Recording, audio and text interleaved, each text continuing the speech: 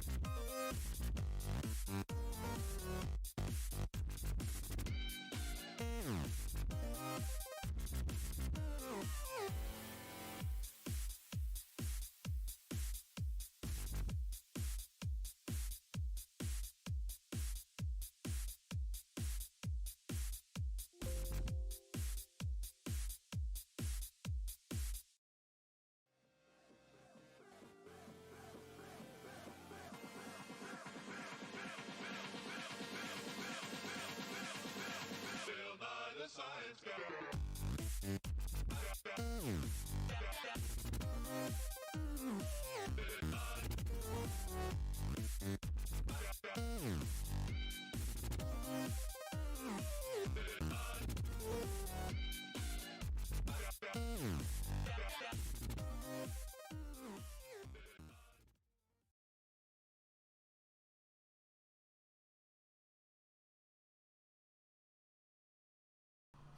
Hey there, folks. Still getting ready. Give me a sec.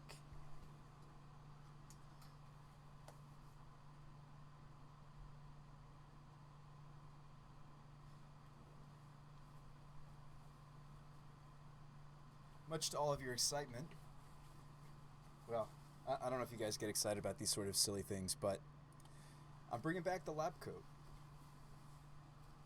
Lab coat's coming back. How's it going, Twitch? Internet, YouTube. So we've got an interesting take on the Winota deck that I really wanted to start working on as early as yesterday, but I didn't grab the necessary pieces. So if you guys are unfamiliar with the new Infinite Squirrel combo that's Modern Legal, this is it. So basically, you take an unassuming card, Scurry Oak. Doesn't seem very good, right? It's a 1/2 for 3 mana. And it doesn't actually do anything else for us unless we evolve it. Now, granted, most of our cards are going to evolve the Scurry Oak, either by having a higher attack power or having a higher toughness. Even Spiromancer is going to evolve the Oak. All of our stuff up here also evolves the Oak. And what's really nice is the other piece to this Infinite Squirrel Loop does actually evolve the Oak. So if you go Oak into Denizen with, let's say, something like Eldritch Evolution, or this guy's an Elf Warrior, so unfortunately not many of my other 3-drops pyre into the Denizen. That's something I'm working on. We do still have the 3-drop Changeling, though, so that is a way to do it. But these are Shamans. This is Elf Warrior. I'm not playing a 3-drop Elf. Maybe we should be. That's something to think about. Maybe before we jump into a league, maybe that's something we want to try to shove in here. I mean, the main deck Scoos doesn't need to be main deck. It's just a good card. Certainly certainly I'm open to suggestions. I didn't think about that. I mean, there's Nissa, but she won't flip in this deck. We also just could play a Realm Walker.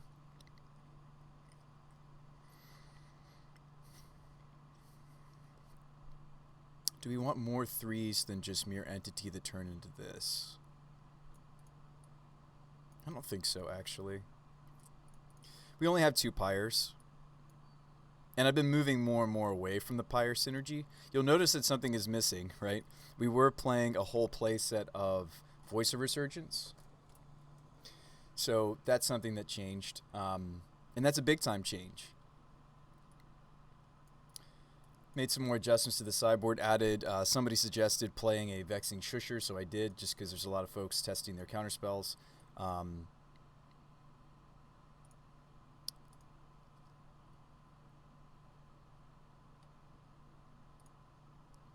Hopefully you guys are doing well today.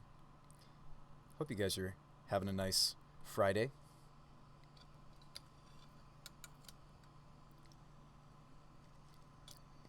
So we probably wouldn't keep this. This would probably be a mulligan. We would keep here and put the grace back in. So turn 1 bird. Have a red source already. Ooh, Cavern instead. Sweet. Human. Red here. Red there. Spyro. And let's only dump the entity. And I do have enough mana to Eldritch, unless you're worried about them killing the bird.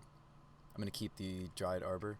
So there's Scurry. We could set up Scurry instead of setting up Winota. And here's the thing. Here's the decision path now we have to start to think about, right?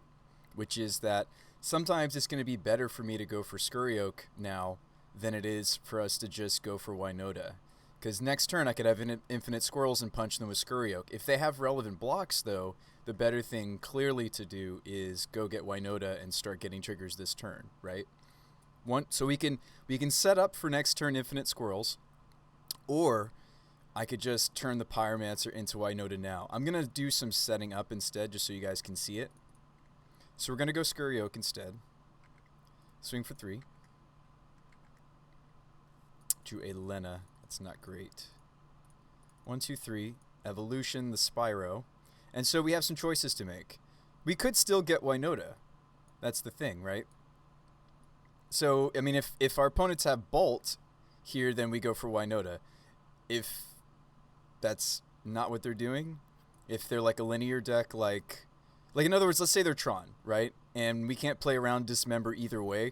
Against them, we would go get Denizen. And watch this. This is kind of sweet. So we're going to say always yield.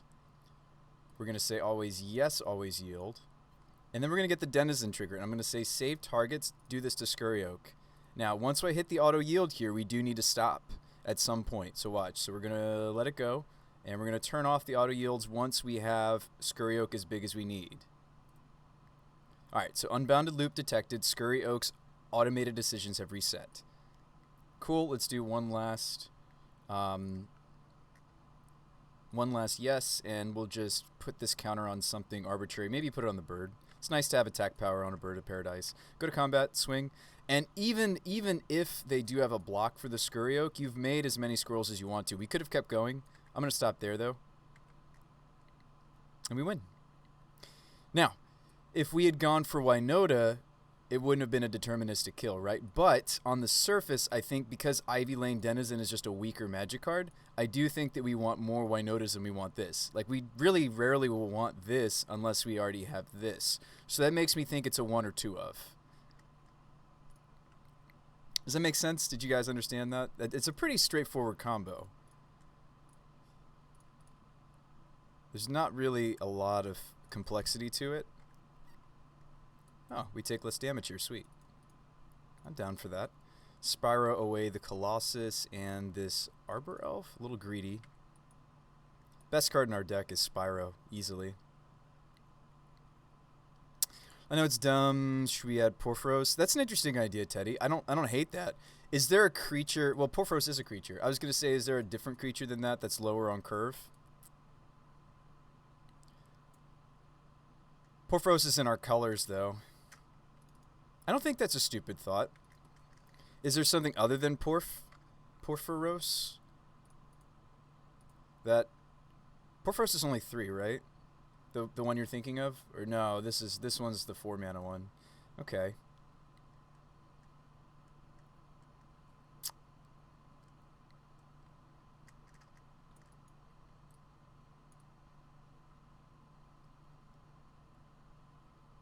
Or Impact Tremors. We'd probably rather play Porph, because the Anthem is not irrelevant for us. We do get lots of triggers off this card. We just have lots of creatures entering the battlefield. I do think that this is a little bit maybe outside, but this will definitely be in the think tank.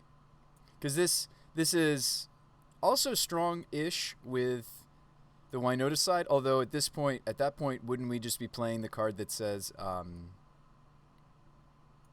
what is it? There's a human that's like the number of humans on the table. I did add a Chameleon Colossus because I need now, not that I need it, but I wanted a 4-drop Changeling that the Scurry Oaks can pyre. So that is a decision that I already made about the deck, that it's a bit different. I don't think the meta is all that great for Chameleon Colossus, honestly. It's fine. There's a lot of Fatal Pushes. There's a lot of Shadows. Like, it's better than it's been in other metas. But this decision was just I wanted to be able to pyre into something relevant that lets us pyre.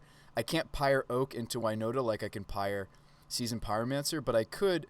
Now I have the option to pyre an Oak into Colossus, and then Colossus can be pyred into Kenrith. Kenrith can be pyred into Lena. What about Geist Honored Monk? Yeah, Geist Honored is the normal way that this deck works. Is Geist Honored Monks. What do you think, Jay? Do you like the Infinite Squirrel combo? I haven't figured out the right numbers for this yet, but I've been liking it since I started testing it today. So these are tutors. These are non-humans. This counts as a human. These are more tutors. Non-humans. The Scurry Oak has just been good in this deck in general, actually, because it's a non-human that makes more non-human. So it's not just a combo piece. It has fine synergy for Winota. This might actually be a really good shell for Scurry Oak combo. These are all humans except for the denizens, and then these are humans. So this is a really healthy split. We've got 17 non-humans. You could also, if you wanted to, count the green fetches, because each green fetch in this deck is an extra copy of Dryad Arbor, kind of. It'll find the Dryad Arbor, I should say. So you can kind of think about these as an extension of this. So, but for sure, 17 non-human, 16 humans, and yes, changelings count as humans, because they're all things at all times. We'll find out soon if you like this. Oh, it's awesome. Let's do it again. Let's do it again. I want to just make sure I'm familiarizing myself and making sure. Yeah, I just wish there was like a human that cared, right? Like that would be where we need to go with this, right? Like a human that cares about us putting lots of things into play. That's where we need to research. Like Porphyros is a cool idea, and he plans to just make a squirrel tribal deck with a new lord. Well, we could even play that lord here, maybe. I kind of just like doing this as an infinite combo, though. I started doing some research into Tree Folks. There was one other 4-drop Tree Folk that was close for Colossus, by the way. The one that has kinship or whatever, the one that lets you look at the top of your deck and cast things. The fact that he was a Tree Folk Shaman, let's see. There was another 4-drop that was close, and I might like more than Chameleon Colossus. This guy, you. The 3/5 for 4. It's a Tree Folk Shaman, so I can pod to it from Pyro, but I probably never would. At the beginning of my upkeep, I may look at the top card of my library if it shares a creature type. So what are our Tree Folk Shamans? It's actually more than you would think. So these are Druids, though. But these will work with, once we get Ignoble Hierarchs. I might switch to this guy, because these don't count. But what count? Scurry Oaks count. And you don't have to pay any mana for it either. It just says you may... If you do, you may pay that card without paying its mana cost. This is a changeling, so it counts. These are human shaman. That's a wizard, unfortunately. So these count. This counts. What else counts? Human knight, human cleric, human warrior, treefolk shaman, knight, noble. This counts. But we wouldn't be playing Colossus. So it does have like a few hits, and it will have more hits when I switch either birds or arbor elf into a... probably would play birds and the new ignoble instead, and these then it would be have like 14 15 hits for the leaf crowned. You love that Tree Folk Dark Confidant. Zulaport Cutthroat, but they have to die. Corpse Knight. Alright, but let's do the research. I'll put this in here as a think card, but I think I'm still just going to go with Chameleon Colossus for now. Human, when enter battlefield? Could you squeeze in some Mutavaults? Mutavault doesn't work with Winota. Mishra's Factory does. Mutavault, the changelings don't work with Winota triggering because they're all types at all times, so they do count as a human. It's the same reason why the play Univaults, it will hit all creatures with leaf crowned. I don't know if I see what you're talking about, Dosieki Sky.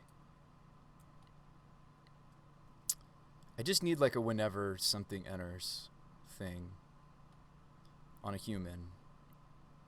Let's do modern. You got your cards mixed up? No worries.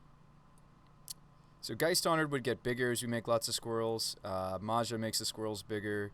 Gold Knight Commander would have good synergy for the squirrels. It's all creatures I control. Alright, let's reconsider this card again, Geist Honored. I don't know if I want another piece though. I think it's strong enough on its own just to like go wide and then punch them with a Scurry Oak. I mean, it'd be cool. You put like Court of Calling. Court of Calling would use the squirrels. Like if we had Chords or something. I don't think that's good though. We've played Chord before in this deck and it tends to not be great. Yeah, just some sort of like when enters battlefield. Here you go, Champion of Lamholt. We put counters on it. We'll put it in the think tank. It technically works, but it's bad. It's got to be something better that like benefits from the squirrels that's on a human, right? That's in our colors as well. We're asking for a lot.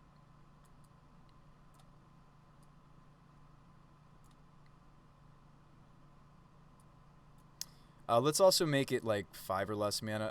Actually, no, let's make it even smaller. We want it to be like a 4-drop tops. Because that's the thing with Porphyrosis. Porphyrosis was a 4-drop, but it wasn't a human. No. No.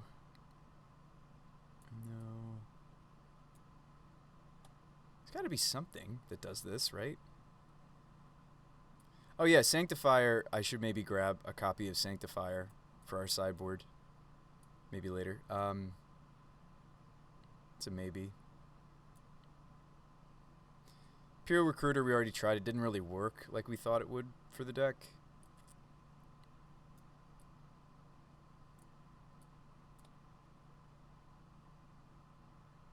This is interesting. We're looking. I'm glad we're actually looking into it. I wasn't sure if I wanted to try to make a synergy for that on the human side of the deck to kind of synergize, like to kind of tie it all up in a nice little bow.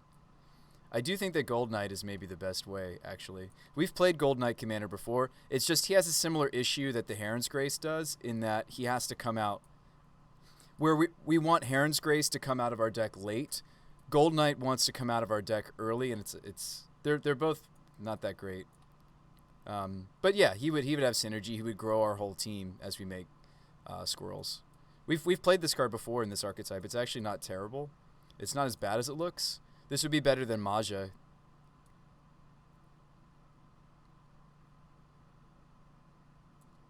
Is that it? Those seem to be really the only choices that are obvious to me. Some sort of enter the battlefield, do things. When enters battlefield. We could even look into like squirrels, but I don't know if there are many humans that have a synergy for squirrels. Is there one from the new set that's just like when a squirrel enters the battlefield, do something? Anyone? And is it on a human?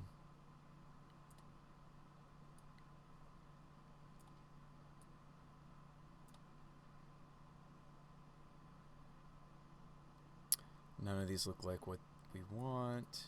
This is enchantments. Enchantments. There's still quite a few cards for me to look through. I'd love for somebody to speed this up. Love some help.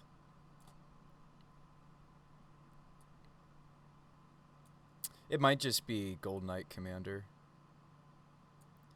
What types are you? Human, Cleric, Soldier? Okay.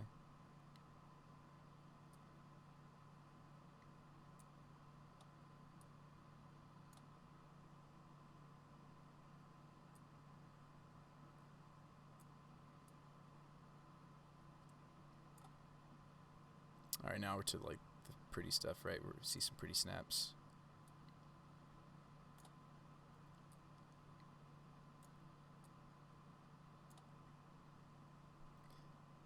I should have said when creature enter the battlefield. I think that would have been a more refined search.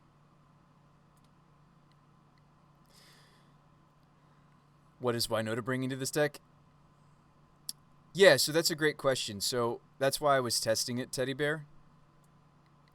I don't know, were you watching the first match I played today, or the first Goldfish I did today? Because there was a decision path. It was, okay, if my opponent has a Bolt in their hand, we can't go for Ivy Lane because they just bolt the Scurry Oak. However, if they don't have Bolt, if they do have Bolt, we were supposed to go for Winota. So the board state was like a Manador, 2 lands, another land in our hand, Scurry Oak, and an Eldritch.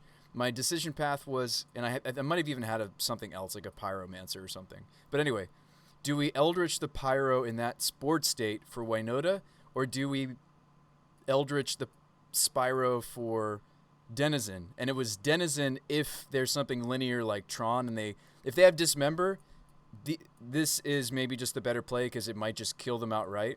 Winota also dies to Dismember, but and we do get the trigger, right? But I guess they could kill the Scurry Oak. Yeah, I mean, either way, they might remove. They're either killing the Scurry Oak or they're killing the Winota. So I think it just depends on what removal spell our opponent has. I mean, Auric Champion would give us infinite life with squirrels. That's something to think about. Maybe we reassess this card for our sideboard. Maybe we still play Champion. Maybe I play Champion over the second Timely, just because this has, or something else, just because it has the ability for us to. I don't think I'd play that main deck, but it has synergy for the making infinite squirrels, make us infinite life. Seems good to me. All right, is it not better to just build around protecting the combo? Now it seems like 2 decks in 1. Maybe. I think we have to test it first, Teddy Bear. You're bringing up great thoughts that I had when I started working on this. I don't think we can know that until we test it, is what I'm getting at. I mean, heck, I was trying like a weird Foul Emissary build like not that long ago. These are humans. Is there like a human that references squirrels? There's got to be like a couple humans out there that reference squirrels. And maybe they'd be worth it. Like a one of. No, you're not dulling the sparkle, my friend. No, I appreciate, yeah, I'm glad you're asking the tough questions, which is, but it's like, at that point, it's like, I'd rather have that commander. Should we be doing this at all? I mean, like, that's the first question we should ask ourselves anytime we set out to, I mean, we've even talked about just playing Kessig Malcontents, right?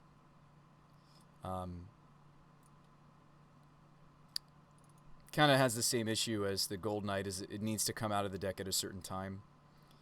All right, so I think we've looked into everything that could possibly work here that's on a human. Now we should just look into humans that have synergy for squirrels, right? So we want type, creature, human, and we want to look up anything and everything squirrel. Squirrels.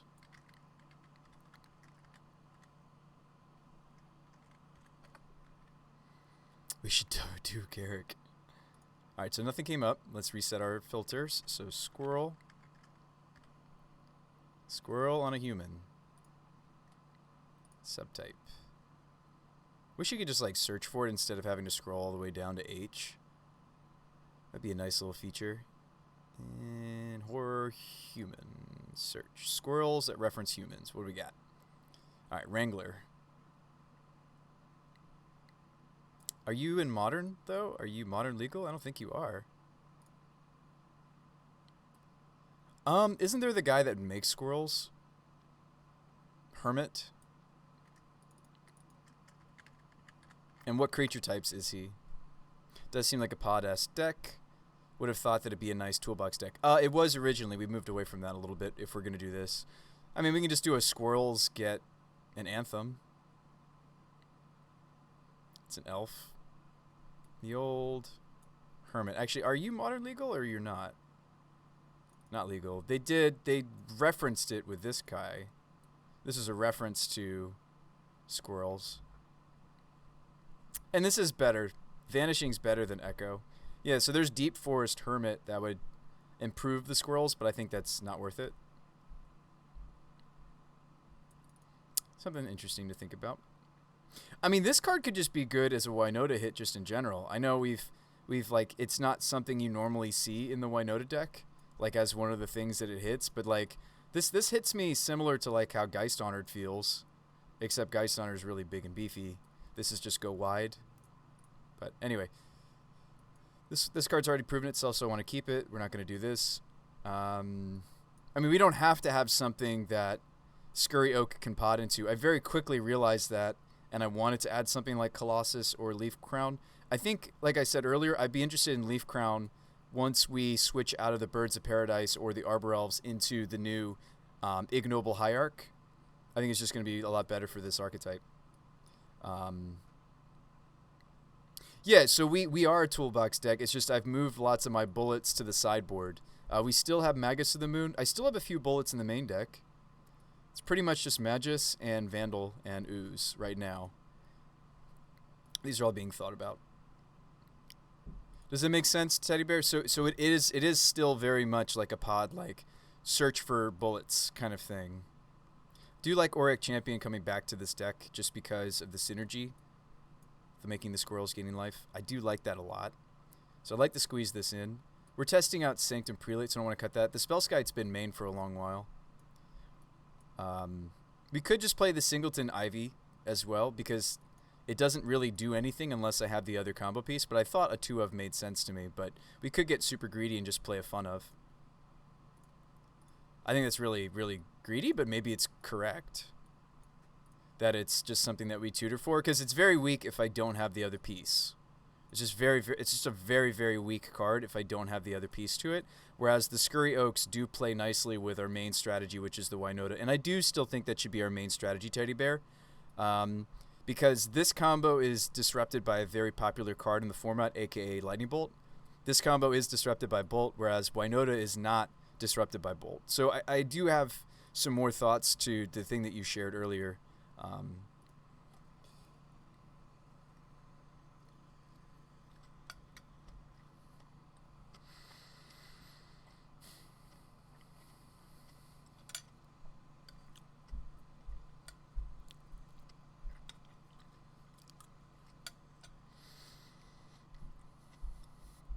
mean, it's not like we're Vanifar.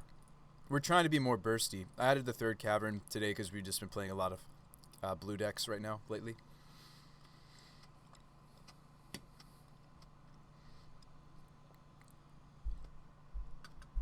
But yeah, we've played Commander to some effect.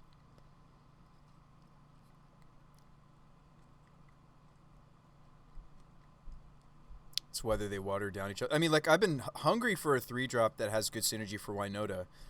This 3-drop has been this other 3-drop besides Spyro has been everything between, I mean, if we're only going to play one Ivy Lane, I don't have to play a playset of Scurry, right?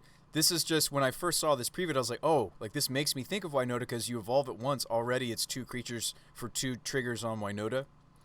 But no, I'm with you. Like, we may want more of our bullets in the main deck again, like the Champion. Teague has been in the main before. We had some other things that I've cut. Like, we've had Apparition be in the main board pretty happily. Get us some games. Let's see what happens. Yeah, why don't we bring back the Gold Knight Commander? And then, do we want to bother having something that Scurry Oak can Pyre us to, or do we not care? If so, it would be Colossus or maybe the Elder. I think Colossus is fine because this improves my my human count. So human count would be actually skewed now more in the direction of human versus non-human, right? I just like looking at these numbers of how many, like what the ratio is, if you're with me. And we're all in. I mean, I'm not even playing Bolt in this deck or Path, right? I mean, we're all in on the creature things. Scurry Oaks are non. These are all humans. So it's a 16 to 17 favoring. Now, granted, having a higher human count means not just that I'm less likely to fizzle on Winota. I actually have choices, right? Because it's 13 humans that aren't Winota. You know, something that I've talked about before is like these aren't really hits. The first Winota, if you don't have any other human choices on a Winota Joiner or Forces trigger, is worth taking because she makes herself indestructible, and she makes herself essentially have haste attacking that turn. but it doesn't really do much else. Um, so maybe something like this, and then we got to cut a card from the sideboard. I think the Shusher might be kind of cute, though. Because, like, Prelate and Gaddock can do similar things for getting us through permission. Also, Shusher, well, Shusher itself is uncounterable, so that's a reason why it might be better than we've played in that slot. Also, what else have I played in that spot? The two-drop human that makes it so they can't do stuff during my turn. Oops.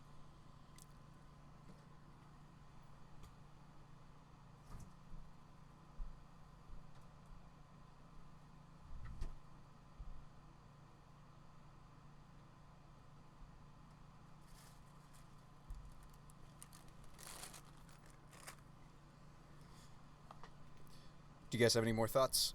I think we should just run it with the Chameleon Colossus, and then once I get my hands on Ignoble Hierarchs, which shouldn't be too many days from now, I hope.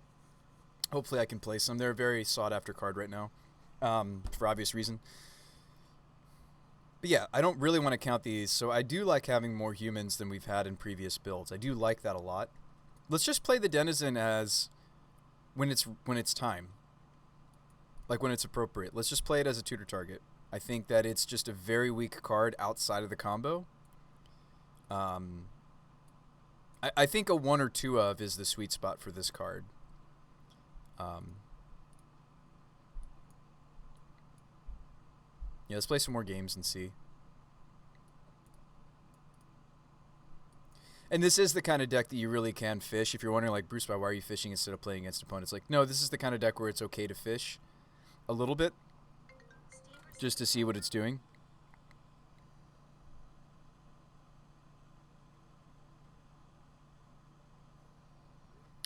So we do need to find room in the sideboard. I've liked the 2 of Veils. I've liked these protection enchants.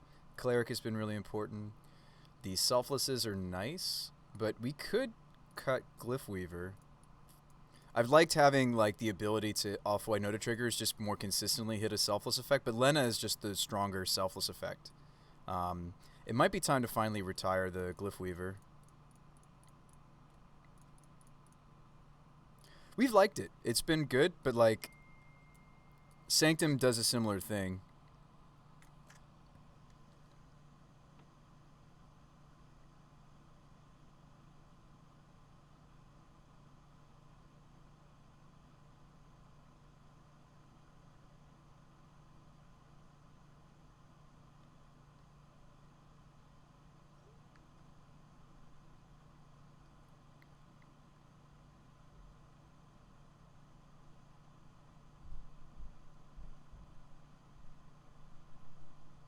So, yeah, let's actually cut the Glyph Weaver. Let's bring back the Auric Champion.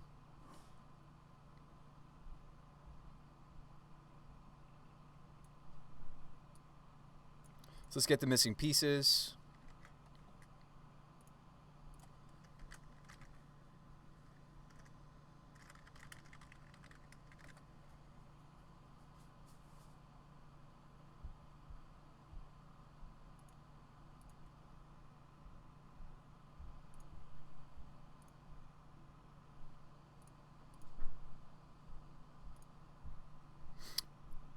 And like I feel good about this test because we have played Golden Knight Commander before. It's just a little weak if it comes out too late in the triggers. Like I said a moment ago, Heron's Grace, we want it to be one of the last Winota triggers. Golden Knight Commander, we need it to be one of the first triggers. So just because they're kind of happenstance, you could even make the same argument for Lena. With Kenrith, it doesn't really matter when he comes out of the deck, or the Blade Historian. But when it comes to Lena also wants to be one of the last things that comes out. So that's one of the awkward things about this style of Winota.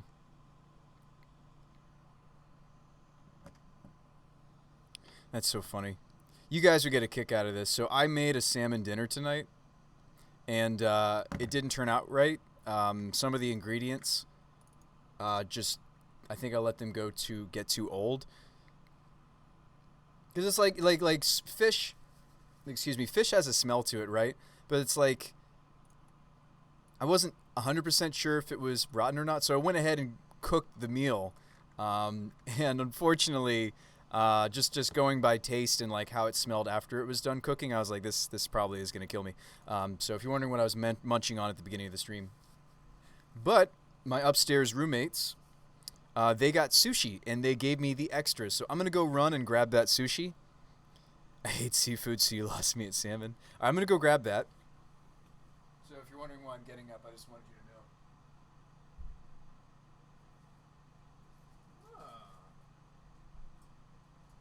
So we have dinner after all. See what an awesome thing. What a wonderful thing. It's nice to have people in your life that are, you know, just so generous. And my upstairs, the upstairs people, my friends Steve and Ashley, they're very much the generous type. Look at this. That's plenty of food for me. I need chopsticks or a fork. Hang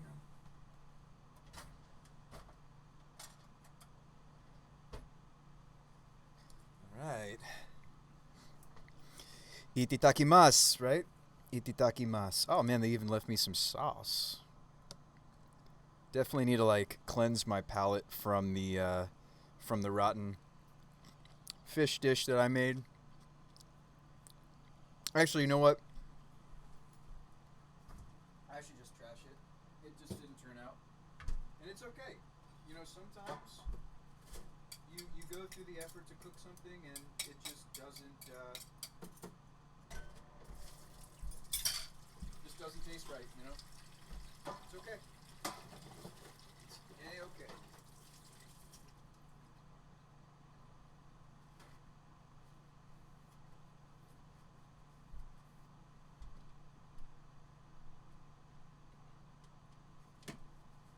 So I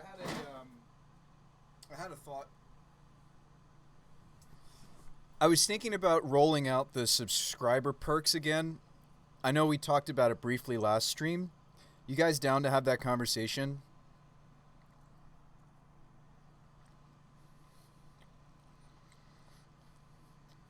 Well, let's goldfish while we have that convo.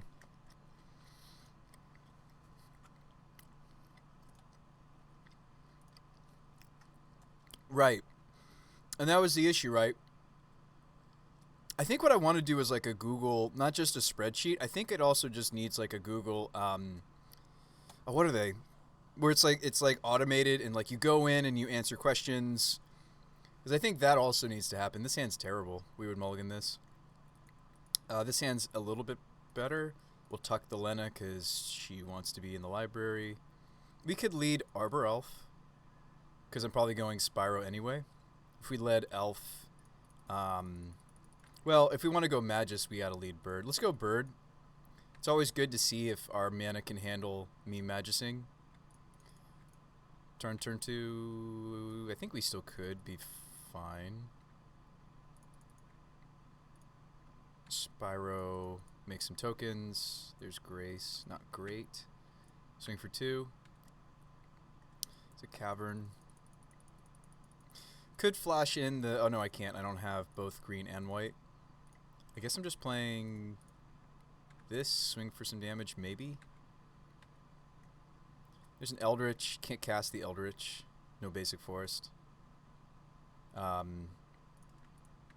This hand didn't really pan out, did it? Because I need double color here. There's a Winota. But, like, this is kind of a pipe dream at this point. It wouldn't have turned out like this probably, unless the Magus of the Moon was fast enough. It was a turn 2 Moon. I was curious what some of our triggers are going to look like. So there's the Commander. So this is you seeing what sometimes sadly happens with Commander. Wow, we whiffed even though we have a lot of humans. Okay. He's just a 2/2. So like he has to come out early in the triggers is what we found. Now granted he has some synergy for the squirrels, but I still don't know. Again, like him or like a Porphyros or whatever, or Impact Tremors, I really don't know if we need it. I do think just the Infinite Squirrels is good enough, and I'd almost just rather have the second Denizen. I know you don't sub for perks. I know. Keep. Sounds fine. I know, Jade. I know you don't.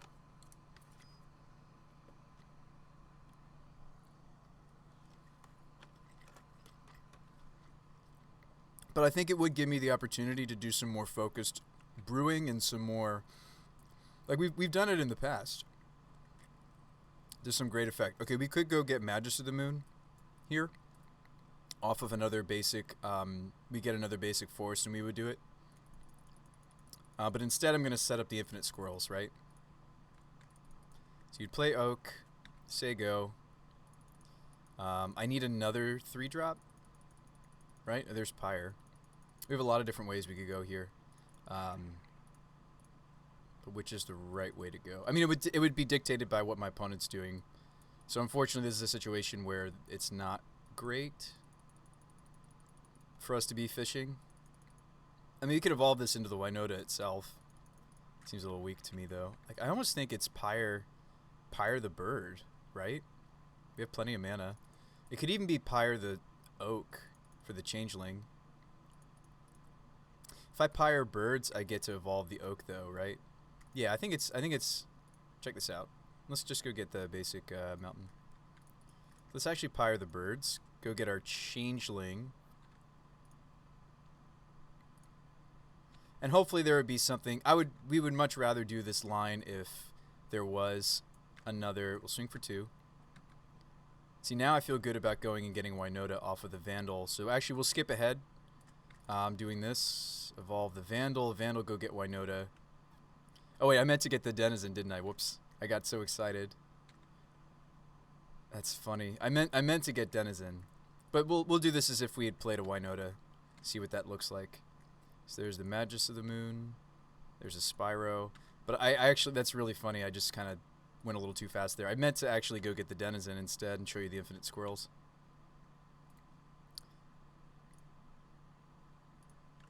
My bad. My bad.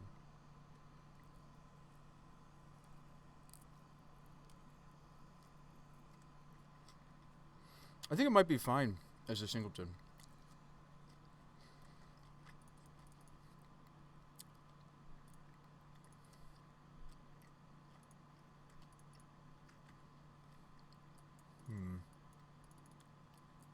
I probably want to get the Vandal on the table.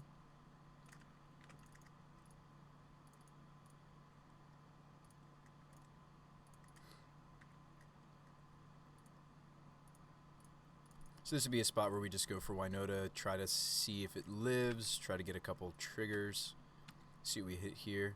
So there's Gold Knight Commander early enough. So our choice here is actually a little tough, and these are both of our new ones. I think since it's the first, let's go for Gold Knight. You guys can see maybe the little synergy here. Okay, that's actually a really good wombo we just hit. So we're going to get a trigger.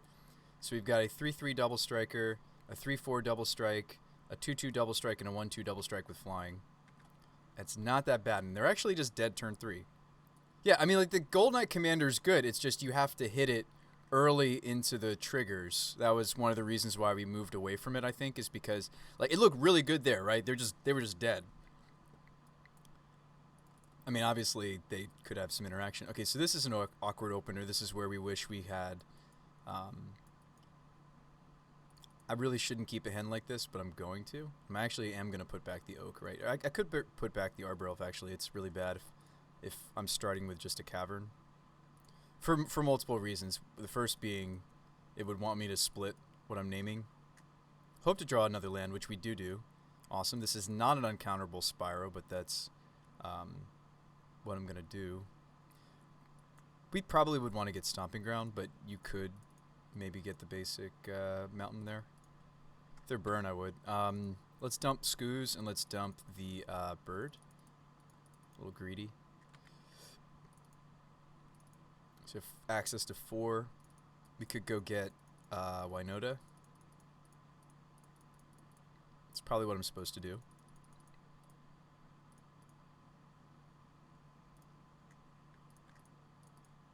So evolve here. Go get this. 3 triggers coming. Swings.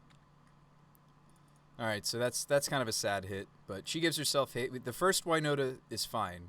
So we have a choice here between Spyro or Entity. I'm going to take Spyro. And there's the Lena. Make lots of soldiers. We would probably win after this point. I mean, it doesn't kill them this turn like we saw last time because we hit the double striker. But we also have a little bit of resiliency to, like, like an anger or a verdict. Yes, we'd lose Winota, but I'd keep my whole team, so we don't care. And then we could flash this in. So yes, swing.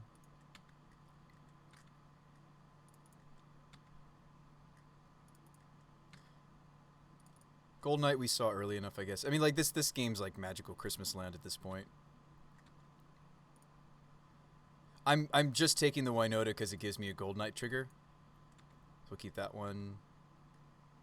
Entity is great. Maybe I don't even flash in the Heron's Grace. That's our first whiff. I'll take this. Triggers. We want this to go off before this goes off, technically, right? Actually, it's irrelevant because all it's going to do is grow those. Oh, no, that's not true. We do want to stack the triggers that way because this Spyro... No, the Spyro was already in it. It was irrelevant. Last trigger, another whiff. So we could flash in the Heron's Grace, which is kind of cool to do. Get that life link. Big damage, big damage. What's up, RK? We're working with the infinite squirrel loop. Again, I still feel like... I mean, maybe it's fine as a singleton. This would be like a similar build to when we had a build that was doing something with Kiki. So it was like instead of Denizen, it was Kiki as a 5-drop, and we were also playing Village Bellringer. But I like Scurry Oak's just so much better for this, right? So I think this combo is better. But yeah, Denizen really doesn't do anything. Now you might be like, Bruce Spike, he does do things if you don't have the Oak. Doesn't he just have some natural synergy? So what's the synergy that this card has outside of Oak? It does have some. So outside of Oak, what's the synergy for Denizen? It's this. 14 cards. You could argue that Pyre of Heroes has good natural synergy for Denizen. You could make an argument that Eldritch has good natural synergy for Denizen. The Scurry Oaks, of course, have infinite potential with Denizen because of the way that Evolve works with putting the token in. Denizen, or actually, it has nothing to do with the Evolve. It has to do with the fact that they templated this card to say if one or more counters would be put on the Oak, make Squirrel tokens. So that's why it's an infinite loop, because Denizen says whenever green creatures, so that's the Squirrel token, enters the battlefield, put a 1/1 counter on target creature, put the 1/1 counter on the Scurry Oak grows. Because he had 1/1 counter put on him, we make a token. Because it's a green token, we had a green creature come into play. Denizen puts a counter on this, and this. It's an infinite loop. All right, let's run it back. This opener sucks. We're going to mulligan that. This opener also...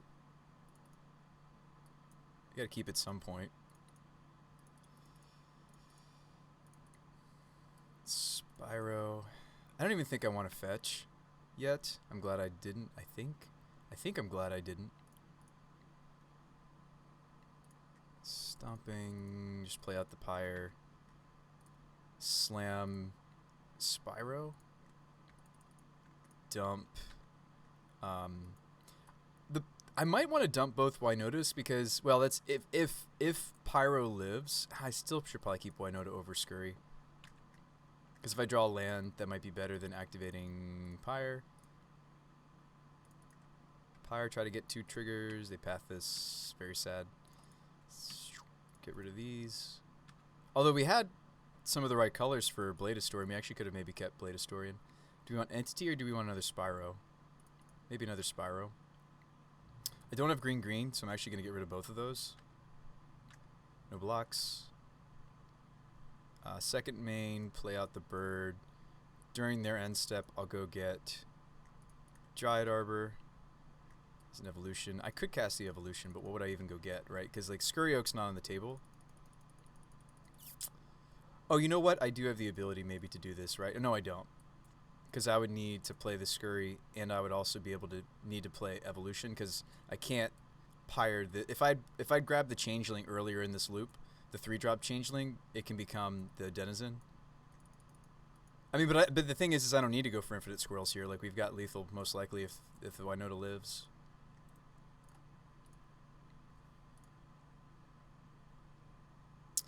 I reckon you'll try to brew something about Resurgent Belief. Isn't Belief the enchantment one? The enchantment suspend card?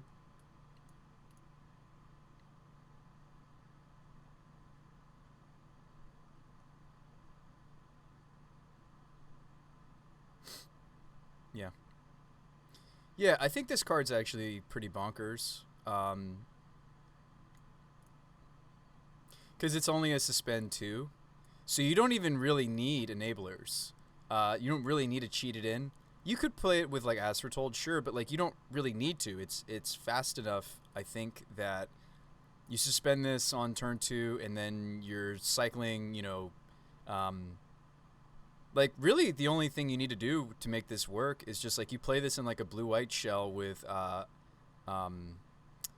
you could do this in like a blue-white shell, even more control-like, and just play Shark Typhoons.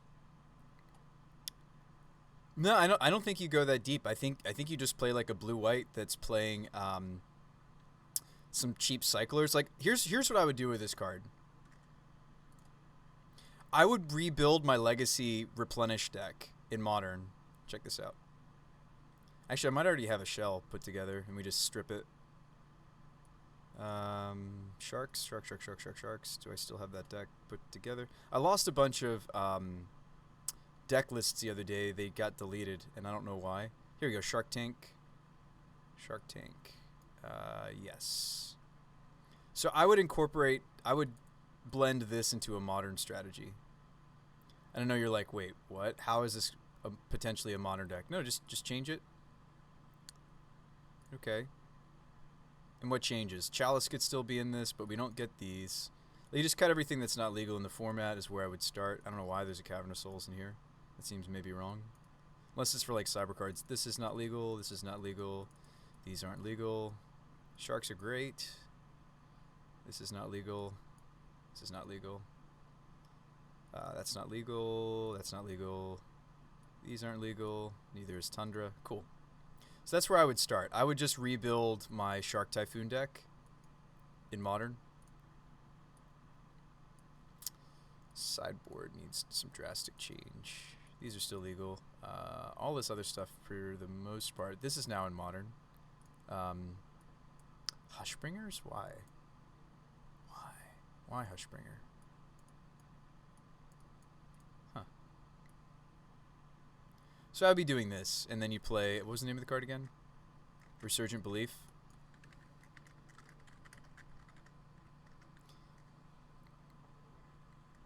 Yeah, so you just play Beliefs.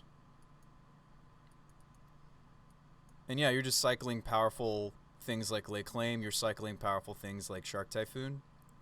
I don't know if it would be a Chalice deck. I think we could borrow some tech from like your typical blue-white control. This is cycle on 2. Probably don't need this. If we play this, it's just for force count. And yeah, you can play Force Negation. I don't think we're like tempo-y, so I don't think I'd want to bother with no more than 3 forces. I don't think I would want to bother with yeah, we'd probably still play Paths. Although we could play that new card in addition. So yeah, other than that, we would probably just follow, a blue-white control formula. So like Paths, you would play some number of the new one mana removal. The Converge removal spell. Let's see if I can't find it. Yeah, Prismatic Endings.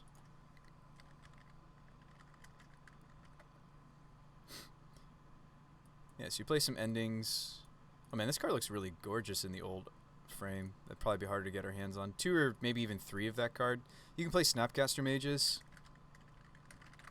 And maybe play some counterspells, and that's the deck. I don't know how many Cryptic, if any, you would play. I don't know how many Verdicts you would bother with. Maybe just the playset of Shark Typhoon. Maybe you cut a Lay Claim. And then some other cyclers we could play. There's that one that's like exile a permanent for single white. Maybe 2 or 3 snaps. I don't know if that much Teferi would be in this deck. It's really good in Legacy, but I don't know if you want that much in this deck.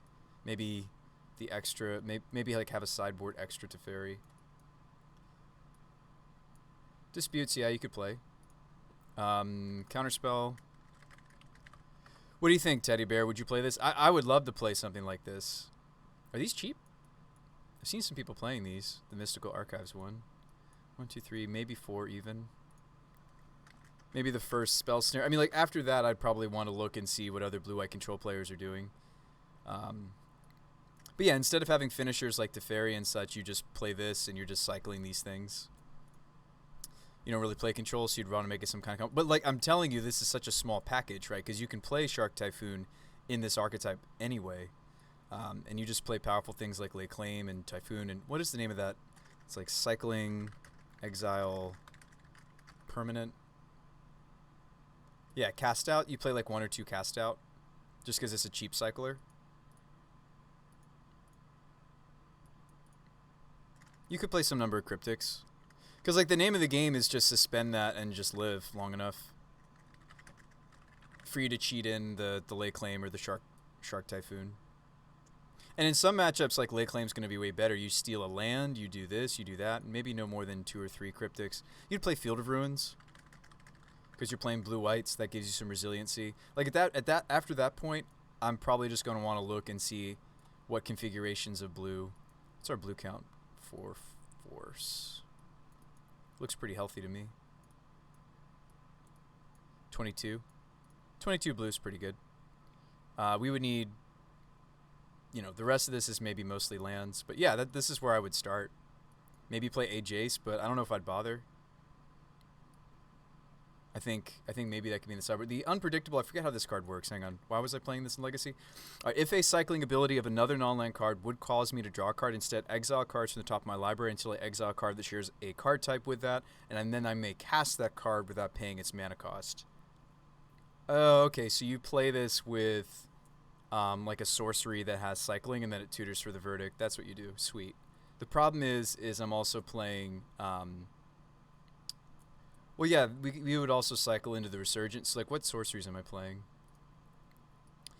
We could do some weird stuff with that card. I was trying it out in this shell because there's some weird things. You always, though, the problem with this is it always just wants to be cycled, and then we have to bring it back with a Resurgent Belief before it starts to do anything. It's probably a no. It's probably a no. And we would need to fight over people fighting over our graveyard, right? Because we're a blue-white control deck that has the susceptibility of we're kind of doing things through the graveyard. And I don't know, do you want to play like Detention Spheres or not? I'm not sure. These want to be cycled on 1. And you notice that I'm curving the deck to where we're probably using the cards, right? Prismatic could be 1 mana. These are 2 mana to cycle. Shark Typhoon really wants to be a 3 because you want to get the token, but you could cycle it on 2. In this style of deck, you would be cycling much more aggressively than a traditional blue-white would cycle a Shark Typhoon. But something like this is what I would do, Teddy. Cycle with Typhoon out would be so nice, though. Yeah, we could play the first... We could do this. I think it's really cool tech. I was doing it in my Legacy build. Granted, my Legacy build was playing Replenish. This would have to play... Oh, this is a 2-drop. I'm sorry. Recurve more like that. And I don't know if you would bother with Hall, by the way. Maybe we would. So you get back the Shark Typhoon. You'd still like an As Foretold in here. Yeah, I do think the first As Foretold is fine.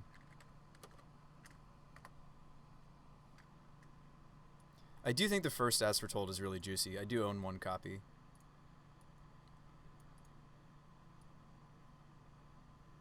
We can play Stony Silences. We could play the Seal. Seal is great in this deck. Seal of Cleansing, because you get it back. Is just so good. We could even play the blue seal. There's a blue seal we could be playing.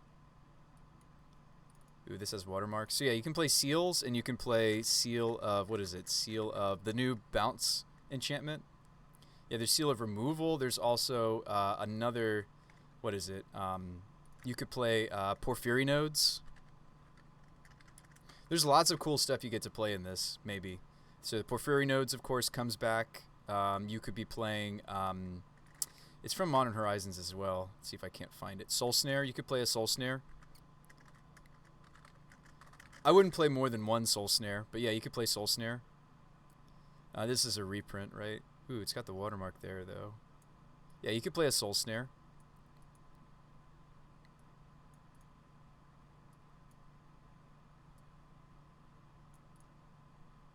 I mean, maybe this is just better, you know? Turn target creature... Like, maybe this is just better than some of these other removal options. What about Ancestral and the new blue suspend thing? That's moving away from control. No, I think I would just make it a Resurgent Belief deck. And I know, like, normally I do, like, Magic Christmas Land, and certainly, Teddy Bear, you were fair to call me out earlier when we're trying the Infinite Squirrels combo in Winota, to be like, are these still the same deck anymore? Should we be more streamlined? I think for this idea, I would just want it to be a Resurgent Belief deck and nothing really else. And then the blue-white control aspect of the deck is just trying to, you know, shove it down their throat. I think the first Porphyry nodes could be even in the main board. And so we'd try some of these cutesy things. Maybe you wouldn't even need a Verdict. You just play nodes. I don't know. Maybe we don't even need Verdict at all in the main deck, right? So these are cool. The fact that we get them back is really neat. So I don't know. We could be playing. Let's see. We could be playing. Although I don't think we'll be weak to it, but we could be playing. Maybe we play even one more Field of Ruin. Some way to tutor the enchantments. Gifts Ungiven. You don't have access to. Yeah, you could play like a Gifts. And then you could maybe play some Singleton choices. Like maybe you wouldn't play the Playset Acclaim. Maybe you just play the one of. Yeah, you could play like some number of Gifts. Because they cycle, so you don't care if the opponent puts it in your hand. Like, yeah. You could do like a Gifts. It's trying to be an intuition, right? So in Legacy, I was playing intuition. Gifts in this deck would just be trying to, you know, tutor up the things.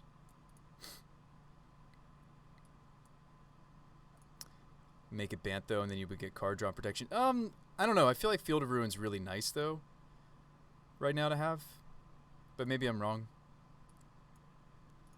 I certainly could be wrong. And, like, the Field of Ruins have a hard time with the counterspells. Like, we would need to be playing, like, Mystic Gate. Not that helps it. But you would play a Mystic Gate, and you would play, I don't know if I'd bother with Colony. Oh, yeah, Plat is not modern legal. Sorry, I missed that in our mana base. That's funny. Maybe you'd play a Glacial Fortress. I don't know. After that point, you got to flush it out.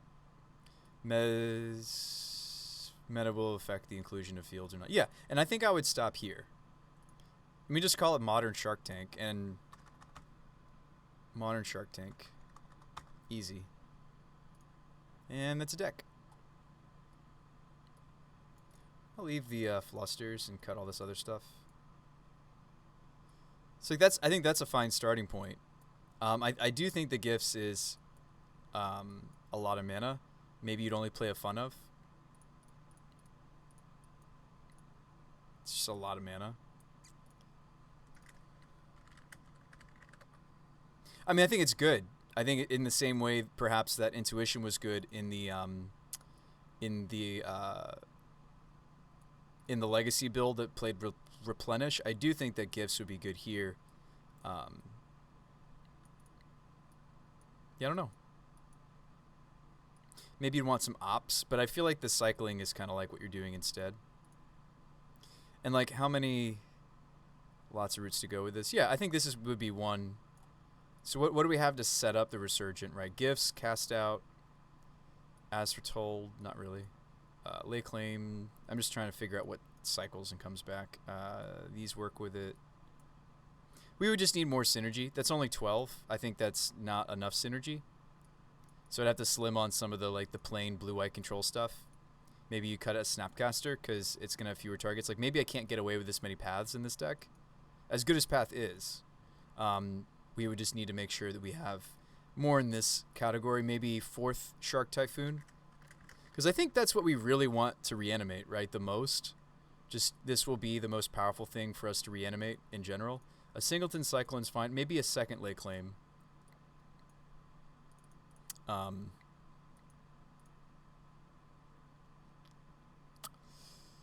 Maybe even a 3rd Cast Out. I don't know. I like that Cast Out is the most mana efficient cycler we're playing. Maybe we do just play a 3 of or even a 4 of Cast Outs because it's just the most mana efficient cycler. So that's 15. Maybe one less prismatic ending. Yeah, I mean at this point it's like we'd have to really, and I can't play this deck just yet because the Resurgents aren't something I can get my hands on just yet. But yeah, and I think the reason why I'd want to play this in a blue-white shell, Teddy Bear, and everybody else who's in on this idea, I think this would be really, really cool and powerful. And definitely up my alley. I really enjoyed playing Shark Tank in Legacy. I'm sure I would enjoy it in Modern too. We would just have to figure out the numbers. Seagate lets me play with Force Negation a little bit better. These are also a 2-mana cycler. These are kind of in our 3s. So looks kind of like that. How much would this deck cost? Oh, this would be pretty expensive probably. Flooded Strands. I'm already playing the play set. Maybe you start to play Prismatic. This deck would want at least 1 to 2 planes, and then we'd play... oh, did I just cut something accidentally? I did. Flooded Strand. Since we're playing Gifts, having a... And you'll notice that I did that also with Intuition because I was thinking about playing Gifts. You notice that I have a split of non-island and maybe another snow-covered island. Just because of Gifts Ungiven. But it's a very minimal thing. Some more of these. Probably 3. At least. If there was a way to get the Omniscience in the bin, that would be great. But I don't think we need to. I mean, yes, that'd be cool.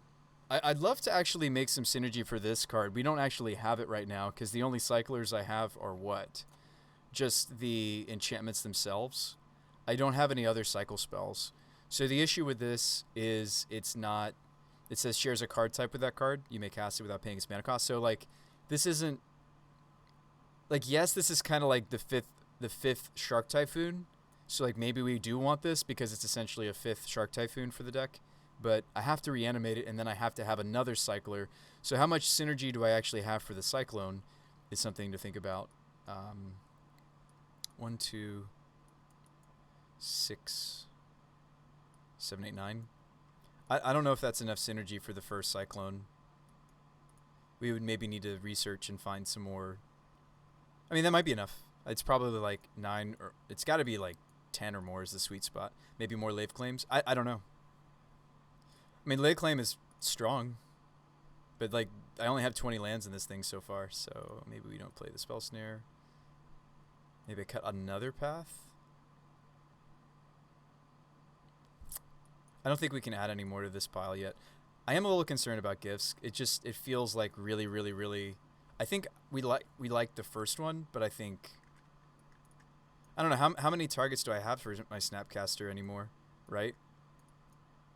2 paths, and I don't think I actually have enough stuff for the snap to hit. Maybe I wouldn't bother.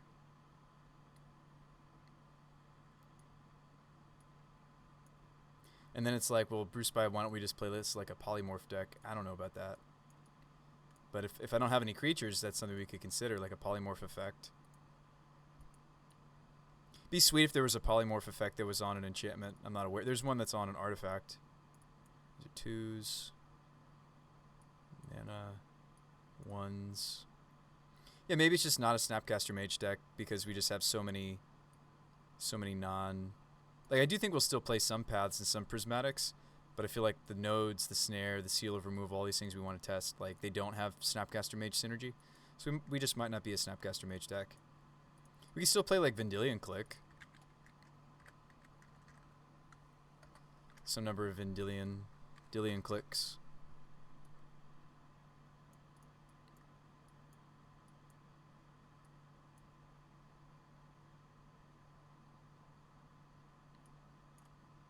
I don't know.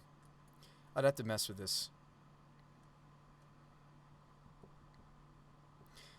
This moves us away from control. We're more like a living end deck. Yeah, and I think like even tempo counter spells might be what you want. And I'm sure you're like, wait, what? Yeah, I mean, this might be a Remand deck even. We're just trying to buy time, right? So I think the first or second Remand is sweet because I'm just trying to buy time. Like that definitely speaks to me. You like Remand even over Counterspell? Yeah, maybe we even do that. Maybe. Remand plays better with this as the number of Field of Ruins I want to be playing in the single hull. So yes, you don't always have to start your blue deck in Modern with a playset of Counterspell. I think 1 to 2 Counterspells is still fine though. And then we need a bunch of lands to flush this out, finish this out. I don't know, second Glacial Fortress.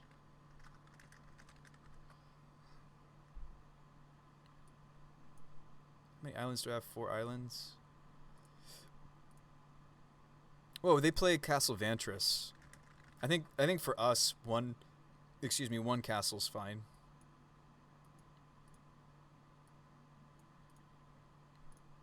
I think the first Castle Vantris for us is fine. It's not going to be a turn 1 land. Neither is this. Neither of these, really. None of these are turn 1 lands. This is a turn 1 tap land for us a lot of the time. This is not also a turn 1 land. We need more lands in this category. Maybe even the third Prismatic Vista. How many? I mean, like, I'd have to maybe do a little bit of research into what the mana bases of blue-white look like these days. Maybe even just more basics. Maybe because we're playing gifts, we even play a second normal non-snow island. Another just island.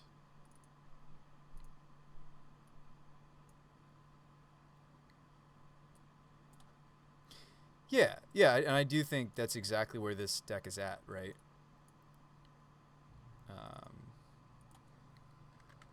I've seen as many as 5 basic islands in blue-white before. So that's 23 lands. Do we think 23 lands is fine for this deck because we're doing a lot of cycling? We're not playing ops, though, which is normal for blue-white to play a bunch of ops.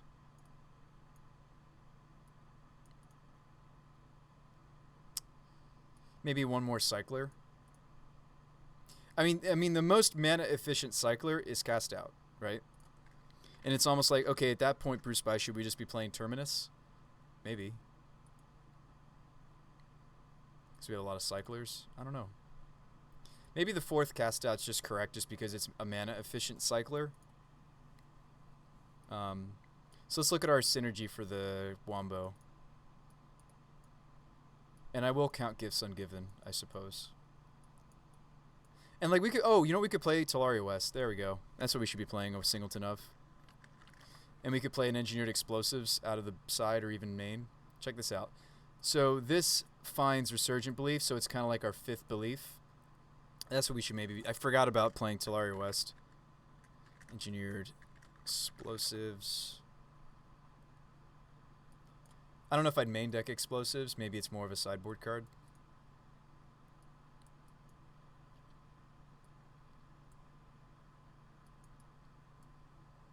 TOS fits perfectly here. Yeah, I think it'd be great. All right, so those are our Resurgent Beliefs. And then let's talk about... I mean, maybe we just play a singleton counterspell and then they assume I have more, and we don't. Because we're more of a combo deck, right? Let's see. So these have synergy. These 3 have synergy. So we have about 15 cards worth of synergy. What are my thoughts on Renegade Rallier and Winota? We have tried it, RK. I like it okay.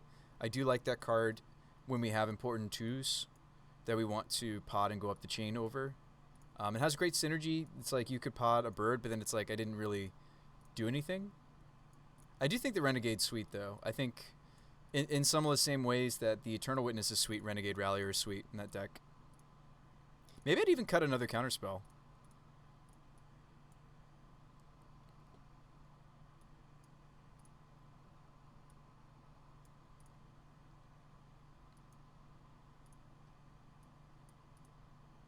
Just put the fear in them. Just like they see it once. They're like, oh, they have more.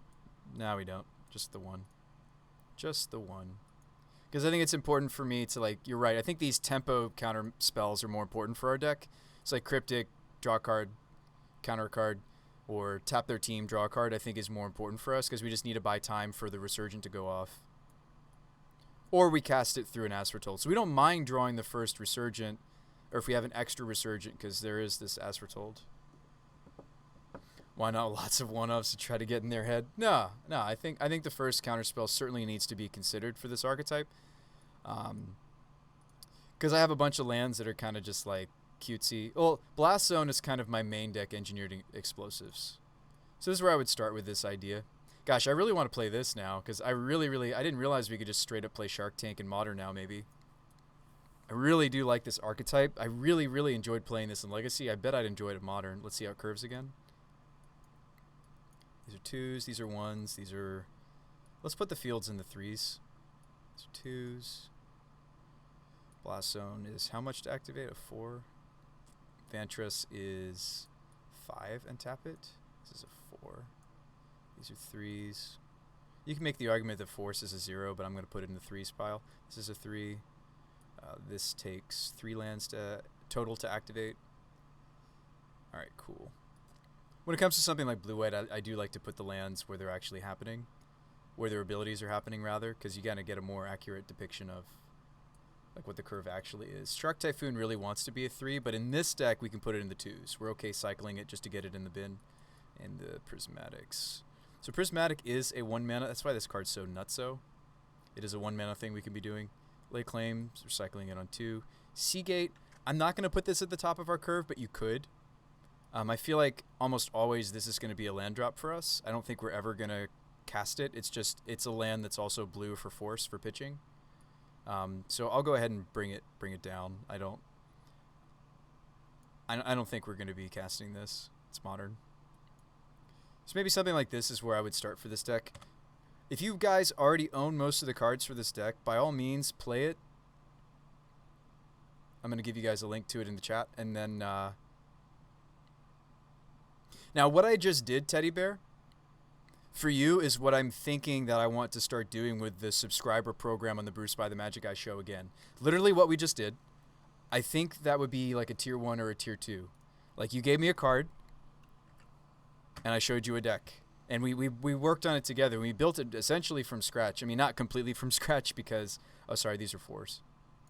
Not completely from scratch because we did base this off of a shell I already had for Legacy, but I think that's totally acceptable.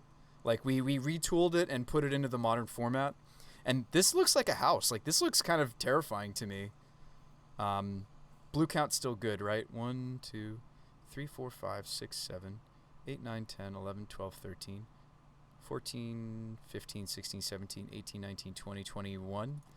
21 blue is a little bit low for 2 force negation. Maybe you do this. And like main deck a click or main deck another path. I don't know. Maybe just main deck the verdict. Nah, click is a little more flexible. Alright, like I said, I think it's waiting to be broken. I mean, but I think we just did it, maybe. I mean, you could do like a more all-in Enchantress deck, but that deck's not very interactive. Like, I think in the same way, the same criticisms I have...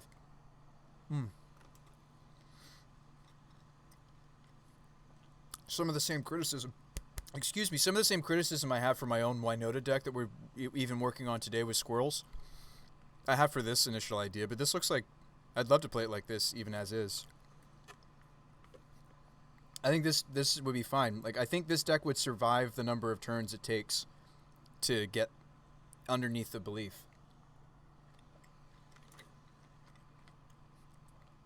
And maybe this deck does want more Astrotols and you also play Ancestral. I don't know. But this is where I would maybe start with the deck. So let's put that idea on the back burner. It should have switched over to Modern for us. It looks like it did. So it should be over here now. Or at least once I restart Moto, we should have Shark Tank in the Magic Online side. So let's work on our Squirrels deck some more, shall we? Alright, the real deck that's trying to be broke is Garrick. A non-tooth and nail variety. Didn't I show you that one Garrick deck, Jade, the other day that I was working on? And I didn't... it's not originally my concept. I was borrowing it from another builder. What about that Death Cloud build I showed you the other day? That's what I would want to do if I was to brew around Garrick. I'd want to do a big old Death Cloud. That deck looks sweet. It was also playing that tutor, the black tutor with Spell Mastery.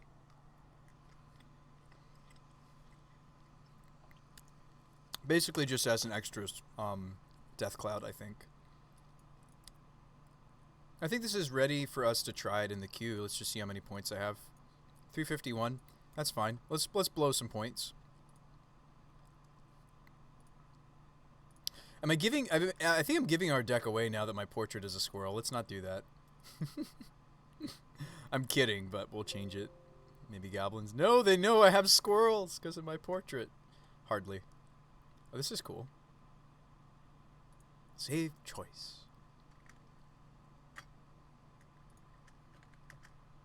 Alright, hey, good luck and have fun.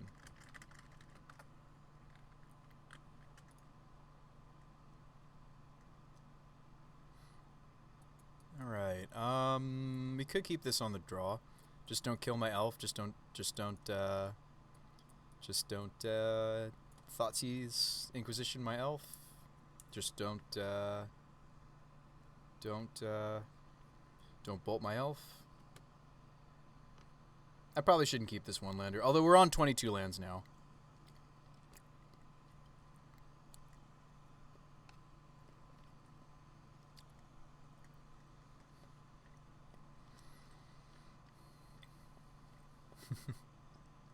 No, they're gonna bolt my elf. Please draw another land deck. They were probably dead.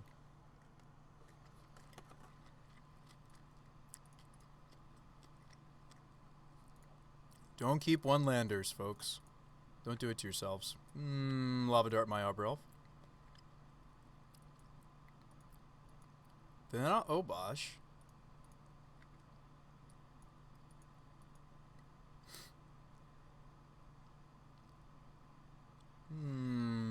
Lightning Bolt. We have a tough time against the Soulscar Mage derivatives, even if I didn't keep a sketchy hand, but I shouldn't have kept a one-lander, right? We know better. We know better. People like to jam different burn decks in the 1v1 queue. We know better, right? I know better.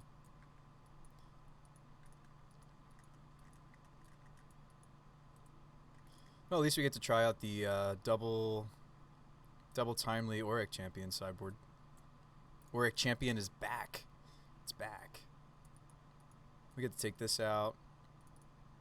Well, we've got like some pretty much dead cards in our opener here. I mean, it's sad. I think there's a lot of decks that I'm not too punished for that, but there's plenty of decks that... Well, it doesn't look like they're playing Prowess. That deck doesn't play 2 mountains. It looks like they're just playing a budgety burn or Prowess or something. Third Skullscar. Would love to get some more information out of them. Land, please? No? I don't really show information if I dump a Spyro. So we could dump a Spyro because that's normal to... hey, add 20-second lands, still not get there. Thanks for that follow, Anti-Camel. It's fine.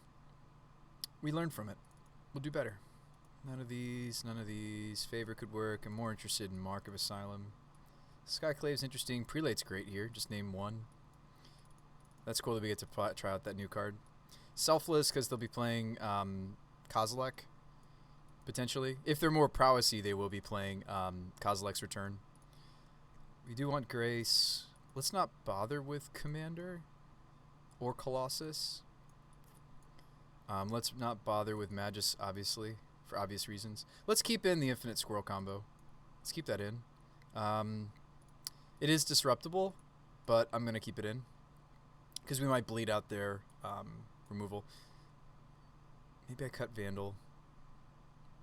Then I can't pot up from these, but I think that doing that kind of piring is just too slow for this matchup unless we find out that they have like Eidolon.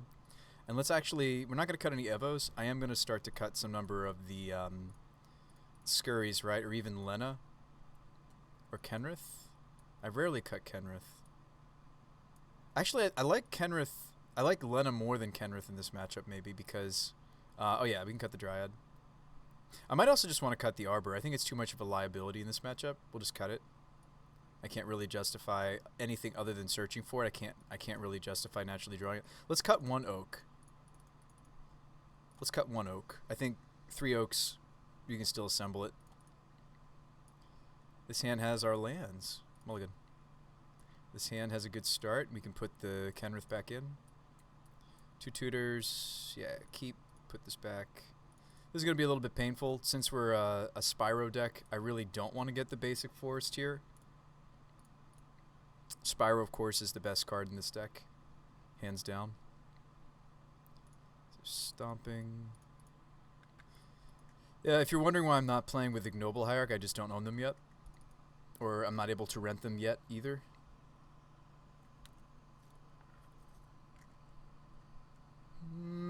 Kill my Arbor Elf.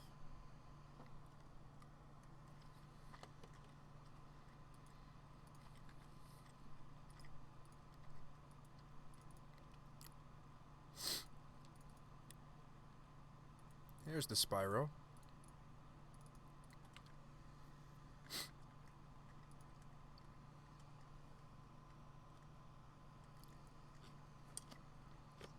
Yeah, so they just had 2 basic mountains. I didn't realize they played that many basic mountains.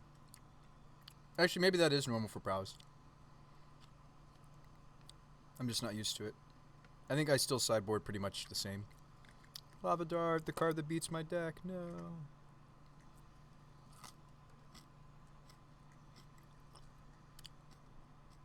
Red land, please? No, they're just going to dart this. That's too bad.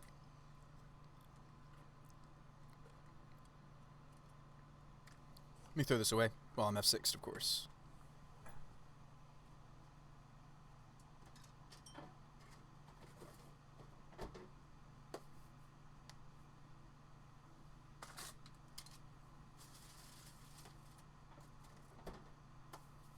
I don't know, let's look at our sideboard. Did we really bring in everything that was going to help us here? I think we did.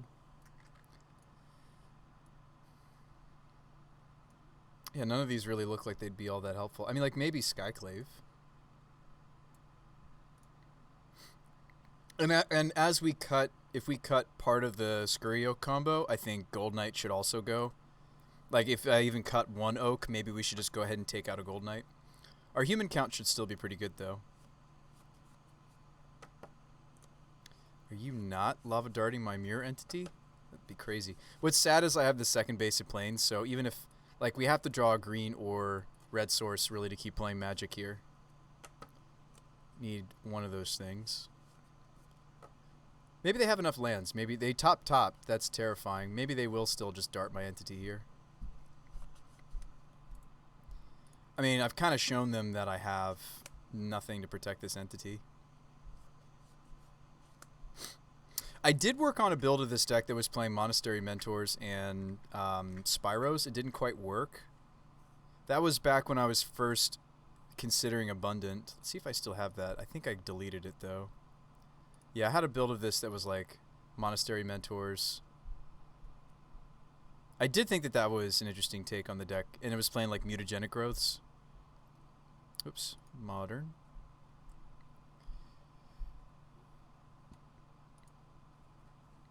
The funny thing about Monastery Mentor is no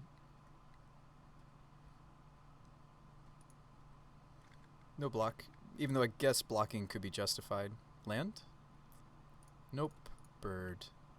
Bird is the word. So they decided not to dart. I have the opportunity to maybe pump and save my entity now.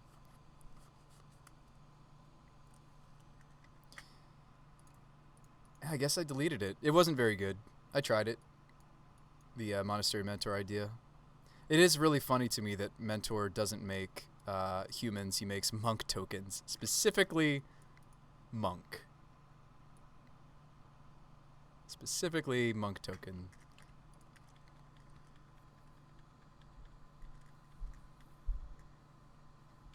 What are you playing, Anti-Camel? Oh, I also missed you earlier, Lirock, maybe. As an early follower. Early follow. Can I hit the repeat button? Oh, that's cool. I can. Expressive. That card's so bonkers. Card is great. Expressive Iteration, anyone? This card's amazing. It's a pretty card. Just a powerful card. This is definitely a Brew Spy card because it's got that watermark. I do like watermarks.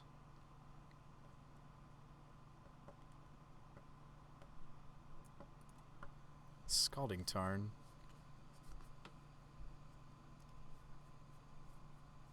They have 8 power so far. Maybe I should just block with birds. Oh, you know what? I don't save my creatures because of Soulscar Mage. Even if I pump, I don't. I mean, like, I make it so that they're preserved so that they could block this turn. But they won't live. So we're Vapor Snagging.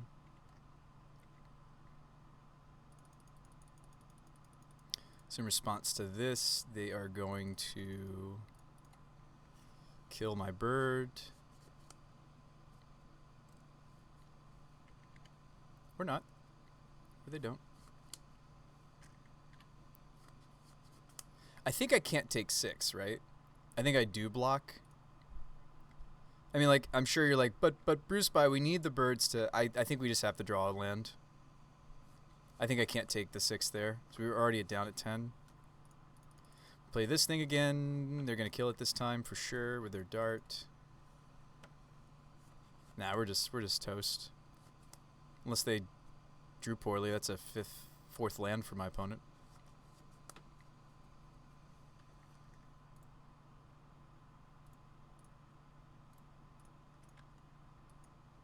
Considering the concede button.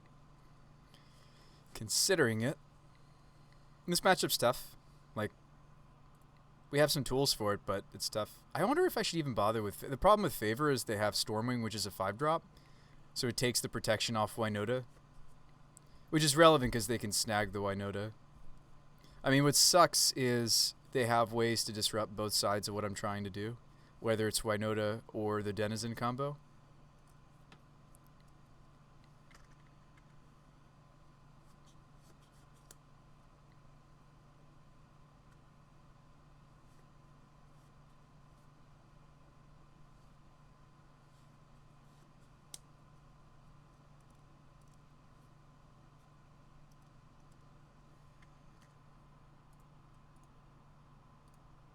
Entity kills itself.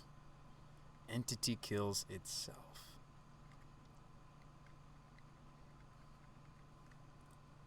They have 10. We're dead. The game's... We could hop back in. Good to wait a couple seconds because sometimes our opponents just jump right back in. I mean, it'd be good for us to test that matchup some more, I suppose.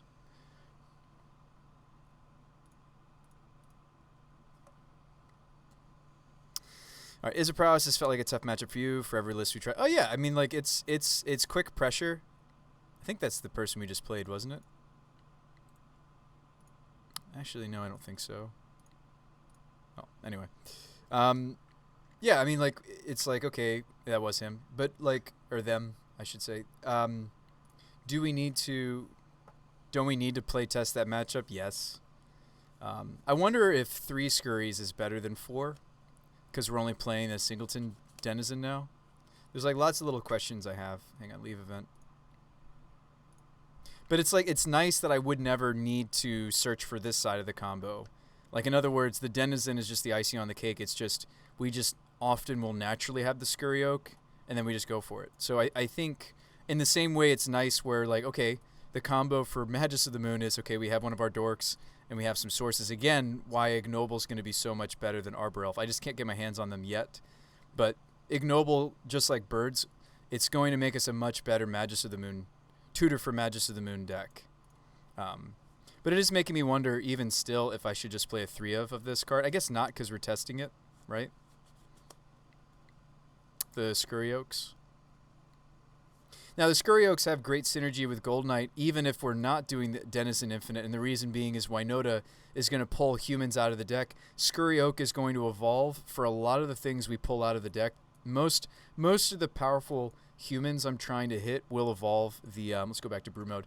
Most of the powerful humans we're hitting will evolve the Scurry Oak. So there is a lot of synergy for the Scurry Oak actually built into the deck, even though it doesn't maybe look like that on the surface.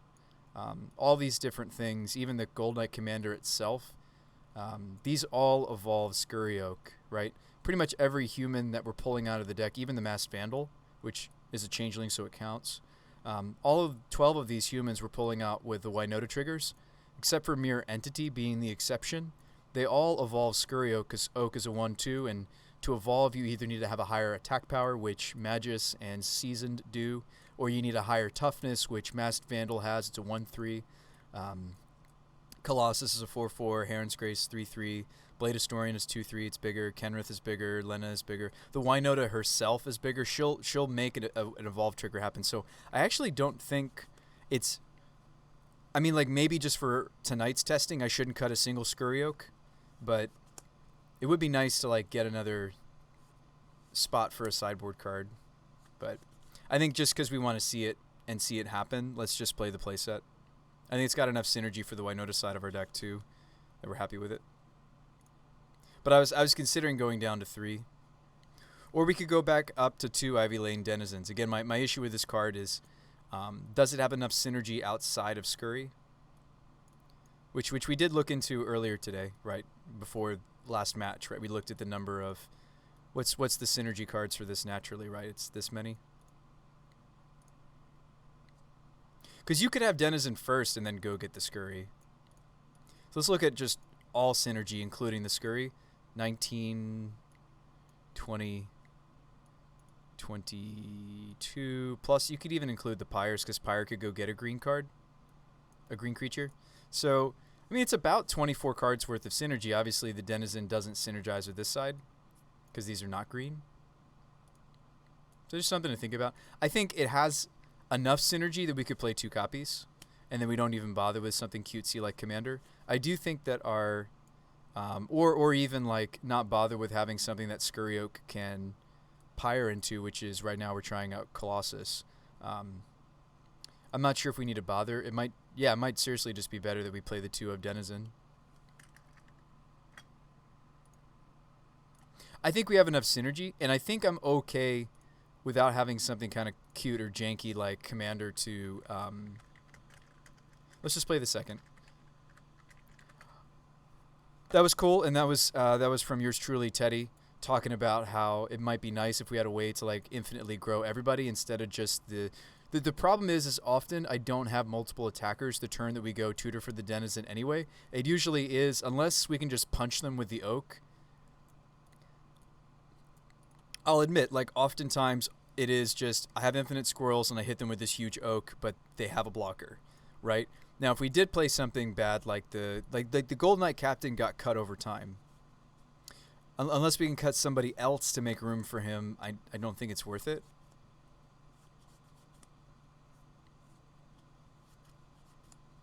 Just sharing with you my thoughts. I think it was cool that we took the time to search out, like, are there some other cards that could perform the synergy we're looking for?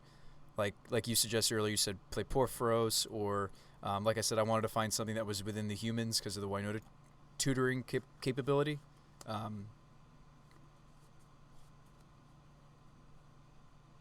Yeah, if we play the play set of Scurries, I think I want 2 Denizen. If we're only going to play 3 or less Scurries, I think we can cut a Denizen. But if I'm cutting Scurries, I don't really want the other human that synergizes with the loop. I almost would rather just be going back to playing more bullets or like some number of Voice of Resurgence.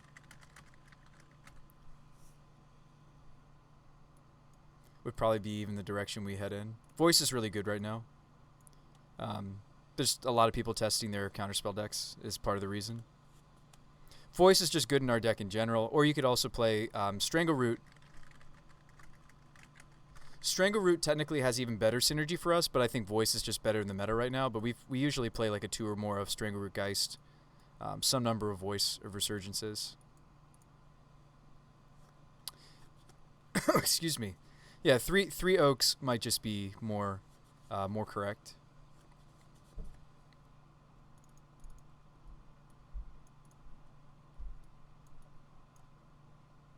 Like if we have it, we go get Denizen, sweet.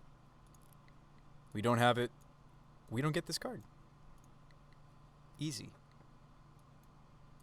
And I do think Voice is quite good right now.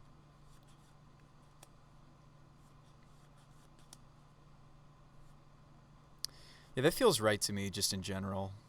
Brings our curve down. Yes, we're still trying out the combo as an incidental. We, like, whoops. But so much of the time, we're just better off with Winota.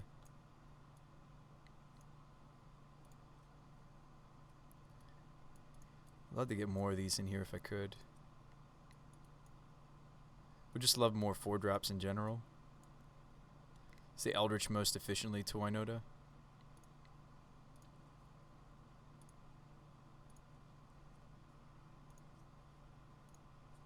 Whoops. So while we're waiting, we'll go ahead and do some more gold fishing. Spyro, make tokens. There's a Pyre of Heroes Suite. We can go off next turn. Attack. Cavern of Souls.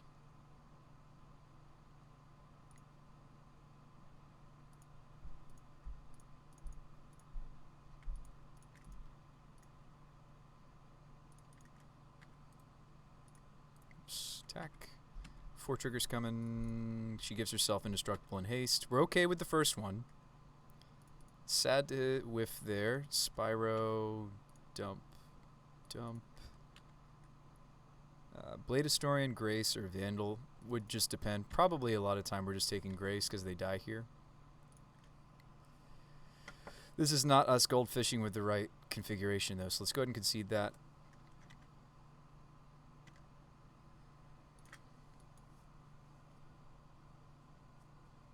I do want to take this into a league at some point. I just want to make sure that we've got the right numbers. I mean, like,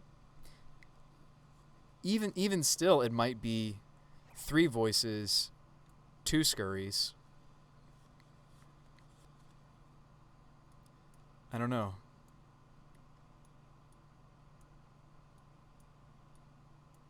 No, I think we want 3 scurry at least. If we're gonna play Denizen at all, I think we want 3 of that card.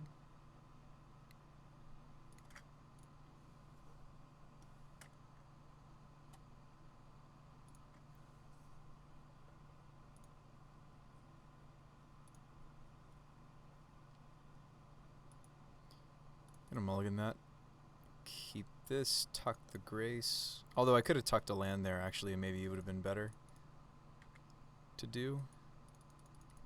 We could Blood Moon right here. We could Magus of the Moon right here.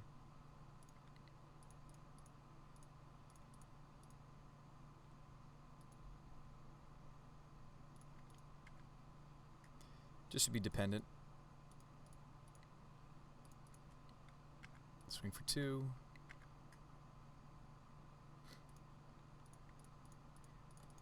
Winota. Swing for 2 plus... Oh, hello. Lena would protect the Magus of the Moon from like them top decking a Bolt or something. She could sacrifice herself. She can't protect the Winota, but she can protect everybody else. She's a real rocket can, this card. Voice, I think is fine to play out. Swing. Lots of triggers. We whiff. We hit. Colossus or Spyro? Maybe Colossus. Winota so that she would have indestructible. I guess I'm okay with that. Blade and another whiff. What's that was 2 whiffs. What's our human count? Did we... I did just cut a human. What's our human count?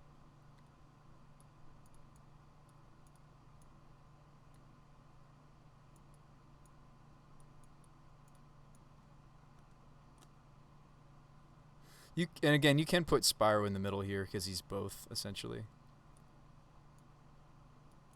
I don't like counting anything other than the first Winota. We really should be thinking about that. So 15? No, less. Denizen's not.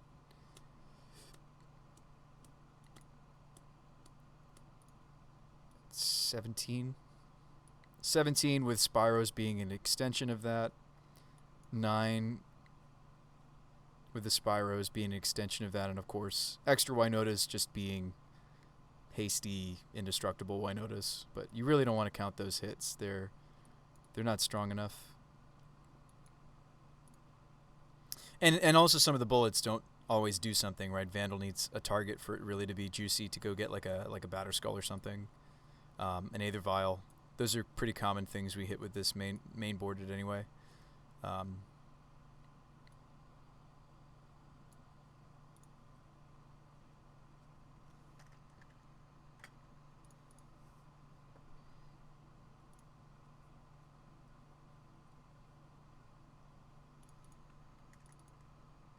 Like this could be our Tree Folk buddy right now, for example.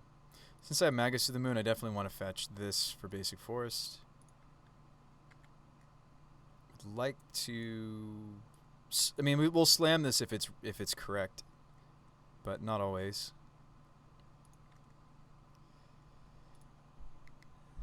Spyro, thanks for that follow. Welcome to the Bruce by the Magic Guy Show. Probably voice during their end step.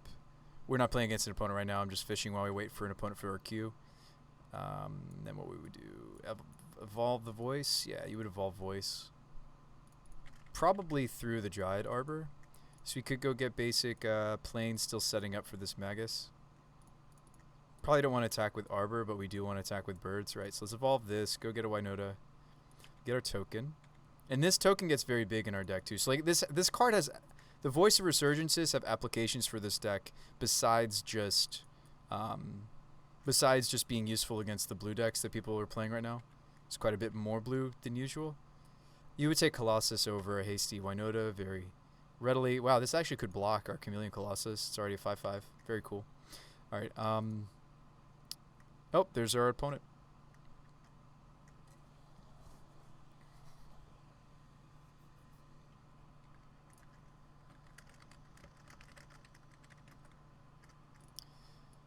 This is an easy mulligan.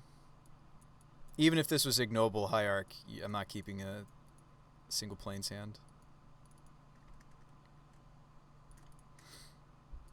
This hand I could keep and tuck the Denizen or the Dryad Arbor. Because we have Spyro, I actually should keep the Denizen,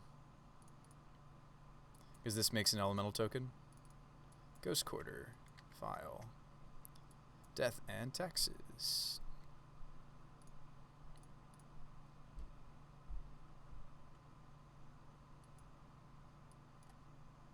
Actually gonna start on a basic.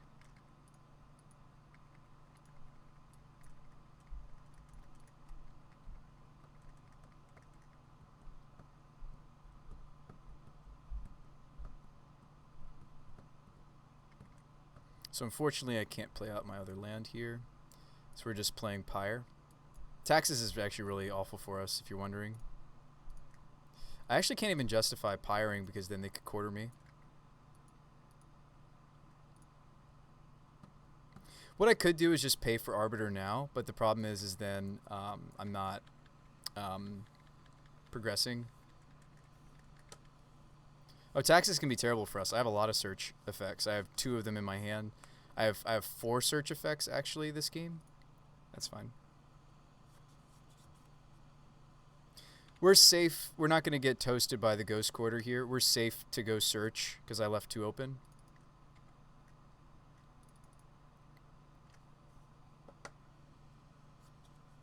So ignore the Leonin.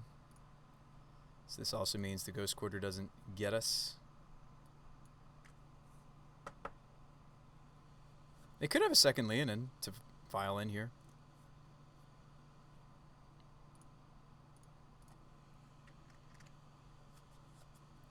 Ooh, we drew a mountain. That's actually quite good, right?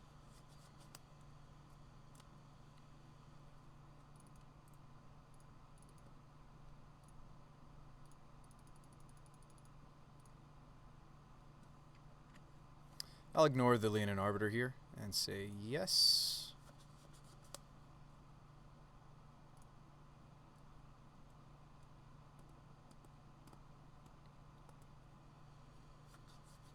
We're doing fine. We're getting this Spyro off. We're doing okay, folks. We're doing all right. Pyre of Heroes is quite weak here. I might even keep the Denizen. Is that crazy talk?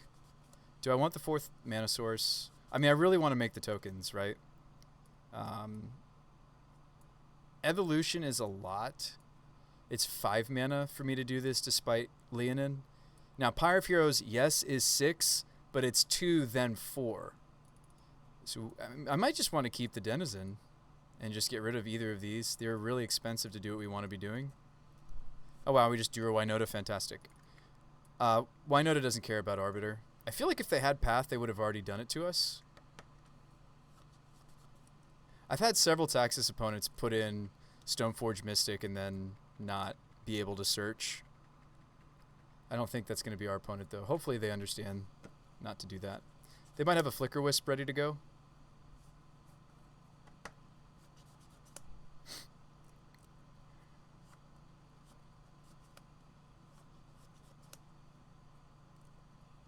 I think we take the risk, though. I think we slam Winota and hope they don't have removal, right? We could just Spyro again. I think we just keep trying to do this each turn. Ooh, we drew Scurry Oak. That changes things.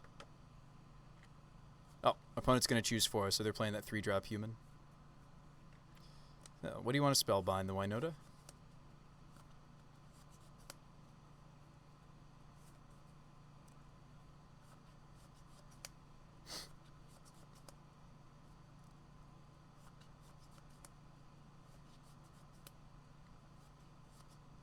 So they take the Winota. Let's just set up for the Denizen.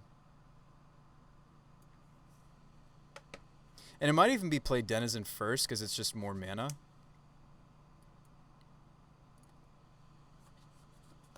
Could just Season Spyro again, but I have the combo rolled up. Don't we lead Denizen first, then play Scurry?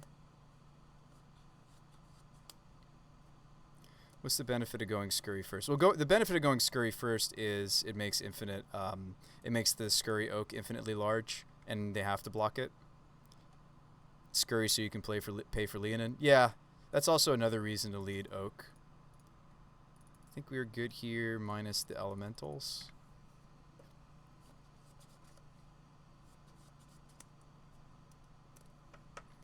And I'm sure you're like, Bruce By, if you're trying to set up to infinite them, why bother?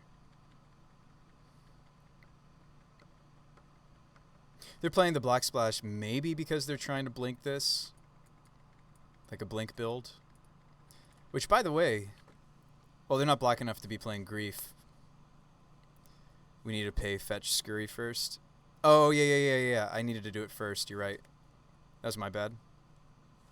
I needed to pay for Leonin, fetch, play Scurry.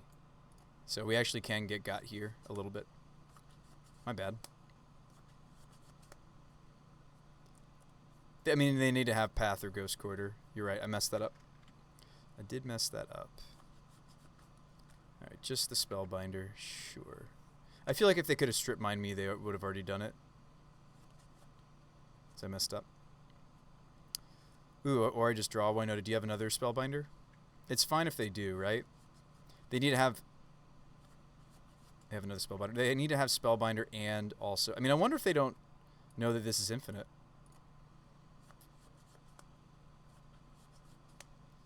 So I take Winota. I play Denizen. I don't have enough mana this time to rectify my mistake, right? I think we're just, if they can strip... Well, they would have already stripped us if they could. So they need to remove this or this. So always yield. Always yes, always yield. Denizen, save targets. Always yield.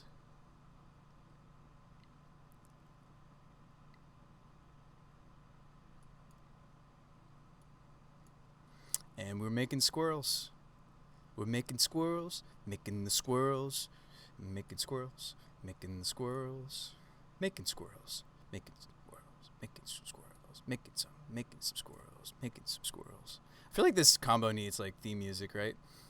Making the squirrels, making the squirrels, gonna attack you with squirrels. I mean, Death and Taxes is a deck that like they can't let me have millions of squirrels. Making the squirrels. Do we want to crash Moto? I don't really want to crash Moto. I think we're fine. So turn off auto yields. Stop! Turn off the auto yields! Stop! Oh no. Hotkeys. Oh no. Yield until... It worked when we were... Hang on. Turn off auto yields.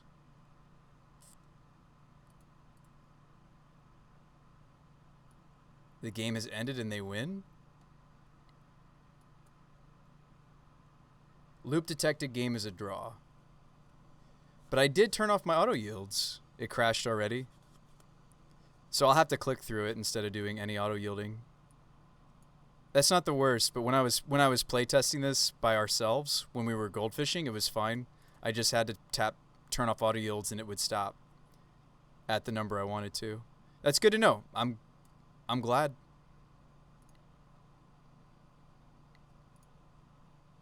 I'm glad that we find that out here when we're not playing in a tournament. That sucks. That's hilarious, but also sucks. Spell Skype because they could disrupt us with Path. Like, I'm not upset. I'm thankful that I'm seeing that the solution to the loop that I was doing in the solo queue doesn't work when I have an opponent. Like, I'm thankful. There's lots of creatures that enter the battlefield in this matchup. I probably want that. I'm thankful. Like, yes, it sucks. But I would rather Sanctum Prelate can just name one stop path. That seems actually legit. Timely's might even work in this matchup. I'll just click through it. It's not a really, like, I can auto yield one of the two creatures. It's probably Scurrio because it has multiple things that happen. It has an evolve trigger and when 1/1 counters are done. Ivy Lane will just not yield it. We can, or is it more annoying for me to have to click and target the Scurrioak? It might be that I don't auto yield the Scurrioak and I click through the Scurrioak, but I save targets on Denizen. Anyway, I don't auto both of them. I just auto one or the other. Understood. So we can just yield, target everything except for one of them, and then it would only be one click. Yeah, it's not a big deal. And I didn't need, you know, a 70 whatever oak. I only needed like a 20-something oak. So it's good to know that it's, hey, you guys learned it from me if you want to try to do Scurrioak combo. All right, Colossus could go. Heron's Grace we also don't really need in this matchup. They could have an aggressive draw. It's like, but Bruce By, you considered Timely. Considering Timely for different reasons. Scoozes are too slow. Voices are fine, but they also don't do the things. Magus can go. I think we run it like this. Sweet. Hey, now we know. I mean, like, that's not something I could have learned in us goldfishing, right? Like, I just, like, you do realize that I almost did a league with this version, and I could have lost, like, not that this isn't a real match. This is a real match, but I could have lost a far more important match. So, you know, just laugh along with me. Like, I find it hilarious, too, that we crashed Magic Online. It's silly that it said this ends in a draw, but then it gave the win to my opponent. Is that because they just had more cards left in their deck? I don't necessarily understand. I'm actually going to lead Temple Garden because we have Auric Champion I can play on too. We'll name Human here. It's too bad that Skyclave isn't a... We have white, though, for Skyclave anyway.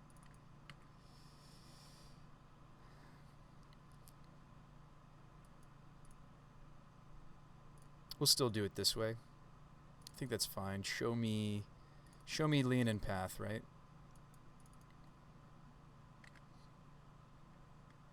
Like, I hope you guys find that funny like I do. I find that hilarious. It doesn't faze me at all because, like, this is exactly where, like, either turning practice or this we can certainly do some auto yields. Like, this place or, yeah. Like, I want to learn this here. We might just Skyclave the Mystic.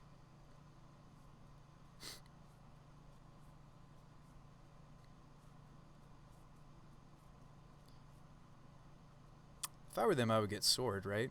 No, maybe not because I have Champion. Maybe you get Batterskull. We would love for them to get Batterskull because the Apparition's even better then. So they do choose Batterskull. Yeah, so we'll just yield on one of the two creatures. Probably the Scurry Oak.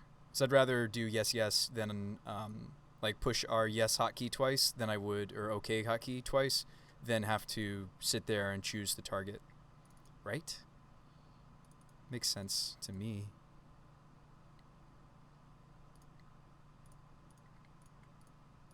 Let's just Skyclave this. That's fine. This is one of the things that I want to hit with Skyclave.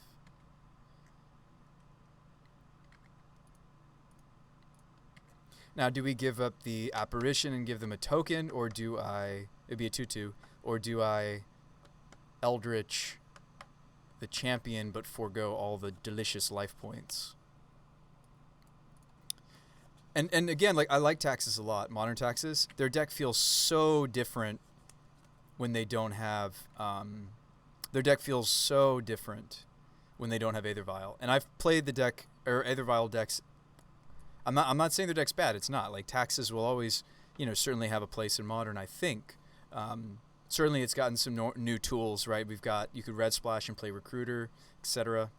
So they'd take Evolution. I could still just play the Evolution. I'd almost rather just play out the Blade Historian and then evolve the Blade Historian. Or I just draw Winota. Why not? Why don't I just draw the card I was going to tutor for?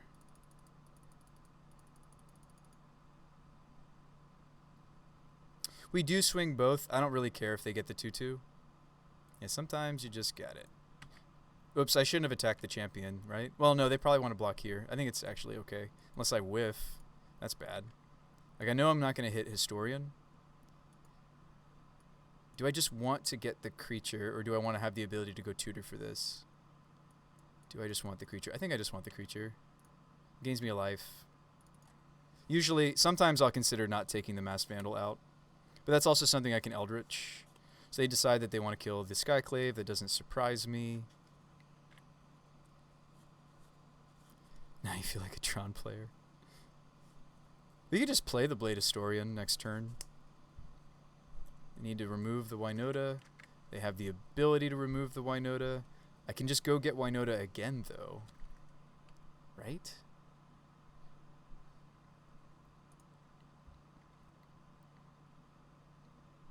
So let's think about this. So the Eldritch does cost a two additional because of the Spellbinder. Birds. Bird is the word. So it's going to cost me 5 to do this. Neither of these give me Winota triggers. I almost wonder if it's better for me just to set up, like go Bird, Blade Historian. I think I'm just supposed to spend it. It's not like they're pressuring us. Not really.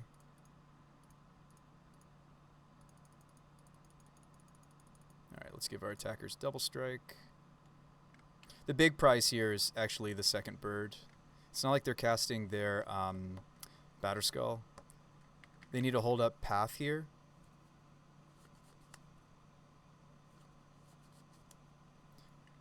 Looks like they will. If they also have path here, that's unfortunate.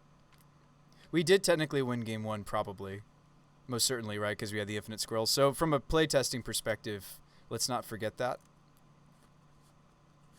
Drew the Scurry. Scurry, go get the other piece. Seems good to me. Because we have 2 humans here, Winota seems less enticing to me. Oh, I don't have enough mana to do all that. That would take 2 turns. Okay, so if I did go get Winota, it would be 1, and they can't block it. Actually, okay. Yeah. Sacrificing Vandal. Show me path. You need to show me path. Gain a life. Path?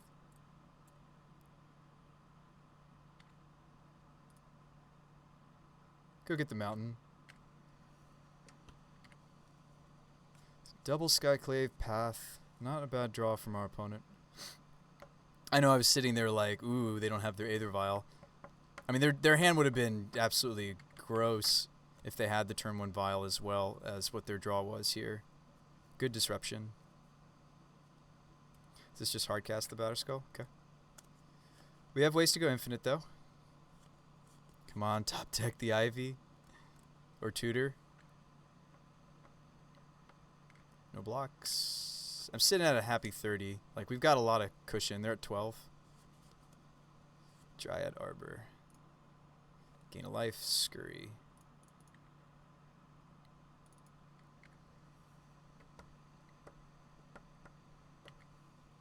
Could have attacked with the Auric Champion. Auric Champion, of course, can block the Germ.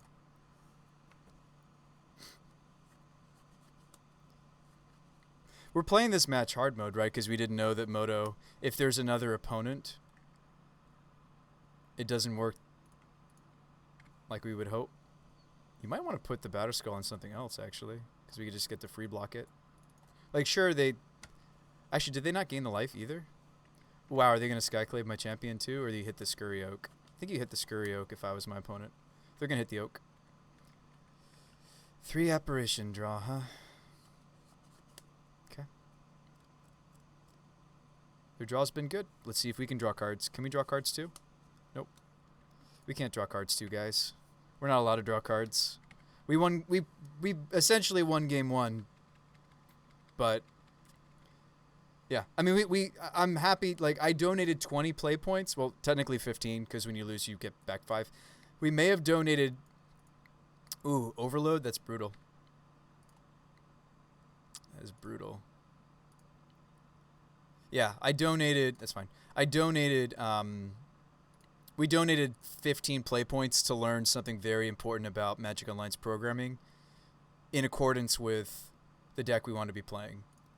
So, is that a true loss? Well, yeah. I mean, we're losing the match. Opponent's draw was good. Mine was a bunch of lands and dorks, and yeah. You know, like you do. Hey, best card in my deck. Maybe we keep playing.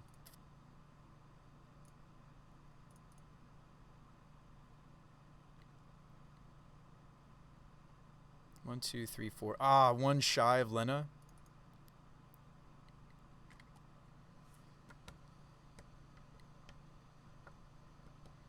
Spyro off the top is what maybe possibly could let us play more Magic.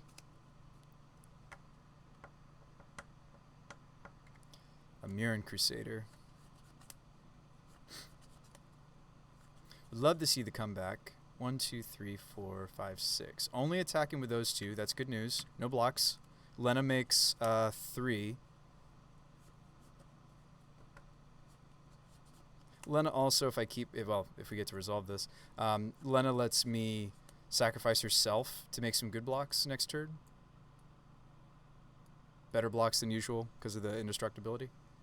Oh, come on. Give us a chance here. Would love to see us draw out of this. It's such a shame. We had victory game 1. I just didn't know that it doesn't let you do the thing. All right, so 1, 2, 3.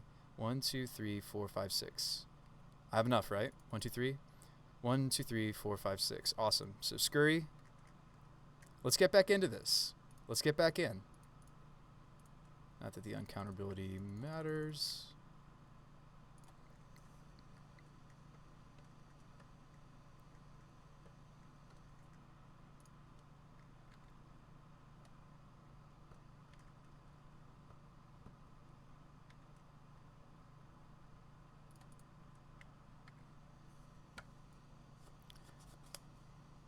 This went from we have no chance to maybe we have a shot.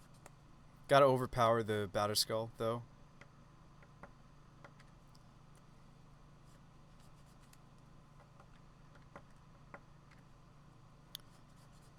Yeah, who knew Skyclave's a good card. Would love for them to get greedy and try to shove in here and we make some really good blocks happen. Some people forget about Lena. Champion, sure.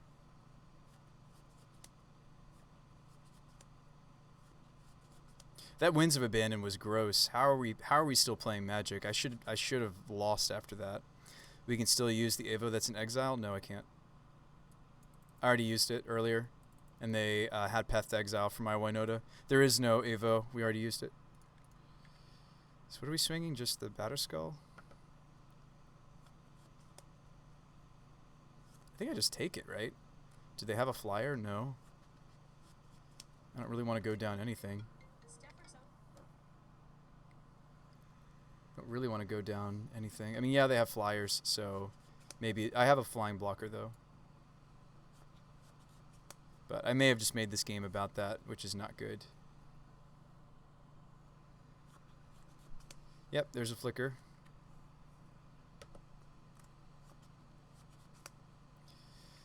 So this is a much faster clock. I maybe should have blocked.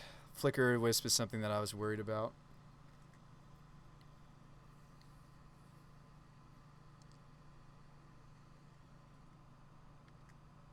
So they're going to flicker their Skyclave, take my Scurry. Get an illusion. I do also make another squirrel. What's my yes hotkey? 3? Okay. Let's go ahead and do some auto yields. Now they'll just hit bird though? Yeah, they should. They might miss it though. Kind of hope that they miss it. I don't think they will. They played well up to this point. But again, like I said, we donated 15 play points to find out something very integral to the deck that could ruin a league for us or other important tournament. I'm very thankful. Let's see what they're targeting. They don't target the bird. They decide to target the oak, so we have another turn. Prelate. Well, you're a little late. They only played 2 wins. I could stop Paths and Aether Vials, respectively. That's why we decided to bring this in, right? Prelate on 1. That also means it doesn't stop any of my cards, because it's all non-creature spells. So I think we want to name 1, because that stops Path, and that stops... not that we care about Vial at this point. Kick it back to our opponent. Our haberdashery of... cards. I mean, we have so many like top decks that could still just be phenomenal. Just the flicker, not even attacking with the germ. How rude. Block. Stop path on bird also buys us more.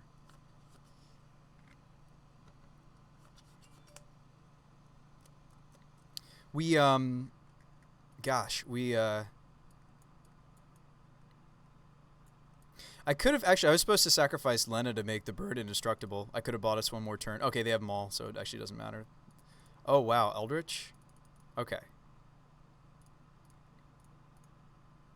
What am I Eldritching? I'm Eldritching the Spyro.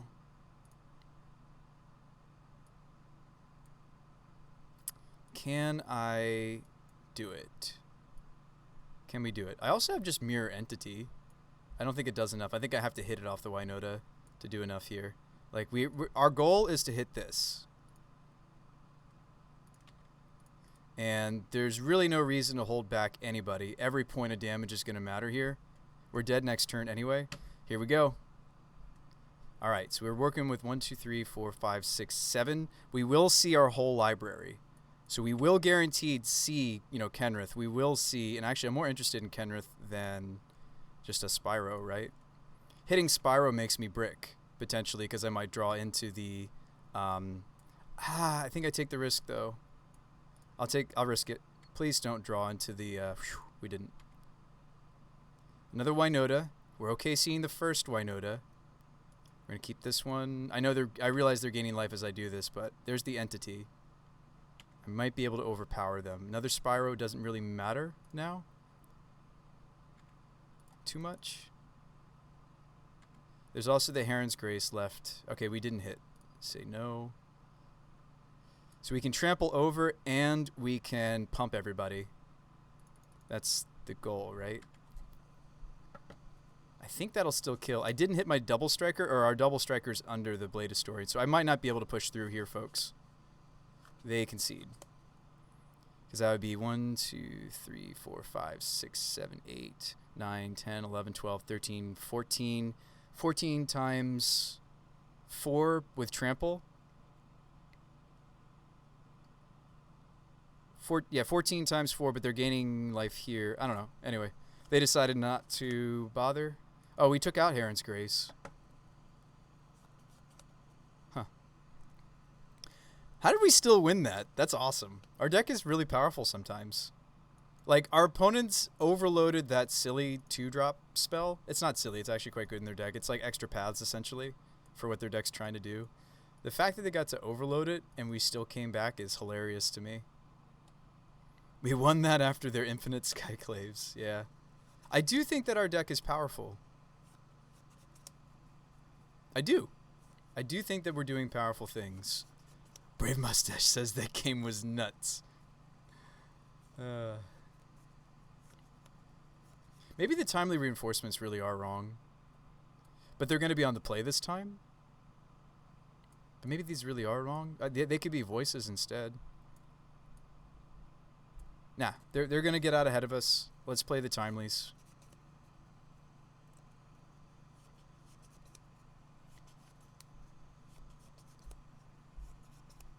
Couldn't they have gotten sword-plated, equipped, attack with protection? Yes. There are lots of little things my opponent could have done, I think, to beat us. I also, though, should have... With their mistake, I should have given up the Lena and protected the bird. It also would have been one more Winota trigger. We actually saw all of the humans still in our deck. Right? Now, you do start to loop back around. You're like, okay, well, Bruce, by what's the point? If you had enough Winota triggers to see the whole rest of your library, what's the point of looping back around? The point of looping back being, like, extra Winota triggers, looping back around might hit me more Spyros that I would have skipped over earlier. So, I mean, our human count is, like, bare minimum right here to still win, right? The Blade, the Kenrith, the Lena, Apparition, Prelate to stop Path. We could also name 2, by the way, to stop that overload spell. This hand looks great. Do we lead out the Windswept? We probably lead out Windswept, right, because of Leonin? Do I want a white source? Yeah, I want white source, actually, for... well, I can't. Or I guess I could. I want white source for the Skyclave. So I'm actually going to shock in a Temple Garden. A little painful. What a nuts game 2 that was. That was fascinating. That's a great way to describe it, Brave Mustache. That was a nuts game. That was nutty. Get it? Because we're playing squirrels. We need to come up with some more squirrel puns.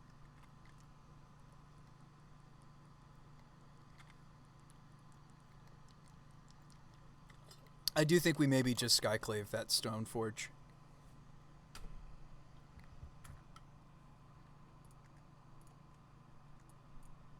They decide to get Sword of Fire. There might also be a Batterskull in their hand. A Batterskill. Let's have red just in case they answer my Arbor Elf. White. Tap white. It's also tempting to hit their Aether Vial, but I'm going to make them not put this into play as quickly.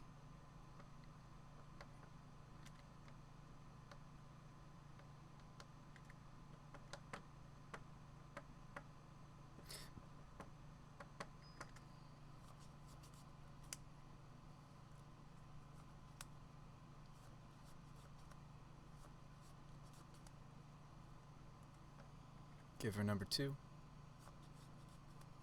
This is probably a path, but if they don't have it, it's pretty awesome.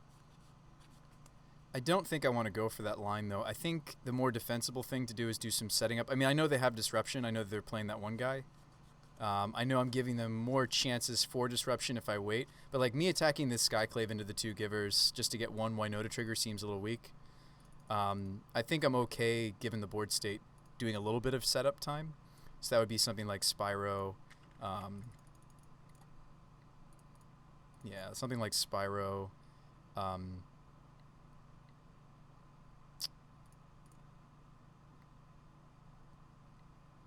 We might see them Ghost Quarter here. They decide not to. So what am I getting rid of? What am I keeping? Eldritch is more mana efficient. Well, not necessarily if they have a Leonin, though.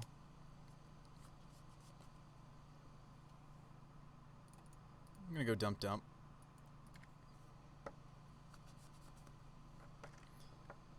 I'm happy with our selection.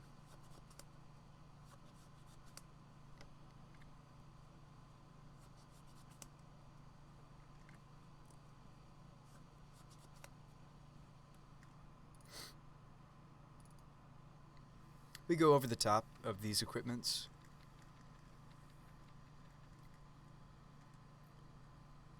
They could tap themselves out to get the Sword of Fire Ice going. They'll probably do that if what they have on their Aether Vial is something disruptive enough. I mean, we're seeing a solid draw from our opponent. They decide not to disrupt. What does that mean? What does it mean? Double rainbow, right? What does it mean, guys? All right, so let's slam this. Show me Path to Exile.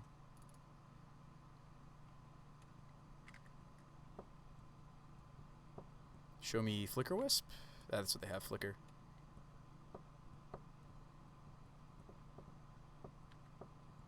I mean, it's going to come back down. So just kick it back to them. Flicker Wisp only buys you time.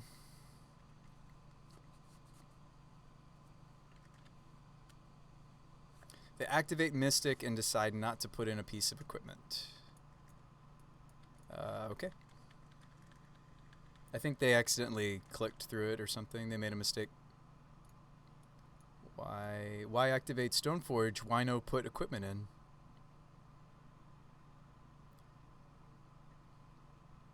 Yep. I mean, this is still bad news bears for us, folks.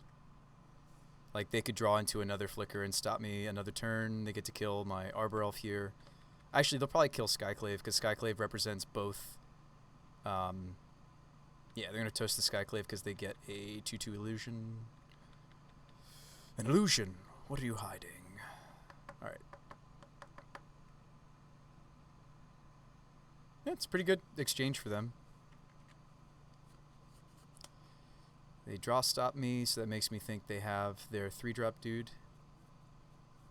Which means they're not stopping the Winota triggers. Maybe. Yeah, it's a Spellbinder. We don't really care. I'll probably put out Scurry Oak instead of the Spyro because this is going to get a bunch of evolve triggers. If they take this, though, okay. So we may still play it. I may still rather play this than play out the Spyro. Just because we get a lot of value out of it here. And I can still also get the Dryad Arbor.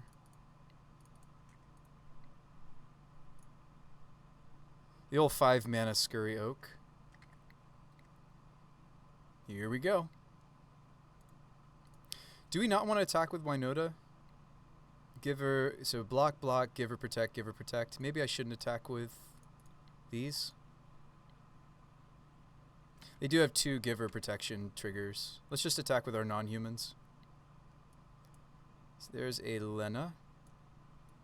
I don't think that in response to this, if I grab the Dryad Arbor.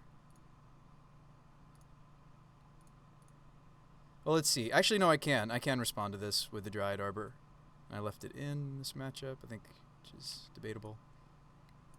Since this is not a token, it'll make us 1 more soldier, right? 1, 2, 3, 4, 5, 6. We get 6 soldiers. I get a squirrel.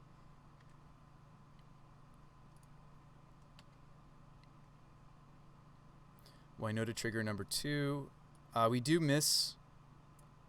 That's okay. We hit something completely bonkers. I could even sacrifice Lena to protect the elementals here. The elementals might be worth more than Lena. I don't think they are, though. I still have tons and tons of triggers coming up. I think we let the elementals go. Sure, if you want to make that block. Oh, they're going to protect the Spellbinder. That's fine. She has indestructible, so we don't really care.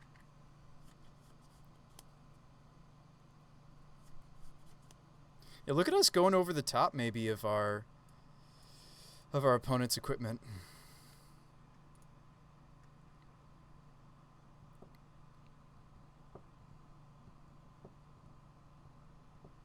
Guys, the Squirrel Gang is here. Don't they have flying lethal? They do. I don't have a flyer. Never mind. Guys, but doesn't this look like a flying squirrel? We actually did win that match, maybe, right? Again, that was a donation. That was a donation of 15 play points to learn that we can't fully yield to the Scurry Oak combo, right? Gosh, I kind of want the 4th Scurry Oak after seeing how that played out. Don't you guys? So we were doing 4 Oaks, 2 Denizen earlier today. I wonder if I just want... Yeah. After seeing how that went down, I think that's what I want to be doing. So I want to see that a little bit more often. We'll give it the voices. We already have plenty of sideboard stuff for the blue matches. I think it's okay. Voice was just a meta call, but I've cut... I mean, it's kind of like the Strangleroot spot, the Voice of Resurgence spot, it's all filler. Like, so we've cut our 6 or so spots of filler for another infinite combo. I think that's sweet. We learned something important. Maybe we don't bother with the Chameleon Colossus.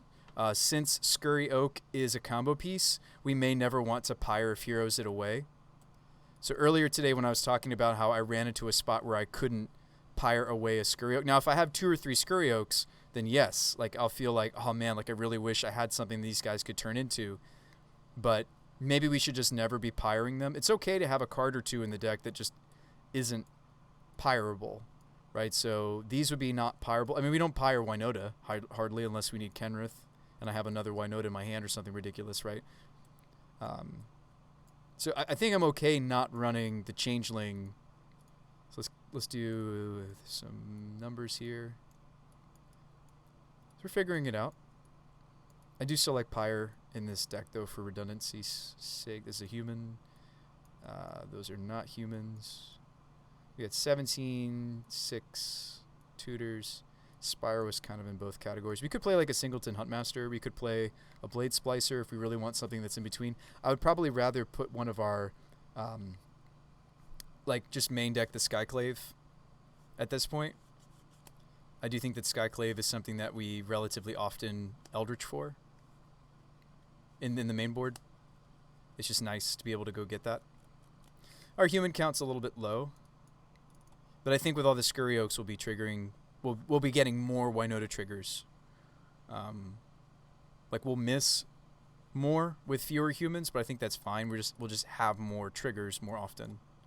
And another avenue to victory. Yeah, those games were really interesting.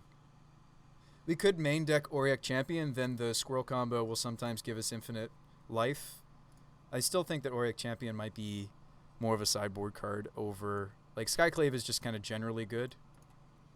You could main deck the Spellskite, just generally good. You could even main deck Teague. I think I'm going to continue to main deck the Apparition. I think.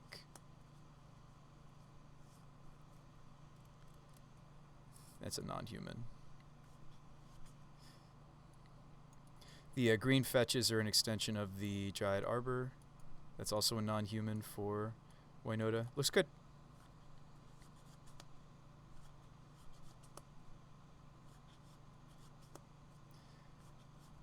Does this look right to you guys? We still have like Pyre the Arbor Pyres for Dryad Pyros in Pyres, excuse me, into Vandal, or it also Pyres into Spellskite if we want to main deck the Spellskite. I don't have a 2-drop other than Vandal that turns into Skyclave. But against decks that have like enchantments or artifacts, me being able to go like, okay, Pyre my Arbor Elf, Vandal blow up something, I Pyre my Vandal for Apparition, like it's just can really set them back. Yeah, I think we'll go with main deck Apparition. So that gives me room for one more sideboard card. What do you guys think we want? More stuff for Prowess, right? This all comes in against Prowess. This comes in. This comes in. These. Oh, you know what? We could play the other Selfless guy I was playing. I was sad to cut that, because that just gives us more resiliency to the Kozilek's returns that they play. Mark comes in that matchup too. Maybe even Favor. Let's play Selfless again. Sorry, wrong Selfless. Different Selfless.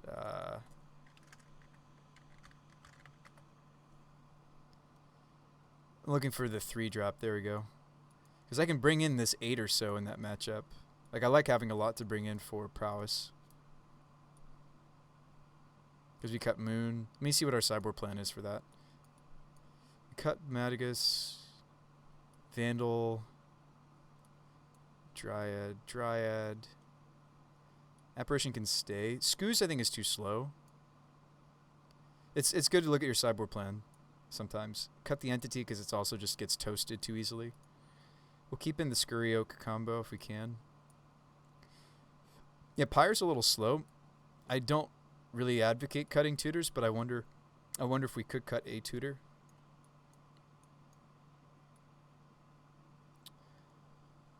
Would we even slim on the Scurry Oak combo because it's a little bit disruptible? No, I don't think we can afford to. Maybe I don't even bother with Skyclave. That's 7, 8. Bring this in. I think that might be a reasonable sideboard plan. I tend to rarely cut Pyre. I wonder if I should start doing that against like the more hyper aggressive decks, because it is just too slow. Unless I have exactly like Spyro, it is too slow. So maybe just a singleton is good. So maybe this should be our sideboard plan for that matchup. Veil like stops Vapor Snag, but I don't think that's what we're doing. There we go. Sweet. Then that begs the question, well, Bruce By, couldn't you get some of that 8 into the main deck? Yeah, we've main decked Spellskite pretty happily. It lets the Dryad branch and not always end up with Vandal, because this is a horror. So I have liked main deck Spellskite. I mean, in some ways I like it over the main board Apparition, because it's another 2-drop for Evolution. It is a creature that can attack and trigger Winota more quickly than Apparition. It just gives us more resiliency to all the bolts that are being played right now. So I don't mind that hedge. A lot of people are trying to brew their silly graveyard decks too right now, so that's why I'm hedging with the main deck Ooze, and then if we need more disruptive graveyard stuff, I've got oh, you know what? Did I accidentally cut some cards? It looks like I did. That's not good. What did I accidentally cut, folks?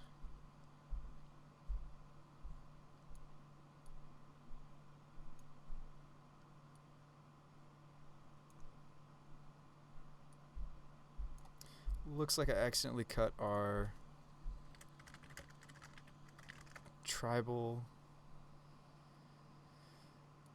Not the shusher.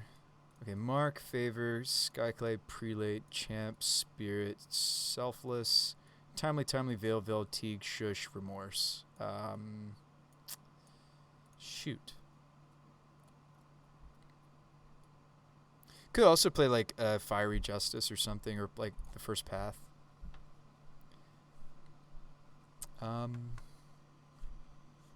Gosh, if I can't remember what it is, maybe we don't need it.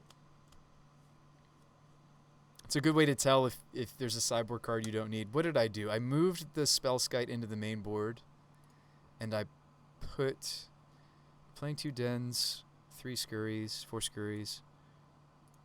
Hey, what's up, Scarnage? Do you like this one too? I really am supposed to. You reminded me I'm supposed to switch over to this one when we're in brew mode. This is when we're being a little more social and working on a deck. Shoot, what did I accidentally cut? Yeah, seriously, if I can't figure out what it is, maybe we don't need it. I don't have a lot of humans out of our sideboard. That is a weakness I've found with the deck. Is it's only Champ, Apparition, and we do need to keep our human count a certain. I mean, we could play like the Kessig in the sideboard, which is funny. Just the direct damage is sometimes legit, or hit a Planeswalker with it. Or not Kessig. Yeah, Kessig Malcontents. We could play the Huntmaster in the sideboard. I think that when a matchup is more grindy, that card's fantastic. Gosh, what did I accidentally cut? Selfless Champion, Apparition. Mark, Favor, Prelate. Let's go back to it earlier. Oh, you know what we could be playing? It's Linvala that I cut. Found it. Figured it out. No, we want the Linvala. I want that more than the Ferocidon. In fact, I cut the Ferocidon late in the latest build when I incorporated the Infinite Squirrels. I cut Ferocidon. I think we're ready. Sorry, Chameleon Colossus. You have been cut. So I do wish this deck had a lot more 3-drop. Sorry, more than 3 2-drops. But, yeah.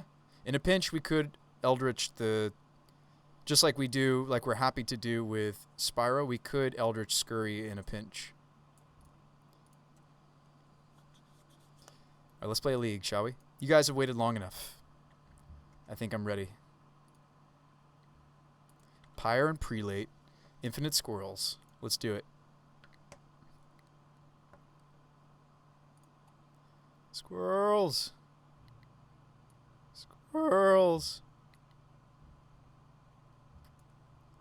Squirrels. We gotta give him the squirrels. Give him the squirrels. Let's give him the squirrels.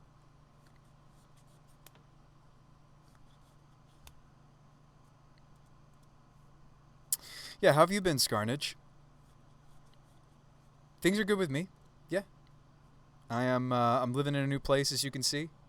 Yeah, things are good. Not too I can't really think of anything off the top of my head to complain about. I do like that we have like 4 cards now instead of just like 6 cards that are hey we win instead of just 4 cards. I do think that this could be a really nice home for the Scurry Oak combo.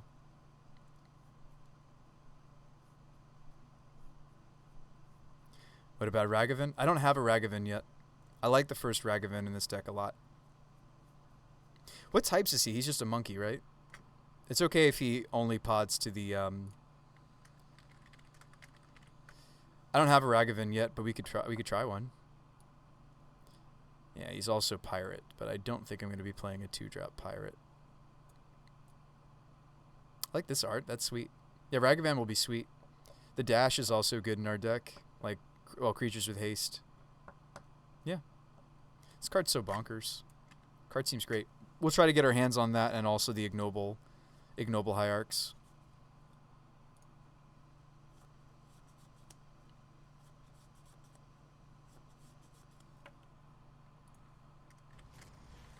Hey. Good luck and have fun. Oh, Scarnage gifted several. Welcome to the Jeskai clan. Welcome to the Brew Crew. Scarnage SQ with tier 1 subs to B-Boy, Love, Insane, Brave, Mustache, and Pro Peeves. Thanks for spreading all the niceness and the love, and we keep this, right? 2 lands. Keep. Thanks so much for that, friend.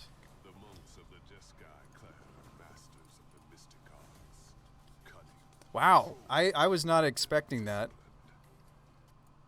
Thank you so much for the support, friend. Holy cow. Holy cow. It's just our sub thing just keeps going off. Hey, seriously, thank you for the support, guys. It's folks like you that are here and watching my content, and it's also folks like Scarnage wanting to support in a more direct meaning, but both are important. All right, we just slammed Spyro if I could. I can't. We play Scoos. This is a Scoos with an activation. Am I more interested in a Scoos activation, or am I more interested in swinging for 1? Probably want to swing for 1 against my blue-eyed opponent. Really would love to draw a Cavern of Souls. We're playing 3 of them now. Cavern for Human would be great. Scarnage. Thank you so much for gifting all those subs to other folks. All right, anytime I'm going to be lurking, figured I'd help out. Also, coming at this from a YouTuber streamer perspective, I totally understand the grind. Yes, the grind. All right, so they're going to counter whatever I do. I think I just want to hit them for 3 and play the Pyre, right? Or, yeah. We'll hit them for 3 and play the Pyre. Maybe they'll spend a removal spell on the Scoos. They decide not to. Respectable. Let's get that counterspell in their hand out of the way.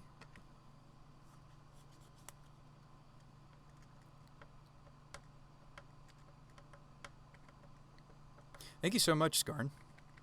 Really appreciate the support. Really appreciate everybody who's coming, hanging out, especially those of you who come hang out on a regular basis and just watch my content. They don't have Archmage's Charm up because they have the basic Swampy. They're going to push my Scoos. Scoos has been pushed. They have another counterspell ready to go. Unfortunately, Loam Dryad is no Ragavan. Loam Dryad is also no Ignoble Hierarch. It's no Birds of Paradise. It's no Arbor Elf even. So now they got Cryptic queued up. Oh, we're in trouble here, folks. Really, really need to see 3rd land. It's okay. We'll probably have lost this first game. Like, I needed to not fall behind. This is Esper control? No. Snap push my Dryad, sure. I think we're kind of thankful this isn't a snap counterspell, but if they're able to do this, that means the rest of their hand's pretty stacked. So we just hope to hit a Cavern of Souls. Cavern of Souls is indeed our best thing off the top. We get to name Human. We'll have uncounterable Spyros. That can certainly turn this game around. Opponent's at 13 because they shocked earlier. Shocked, and we've dealt some damage, right? So they're at 13. There's a chance. Cavern of Souls off the top, please. Says Jace to Fairy. Cavern of Souls off the top, please. Deck. We have 3 of them now. Be nice if we were playing the Voice of Resurgence build that we played last league. Last league I had a playset of voices because of this matchup. Okay, I'll take it. So they're going to counter this. It's fine. I just need to be casting things. So counterspell number 2.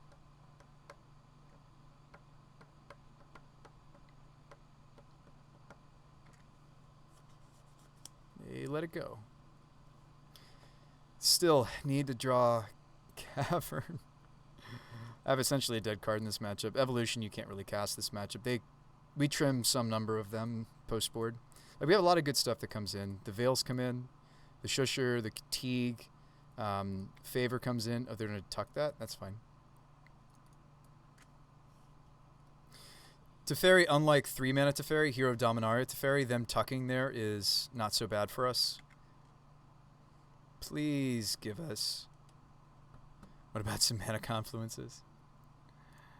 Alright, so we're going to start casting into these. I think we play the Denizen, and maybe they counter it because they did see the other piece.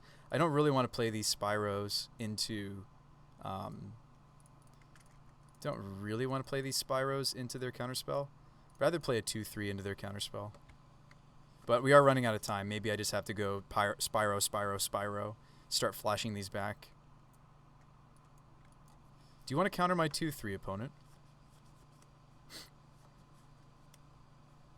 I think we're going to see them counter my 2-3. My opponent is going to counter my 2-3. I am at 10 though. So, I mean, like, I imagine their hand's stacked and it doesn't matter anymore. Is what's happening here. It's fine. We have a lot of tech for this matchup. I don't have as much main board tech anymore because I wanted to play the Infinite Squirrel combo. We used to have a playset of Voice of Resurgence. Making that switch among another couple little switches, we weren't losing the blue matches at all last league. I think we ended the day on a 4-1 or a 3... Was that the Zombardment deck? I think Zombardment went 4-1 and then Winota went 3-2, but still, the games we lost, they weren't the blue derivative decks. Is this a Jace? A Jacey Jace?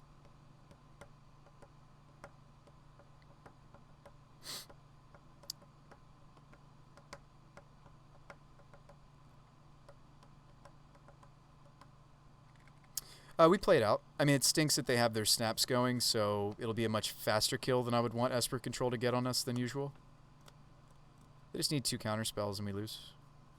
It's not too hard for them to have 2 counter spells. Come on, Cavern of Souls, right here. Didn't draw it. Alright, well, Spyro. Holy crud. It resolved? Do I just dump the Winota? Or the fact that this resolved makes me think I could keep the Winota. Do they just Cryptic tap down my team attack? You don't let Spyro resolve. What's happening over there? Is their hand like a verdict? What is their hand if that resolved, right? Ooh, Riptide? Sweet. It's cute. Or not. I mean, like... Well, I feel like the Esper deck doesn't want too many colorless lands. I feel like this is great for blue-eye control. What is their hand if we're resolving Spyros? I wonder. I wonder if I should just Magus of the Moon here.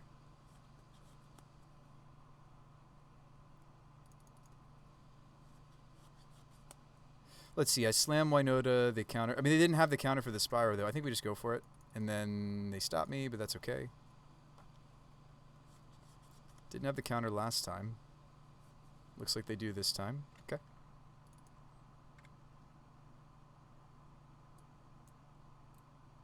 So, I mean, now they just keep returning the snaps, and we've probably lost to the Riptide, unless I can find Cavern.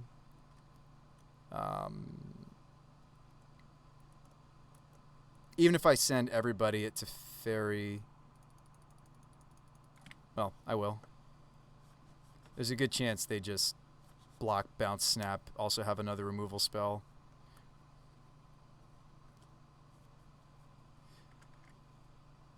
Oh, they're going to let me hit the Teferi a little bit.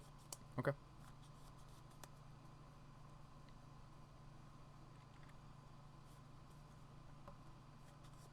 Hey, opponent wants to do cool things. I totally commend them. Very happy to hit the Teferi a little bit. What's up, Mana Traders? We're 0-0. Records below on screen.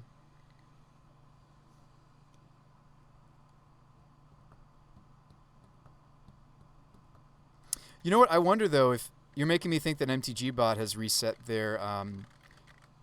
Sometimes they go under maintenance. Let me try this.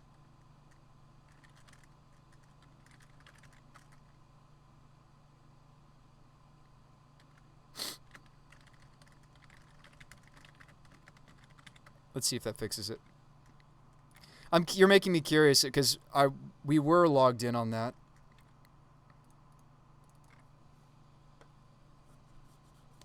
Yeah, I know. I'm giving up the opportunity to double spell if I...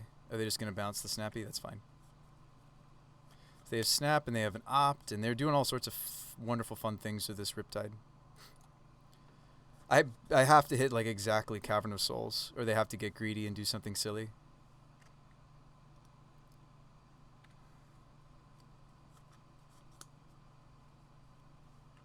I need like, what do I need? I need Cavern of Souls still. I need Cavern of Souls still.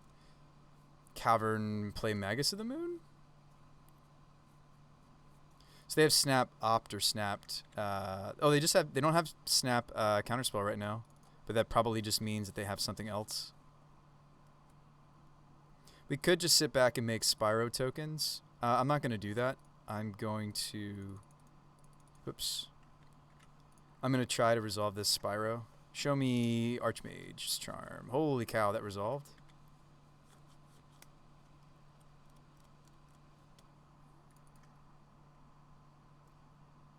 Did we already use up our Dryad Arbor? I did. Bird. This fetching this fetch doesn't change the clock. They're probably just Snap Opting, right? I just want this game to take as long as possible for them to finish us off. Like we've lost mostly because some of the most important cards I need to find in game one, like one of our 3 caverns. We're playing 3 for a reason. Yeah, I need to see those cards in this matchup game one if we're gonna win it. There were a couple times where it seemed like they didn't have the counter magic. This card's so good for their deck. It's so good. I love seeing these new cards in action, though. I don't even mind. But yeah, let's just try to draw this out as long as I can. We have a lot of cards that come in that are relevant. Everything from the Teague to the Veils. Everything from the... even the Selfless Spirit is good because it'll save us from a damnation. Or yeah. It'll save us from Damn.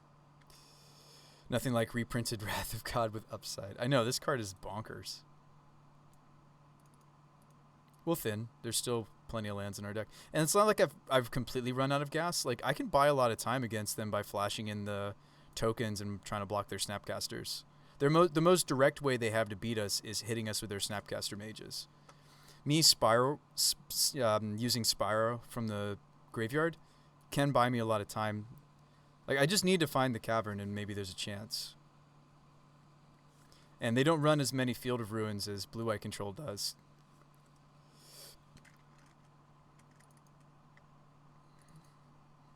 So we will fetch because it doesn't really change the clock. If I was going to 4, I don't think I would do this fetching.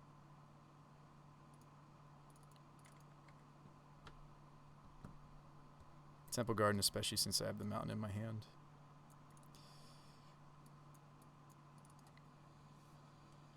That might be wrong, though. I might just still want to get a red source because the spiraling is the plan here. Take my bird. Sure. Oh, that's depressing.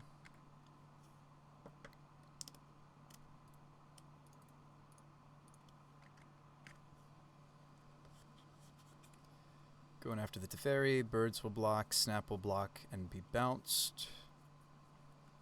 Or they just want to kill my Spyro? No, they don't want to kill Spyro. Why would you kill Spyro? It's fine. Maybe they'll just like snap Archmage. I don't have enough mana to do that yet, but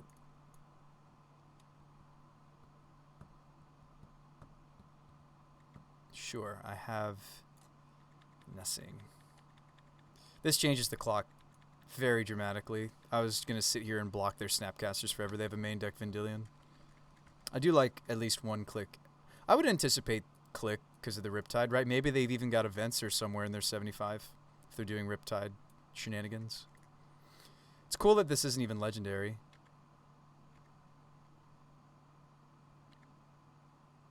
Down to 2. Make some tokens. Really wish I could. I mean, like, we still got them to 15, almost 15 minutes. I wish I could have gotten them lower on their clock. Really, that's the goal against Esper if I can't find Cavern, is to If I can't find Cavern in time, game 1 is just to buy as much time off their clock as possible. Drew of Foothills. That's sad. It does make me wonder. Gonna do some cuteness here. Sure.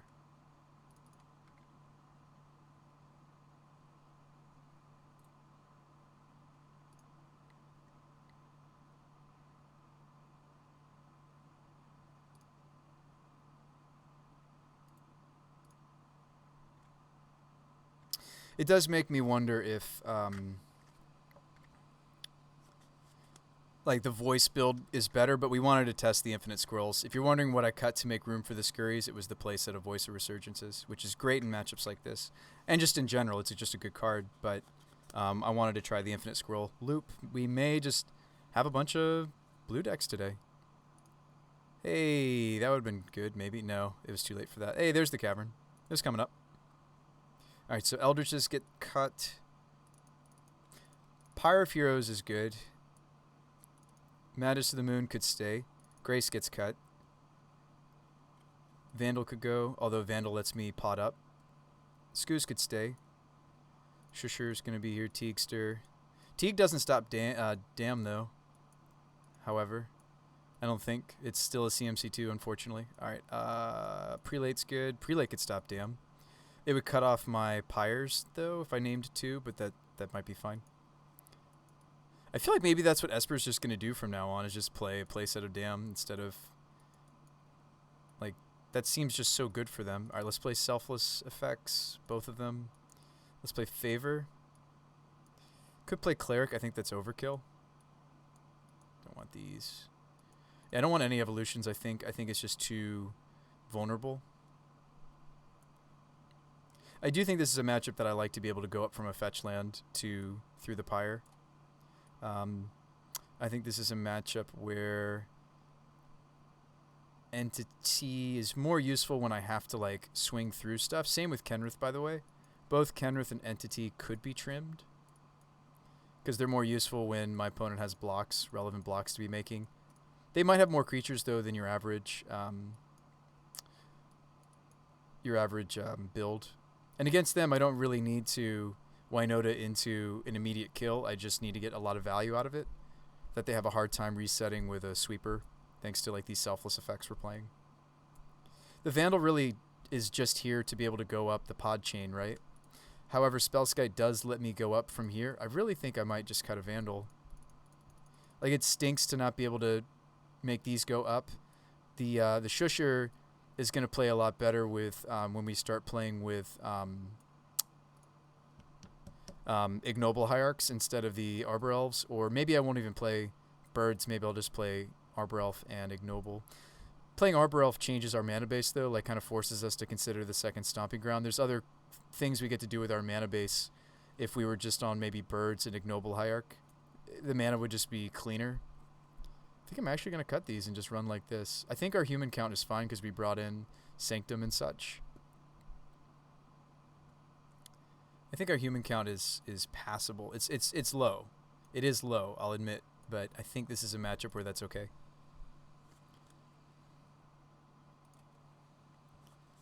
All right, so this hand doesn't have an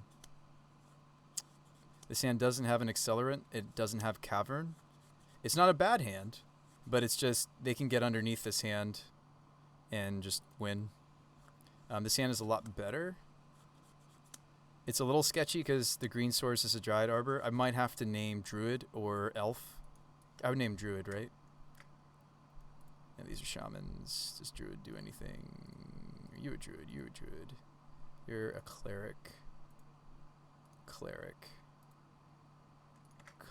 Okay, so this hand would be a little awkward because my Cavern...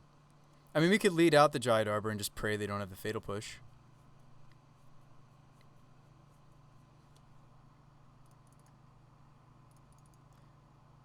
Just don't have Fatal Push. They always have it though, right? If they're keeping a 7.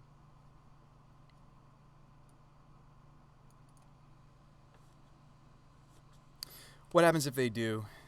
We have to go maybe play Cavern Arbor and just be sad. They don't have it. Sweet. Never punished. We might want to get the Selfless on the board instead of playing out even the Arbor. I could also get Favor on the table, which is very good in this matchup. Gives the Arbor Elf protection. Yeah, let's just give the Arbor Elf protection. I think sticking Favor is really good in this matchup.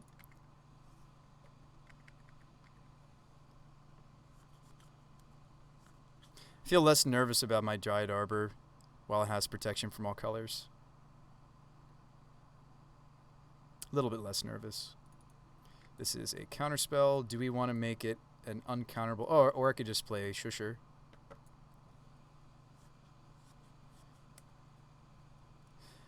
So things we can name with Cavern here. If we really want to stick Selfless Spirit, we could name Cleric. Not Spirit, we name Cleric in this matchup.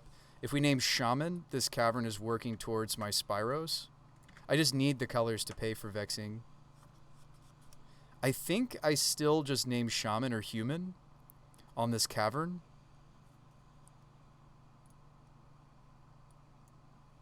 Because Shaman sets me up for better for, like it's a green source for, I mean like the Arbor Elf does give me green though.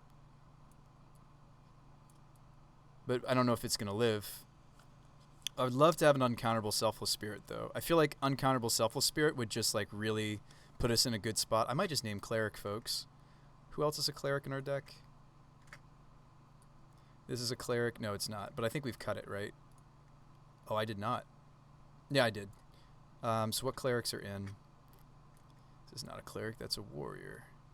Well, yeah, you're a Cleric, but I've cut you. This is a Cleric, but I've cut you. The Clerics were the Blade Historian is a Cleric. This is a Warrior. Well, these are both Warriors. That's funny. That's kind of nice that both of like our 4-mana finishers are both Warrior for Cavern. I am playing 3, so I need to start to think about what I'm naming on Cavern. Cleric. This is also a Cleric. Okay. So we could name Cleric. Propeep says you can only make color mana for the type you declare. Can't cast Vexing if you say Human. Yeah, if I can name Shaman, but I could also make sure that this Selfless Spirit happens. I think I'm going to go with making Selfless Spirit uncounterable. Arbor Elf. Selfless Spirit. Make sure that goes into this stack. There we go.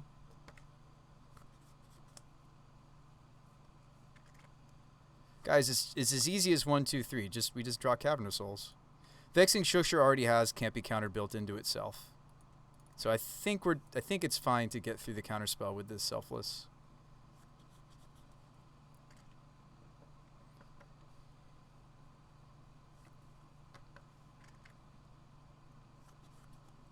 Okay, so I could Pyre of Heroes here, or I could get the Shusher going. Let's get the Shusher going.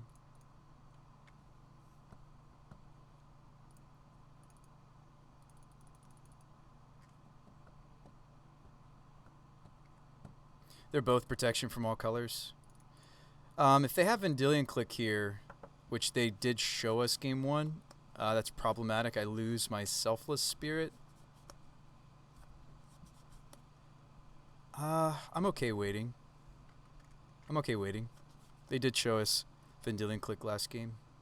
It's very possible they're just trying to steal my Dryad Arbor, though, with their Archmage's Charm. That's what I would do if I was them. I would try to steal the Dryad Arbor.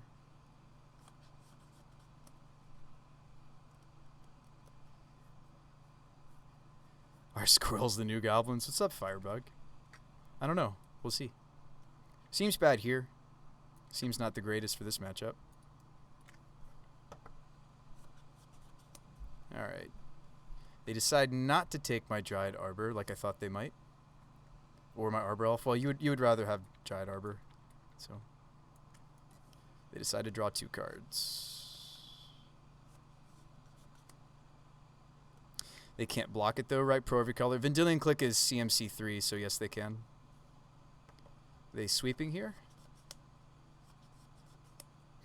You sweeping here. Prismatic Ending on my Favor of the Mighty. Okay. Prismatic Ending is so good.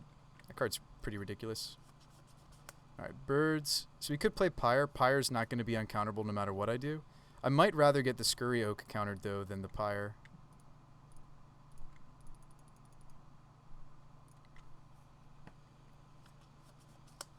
Oh, you know what? I was supposed to make that spell can't be countered. Oh no, I guess if in response, I could have gotten the pyre on the table, right? Because I have Shusher. What am I doing? That was maybe the play. Do we even want to play around them? I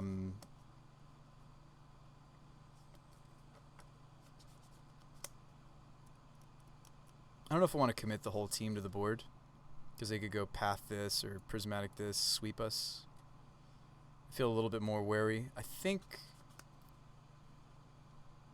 Sorry, they can't block this with snap, so we should swing with spirit. But I'm trying to figure out if I forgot this has flying. I'm trying to figure out if I'm supposed to play the birds or not. I don't think I do.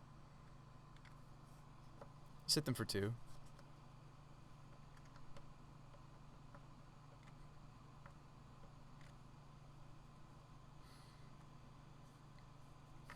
We're doing fine on time. We're at 15 minutes. They're at 12. Sorry, nearly 13 minutes. We might see Teferi.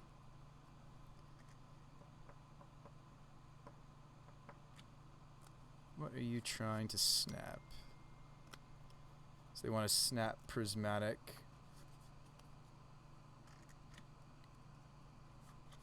Snap prismatic my selfless spirit?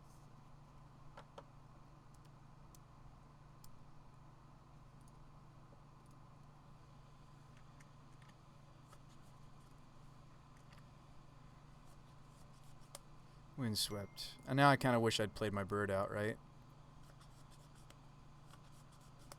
This is where I wish Scurry Oak could turn into Winota.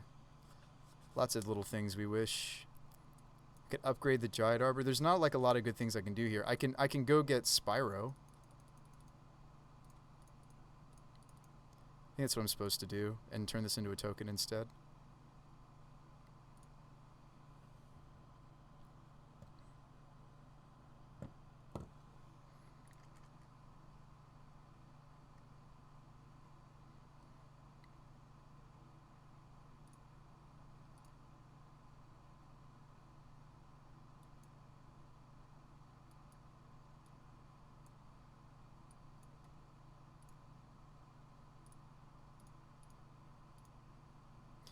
So am I okay getting rid of the Shusher? There's nothing else I can really do. We're not playing the thing that I can... I mean, it's gonna grow the Scurry Oak. Yeah, we kind of have to.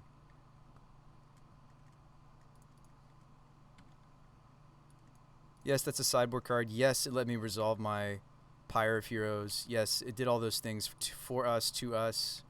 Opponent might just easily have a dang here. I don't have the ability to get the Selfless onto the table. Very possible that they're just killing us here. If we see them block, yeah, they have a sweeper, if that's how they're blocking. So, it's probably game. I just couldn't keep the Selfless effect on the table. It's not like I have nothing. Like, they're going to sweep me here. I'll have a Flashback Spyro. I'll have a Glyph Weaver. Like, we'll rebuild, but it's probably going to be too slow.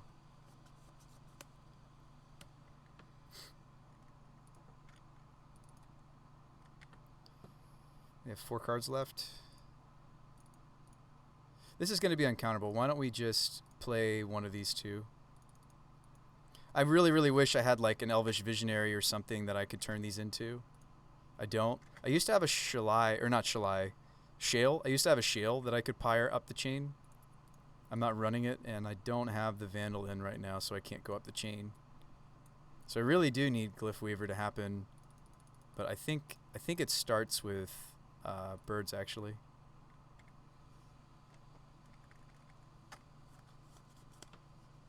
The fact that I didn't immediately pyre this should tell the opponent that... I mean, I really, really wish that we had access to Ignoble.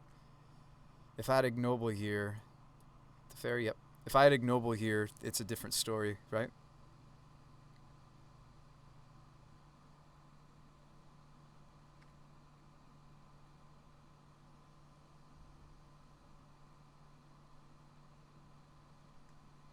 We probably play Selfless next turn. But I'm just afraid the same thing happens again, right? They can Teferi -3 the Glyph Weaver. Does this take my bird? Sure. It's fine.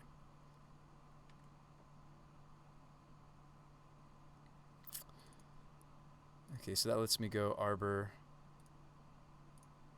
Excuse me, Arbor Cleric.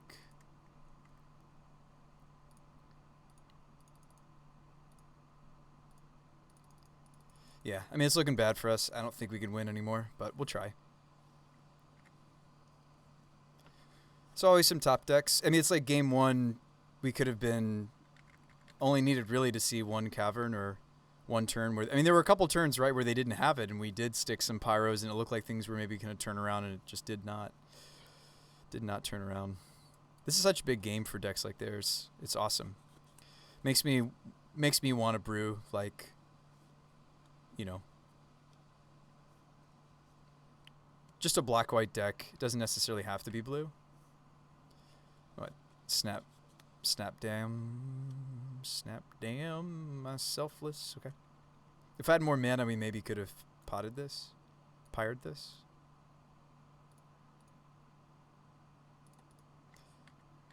Making the Arbor Elf indestructible is not really all that important. And again, against these blue decks, like, it will be really nice for me to have more things to pot up to. We cut some of them today because I wanted to try out the infinite squirrels. And I don't necessarily think it needs to be a 4 of and a 3 and a 2 of in this deck. We have a lot of tutoring potential. So I don't think we necessarily need that many copies. It's like, sure, sticking this in this matchup can be so good, but doesn't seem like it's good enough here. The fact that I can't turn this into the Elvish Visionary was really good because you can go Arbor to Visionary to... That's fine. You can go up the chain that way. So I can't actually cast this here. It's just going to make us lose. That's what we get for early game naming Cleric. We could have just named Human and just hoped. We drew both of our basic planes. We could have just named Human even though it didn't help us then, because we know ultimately that's what we want the Cavern of Souls to be.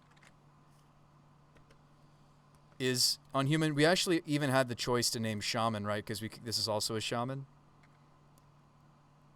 We had the choice to name Shaman. We decided on Cleric because I wanted to make sure that the Selfless Spirit I had in our opening hand was uncounterable. I think they J-sealed, right? No, they brainstormed. And it's okay. Like, we made some adjustments to the deck. Again, I'll say it not to sound like a broken record, but we cut the oh,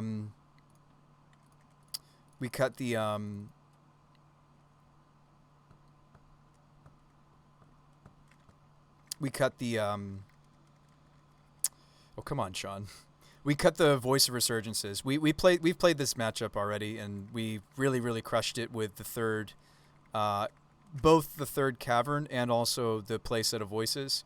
If we want to go back to maybe making this matchup a lot more palatable, I mean, but not everybody's playing Esper Control. There's a lot more right now just because we want to, you know, just like we want to play with our new toys. And I'm actually working on a control deck of my own. Let me show it to you guys. We were working on this with the help of one of our friends in the chat. They suggested, Brew Spy, please brew around this deck for me. Let's see. Sharks.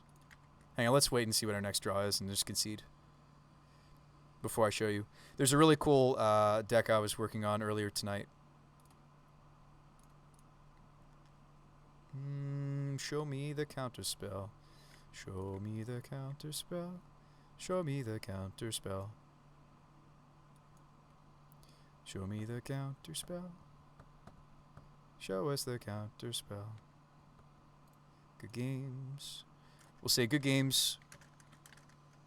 And luck with the rest of your league. Like, we know how to make that matchup more winnable for us. We just decided not to do it tonight, and that's okay. Real quick, here's the list. We switched out there's about 6 or so flex slots in this build.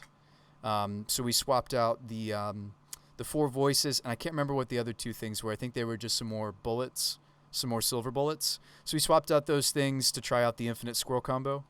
Yeah, we might just switch back. There might just be too much blue. People are dusting off their counter spells. All right, let's see. It might actually be in our legacy section. It was originally a legacy deck for me, and then we saw that should be Shark something, right? Sharks. Shark Tank. So we took this legacy shell that I was working on before, minus these. So we took a legacy shell and we turned it into a modern deck. This is a legacy shell I was working on a while ago. Should be called Shark Tank. Hang on, maybe it did move it to where it's supposed to be. Let's go back to my modern deck lists. So Shark Tank uses Replenish. If you guys aren't familiar with Replenish, Replenish is a... We are going to finish the rest of the Squirrel League, don't worry. But I just wanted to show you guys that, no offense to what my opponent's doing, I do think that's the better control deck, perhaps, to be playing right now. But I do have a control deck I'm working on, and playing against them made me think of the deck. Here we go, Sharks. Sharks. Come on. Here we go. This is modern Shark Tank. I'm not sure if this is the right 75. We just slapped this together, so this is like version 1.0. How the game's been tonight? A little bit not great. Actually, we had a really, really good game against a Death and Taxes opponent that was fairly interesting. One of the weird decisions we made, originally I just threw in 4 counterspells, but we talked about it, and we actually think that this deck might rather have some number of remand, or a split thereof. So check this out. So we're cycling these enchantments, right? We're cycling them into the bin. And what you do, we're just playing good, just control-y kind of cards too, like Prismatic and such. These are all kind of curved like this. I won't curve the lands except for maybe the Field of Ruins, because those are pretty often what they're doing. Same with the Talaria West. Talaria West is just extra copies of the Resurgent Belief. So Resurgent Belief says suspend 2, return all enchantment cards from your graveyard to the battlefield. So it's essentially a replenish. There's an equivalent that's legal in, you know, Legacy, Vintage. So what I was thinking of doing is rebuilding my Replenish Sharks deck that I was playing in Legacy into Modern. So Replenish is 4 mana sorcery, return all enchantment cards from your graveyard to the battlefield. So we just have to live long enough to suspend one of these, or maybe we play more than one As Foretold and we just cast it that way. But you're just returning all these cast outs, you're returning like even the Seal, you're returning the Porphyry nodes, you're returning these Sharks. And there might be some anti-synergy between the Porphyry nodes and the Shark. Resurgent Belief doesn't let you choose. You must return all. So we might not want to play the Porphyry nodes in the main board. That might be a sideboard card. I'm not sure. Maybe we just play Third Path main, or Second Teferi main, or even Second Force main. I'm not sure. But anyway, maybe Porphyry nodes is more of a sideboard card. Or we could just play the second Seal of Removal. Not sure. Cycle Omniscience, using the cycle. And the problem is it's the next Groaning Phoenix. So as much as I'd love to do that, I don't think that's worth, unless we're going to use it as a gift on a given target and we play like more gifts or something. The first gifts even is pretty cute. Whoops. I don't think I want to do that. Maybe we just main deck the explosives. It is another Talaria. Oh no, Talaria West also has Blast Zone to find. I don't know. Yeah, I'm not sure. Lots of just little things to think about. So yeah, so you get back these, you get back the... So what are we getting back, Bruce Spy? What's the big deal with Resurgent Belief? What do you actually get back with this meme of a deck? So what we're getting back is, hopefully, some combination of, if they were to counter or Thoughtseize and As Foretold, you can get back. I mean, pretty much I just put all our different enchantments in this pile. These all you can get back. These all you get back. And these all you get back. And this is very similar to a Legacy deck I was working on. So you get about these 14 or so cards back with the Resurgent Beliefs. I would even argue that the Gifts Ungiven itself has synergy here, and the Talaria West is kind of like a 5th Resurgent Belief. Alright, you're going to be tinkering with some sort of Resurgent Belief deck. I was thinking about Self-Mill and Unmarked Grave, put the things I want into the bin. That's an interesting take on the deck. I just wanted to kind of mimic what I was already doing in a Legacy deck, but do it in Modern. So that was kind of the heart behind this Shark Tank build. Tank because they're in the graveyard, I think, is why it's called the Shark Tank. Sharks because Shark Typhoon. Yeah, and like, so this build, like, we would be doing that a little bit less. We would just be kind of playing more of like a blue-white control kind of build feel. Like, we're removing things, we're countering things, we're tapping things, We're suspending this. We're cycling things. We get a Shark Typhoon back. We get a Cast Out back. We get a Lay Claim back. Steal their thing. Steal their land. Steal their Planeswalker, whatever.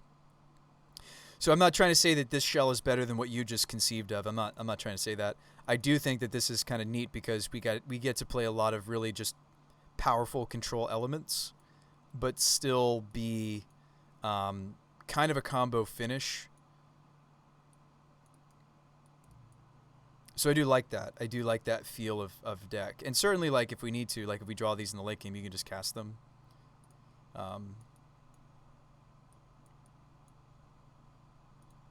Different but equal ideas. Oh, they're very different. They're on very different plans. Yeah, and I do like the idea of a deck that's got enough permission in and of itself, right? You know, things like Teferi and such, to kind of force through our Resurgent versus just trying to burst it through. I'm not saying that's worse, though. It's actually a 2-drop as well. These are 1s. Prismatic Ending is just so nuts. That's going to be great. All right, let's finish our league, but if you want to play this deck, definitely this might be a good starting shell for you. And let me know how it goes. Let's finish our league. We were playing against Esper, and it made me think of a control deck that I'm developing. As soon as I can borrow MH2 cards, like Shark Tank is something I want to work on. Like, I don't think that we've ignored Esper or other blue decks. Like, look, Veils and Shusher and Teague. We've got ways to not die so bad to the... Like, we've taken a lot of countermeasures for the match you just saw us play, and certainly the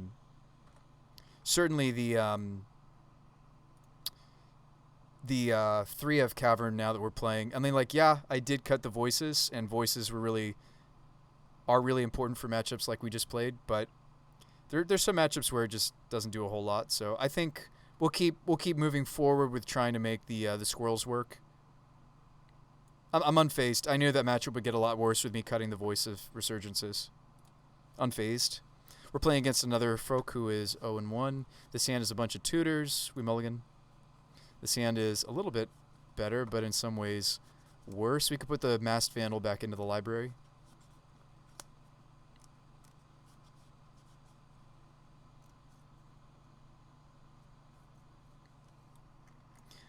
My opponent likes sharks. All right, hey. Good luck and have fun. Oh, switch. Keep and tuck the Masked Vandal.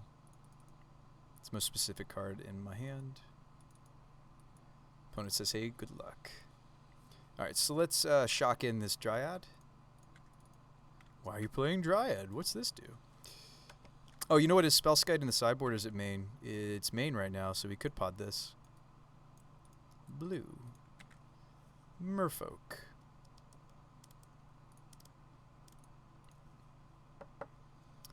Since I have Spyro in my hand, I don't have the luxury of going and getting the Dryad Arbor, right? I should just play out the Pyre. Yes, I could use the Dryad Arbor and, like, tap Dryad and all this stuff. I think I'm just going to play the Pyre. Hoping to see third land, right? We're hoping to see, or even another Dork. I'll take a Dork. They force pitching a Tide. Your turn. They're playing Tide Shaper, too. Our per Merfolk opponent is also 0-1. It's a hard day to be. Do you want to Rishadan me? Spicy. Land drop, please? Nope. Swing. Even if this was Bird, we'd still be behind. They do have their second land. So they did miss a land drop, but now they can just play their Silvergill Adepts and such. But that means they're not tapping me down if they tap out here. Yep, there's their Silvergill. They show me Reegery. It's good information to know. They have a Reach that unless they top another mana source they can't cast. They're going to attack me for one. That's fine. Yeah, Rishadan's sweet for their deck. Cavern, awesome. Human, sweet. Best card in our deck we're resolving right here. And the Loam Dryad's going to have mana buddies, so we'll be okay. We'll dump the Grace, even though it's good in this matchup. And we will tap this Elemental, make a green, play this Elf. We're all set up, ready to go. We kind of hope they tap out, right? I kind of hope they tap out and not have their Dismember ready for the My Winota, and we probably win. Please tap out for the Marrow Regery. Awesome. We win. Probably. Probably win. I don't need the Spyro. I could block with the Spyro. Doesn't give me a trigger.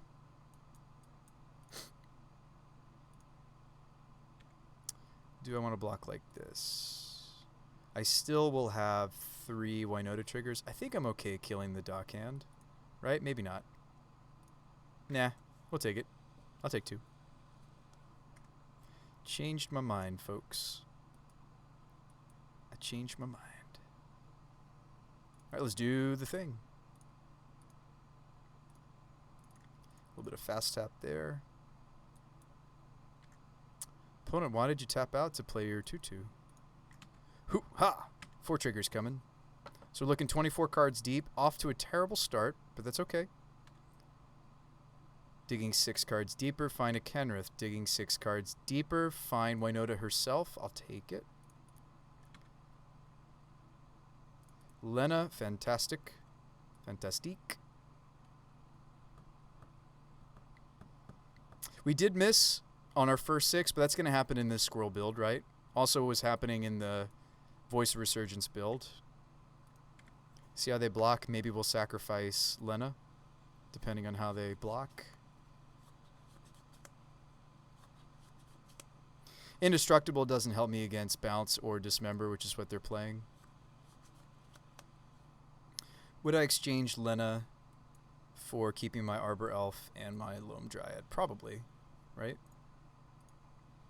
I probably would. Put them to 6. Alright, they need a Terminus. What is that one silly, like, blue return everything that they could be playing as a miracle? I don't... Devastation Tide?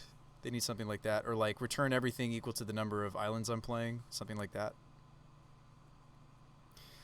Like, they need to make one of my lands an island first. And then they need to play another... They need, like... Oh, Tide Shaper.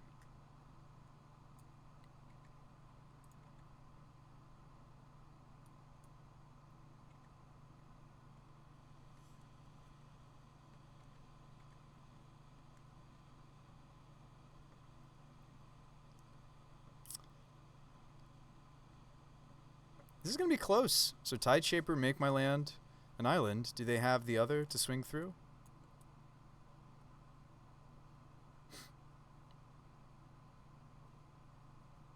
Yeah, Tide Shaper's sweet because it's as long as it remains. You don't have to play as many Spreading Seas, although I'm sure they still play some Spreading Seas, of course. Do they have the other merfolk that lets them swing through? They need something that paints everybody with Island Walk. And I might die. It's cool that the Reach untapped the Mutavault and they had the mana to pay for the kicker. It's kind of neat. I think we're good to go, though. Like, they need to kill this. They need to, like, dismember my Winota. Yeah. I think even if Winota was off the table, I still have lethal, right?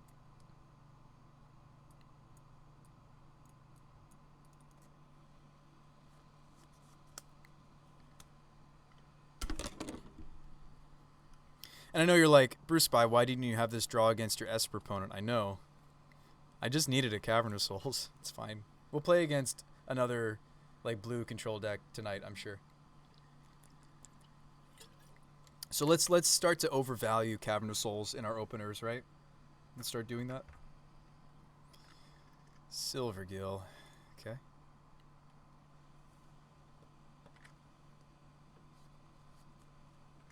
And you're going to draw a card. Sure. I mean, I do care if they kill the Winota. I mean, they're digging for an answer to the Winota, but I don't think it's actually enough anymore. Because, like, if they swing, I might not even block. I mean, obviously, I want to make sure I'm not dead to, like, Vapor Snag. I might not block with that many soldiers and then just crack back, kill them. Alright, so spells can't be countered. Might be where we want to be. Veils stop their Vapor Snags. I do go bigger than my opponent, so, like, Favor does stop Vapor Snag. Lynn Valis stops their one drop guy, but I think that's not worth. Apparition's fine in this matchup. So these are maybes. This is no's. Prelate stops Snag. Could also name 3 to stop Dismember, but that turns off my evolutions. Timely's good when they're on the play. I don't want to fall behind. There's lots of creatures entering the battlefield in this matchup. That's fine. I don't think we need the selfless effect, so I might even cut Lena. Although Lena's so bonkers, never mind. She's just really bonkers. Let's still play her. I remember when I thought this was going to be a meme, I was testing a singleton, and now she's like in every single build of Winota I've done, period. This is a matchup where I definitely want the Scurry Oak combo, right? I just want to be able to do that. Let's actually keep Herons in. Let's cut Magus to the Moon. Let's cut Ooze, too slow. Vandal could stay. How am I going to shove all these cards in? Kenrith could go, actually. I don't really need to trample over in this matchup, right? Their creatures just get big, so the trample is less impactful. Might cut Kenrith, actually. We want to go wider than them, not swing through them necessarily. I rarely cut Kenrith, but I do think this is a matchup where I'd rather have Grace, Lena, Blade than Kenrith, actually. I know that might seem strange to you, but Entity also can help us swing through them. So I can't run all this stuff.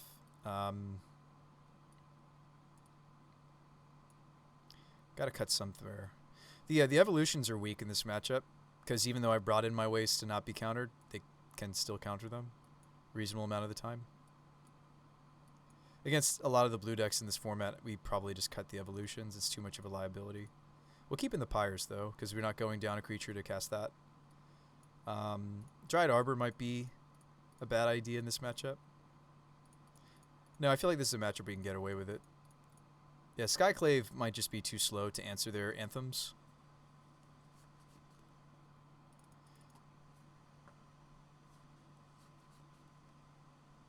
I don't know. We're just interested in the token side of Lena. If I'm not also really that interested in the indestructible side, maybe she does get cut. Let's cut her too. We really want her when both the tokens and the indestructibility is important, and I don't think the indestructibility is as important in this matchup. All right, sideboard card, half the combo, sweet. Keep it. This hand comes out of the gates relatively quick. We'll have uncounterable. I might name Warrior on this. Both Denizen and Winota are warriors. I might actually name Warrior on this, but we don't have to decide just yet. Let's go Bird, go. Go Bird, go. We don't have to decide what the Cavern is yet, but that's something for me to think about, is that both of our 4-drop, kind of combo piece finishers for Winota, these are both warriors, which is nice. They're both the same type. So we might name Warrior, and that also works for like my other changelings. I wonder what other warriors I'm playing. We usually name, Human or Shaman because the red on Spyro is tough. Silvergill add up the reveal. Okay. Speaking of Winota. Alright, so we can pretty confidently name Warrior, right? Or even Human. I don't have to. I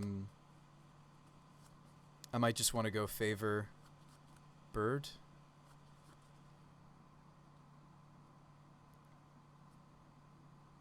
I think we'll have enough colors that I can get away with this. Let's go Warrior.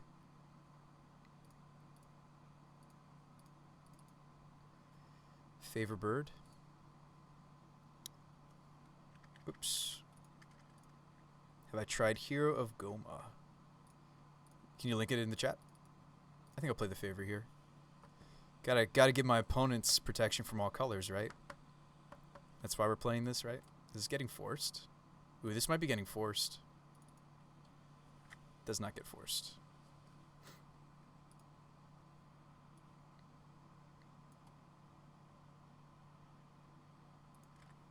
Oh, that's cute. Oh, I don't think we need it, because Winota's already doing that for us. As we pull humans out, we're making things indestructible. I don't think we need that, but I appreciate you suggesting, Phoenix. Our deck already is making like half of my attackers have that naturally. But I do appreciate the suggestion.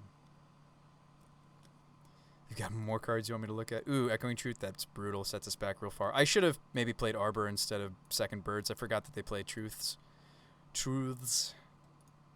That really wrecks me, actually. Let's play around it this time.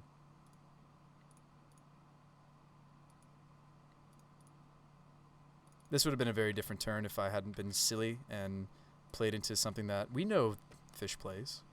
We know they play that.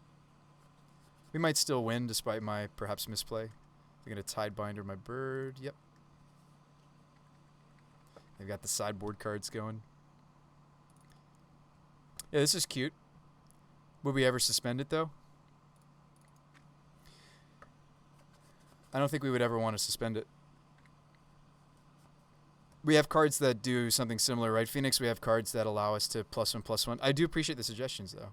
We were playing with, there's a 4-drop that for each creature that comes into the battlefield, they gain +1/+1 to all creatures, which does loop with the squirrels.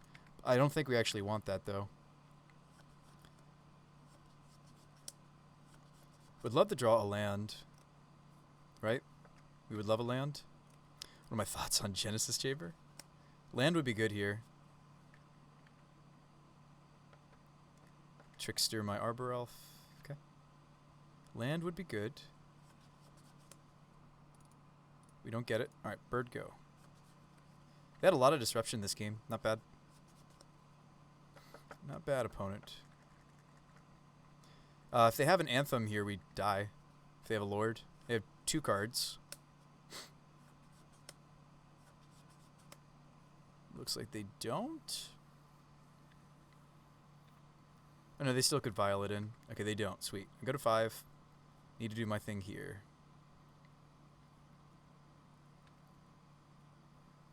They have this 3/4. So I pretty much have to hit. I mean, if I Spyro, they lose protection and my blocks work again, except for the Savelin.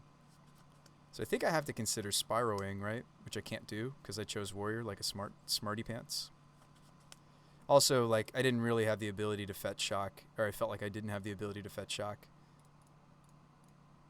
Red. I mean, Winota blocks, and if we get a Spyro, like, I might just hit a Spyro anyway. And this is going to take the indestructibility off of all the others, except for Savelin. So give us a Spyro, please. Hey, we hit the card we were trying to cast anyway. I'm going to dump the Historian and the Winota. Well, I can't cast the Spyro. Oh, I might be able to. Oh, no, this is don't untap. So maybe. Yeah, let's keep the redundant Winota. I get to play a Dryad Arbor as well. So they get to eat up my Dryad Arbor here with their Savelin. We did take the first game, so this is not over yet.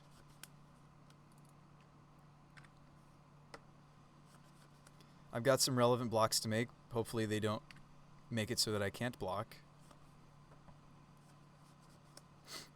They have 2 cards. For what it's worth, we have the full squirrel combo in hand. But it may not matter in this matchup because they can swing through.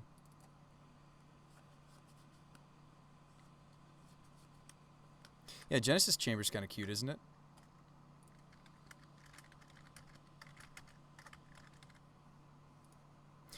You see this card. I just want to show it on screen so other people also remember. Non-tokens make mirror tokens. So the cool things about Genesis is you could play like you could do like a Norn the Wary kind of shenanigans. You'd probably put at least a singleton Norn the Wary. So going down to 5. So this block is a freebie, but I may just want to take it actually. No, I can't afford to, right? This block looks good to me. This block looks good. Now, if we're willing to do this block, I free up my bird. I get my bird back if I do this block.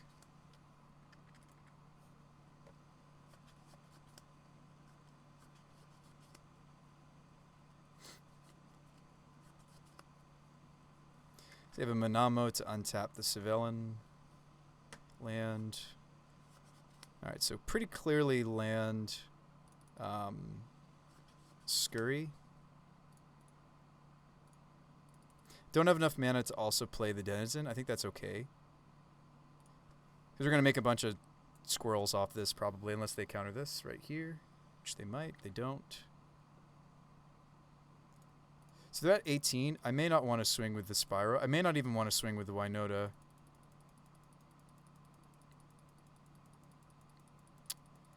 Yeah, with them being at 18 and I've cut some of my more high-impact humans, I think I just want to grind here. So we are going to dump the Denizen. I don't have a choice unless I chose not to take the Spyro. It's okay. We have tutors. Yes. Make a squirrel. We have ways to get to the other Denizen, which is, again, like another big reason why we should just play.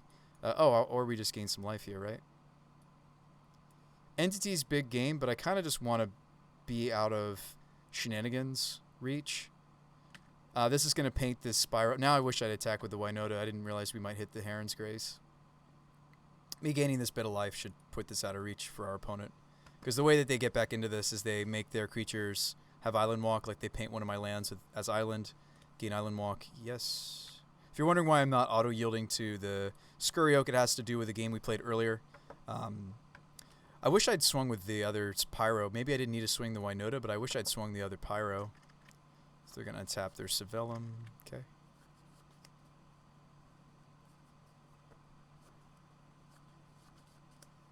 Block my Spyro. This has Pro All colors right now. We made 2 squirrels out of that. Sweet.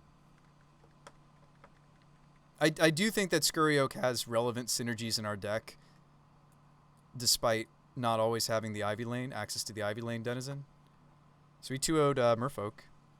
So, like, we're losing to some blue decks now since we swapped out of Voice of Resurgences, but not all blue decks people want to be jamming, right? Oh, sweet. All right, we're 1-1.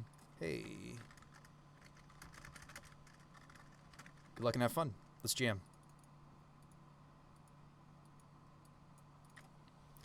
I hope you guys have enjoyed us working on this for the past month and following us along.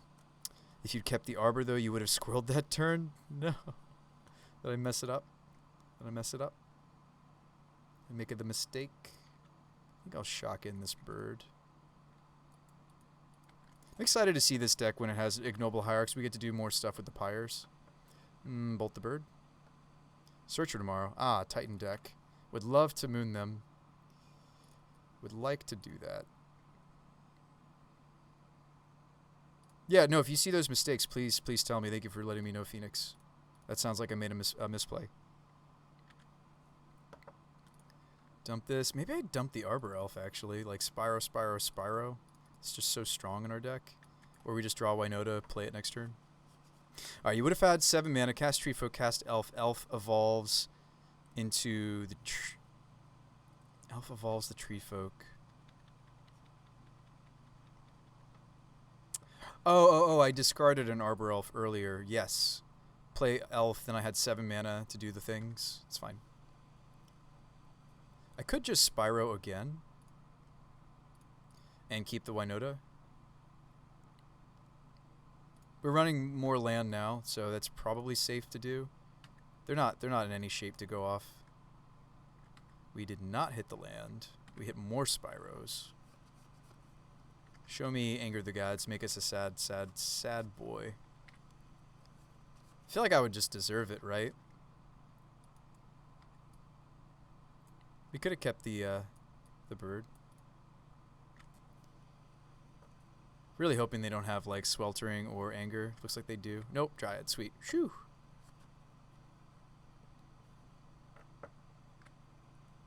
Land, please. Wrong land. Uh-oh, we're in trouble.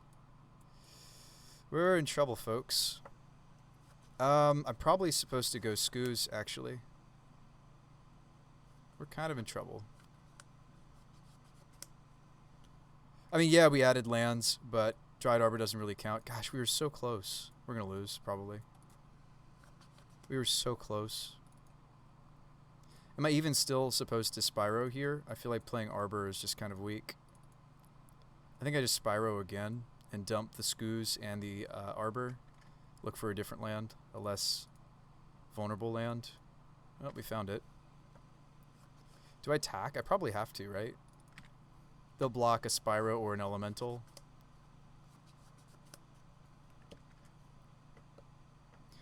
That's so sad. Like, we have tutors for Magus of the Moon. That would have been great. We have just fourth land. Just fourth land, but not the... I should have been more specific. Deck did give me fourth land, but it was kind of a not land. So Me saying that we have 22, 23 lands, 22 lands? Yeah, me saying we have 22 lands and a bunch of dorks is not necessarily true because one of them is a slow land. Not really a land. Search. Valakut. I mean, I'm really hoping that's what they're doing, is just Valakut value here. Kill another elemental. Oh, they know that I'm doing the Winota thing. Okay. The Blade Historian maybe gave us away. So they're just trying to take out my my tokens. Seems correct.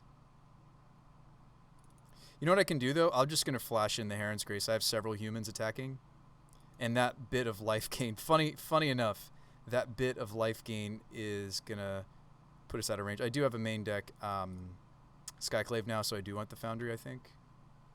Yeah, I think I just flashed this in, right? Like, playing Winota only gets me one trigger now, whereas this Anthem's my team. And yeah, this is a funny situation, isn't it, folks? Swing. See how they block.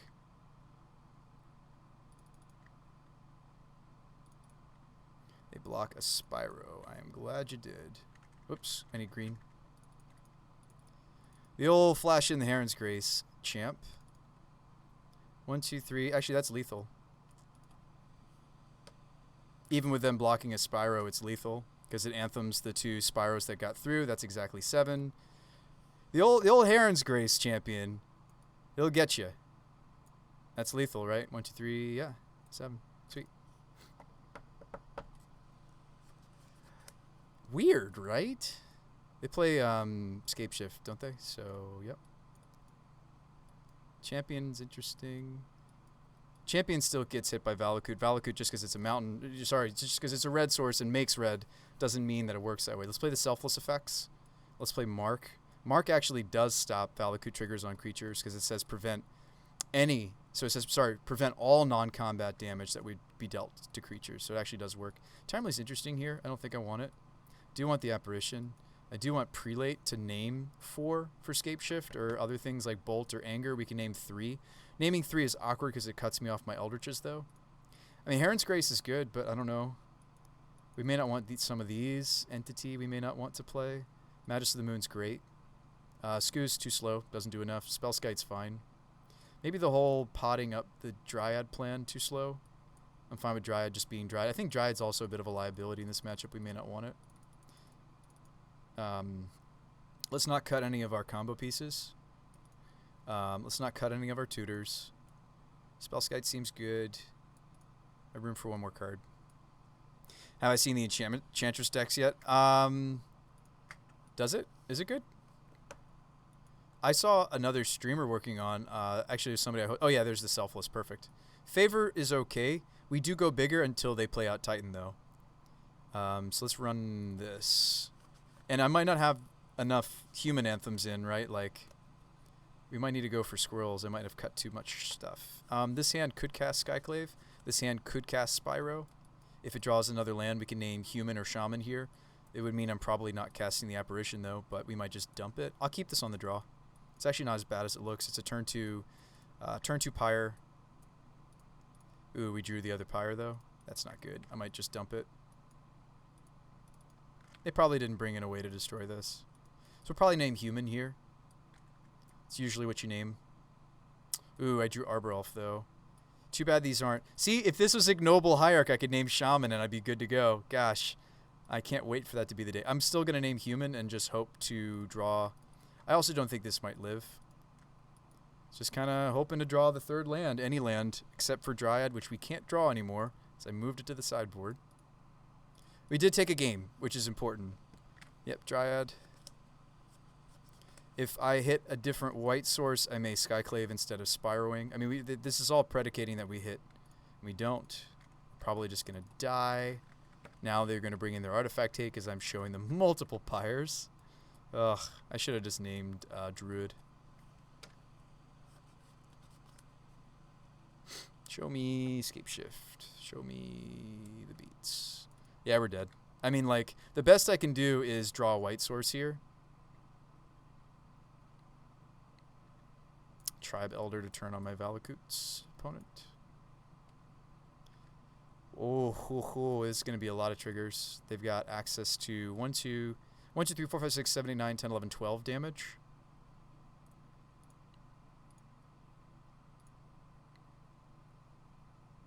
Let's run it back.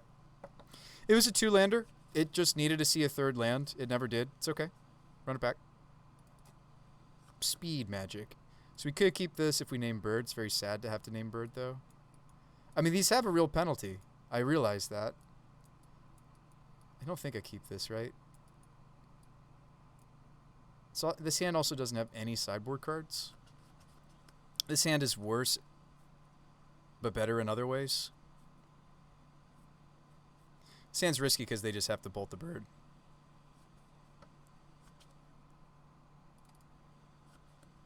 I like this 5. I'm sad that we had to go all the way down to a 5. Dump the oak.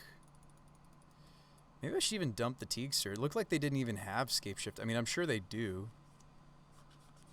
Let's keep our duels, right? Well, this Cavern doesn't really help me cast Teague and also others. But if I don't keep these two, I might not get to keep the Spyro. A little greedy, but... this is me hoping for a different land for the Teague. So we're going to go like this, and we're going to still lead out...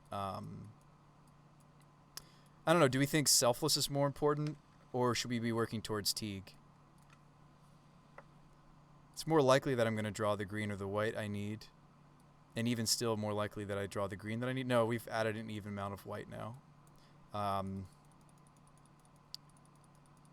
mean, Stomping Ground's just overall better for us, though. Just in our deck in general. Okay, well, now we get to do both. We named Cleric, not Human here, right? They're not Spirit, excuse me. Well, that's not necessarily true. So I'm playing, I am playing the Skyclave, and we're already going to have Human here, and all the other Clerics are humans. So we're actually going to name Spirit. Could try to get the Teagster in play. I think Selfless is better, though, because they're going to have Angers. So let's get the, let's go with Selfless Spirit. We'll find a way to get Teague on the table later. I think Selfless Spirit's where we... Like Selfless protects Teague. That makes sense to me, right?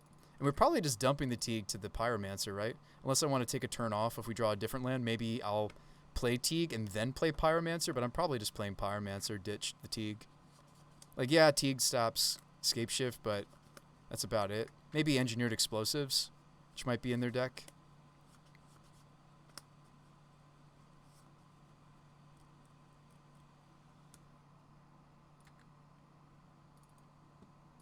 So we do get the luxury of Teaguing if we want to, and then pyring behind that. I think I will do that. Burrington Forge Tender is also a Kithkin, so I'll name Kithkin. The old Kithkin. This slows us down a little, like speeding through our deck. We also have to shock next turn, probably.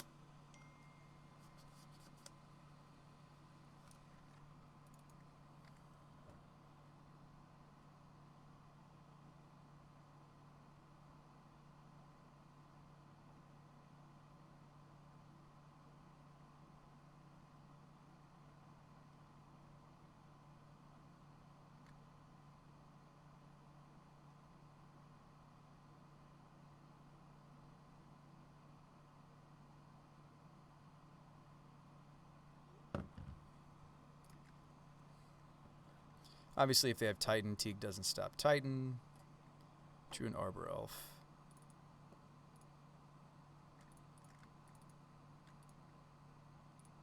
I want to make them think I might have Burrington. I'm going to leave open the this cavern. Spyro, make a token.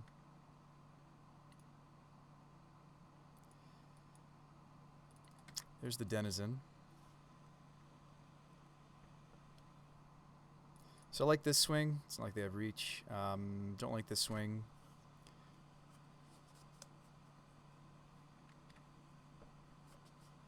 This may be them killing the Selfless, which they were planning to do anyways.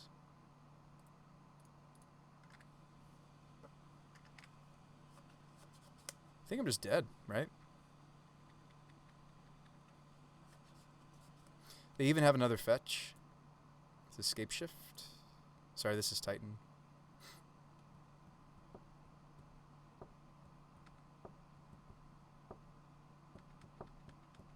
Titan, go get 2 more Valakutes. Shotgun my team.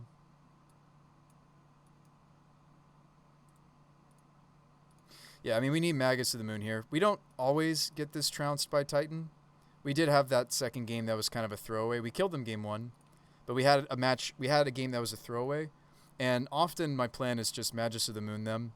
We didn't have the opportunity to do that. The cards just didn't align. We didn't see one of our best cards, which is evolution. It's very important to be able to like pod a Eldritch, like one of our 1-drops to get Magus against the Valakut derivatives of that strategy. It's okay. It happens. It is usually, though, sadly, kind of the difference. It is the difference in that matchup, though. So we didn't get there. It's okay. Let's at least pull off a 3-2. That's the goal.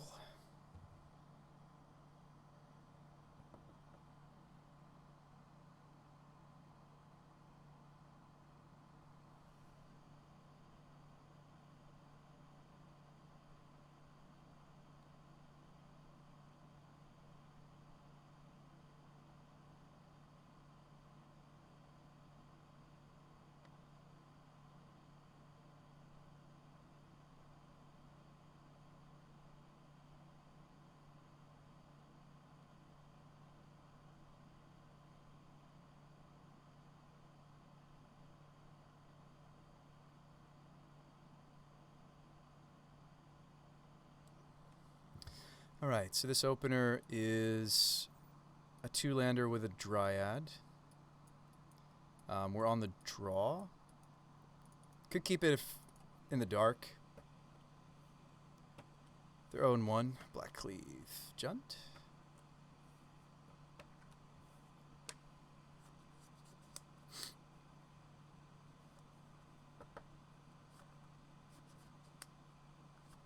Yeah, in this matchup, this is basically a 1-lander, so that's not good.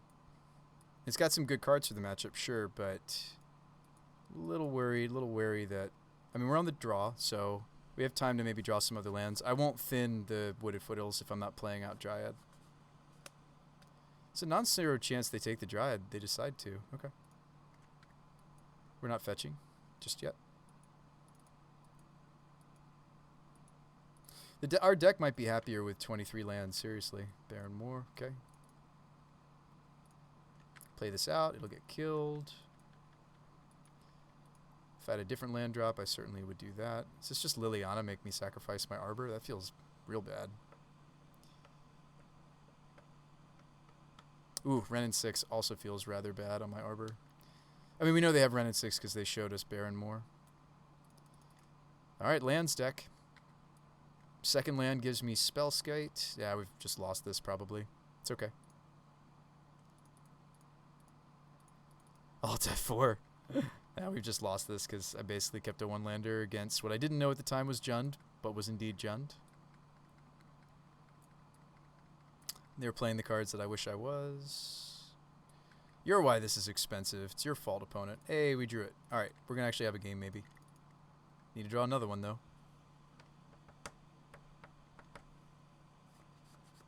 Fatal Push my Spellskite. Attack for 3 because Hierarch is a great card. Attack for 4 because Hierarch is a great card.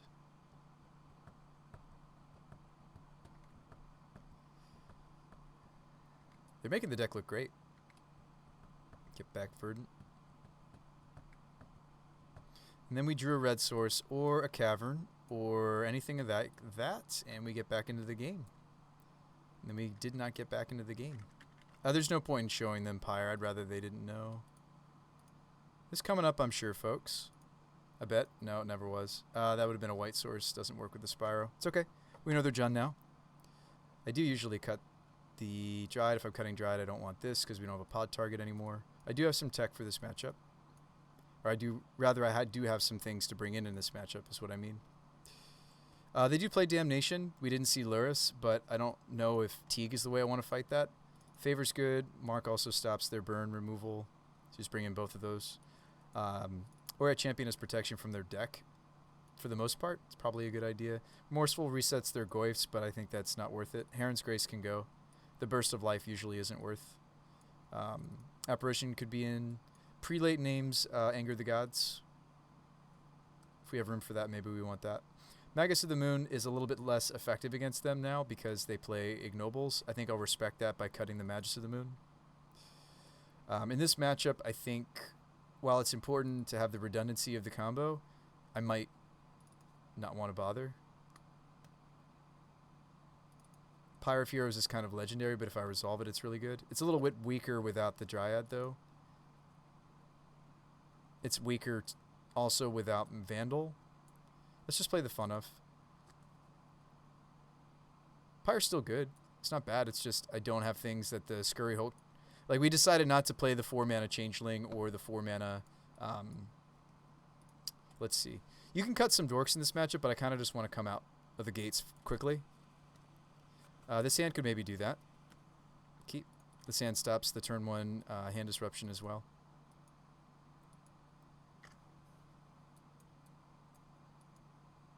I mean, our deck really is green, red, single white, technically white if you count like the Singleton Auric Champion and such.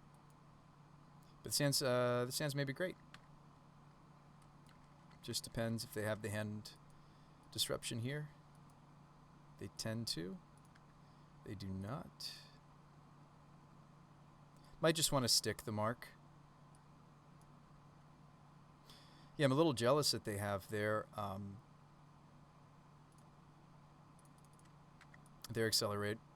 acceleration and I don't. Again, it might still be better to sit on the Veil than to play out the mark, but I'll play out the mark.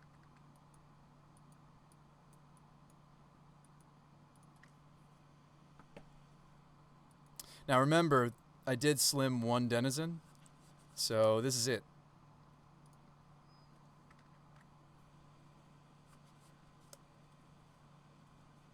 They're probably just taking a Spyro, right?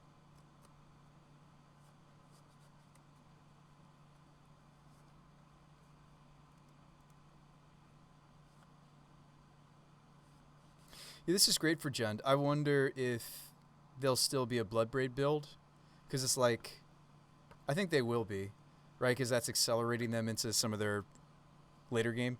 Like, yes, it stinks maybe to hit an Ignoble Hierarch on a Bloodbraid Elf sometimes, but I feel like they might still go together because the Ignoble is making them get to the Bloodbraid more quickly.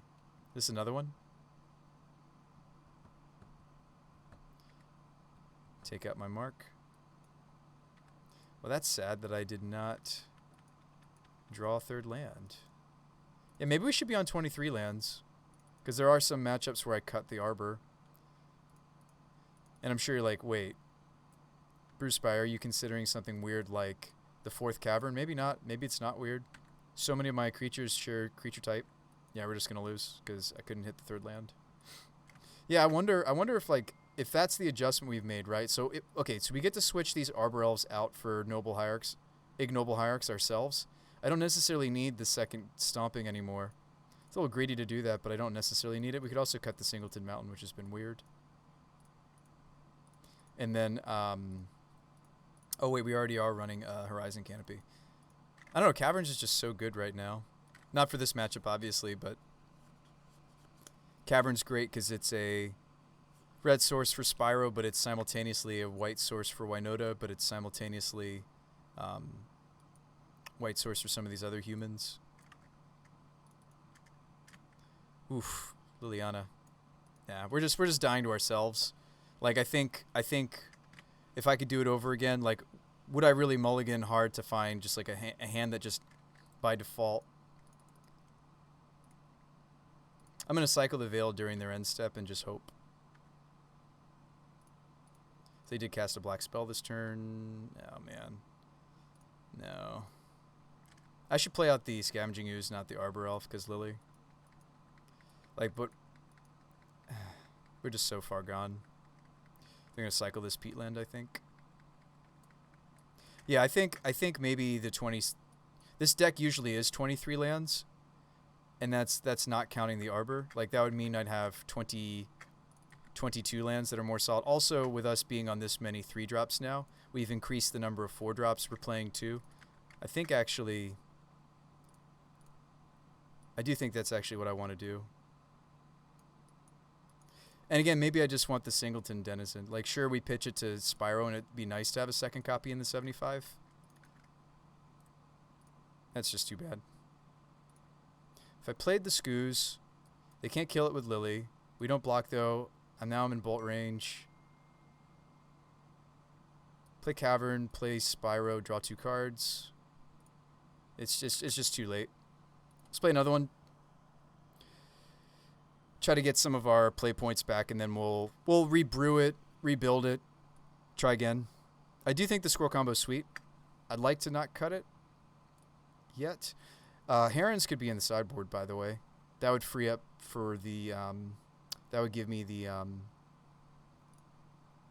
I don't know if it's a 4th cavern. I think 3 caverns is already like a lot to support. It might be the first Sunbaked Canyon. I mean, Canyon, of course, might be more awkward than the Singleton Canopy. I don't know. Kind of like a split, though. Red, red, white, white. Cut something for the Grace.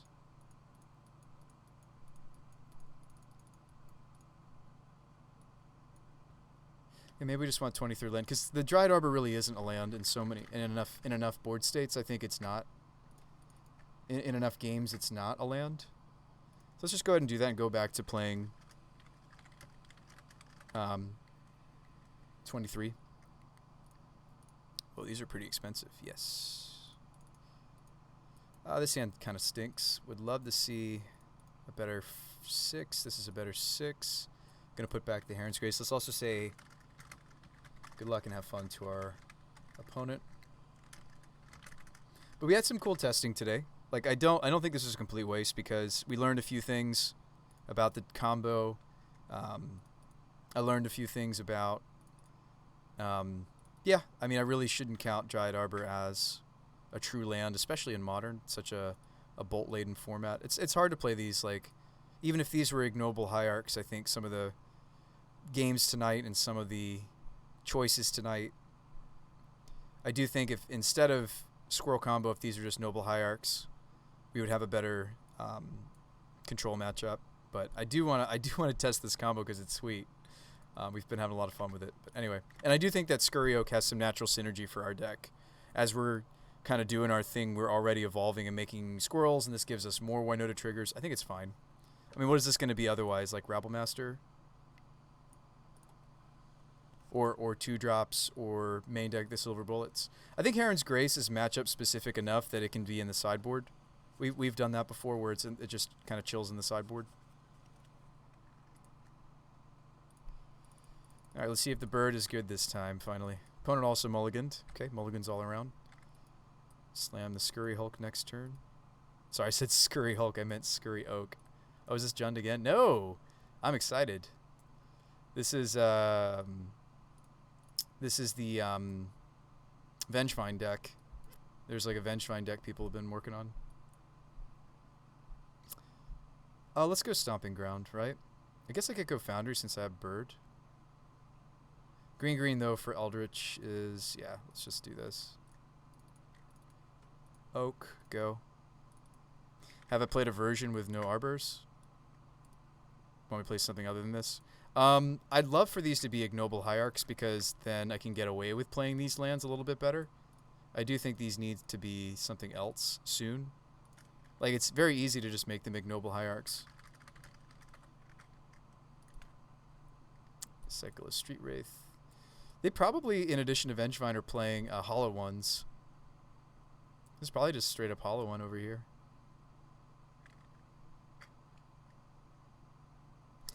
Oh, Dryad Arbor specifically? I think it's fine if I don't count it. Like, I want 22 lands that are solid, and I want the creatures that are going to consistently give us the mana. Like, maybe until we get our hands on the ignoble hierarchs, maybe I should just be playing Gilded Goose again. Gilded Goose has the benefit of giving us a better matchup against Burn. Not really so much prowess, but definitely Burn. Well, it's another flying blocker. Maybe I play these as a placeholder until, because like I think the Arbor, as we add more lands like this and this, like as more caverns get added. Yep, hollow one, you got it. 2 hollow ones. So I could get the Winota onto the table. Seems good to me. Don't kill my Winota. This is a situation where I wouldn't really attack. Probably, right? I don't know. Actually, I got the squirrel. Yeah. Let's attack, actually. Like, you might be like, no, Bruce Bye, you're throwing the Scurry Oak away. No, I'm not. It's probably going to evolve before the... So I could cut them on their second black. This won't evolve the Scurry Oak, but I think I would rather have the creature than not. Like, the Scurry Oak, yes, it dies here. Like, yes, they get to block. Oh, why not just block the other creature? That's a free block. They decide not to. Okay. Yeah, let's stop counting the Dryad Arbor in our land count. I think the deck definitely needs 20, 22. This is kind of the 23rd land. I think it'll just function a lot better if I just play the right number of lands. What did I cut to do this? Oh, I moved the Heron's Grace into the sideboard because it is more so of a sideboard card. Like it really needs to be in when I care about the life points, especially. And there's enough decks I think that don't really care about me gaining a bunch of life that I think it maybe should just be in the sideboard. We've done that before where it's just in the board. I think we've got plenty of big scary human finishers, especially with Entity coming back in this Changeling build. I think this is plenty of finisher. I think we have plenty of finishers. So let's put that back in the sideboard. It's been there before. Cookbook. Cookbook. All right. Search their library. Go get another cookbook. In the suite. Get into cookbook. I mean, more cards in their hand seems great with like the goblin lores and such. Right? So they're gonna kill my Winota here. Okay. It is 2 foods to do that. You take a bunch here. I can put Winota on the table again. Is this what we're gonna do? Down to 8 I go. So actually, let's just pyre the Magus instead of evolutioning, right? I think pyring this might be better. That seems better to me, right, than evolutioning. Stinks that we're going to lose the squirrel, though. That would be a reason why evolution might have been better. Actually, evolution was absolutely correct, because it cost me less mana. Or no, that's not true. Because we have Magus of the Moon, it actually doesn't make a difference, because like, I'd still be attacking with squirrel because I needed green for evolution. I would have left one of these untapped. So kind of either way, we're kind of at the mercy of... Yeah, we're at the mercy of the deck. Give us a good one, squirrel. Give us a good one. Need to hit pretty much Spyro here, right? So we can make some blocks. Kenrith is not good enough. We are dead. Actually, I'm not dead. I can go to 1.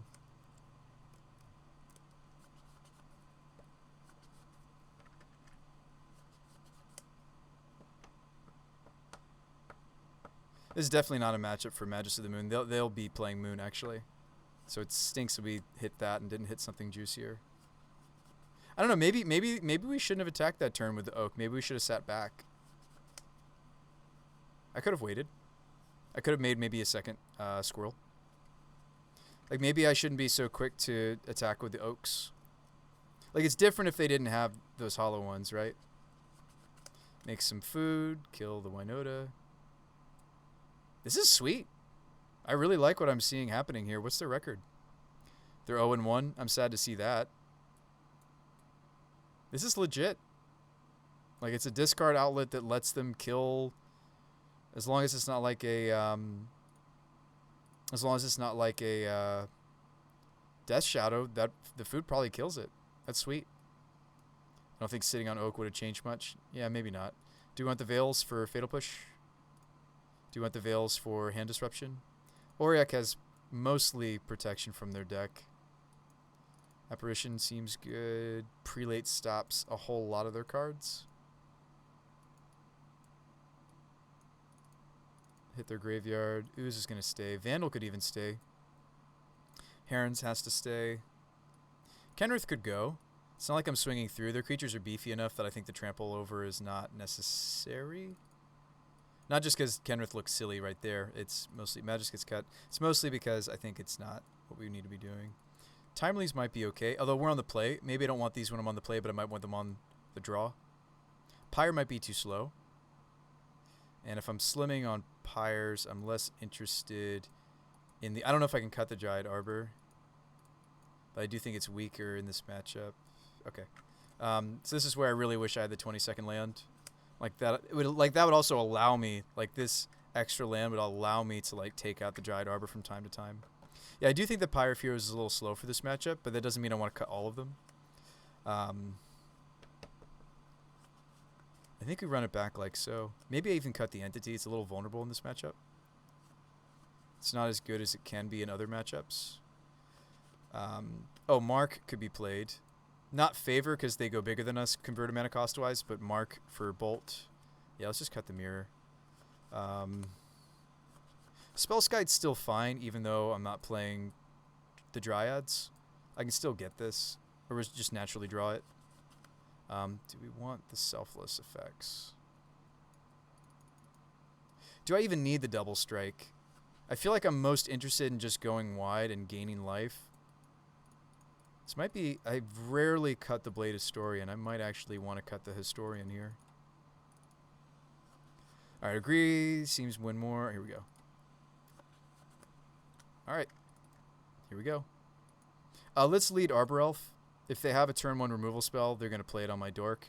And we need the white mana that this offers because second Stomping Ground. Just another effect of the Dryad Arbors. I actually don't need the second Stomping necessarily. I mean, it's good. It's a good idea to have multiple fetchings, though. Like even without, that's true. Even without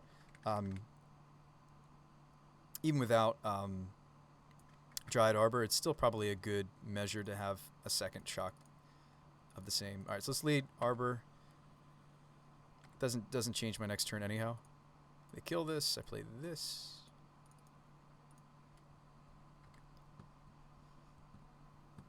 Our hand gets all sorts of jacked up. Oh wow, they're playing Headliner. That's sweet.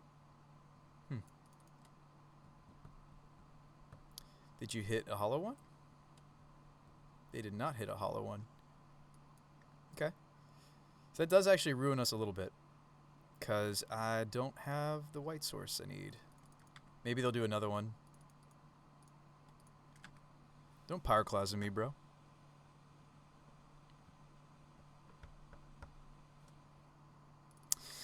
I don't think sitting on Oak would have changed much. The potential of getting another Squirrel was worth the attack. Yeah, which we did end up with the extra Squirrel. Goblin Lore, do you hit the hollow one this time? You hit one hollow one. You hit...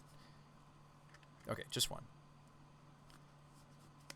Would love... That is fine.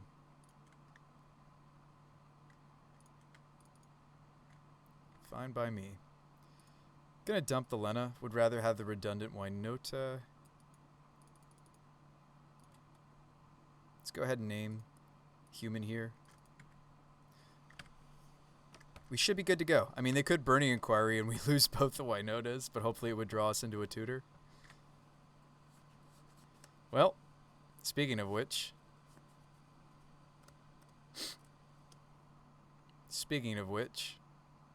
I shouldn't have said it out loud, right? I called my doom. I called our doom. Surely that's not going to be what happens, right? Surely that's exactly what happens. We lose both of them to a Burning Inquiry. I'm also missing out on the opportunity to remorseful these Flame Wakes away. Oh man. Oh man. This is a very sad panda that's happening right now. Are you gonna jam with the hollow one too? Why not? Why wouldn't you? Why wouldn't you, opponent? They decide not to. Okay. Remorseful can block a Phoenix.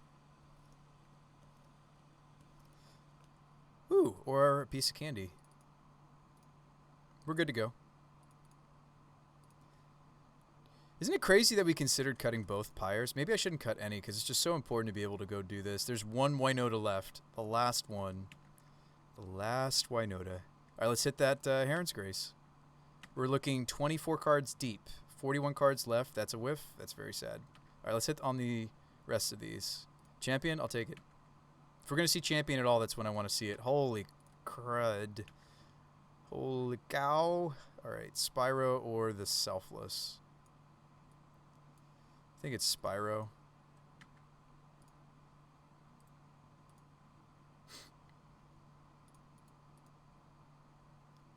Always yes, always yield.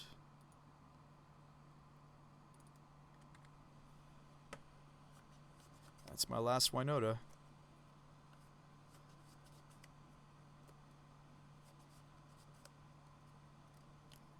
I'm going to kill an Arbor Elf. I think that's fine. Take a bunch. There it's 7.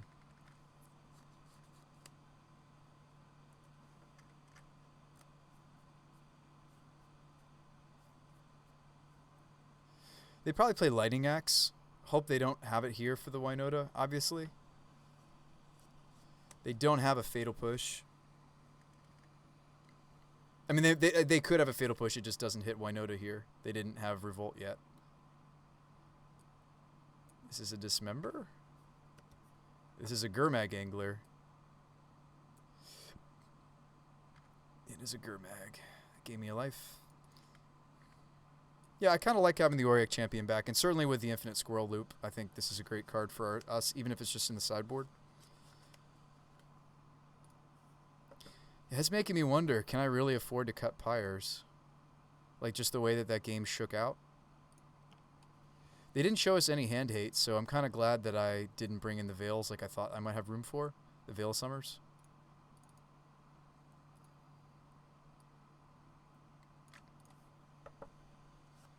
Maybe Prelate's wrong. I mean, what am I naming? 1? I feel like they just have too many different sized things. Maybe that was ambitious. Let's just run it back. I think that was maybe a bit ambitious. Let's just run our selfless effects. I think Skyclave's fine. It doesn't hit Hollow One, but it has some other targets that are relevant. Maybe this is wrong. Prelate, stop 1. I maybe should have been playing Prelate. Stop their 1s. Well, if we draw a Skyclave, that was what was going to be swapped. Oh, this hand looks good. Well, not so good, actually. It needs another white sword. The white-white on Champion is difficult. Would I keep a Spellskite hand? This hand doesn't result, though, in our combo. Our Wombo. This hand could. Don't dump a land. We've learned our lesson. We put the Denizen back because the Denizen is weak if I don't have the tree. So we will happily put that back into the deck.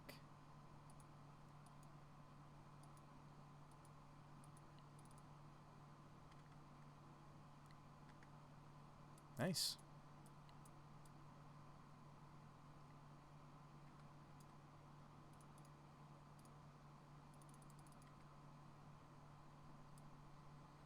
It's cool to see Hollow One with some new tools. It looks like it's basically just Hollow One straight up plus Asmore and the cookbook.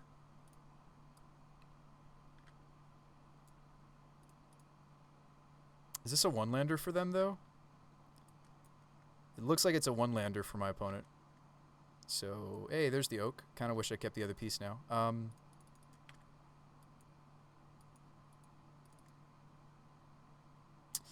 They're probably going to have enough food to shoot, especially with Squee. That's awesome. They're going to have enough food to shoot my my Winota.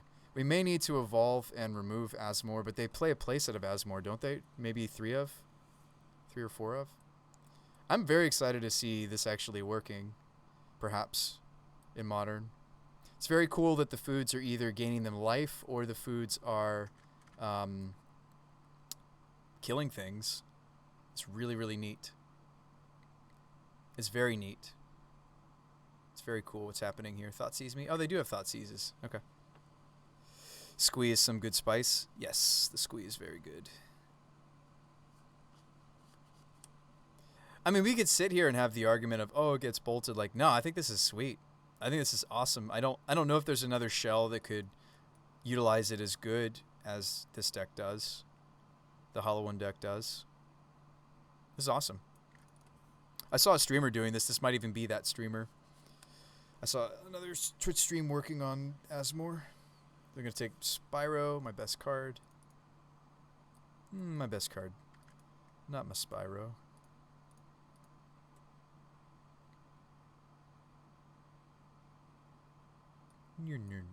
Alright, Temple Garden.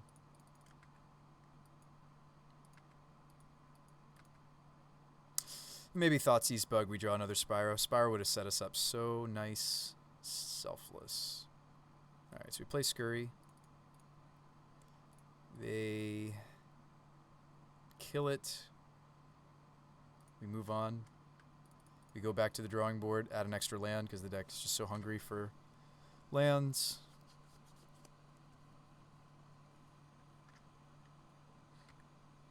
Cook in a book, book in a cook, squee for the cook in a book.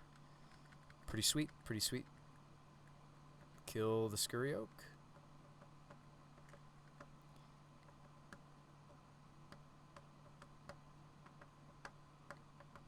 What is the sweet number? At least 15.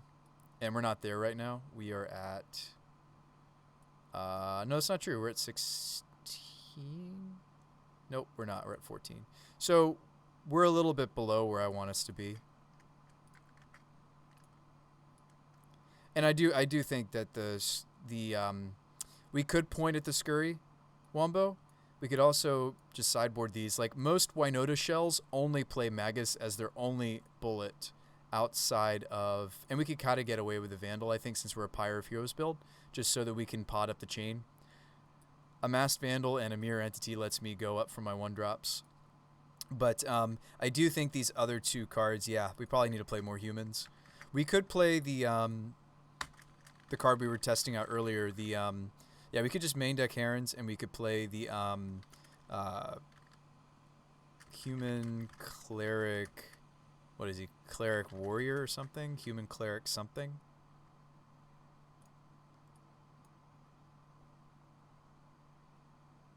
Nope. Human Cleric Soldier. There we go. I don't think it's great, though. The Gold Knight has some synergy for the Scurry Oak, but I think I'd rather... I don't know. That's 15 humans right there.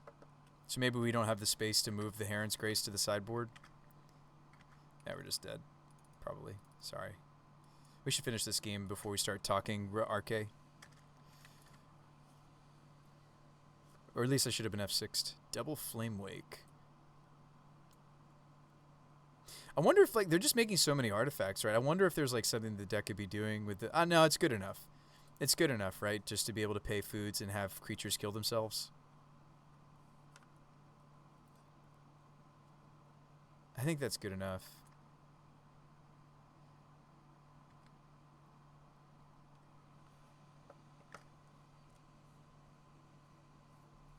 You know what's funny is if I hadn't mulliganed the other guy, we had infinite here.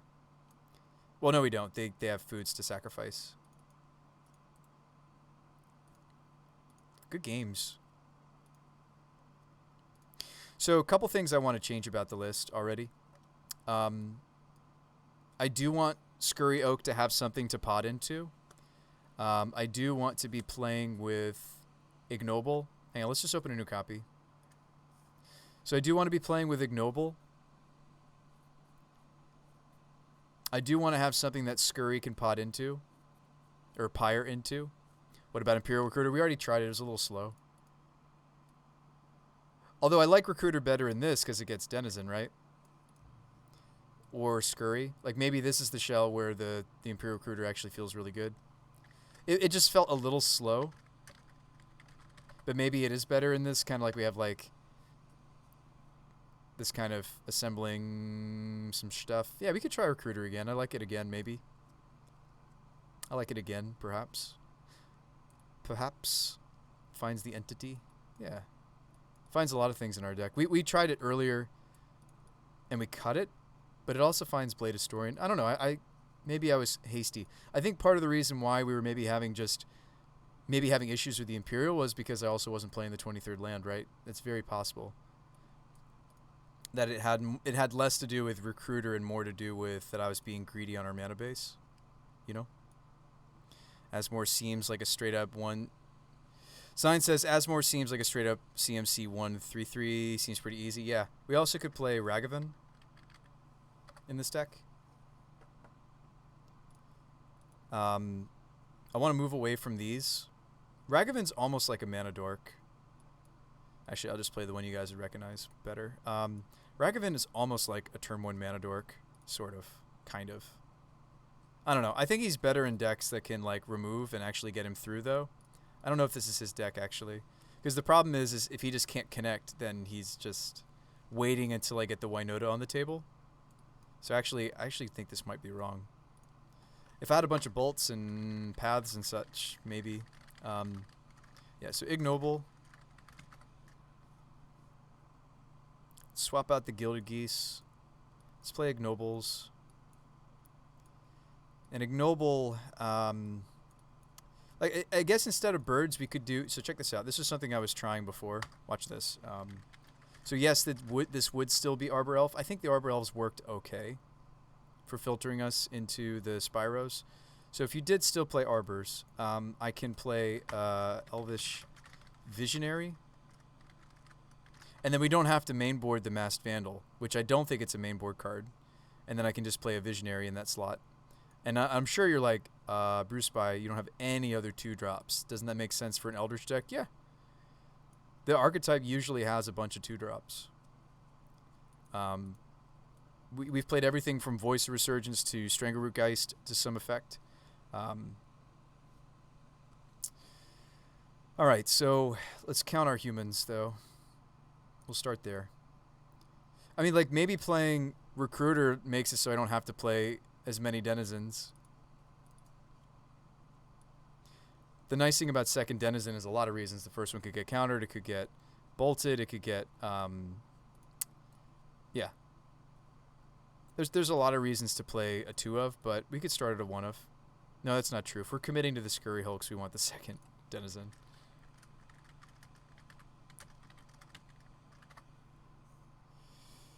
Yeah, I mean, maybe Recruiter's right. Den. I don't know, maybe we play even just a Singleton Pyre. I'm not convinced that it's a 2 of. They've been really good, but that doesn't mean it's right. I do think we want something that Scurry can... So here's why I was running the 4-drop Changeling, and there's a couple different options. There's the Haste with Champion. I think it's a little just more vulnerable in the modern format than other choices. There's the Pro Blue. Sorry, Pro Black. There's a couple choices. Sorry, Tree Folk. Shaman. Let's talk about it. So the 2 that we were discussing was Elder, but it's probably just going to be the Changeling. I can never remember it for some reason. So these are kind of the 2 choices if we wanted something for Scurry Oak to Pyre into, and I do think we do if we're going to play the playset and we're going to play the 2 of Pyre. I do want this to be able to transform into something. The benefit of it being Colossus is if Colossus isn't enough, Colossus still has the ability to turn into Kenrith. Kenrith has the ability to turn into Lena. So, like, Elder, yes, is actually kind of sweet. Check out all the different cards in the deck that Elder works with, minus this. Elder works with... I'll show you. So it's Tree Folk Shaman. He has Kinship, so at the beginning of our upkeep, we can look at the top card of our library, which is useful also with my fetches, because if we don't want to draw it. If it shares a creature type with Leaf Crown Elder, you may reveal it. If you do, you may play that card without paying its mana cost. Scurry Oak, Pyromancer's a Shaman, so it shares a creature type. This is a Changeling, so it shares a creature type. The Ignoble Hierarchs are Shamans, so they share a creature type. So there's a lot of potential synergy here. The Singleton Visionary, if we're going to play it. So there's about 14 cards worth of synergy. I still don't think it's worth it. I still think the Changeling is better because it helps our human count, and this is something worth pulling out of the deck on a Winota trigger and just making the human side of our deck a little bit more consistent while making it so that we have something relevant for the Scurry Hulk to pot into. What about Eladamri's Call? We've played Call before. I think it's a little slow. It's about the same slowness as Pyre. They're about similarly speeded. Yeah, Call is good. Like I can't Pyre Scurry to get Winota, which does come up. I can Pyre an extra Scurry to get something else. Sloan Druid working out alright. Is it still worth the slot? I think so. And maybe I would cut an Arbor Elf. I don't know. Like I'm wondering if it's less the dorks and just the lands that was the issue, by the way. Because like for a while we were playing 8 dorks. Now I'm on like 9 dorks. That would give me room for another 2-drop. Like main deck the Skoos. Main deck Vandal, main deck Spellskite.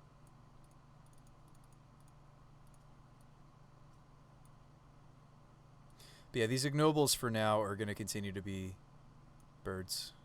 So I just don't have them. So while they're still birds, I can't really justify the Elvish Visionary. The kind of the cascade effect of the potting just is a little bit weaker. And then I probably want to play Vandal in main. The thing is, though, we need a lot of dorks and a lot of lands to cast the big critters. Yeah, but I do think that it was a land issue, not necessarily turn 1 dork issue. We've played 8 turn 1 dorks for a while pretty happily. I think the issue was I just wasn't playing 23 land with Arbor not really counting as the 22nd land. Third Cavern's been sweet. There's enough people practicing their counterspell decks for this to be worth.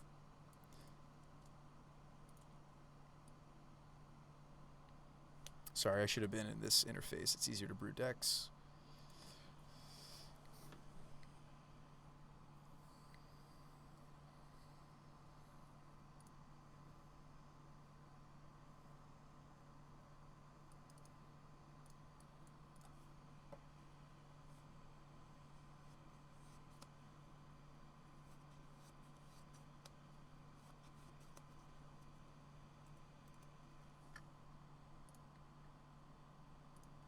I want to give the squirrels another try.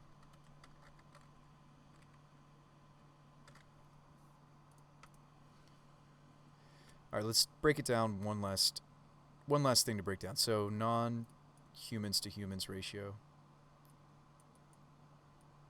And tutors.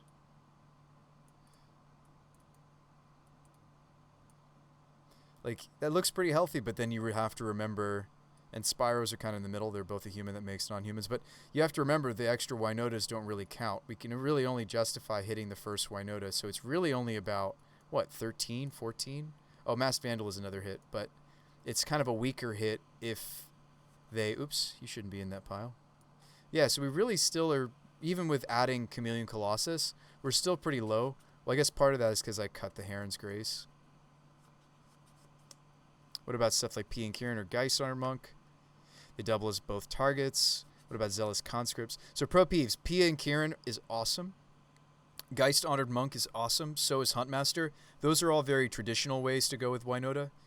We were trying to break new ground. And I don't think I am, right? I think this is actually maybe a step back if we can't get the squirrels off, right? If the squirrels just can't do their thing. We did squirrel off at one point tonight. But we discovered that it's an infinite loop if you yield to everything. And Magic Online actually, even if you turn off your auto yields, if your opponent auto yields to it too, it actually just crashes the game and causes a draw. And then it draws the game based on how many...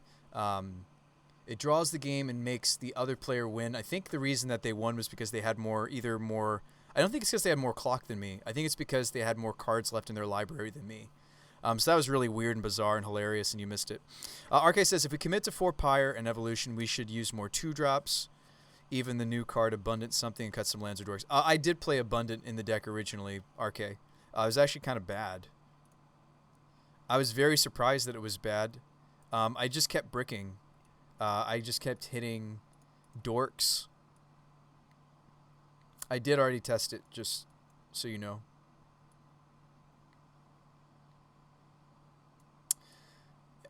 it allowed me to think that I could go down to 20 lands. It was very good at finding lands. It was very good for that purpose.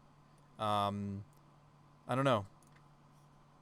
RK says, with Abundant, though, you should use less dorks. But it doesn't accelerate us. It just gives us our land drop. It wasn't accelerating me. The best thing about this build was that I was on the full suite of voices and some other, among other tutors. We were playing Visionary here, even though I still had some number of birds, which I kind of like. By the way, before I get my hand on Ignoble, we could get a feel for how the Elvish Visionary plays if we just do something ambitious, which is... which we did do earlier today, which is play Arbor Elves as a filler. It's kind of bad. For several reasons it's bad to do that.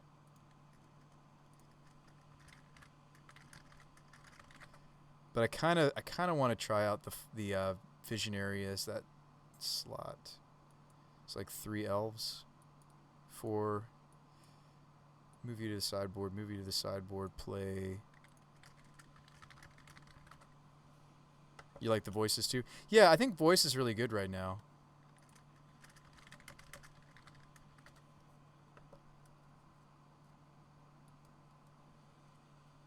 I could see us even like recruiting for it. So maybe at least the first copy needs to be considered. Yeah, I think voice is very good. I mean, like, so let's get real for a moment. Which are the most sideboard worthy humans I'm playing? Kenrith, although he's very flexible, he's really only important when when I need to trample over their threats, right? So that could like be the main board scoos. I mean, I just think like as good as Veil of Summer is, I think that the Cavern of Souls is helping us enough in the blue matches, and then it's just like, okay, just Bruce by just play more voices, right? It's like maybe we should just be a little bit more like a traditional, evolution Pyre deck, which is they don't play hardly any spells. It's just the sideboard is an extension of their silver bullets. So maybe that's actually a direction we could go in. Like I like the Veils; they've been really good. Same with these 2 cards. Like I can't find them consistently. I can't tutor for them. As much as I like these in the meta, I actually would rather have Mark than Favor. Maybe Favor helps against the Fatal Push and Path decks. Mark helps against the Bolt Lava Dart decks. I might still play Mark, but I mean, like we could find a creature that does something similar for us, right? Like Spellskite. We could just play 2 Spellskites, right? Why don't we play Mog War Marshal? Okay, so why don't we play Marshal, Pyre to Renegade Rallier, get back War Marshal, take out voices. Marshals don't stay on the table, though, unless I pay the echo cost for evolution. I wish there was something that was similar to Marshal, right? We could even play, like, Dwynen's Elite. As long as the Arbor Elf for the Land Award doesn't die, I have a 2-drop that I could Pyre.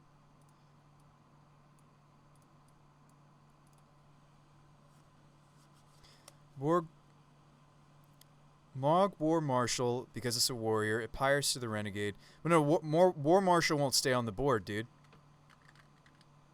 We would need an Elf Warrior, actually. And I think there is one. We tried that yesterday, but it was kind of bad. No, there might be a different 2-drop. War Master is a warrior. Is Dwynen's Elite also a warrior?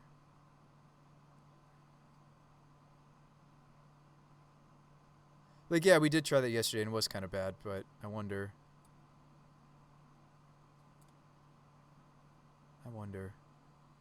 RK says, yes, it is. It is a warrior. But if you're if you're pyring this to get this, you don't have the other elf. I mean, it's not like I can use these to get to Voice of Resurgence. I actually did some research to see if there's a 1-drop elemental that we could be playing. There isn't. We would just have to play the Changeling, and that would be something that Giant Arbor pods into, pyres into. I mean, maybe this is just too slow, right? I could finally get off that train and just give up on it. I've really, really liked the ability to go from a fetch, and then we can play different fetches. I've really, really liked the Dryad Arbor in so many matchups, but there are also so many matchups where it's such a liability, right? So then we wouldn't need this many Wooded Foothills. We would probably play actually a split. This would make us a better Magus of the Moon deck. And then we just play... I have some Arid Mesa somewhere. And maybe instead of that much Mesa, maybe you would actually play the first... oh, what is that card?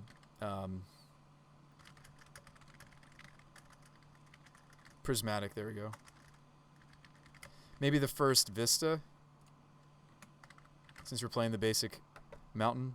RK says yes. Yeah, maybe this is a better direction. I'm okay to let go of it. Just because I like it doesn't mean it's right for the deck. A Mesa, a Vista. What else do we want? Fourth Cavern. Just commit to it. It's bad with Evolution. It's just so good in the meta right now, though. We'll just have to mulligan hands that have... Souls is just so good right now. Like, Uncounterable Pyromancer is so good right now. I might just want to do that. As strange as that might look to you guys. Also, just having more caverns means I get away with naming different things. Like, I can get away with naming Druid or Elf. I can get away with naming Elemental. I would want the fourth Llanowar, maybe. And maybe we do a split, by the way. They don't have to be Llanowars. Like, we just played against Merfolk and they had that bounce spell. Like, maybe we want to do a split of Mystic. There's pretty ones of that, too. We did literally just play against Echoing Truth. I thought I had some of those ones. These are also pretty. The old border. So we might want a split of them. But obviously this is a placeholder for the other guy. So I think he can pot up to the Visionary too. So these will just be placeholders until we get our hands on the Ignobles. Obviously Ignoble is very much better than these in so many situations. With the exception being Blade Historian, but that's very minimal. Yeah, this looks a lot better. This is a 14. So I actually have room for... Yeah, what was I going to play? Second Spellskite? Spellskite's been great. Just play a second one, maybe?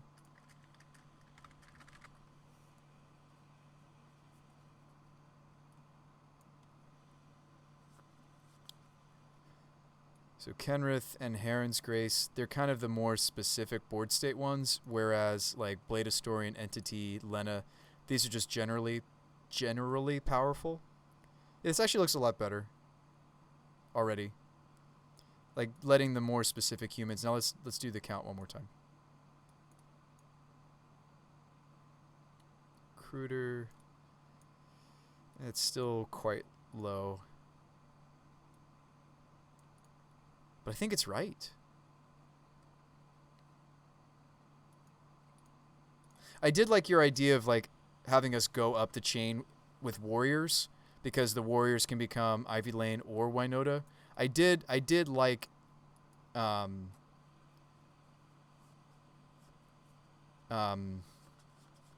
did like your idea for that purpose. Because Rallier lets me go either into both Winota and Ivy Lane Denizen, both of our finishers. Denizen, of course, if I have Scurry. Winota when I don't. It's just because it's more determined. Like maybe this is the deck to make Rallier maybe work. And instead of playing Visionary, we play a 2-drop Elf Warrior. We could also just play 4 Visionary because you just need 2-drop bodies to Evolution. Well, hold on. Let's explore this. I think you're onto something. We've played with Renegade Rallier before. I just have strayed away from it because it didn't have the necessary synergy, but I think we do finally have some of the necessary synergy. So it's a human. It's also a warrior. It'll also replace itself. Yeah, it's a good thing to Evolution if I have, like, voice or something. So what is the... I want something that's a warrior that's a 2-drop that I can get that's off of all of these, which would be an elf. So yeah, let's look at more. I mean, it could just be Masked Vandal as in the main board. Just play Elite. Is it Dwynen's Elite? The Dwynen's Elite, of course, needs to see another elf. But maybe that's fine. I think we'll be very sad when we don't make the token, but... we need to have an extra one. And we pyre one of the extra ones. Go get this. This can get pired to get this, get back this, hopefully make another token. This can be pired to go get this or this, depending. Party Elf is a warrior from Zendikar Rising.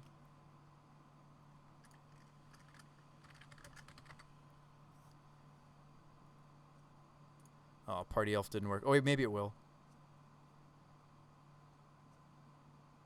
It did not. Party.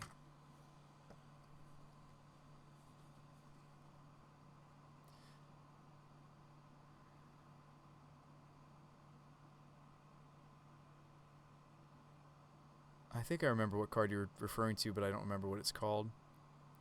Radha is a warrior dog. Does Radha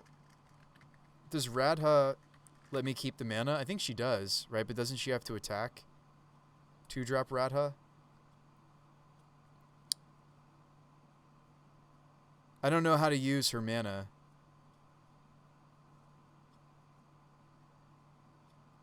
During combat. Tajuru Paragon?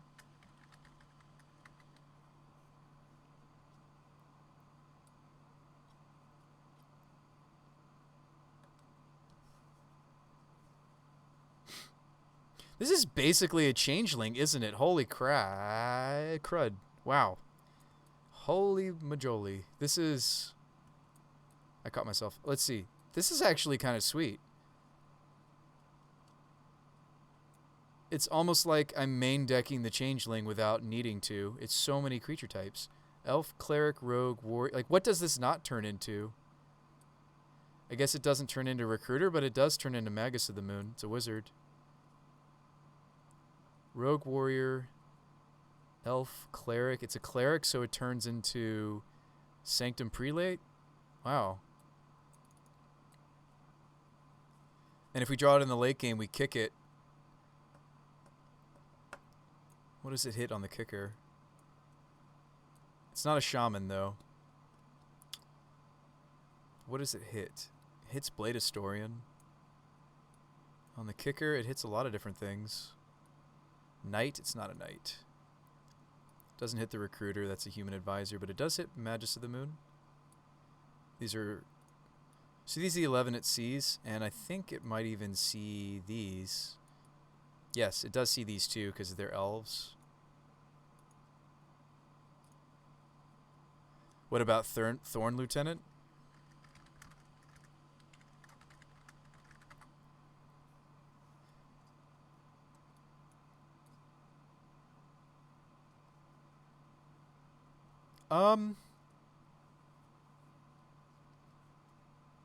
Not really. But maybe we want to commit to this to see if it works. I actually, in many ways, I like the Thorn Lieutenant more than the Paragon, actually.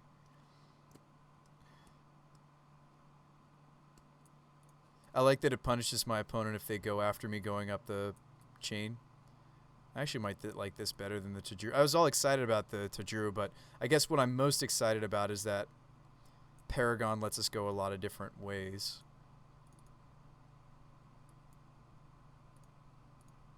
Now, our plan for the Esper is just to draw a cavern, right? We're letting our mana base kind of do that for us.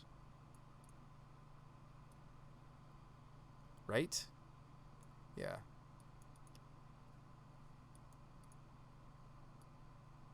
Because like this build now looks like it just wants to name Elf, Shaman, or Elf. Well, certainly human. Like human, and then a second cavern could be tree folk, could be warrior. And maybe Paragon is sweet. We could test them both. It's important that we have redundancy on the piring. Being able to go up consistently from our 1-drops. It's fine that we cut the Dryad. I'm a little sad that we did, but I think if we're not going to main deck the Vandal, then it's moot, right? It's just, let's double up on the spell skites because they've been great. Yeah, let's get these cards. I actually really like the direction we're headed.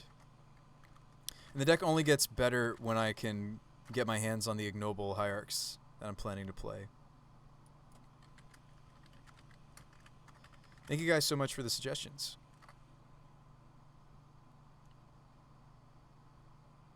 We may end up just playing one or the other, of course, but... Alright, Mystics... Thorn Lieutenant. I mean, I do like that both of these cards have modes, right? In the early game, they're a pod target. In the late game, they do have relevant abilities, both of them. Paragon has the kicker. Thorn Lieutenant can pump itself. We already have the Renegade. I need a Sunbaked Canyon and a Cavern of Souls. This will probably tap us out on our budget. I don't think...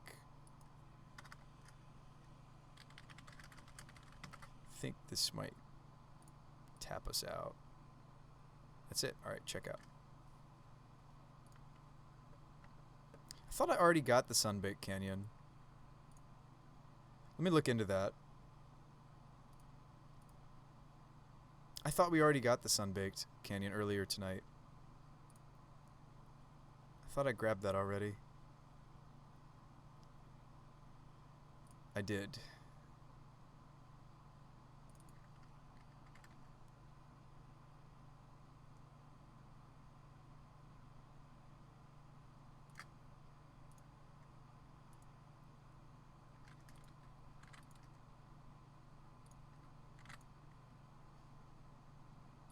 Mana looks more stable. Cavern is really good right now. Let's just play the playset. Our deck can support it, right? Really the only greedy thing about Cavern is... the most greedy thing about Cavern is that we are kind of two tribes. So that's where it's weak. That's one negative. The other negative being what? That we... that they're weak when it comes to evolution. And I do think that switching into Ignobles is going to fix that. Like, I guess we'd still be playing Arbor Elf then. And I'm still playing the second Stomping Ground. I think the Arbor Elves have been fine. I mean, maybe since I'm playing Arbor Elf, I don't want to play any Prismatic Vista. Because it might be important that I can get the Stomping. Actually, maybe we can't play that. Maybe we can't justify that. I think mostly just because of the elves. Alright, check out. Sweet.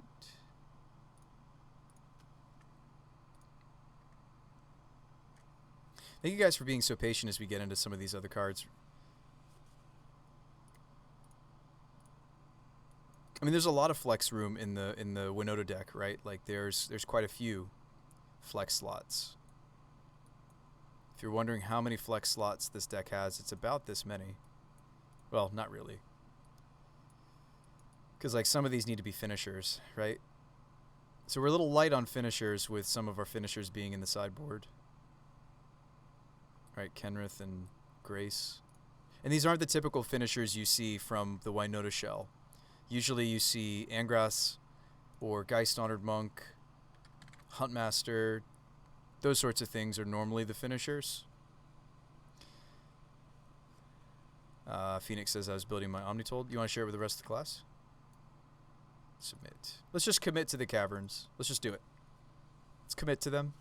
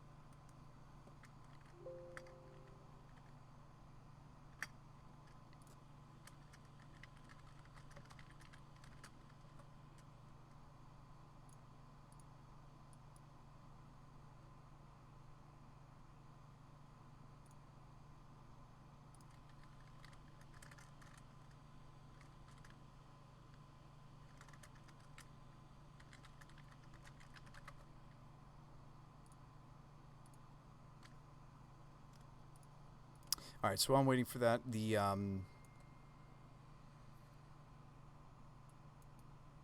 let's see, human count.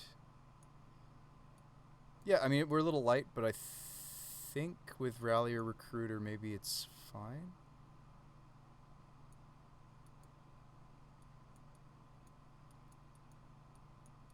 Tutors, and I would make an argument that the Spyros, maybe you can even make an argument that Recruiter and even Renegade are kind of humans that are staple to a non-human. Right? I hadn't thought about that. I know you guys have been trying to get me to play Renegade Rallier again for so long. I mean, maybe I'm finally on board, right? So both of these, I could go get a non-human, right?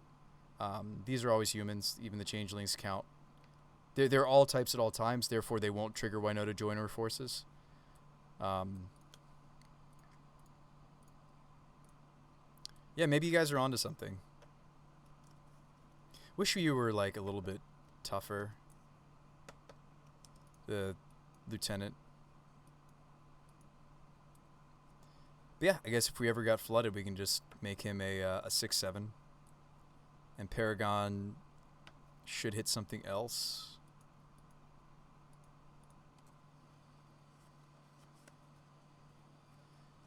Weird card choices for sure, right?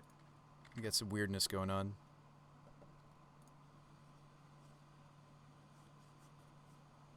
The thing with Visionary, though, I like it.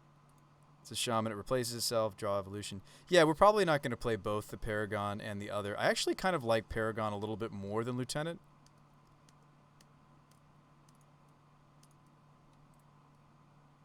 So, let me explain my thought process. I like this because this has implications in the mid to late game because of the kicker. This is able to become the Magus of the Moon. So, like, I don't have to be main decking the Vandal to have a way to pyre up to the Magus. So, yeah, maybe instead of the Thorn Lieutenant, we really still should be playing the Elvish. Yeah, Visionary's good. We're kind of a weird combo deck, right? Now, Visionary can't go to Renegade Rallier, but Visionary goes to Spyro. And like, the thing is like, okay, Bruce Spy, let's think about this, right? If I had Pyre, would I ever not just go Visionary Spyro? Why would I ever go Renegade Rallier? I guess I would if I was getting back, like, Teague or... I mean, let's think about this for a moment.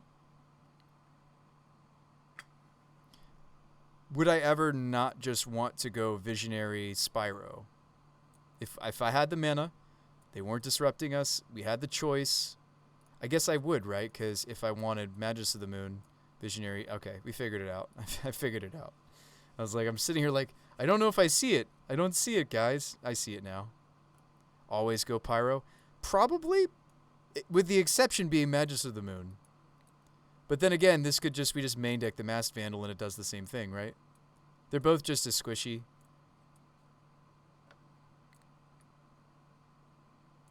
Like, I'm with you. The exception is still very relevant.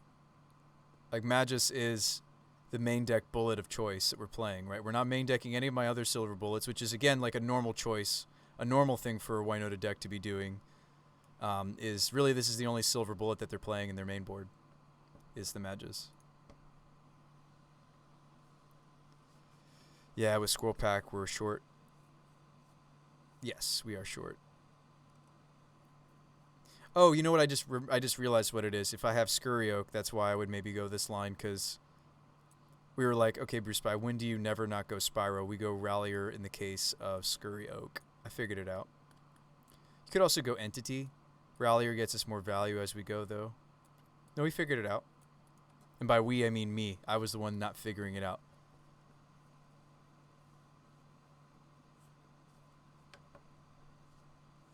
So we have two branches. Let's go over them so I know what they are and I don't make the mistake. So what are the branches? The branches are Elf. We're talking about Pyre of Heroes if you're just joining us. Elf, Visionary, Spyro. Elf, Visionary, Entity. Both of those result in Winota. Cool. Or Chameleon Colossus if the Pro Black is relevant. Probably going to be a Winota though, but it just depends. Okay, let's back it up. Elf, Paragon. Paragon has some choices. Paragon can go Magus of the Moon. Paragon can go Renegade. Renegade gets back the Paragon. Renegade gets Pyred, go get Winota. Or in the case of Scurry Hulk, we get the Denizen. And again, if I'm going this line, it probably means that I have the Scurry Oak, right? I keep saying Hulk. It's Scurry Oak, not Scurry Hulk. I probably don't go this Pyre Chain unless I have Oak in my hand or on the battlefield, right? You like the characters? You're one of them, Fisticuff Smith. One of them is you.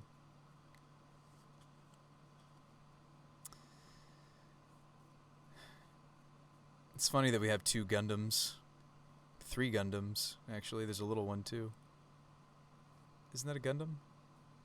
Looks like it. DBZ Pokemon. All right, I think I figured it out. Okay.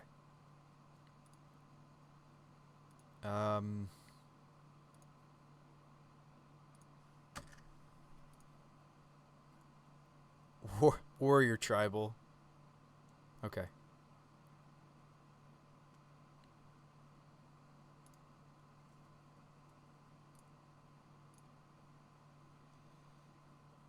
Last league went pretty poorly for us. Let's do better this time.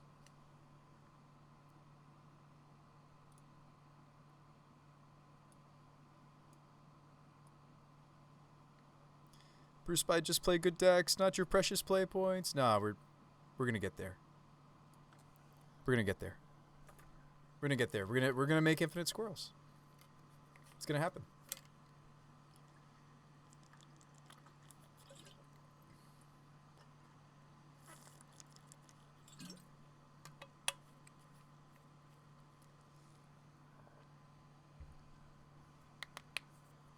Let's just commit to it, right?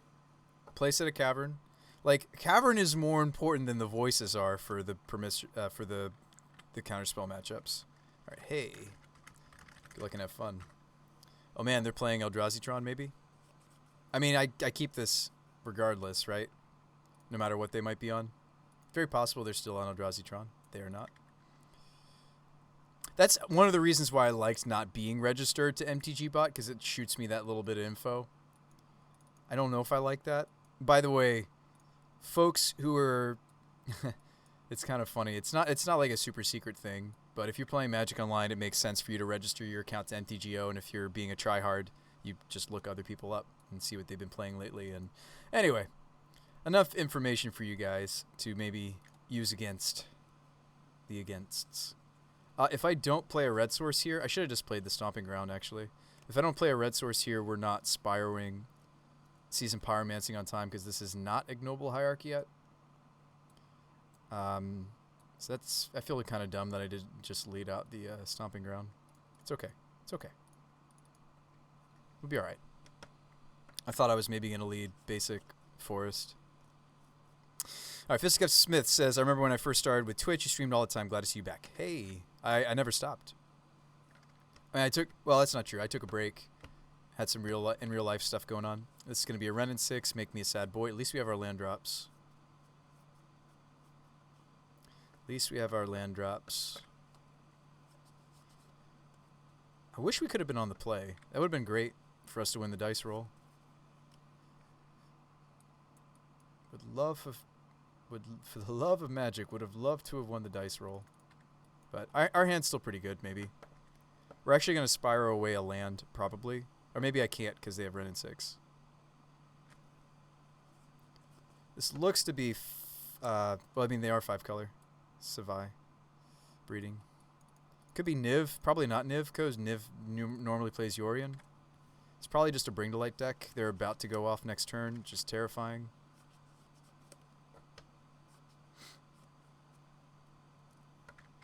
Is this them Valkying me? Valky, take my Spyro. Ooh, Scion. That's sweet. It's a 4/4.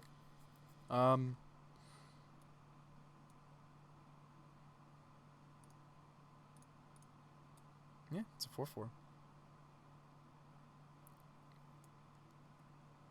It's a 4/4 flyer. Let's be honest with ourselves here. So what am I dumping on the Spyro? Would I rather just cast Winota? Probably, because I could hit a Cavern. Not that I think they play a lot of Counter magic. All right, Phoenix. Thanks for sharing. Yeah, I saw that you said you posted to Discord. I'll check it out. Let's dump the evolution and maybe the other Spyro. Maybe I just need to make the tokens here because they have Ren and 6. There's the cavern. Sweet. Nice, they're playing Zoo. Well, no, they're probably a Bring to Light deck that's just also playing Scion. Hey, 2 mana 4/4 with flying.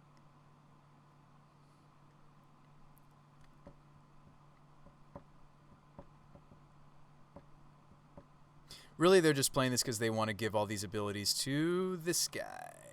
So this thing is going to be first striking and hexproof. It's going to be trampling, and it's also going to be vigilant. The only thing it's missing is lifelink. Now, lifelink is a very relevant ability, though, for the Omnath to have. But it does not have that. I'm at 12 now. Wow, they went up on the Ren and 6 instead? That's awesome for us. I'll still go human here.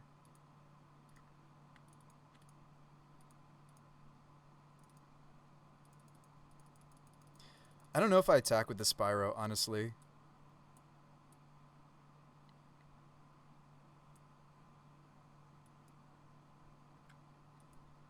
My hand is a whole bunch of bunk, right? Do I just ignore the Ren and 6? Maybe I gotta attack with the Spyro so that the other stuff gets through. I mean, maybe I do need to take out the Ren and 6. I don't know. I'm at 12. But they're gonna gain a bunch of life off the Omnath anyway. If I can take out the Ren and 6, it's I'm not gonna be missing out on a trigger. Oh wow, that's great. So they still can save the Ren and 6, right? Because they can block Pyro and it takes. Oh no. We've got it now. I've committed enough to the Ren and 6 now that they can't actually save it here. So if we hit something else, which I'm hoping we hit something else, and we do. Ooh, Recruiter. Right? Yeah, so they block here, but I have 1, 2, 3, 4 going at the Ren and 6. Let's take the Recruiter. Attacking player. What do I get? Do I go get my Double Striker? There's Mirror Entity. I probably just go get the give my guys Double Strike, right? The Blade Historian.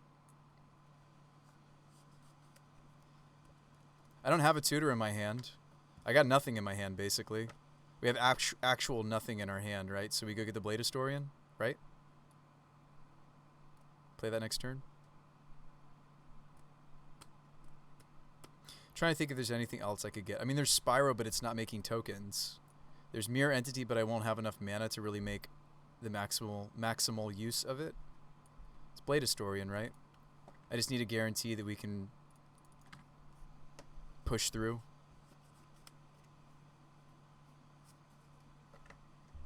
They kill off an elemental. We kill the Ren and 6. They do still have several colors despite my Magus of the Moon. They might be bolting my Magus right here. That's what they're doing. Maybe another Winota. I can't tutor for Winota. She's a 4/4.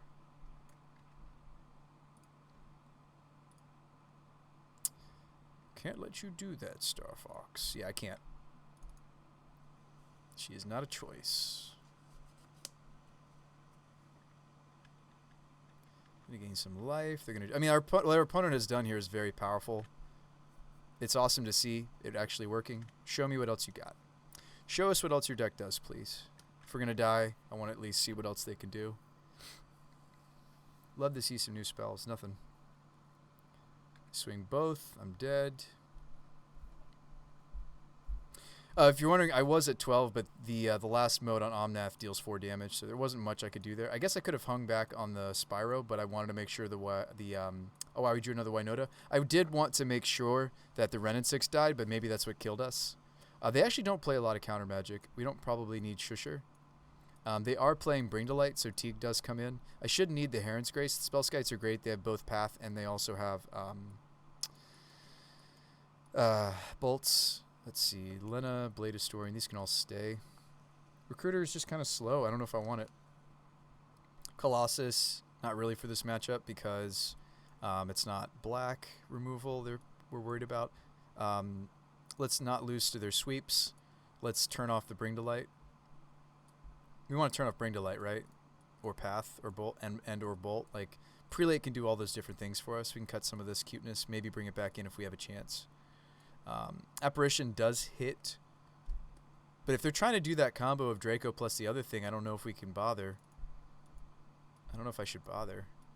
Visionary is the better thing, just in general.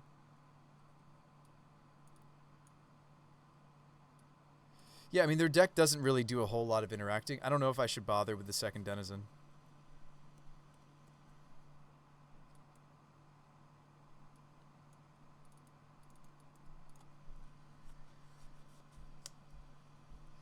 Do they have relevant blocks? Not really. I don't really need Kenrith or Heron's Grace. Interesting that that's coming up, but I don't need them as much as I thought. Cut the Paragon. If I'm cutting Paragon, don't I cut Rallier too? Rallier gets back Gaddock Teeg, though, and Spellskite. Well, except for Path, though. They do have some counter magic. Maybe we should slim on evolutions a little. But not all the way. I mean, if I'm trying, if that's where my mind is, then I should just be running. Oh, I don't have the Veils anymore. That's right, we're using Cavern. Maybe I should just cut all of these and then see for myself if they have counter magic, and what counter magic. I mean, imagine it would be. Imagine the counter magic that they're playing is going to be Aether Gusts, actually.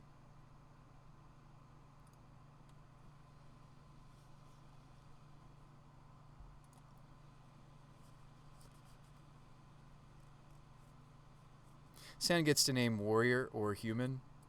Probably would still name Human. Keep.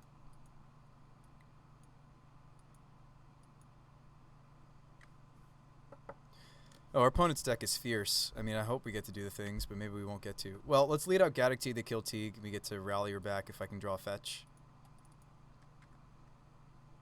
Unless we want to stick the Pyre.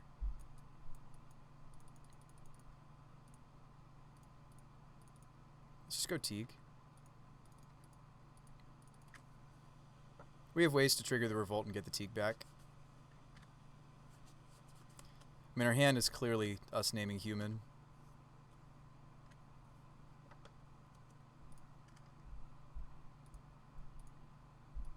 So we want to go Glyph Weaver here. I think we want to go Glyph Weaver.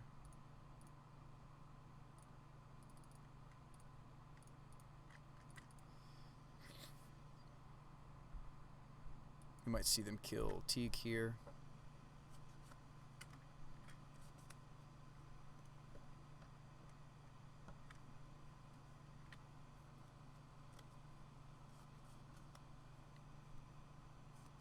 It looked like that might have been a path. Are they fetching in such a way to compensate for Magus of the Moon?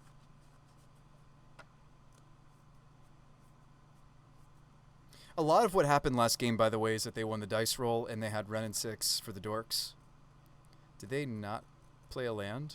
We probably just straight up win if they are missing lands.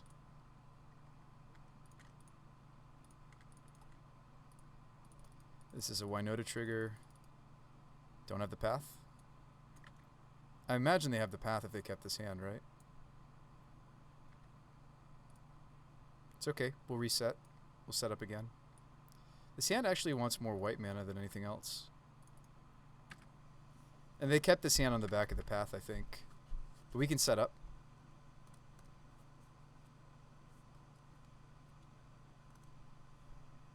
This Ren and 6? Sure. Ren and 6 is actually quite good for them still, because they just missed a land drop a moment ago. They did not play their additional land off their Explorer. Ooh, wow, or I can just draw another Winota. Don't have the... I don't have to take damage here if I tap correctly. Red, white. Don't have the second path. Just don't have it. This could be Gust as well. You can still Gust Winota. It looks like they are gusting my Winota.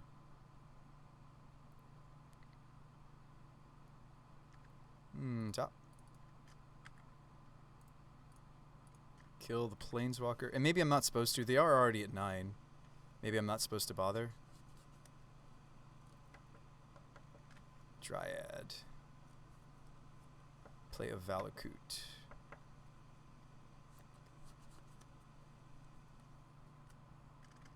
So even if I crack my Selfless Glyphweaver, they have a fetch, so I actually can't protect the Teague. Even if I crack the Selfless, since they have a fetch, they would certainly fetch in response here.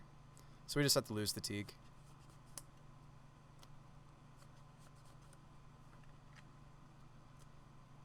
And they're going to fetch and kill the Glyphweaver anyway. Their deck is so good. Dryad was a mistake. Why are we letting this be a thing? I'm just kidding. I mean, it's frustrating to play against, but it's not unwinnable. So if I get the Winota on the table, they just need a fetch land to kill her.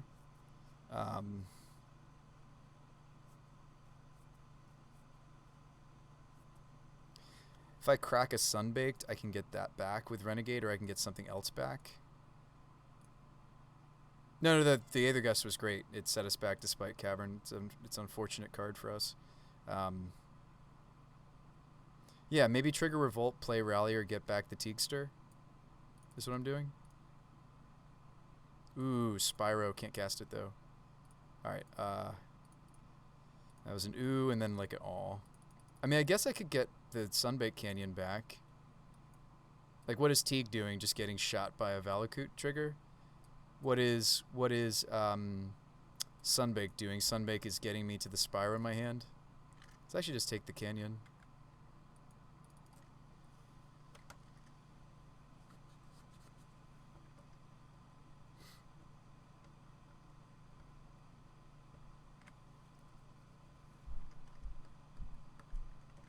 Yeah, the Omnath decks are sweet. That Draco is really cool technology. Kill my Rallier. Make me a sad boy. Like, the Dryad Valakut synergy is so awesome. It just, like, makes every card in their deck so powerful. Like, if I just can't, you know, find a way to remove the Dryad or the Valakut, it's just usually just over. This is where, like, that card that we cut from my sideboard is nice. The Mark of Asylum. Like, Asylum, the Mark of Asylum is more than just, like, the burn decks of the format. It also stops the Valakut decks in the format from shooting all their stuff down. We do definitely bring it in. And a lot of the different Valakut decks, with the exception being Amulet Titan, they are, it is worth, and now I can't take them off Dryad. Hit me for 2. They have 1 card left. Alright, so Magus would take them off of... Well, it won't. They can... Well, they won't be able to shoot the Magus. So I guess we Magus... Play Pyre? They have 8 damage on the table. I need to also get the Spyro on the table, right?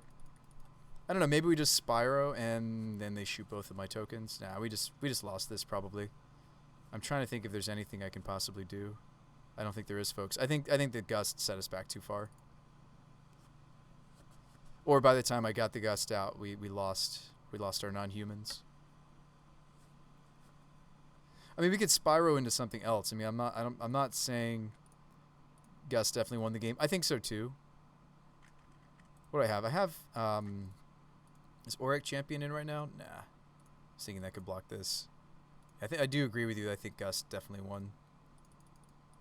Spyro for another land, try to play the Magus.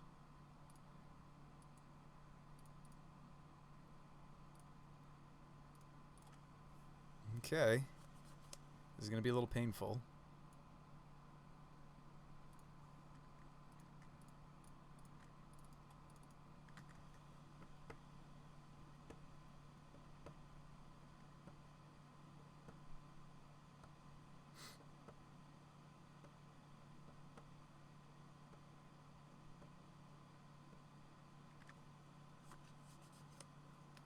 Good games. And good luck with the rest of your league. I'm telling you, I think the Mark of Asylum's so good. I kind of want it, even though we can't tutor for it. I think that was an oversight. There's so many matchups where it's so useful for us. They had everything. It happens. Rip. Opponent had best hand. It's not. That's not the best hand ever. It's just a good hand against us. Does that make it the best hand ever? That hand would have been pretty mediocre against a lot of other decks. Yeah, let's get the Mark of Asylum back in. I think it's so much better than... this has so many applications in the format. It's not just Angers and Bolts and Lava Darts. It's also Valakut. The fact that it also stops Valakut is sweet. Maybe we just cut it over the Auric Champion. The only reason I brought Auric Champion back had to do with the Infinite Squirrel Loop giving us infinite life, but I'm actually not as interested. Just play Mark of Asylum again. The card's great. Like, Mark might even be a card that we could play 2 of. The list that I adopted the Marks from, it wasn't a Winota list, it was a Death and Taxes list. Like, Mark is just that good right now. Because, you know, if you're not playing Bolt, you're maybe a Valakut deck or you're both. We could keep this in the dark. Alright, hey. Good luck and have fun. I'm still enjoying myself. Like, I can lose here and there. Like, we're coming off of... Not to sound overconfident, but we're coming off of like some awesome wins in a modern prelim with a Winota shell. I'm not necessarily like retiring the deck. Certainly I'll keep playing it until I can get my hands on some of the sweet Modern Horizons 2 cards we want to be brewing around. So for the night, we're brewing around Scurry Oak. That's what we're doing. I do think this is a fine shell for the Infinite Squirrel Wombo.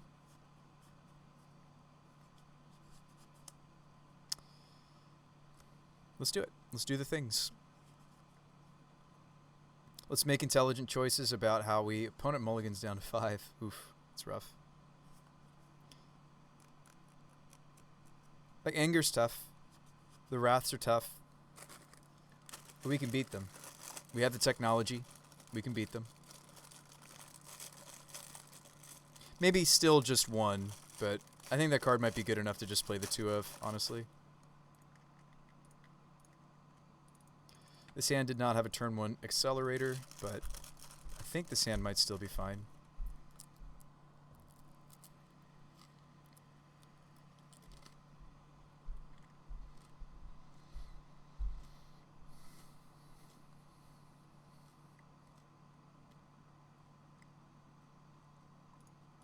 This might be the cookbook deck again.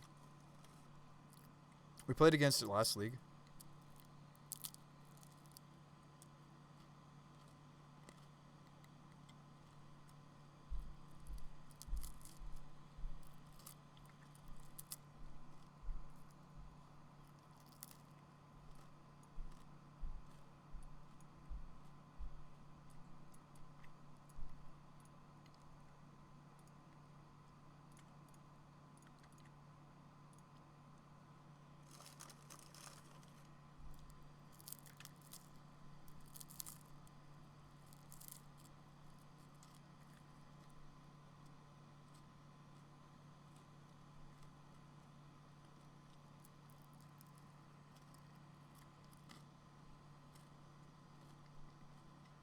Vengevine?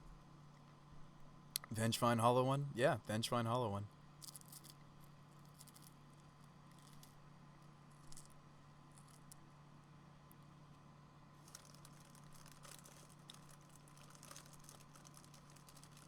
So we're going to see them get back their Vengevine here. Opponents doing their thing.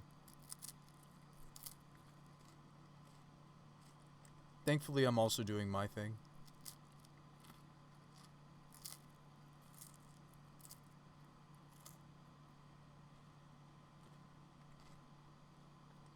I'll take the 4.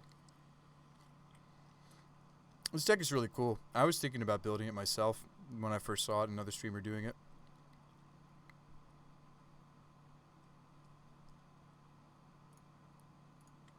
Doing our thing, though. And we did win the die roll when we need to. I'm going to dump Historian because, well, I do have the mana to cast Historian. Don't we just dump...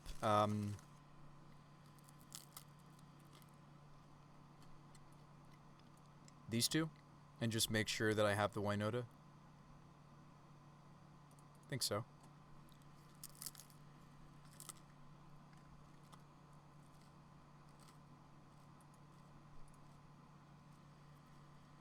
They may have double cookbook here and make enough food to eat something.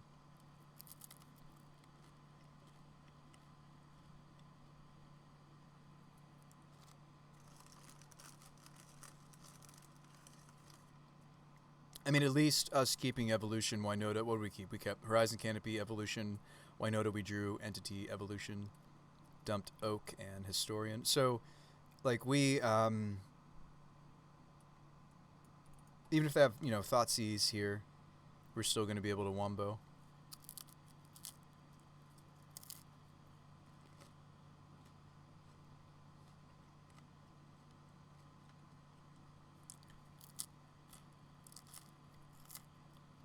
Oh, wow. They hit 2 Blazing Root Wallows.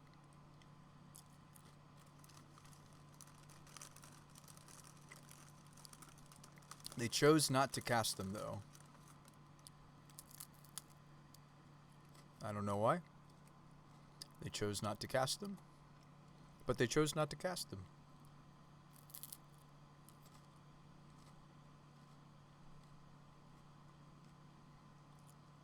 Might be that they have a Gurmag Angler in their hand.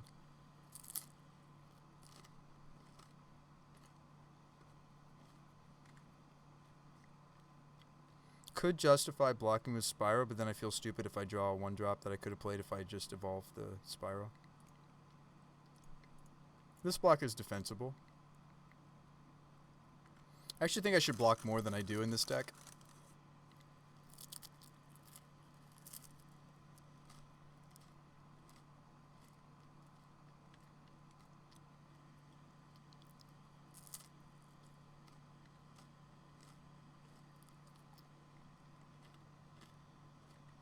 There's a hollow one.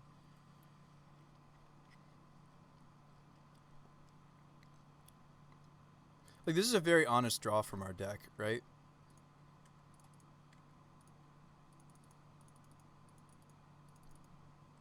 Just very honest draw. We drew the Lena, unfortunately. I feel like I needed to hit this here. We also don't have the Blade Historians. Like, some of our best humans are not in the deck anymore right now.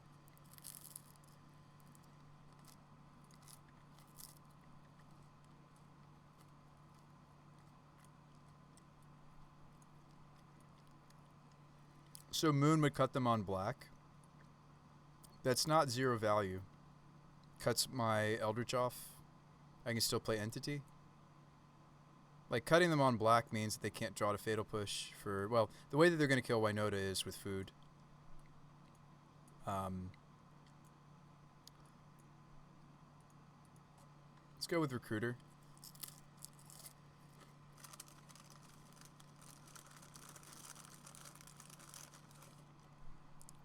Honestly, it's probably Spyro. The problem is, I don't want to pull Spyros out of our deck, though. How many humans are left in? So there's 1, 2, 3, 4 humans. Magus, we're shuffling. There's a Rallier. Well, it's a Rallier without Renegade. Excuse me, without Revolt. I almost need to, like, if I am going to hit the Rallier, I need to hit a Winota herself here. But still choose to keep the one that can block. And then dump. Yeah, I don't know.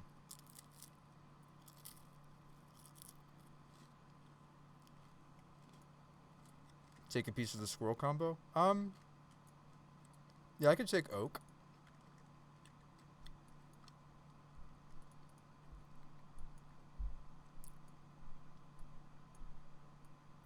Yeah, so if I go with Magus, we can't cast the Scurry, but we can still cast the Entity. I probably do want to cut them on black, right?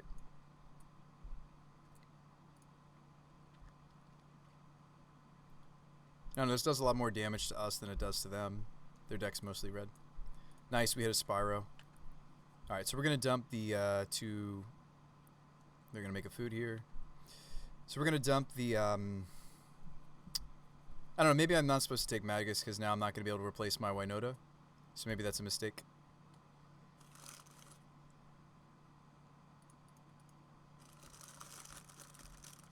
Yeah, maybe that's a mistake.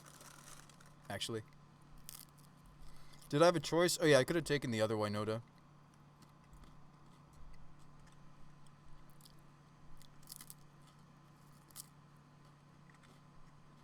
It's an interesting block. Did they think they were killing the Magus?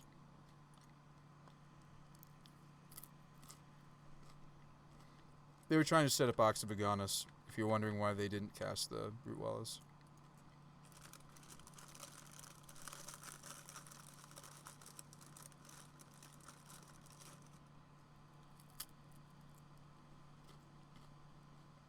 Yeah, I may have thrown this. I'm wondering if I made the wrong call there.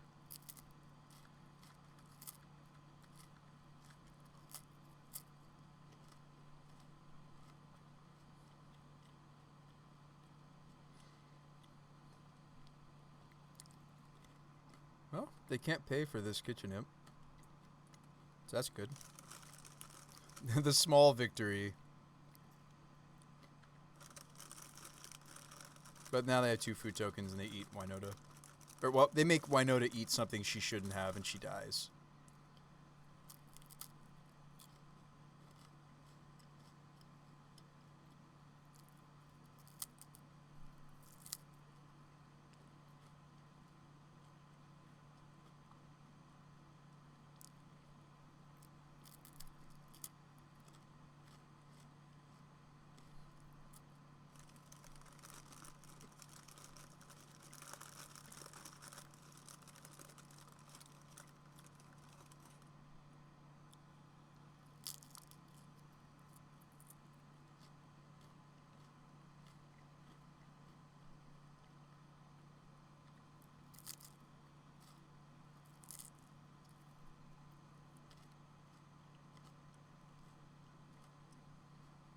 I can't imagine they don't kill this, right?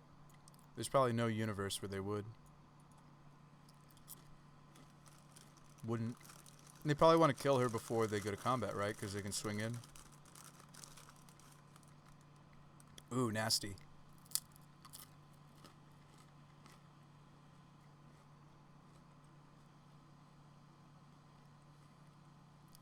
I much prefer the Vengevine build of this. We saw somebody else doing a different build.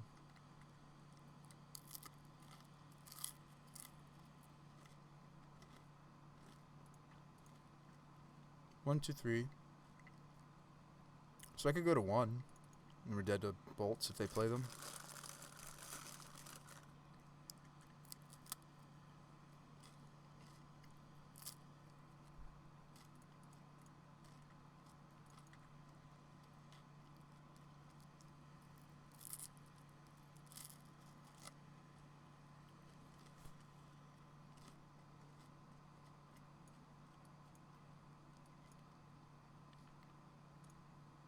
This is a bad spot, right? Where I think, yes, I could have Spyroed, and maybe that was the better play. All in 3-3 mirror. It's not going to be a 3-3 mirror. Hey, what's up, Apache? They're at 10. I'm swinging 1, 2, 3, 4, 5, 6 threats. I mean, 6 2/2s doesn't kill them. They have relevant blocks. On the crack pack, though, I can get my own Magist killed.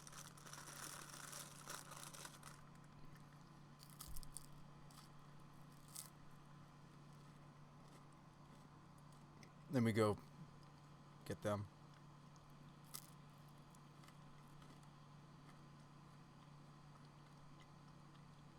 I mean, it's going to be rough. We're probably going to take a hit from something and go into bolt range. They haven't shown us a single lightning bolt yet. They drew me into a Spyro. Okay.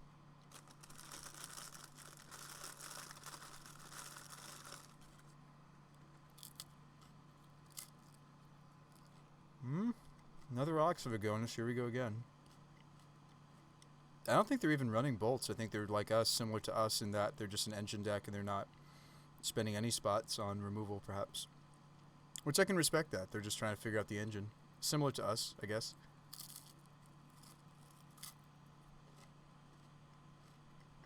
My misplay was taking the Magus of the Moon, I think.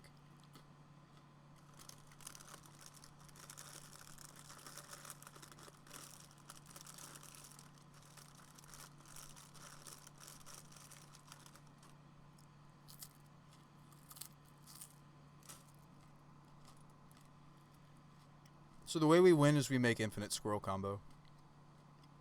I'm trying to see if I can do that. I think I can. Actually, I'm 1 mana shy. Right? So we needed that cavern to stay.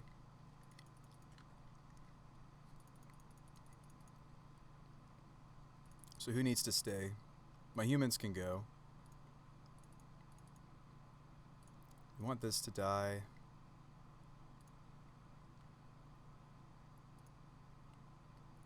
I want to take her out too.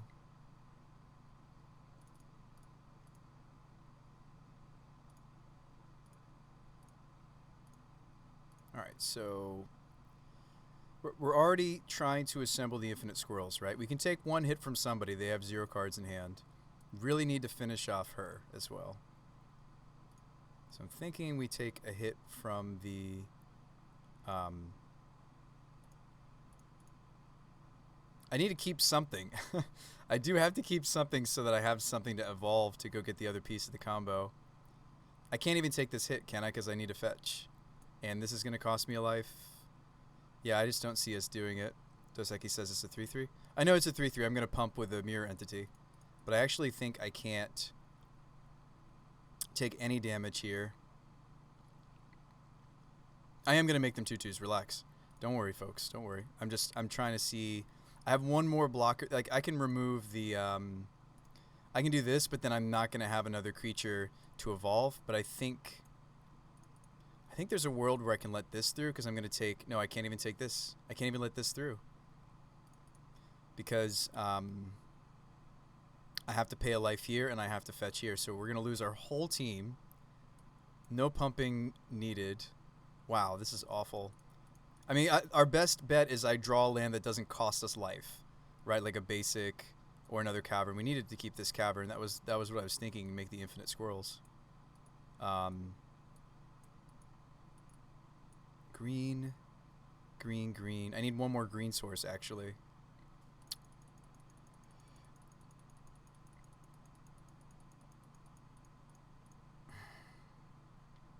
There's really no way out of this that I can think of. Like, we almost have to take the hit from her, but then she's just going to make more food, which is more removal. Is there a different way that I could block this?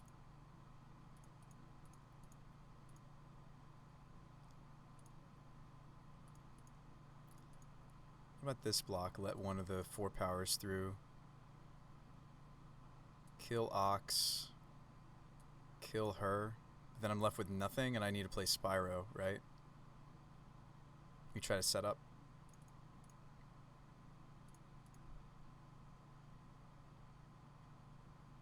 Double blocking to kill the Ox. Single block, single block. Double blocking to kill her. Okay. Like, there's really nothing I can do. We're going to get our Magus killed, which we actually want, so that I can play out... I mean, the infinite squirrel combo really is our only hope, but I don't, because we have the canopy here. Pump, because we need to kill here, we need to kill... They might just have another... Oh no, they're on 0 cards here. So we're killing that, we're killing this, we're losing the fight everywhere else. It's awful. I really needed that land drop. The Burning Inquiry actually really messed us up. Funny how that works. I go to 1. We're also just dead to the Neonate. It's got Menace.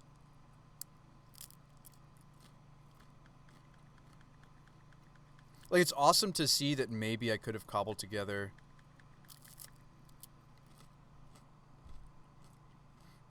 I blocked wrong, right? I could have been left with a creature somehow? I think I blocked wrong, because if I'm left with an elemental, doesn't that mean I could have been left with one of my 2s or 3s? Let's see if we actually could have, because I can't tap... I'm at 1. I can't tap the canopy. I was supposed to block her... I was supposed to block her with no tokens. That was my mistake. It's okay. We see it now. They have a bolt. They are running bolts. Okay. Alright. Let's bring in our stuff for this matchup. So this is where I wish we did have the...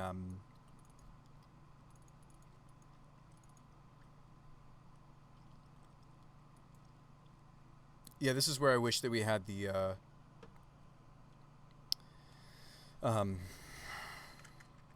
enchant to bring in the mark. That's okay. So we definitely want to turn them off their 1s. They have a lot of relevant ones. I mean, the non-creature ones. Kenrith, their creatures are so big, I don't think trampling over is actually relevant. If we think they have Kozilek's Return, we want these. Definitely want the Remorseful. Vandal is relatively efficient to take out. Hollow ones. Okay, this looks good.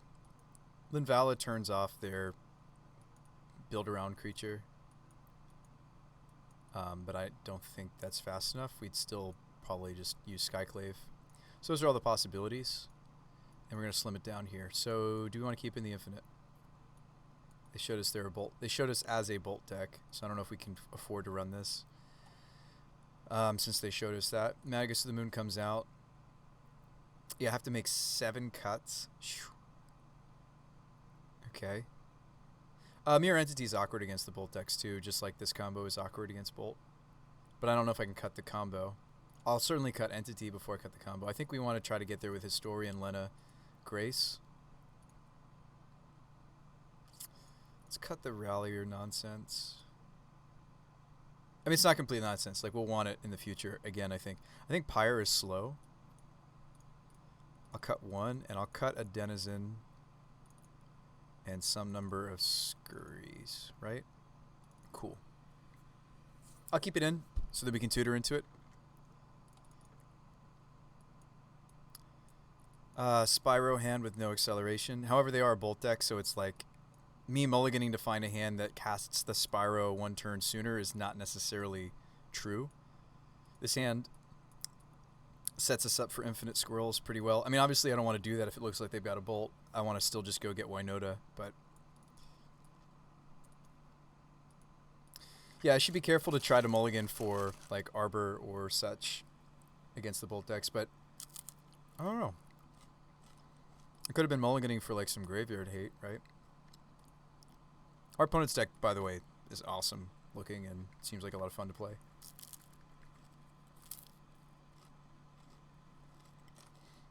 I'm not planning to Eldritch turn 3 anyhow. I'm probably going to go basic forest, name human to play this.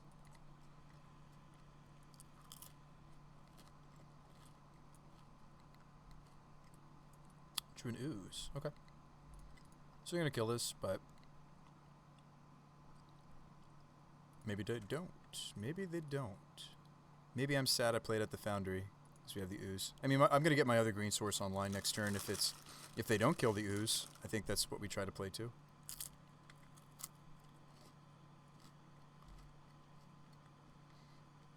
Something else to think about against the Burning Inquiry decks is you don't really want to mulligan because your hand's going to shuffle around a little bit anyway, perhaps. So I don't really like to aggressively mulligan with this deck and against those archetypes specifically because it looks like, okay. We're back to the plan that I originally had, which was turn 3 Spyro.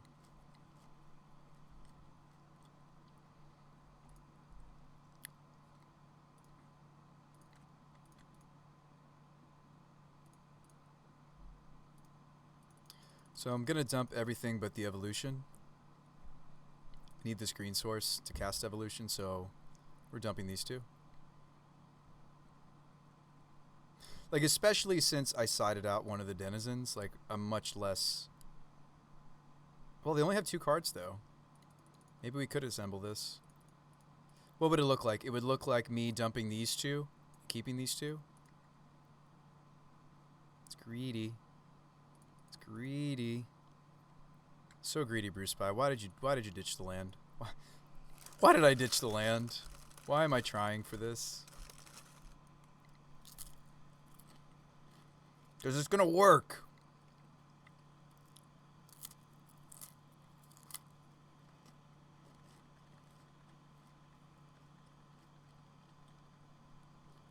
Meanwhile, our opponent's deck seems awesome.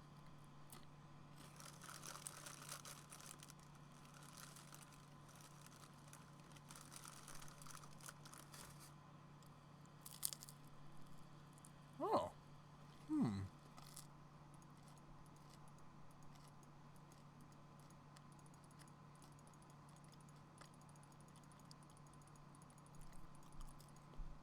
You think it's Pyre Winota? I get one trigger because I was greedy. I didn't find the second green source, so I can't, like, scurry Mystic, which would set it up. It's okay. Our deck had other plans for us. Did I cut a Pyre? I even cut a Pyre. I mean, at least the elemental attacks okay here. Show me Lightning Axe number 2. Okay. They're at 17. I should probably attack, right? I can't imagine they'd block. 1, 2. Maybe they would block, actually. Nah, I don't think they will. But maybe I should hang back and block the Root Walla. Alright, looks like we're on the Scurry Oak plan. If only we could have named Shaman and you were ignoble, right?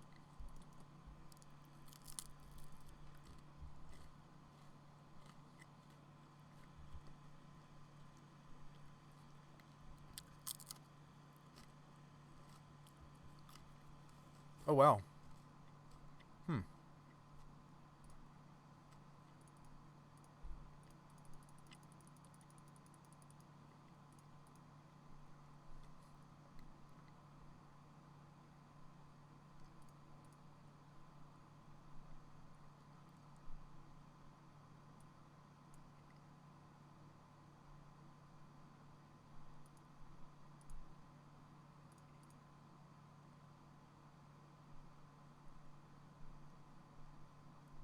Gotta stop attacking, right?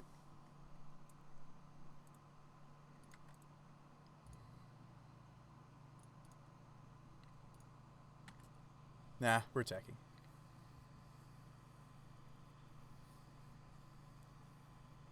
If you're wondering, I didn't have enough mana to play Oak and then evolve the Oak. Nor did I have enough green sources, but even if they kill the Mystic, I'll have enough green sources to go for it next turn. I mean, in before they show me another Lightning Axe. In before they show us another Lightning Bolt.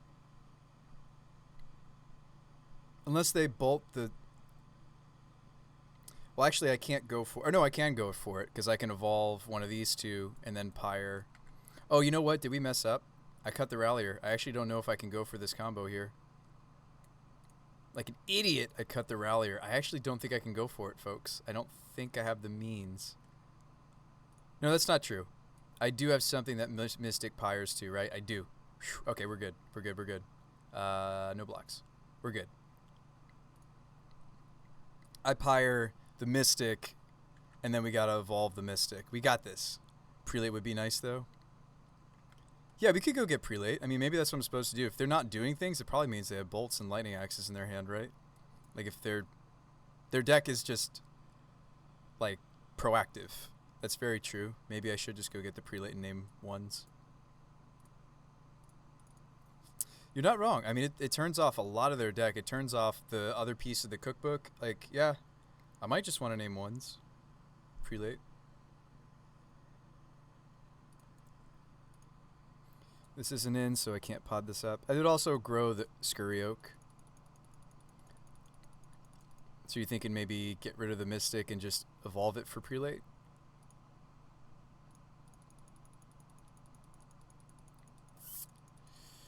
Wish I had more red mana for the Spyro. That sucks. Did I fetch a basic forest? I have plenty of life to work with. I should have gotten, if I did, I think I did. I should have gotten green-red. Yeah, Prelate on bolts would be good. I mean, like, if they're not doing something, that's obviously what they have, right? They have a removal spell, a 1-mana removal spell. I think you're being very perceptive. I think that's exactly what they have. Wait, should we just get the Oxes? Maybe we should just get rid of the Oxes with our...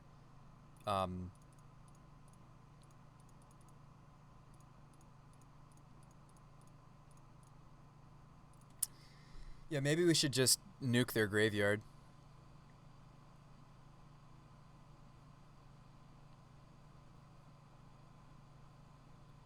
We potentially have the combo win if they don't have removal? Yes. I could take out the cookbook first and see what they discard. Is that like a weird line?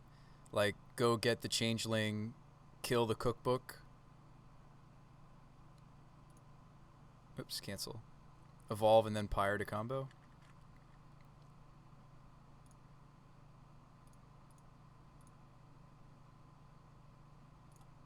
Yeah, let's see what they pitch on the cookbook. Maybe we'll learn a little bit more about their hand. Ooh. Or I could ignore it and just draw a card.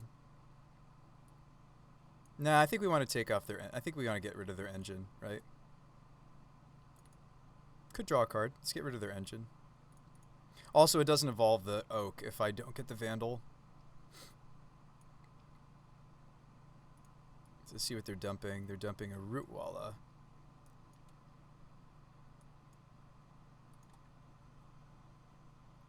Their turn literally could just be play Rootwalla, pump Rootwalla. Like, maybe this is just a sneaky Rootwalla. I think we should just no fear it. I think we should just go for it, actually.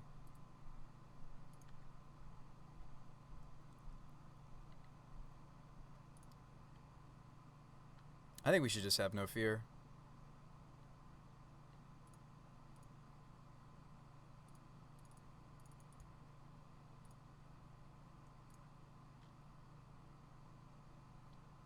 Show me bolt on my Scurry Oak. Actually, that's the beauty of this, right? Well, it's not over yet. I didn't evolve the Oak because I evolved... Actually, we just misplayed. I just misplayed us. I was supposed to go get Visionary. I forgot that Scurry Oak would be too big for Denizen to start the evolving. Wow, we just got. Like, we thought that through. But we didn't. Like, you, me, everybody else. Like, I seriously, I thought that we thought that through. We were supposed to get the, not the Masked Vandal. We were supposed to get Visionary. It's okay. It's good to learn now versus later. I feel like we've finally seen, like, maybe all the different ways I can punt with the combo, right? Like, one was turning off all our auto yields because Moto crashes. Or Moto doesn't crash. Moto crashes and makes it a draw. Oh, they did it the Fatal Push anyway. Okay. But that sucks that I didn't set us up for the victory. Okay.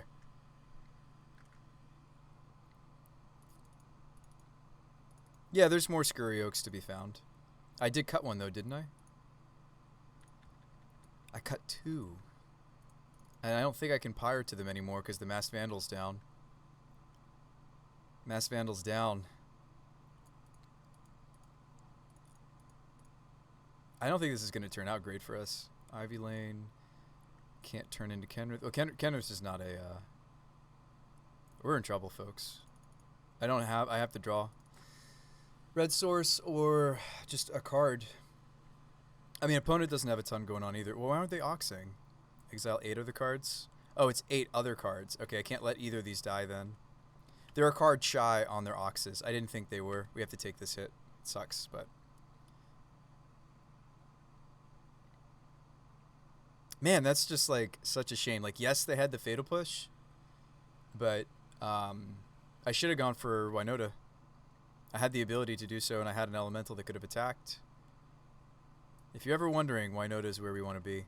Because the Fatal Push they didn't have Revolt for. Take 6.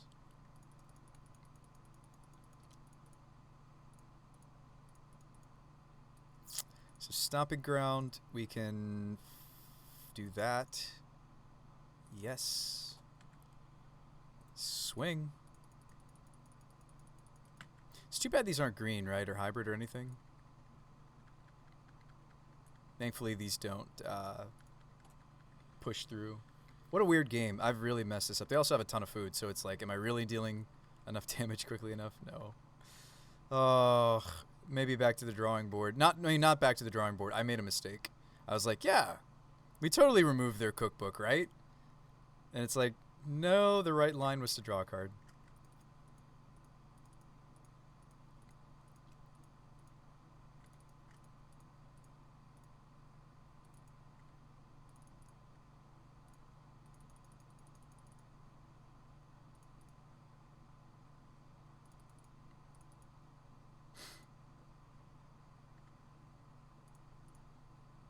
We have outs, but it just feels bad. They don't pump the Root Wallows. They spend their turn doing awesome Oxyvagonus things.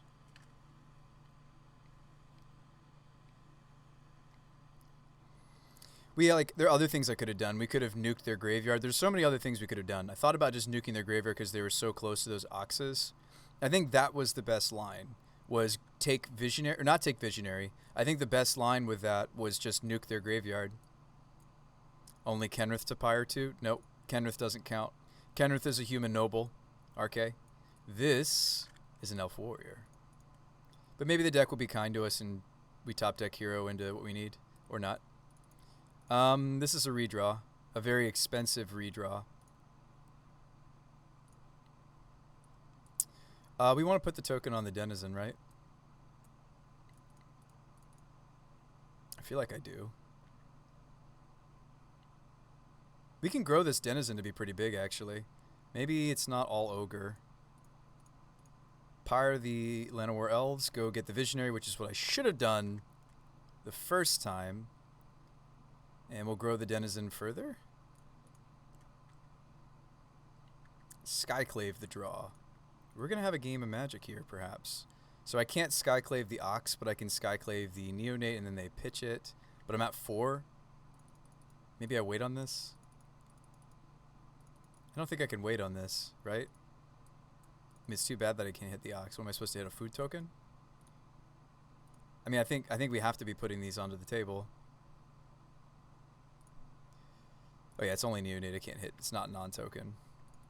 Yeah, it's not. It's not non-token. It's not non-token. Okay, so they're at 8.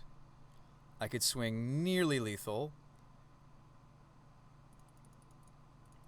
Swinging nearly lethal is not enough. I'm only swinging 6 and they have 3 foods. Oh my goodness. Kick it back to our opponent. The triple block gets punished by any piece of removal. If they have removal, though, they're probably going to spend it on the Skyclave. I'd love to keep this Denizen. This another Lightning Axe? Bolt my face. Do you have another bolt? They did draw a bunch of cards off the Oxes. I think the best line... Oh, there goes my other Scurry Oak. Ooh, they gave me a Spyro, though. Game's not necessarily over, even though it looks like it, folks. I can turn the Visionary into a Spyro. Yeah, that was the other reason why Visionary was just so much more correct than what we did.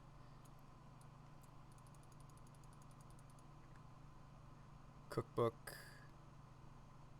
You gotta attack, right? Maybe they don't.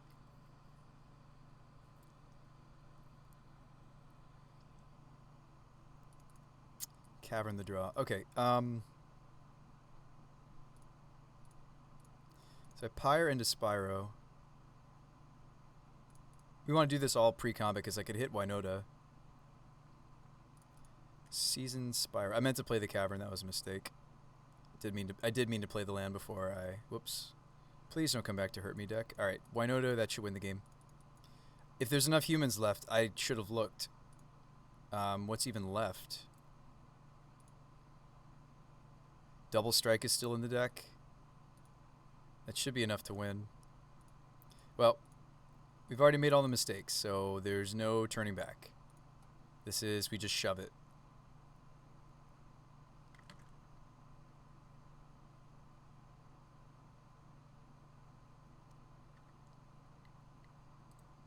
Come on, 4 triggers. Here we go. That's the Blade Historian. Winota's gonna get hasty. That's game. Opponent says good game. Did we win this matchup? Good games. Did we win this matchup? Despite me... Okay, we learned a really, really valuable lesson, though. Hang on. Like, I know I'm tired. I know it's late for me. But hold on. We learned a valuable lesson about the squirrel combo. Oh, no, it's not over. No, we have to do it again. All right, hold on. They have a lot of removal. Hold on. No, we have to do it again. Recruiter seems too slow. Apparition seemed bad. Oh, man, we have to do it again.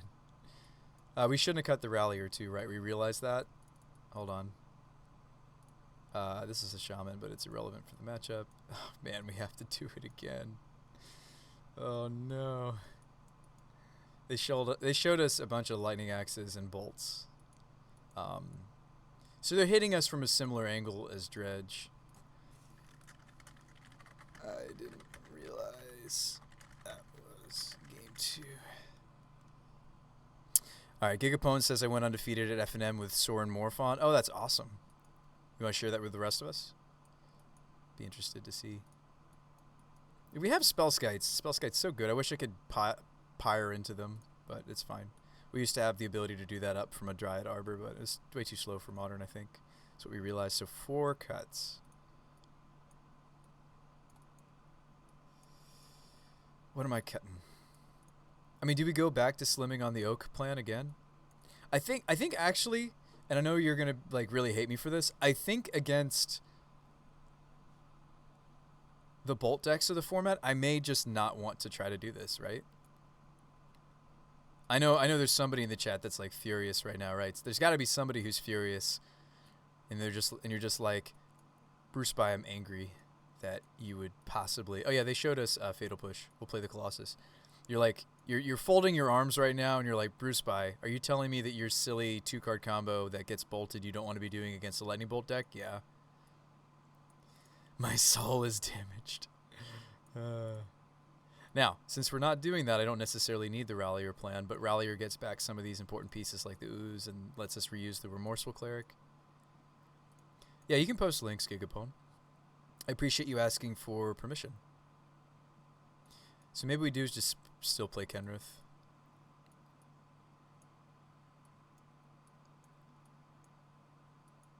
What a game this is. What a game. Submit. Yeah. I think we got to cut it because they showed us a lot of interaction for it. So this is the classic Arbor Elf fan that doesn't have a forest.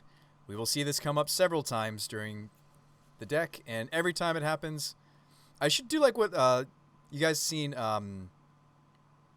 Aspiring Spike that he has at the bottom of his screen, like times counter or Mana Leak worse than counterspell. I need a counter at the bottom of the screen. Yeah, 2 to 3 fairies instead of defense grids. I mean, I'm going to keep this because the rest of the hand is fine, but ish. Well, if I kept this hand, it's because we're on the draw, and because we have the Ooze.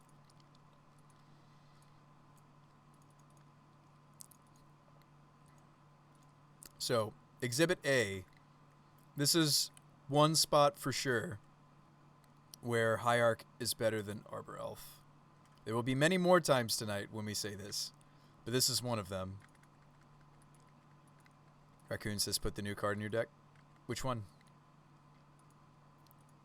Play Yavimaya? I don't have a Yavimaya and I don't have the ability to get one yet. But yeah, Yavi could be really good actually. That's a great idea, actually. This is a great suggestion. It's basically like it's not a filter land for us, but it makes the caverns a lot better. Oh, it would let Arbor Elf untap the... We're going to be cutting the Arbor Elves though, right? Or maybe we're not. These are still better than these. These are what are becoming the ignoble. Excuse me that I said that. Excuse me that I said that. This is a great idea, though. I can't get my hands on them yet, but that's a great idea. Good suggestion, Raccoon 1. I don't know what I'm going to cut, though. Maybe in Mesa. Maybe in Arid Mesa. Play this. It's a great idea, dude. Thank you for that. The old foresty Urborg. Should I just block this Root Walla since this Arbor Elf isn't making me mana? Kind of tempted to.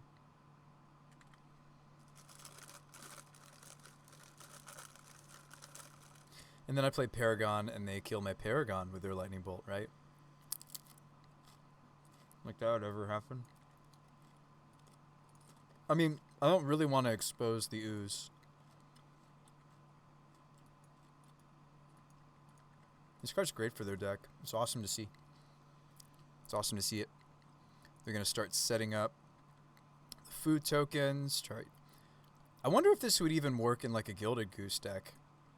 There's the forest we needed. Now I'm sad that I blocked. I mean, I'll probably still play Paragon here, right? instead of just playing the ooze to get killed. You know, the oof, we draw the forest. I didn't have to block, and I did. Didn't have to block, but I did.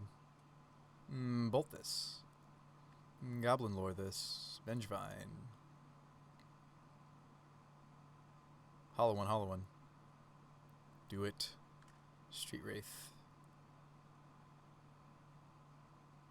They hit one. They did it. They did the thing. Do I have to spend an Eldritch killing this? Probably, right? Ooh. Oh boy, they're getting the Vengevine back too. Yeah, we're probably just screwed. Tends to be how the cookie crumbles. If they swing both, we can kill her at least.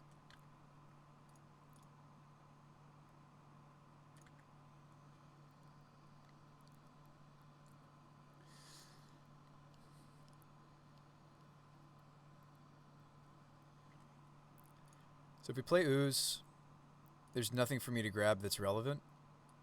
It's dead to bolt either way. I think it's just Ooze Mystic here. I'm very sad that I gave up the Arbor Elf. That was definitely an oof moment. That was silly, right? There's plenty of forests we could draw. I needed to see another land anyways. Another Goblin lore. Ox, do they hit second land? Or land for the turn? No, they're going to Fatal Push my Scoos. Okay. I'm going to take 1, 2, 3, 4, 5, 6, 7, 8, 9.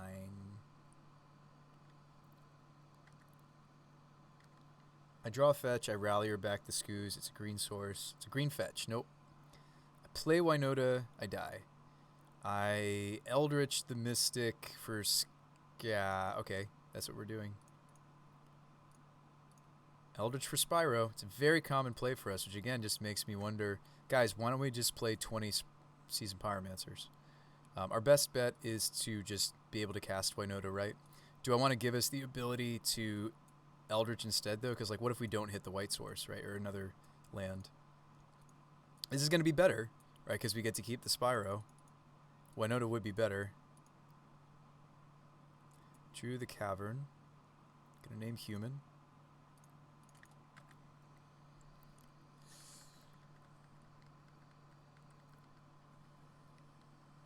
I mean, they're a Lightning Bolt deck, but I can't really afford to block in such a way. It's going to bolt me now? Oh, maybe they're bolting one of my blockers. Is that what we're doing? Like, we kind of have to let the Root Wall through. Am I going to lose both my Winotas? No, I don't. Sweet. I love what their deck's doing. It's awesome. I'm sad that we're at the receiving end of it. I wish I was the one playing it. They don't do it now. We see swings. Block and block. Any other block doesn't make sense, right? Block and block, hope to hit the lifelinker. Show me Lightning Bolt. Yeah, me too, Gigapwned. Show me Lightning Bolt. I have to draw a different land, by the way. Canopy doesn't work. Lightning Bolt. The deck seems awesome. I really like a lot of what's happening that we're seeing. I mean, sure, like any other deck like theirs, like it has some difficulty with Chalice, but yeah, so we have to draw a different land. We didn't draw it. Good games. Not even mad. I'm trying to think if there's any other thing I could possibly do. Nope, we're just dead. Good luck with the rest of your league. Deck looks like a lot of fun. And that's the best kind of fun, right? It's fun that's also powerful. Let's finish up this league so I don't have to worry about this another day hanging over my head.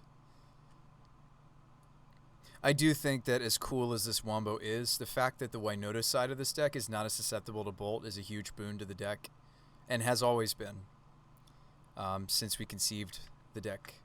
I think it's time to go back to... I do like the Avimaya idea. I do think it's time to go back. Let's open a new copy. We tried it. We tried the squirrel meme. I like it. It just... I think Bolt is and always will be a little bit too prevalent in Modern to I mean, in the same way that I don't really want to do Kiki combo right now. We don't need the Colossus anymore. Yeah, I mean, it took up a lot of space, right? I mean, maybe the Recruiter still was fine, but I felt like it was slow when we were playing with it. But I think it's kind of cool that we discovered that we can maybe put Kenrith and Grace in the sideboard. We don't need these anymore if that's what we're doing. Although I do still like the Elvish Visionary. That was sweet, actually. The Elvish Visionary I really, really liked. We've even just played Visionary before we started playing Pyre of Heroes, because I was just looking for more 2-drops that gave the deck a little bit more consistency. Mulligan. Keep. Put the Rallier back? I think so. I don't know, maybe not. Maybe not, actually. Another Ren and 6 matchup. Oh, boy. Yeah, double Arid Mesa seems very painful. Another Ren and 6 matchup. I'd rather they kill my Llanowar Elves than my Arbor Elf. And Ren and 6. Show me the Ren and 6. My opponent is doing just as poorly as we are. They're also 0 and 2. Doing just as bad as we are.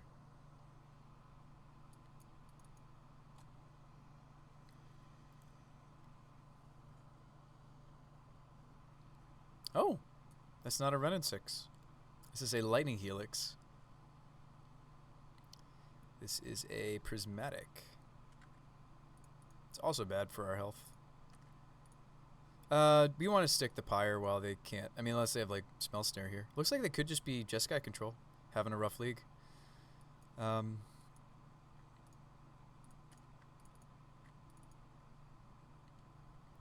have Force, don't have Sweep.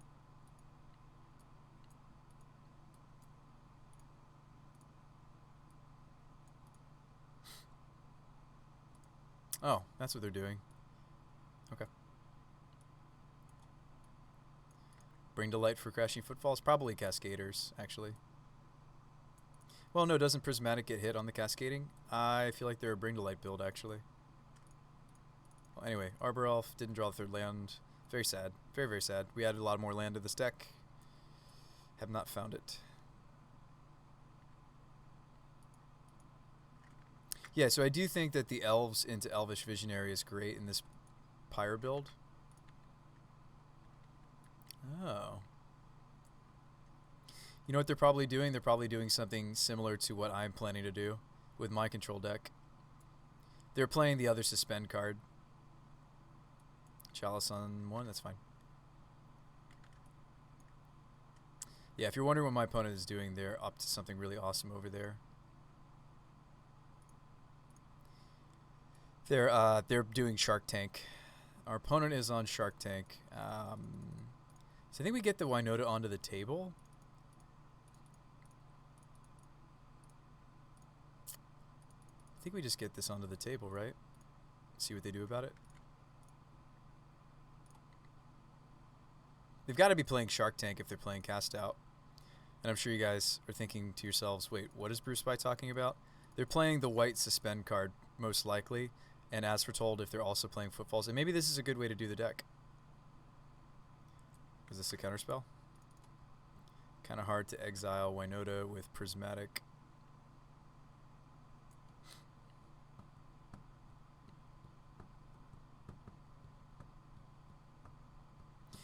I'm going to really enjoy playing this matchup because I'm going to see some technology that they're doing. Yep, there's the Lay Claim.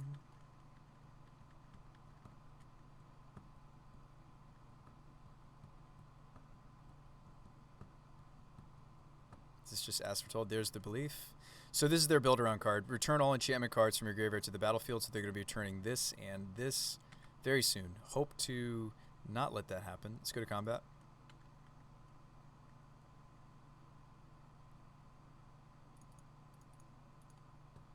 That gets countered, my friend. Huh.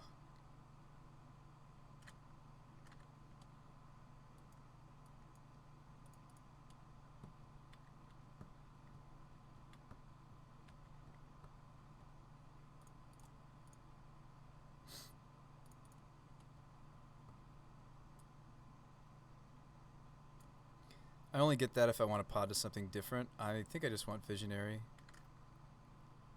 So I was looking for Spyros. I should have played my Mystic pre-combat. I didn't. Footfalls is coming off next turn. I made a mistake, folks. I needed to play the Mystic, and I think it cost us because I'm only going to get one trigger here, and I have to kill them with this one trigger. Unless there's something I can pyre into. I could pyre into the Double Striker. RK says counter. Like, yes, I could open the floodgates of their removal. I could open the floodgates of Cryptic. If they have a cast out in their hand, they get to do it anyway. I think to try to fix my misplay, I'm going to go get the Double Striker and guarantee having that on the board. Go to combat, see if they can do anything. I hope they can't. Need to hit something relevant here, deck. We did not. We put them very low. That's a real shame. Oh, I needed to play Cavern on Elf there. My bad. I did mean to do that. I did not mean to let that happen to me. Oh, that's funny. I needed that creature on the table too because they're going to have the Footfalls.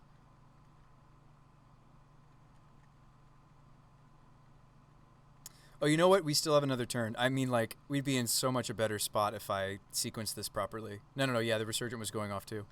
I thought it was. So they get to steal my Winota. Maybe they take the Blade Historian, actually. If I was them, I would take the Blade Historian and exile the Winota, and then they win. Yeah, I misplayed. There were 2 turns that I sequenced wrong. I was supposed to play... Earlier, I was supposed to play the Mystic before I attacked. I didn't, and then I had to choose the Magus, I felt like, because I thought cutting them on these colors was correct. And then I threw it by not casting my card through the Chalice that I knew about. Whoa, they decided to take the... What? Okay. Huh. All right. Are you going to swing with these? Maybe they have some humans in their deck. Maybe they're playing Snapcaster Mage. I don't know. These have Summoning Sickness, though. Electrodominance, my Visionary. Okay. Ancestral.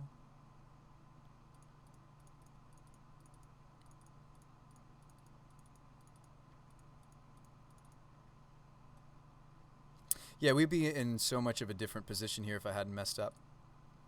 So I do apologize for that, folks. We'll leave this open. Play an uncounterable Spyro. I mean, maybe our deck will be kind to us and we still get there. Despite everything.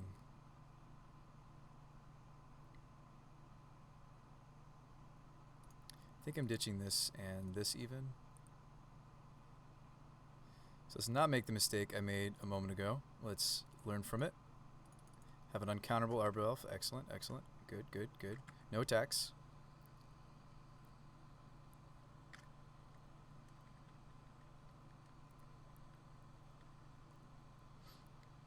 They need just like Cryptic here, right?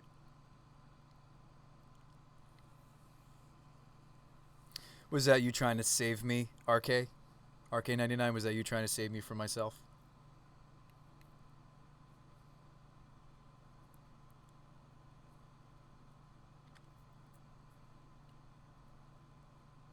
Prismatic that. A prismatic that. Okay. No attacks still.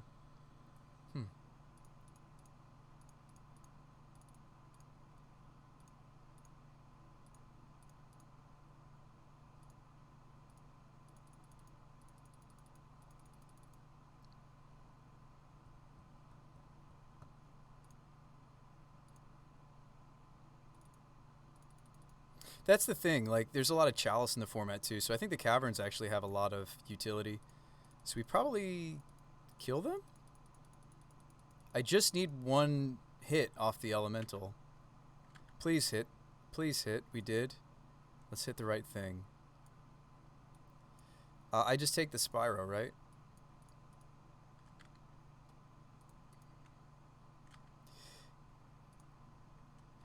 Ooh, I like what my opponent's deck is doing though. It's kind of the next evolution of, so it's not quite Shark Tank, but it is Shark Tank with the lay claims and such.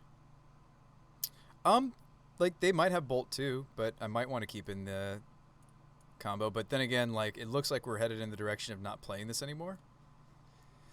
With what we're doing here, it looks like I'm moving away from it. Spellskite doesn't work with that one spell, does it? I don't think it does. The Converge spell, I think, still gets... I mean, they showed us Path, but they misplayed. They put Chalice on one, and then, yeah. Do we think they have some counterspells? Do we want Vandal? We did see targets for Vandal. Moon was great.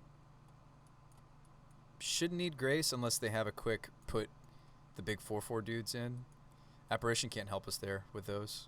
Prelate seems good. Just name 0, right? Choose a number, it being 0. This card seems awesome. It's kind of like a tutorable Chalice effect for us. Kenrith could be good in this matchup. I don't know. They're trying to cheat the things. Gaddock Teague turns off that one removal spell they're playing, the 2-drop. And I know this would be lame, but I technically could still, because we have so much tutor capability, like I could have the scroll combo in the deck, technically, even with just like a few pieces of it. I know that's not ideal. I wonder if I could explore that. Because like when it's good, it's good. No. And I wouldn't even know what the split would be. Would it be 2 to 1? 3 to 1?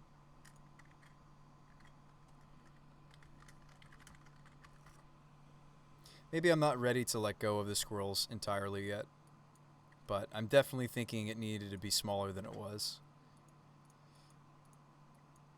It's like something like this? A 3 to 1 split? Because like the Scurry Oaks are nice for the Winota, even on their own, and then Denizen just as a tutor target? I'd be curious to start testing that, seeing if that's like a more correct split. We didn't bring in Kenrith, right? There's not really things I need to trample over. So let's submit it like this. I wonder if like the squirrel combo actually was fine. It's just I was running too many copies. So maybe 2 or 3 Scurries, 1 Ivy. I actually am not quite ready to retire it. I know. I'm sure you guys are like, oh, Bruce Spy, just let it go. Not quite ready.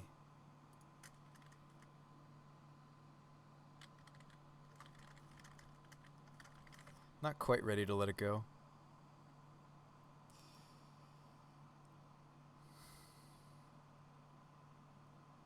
We've played Milla before. This has been nice. Because the Planeswalker side, Luca lets us get back the Winotas. We could try that again. You won your first trophy? Nice, Phoenix. Congratulations. Congratulations.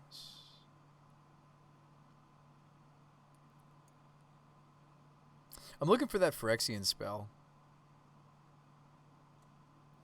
I think I missed it. Quantity 1.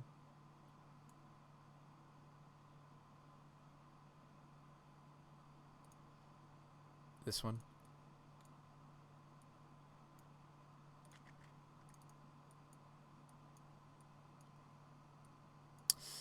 All right.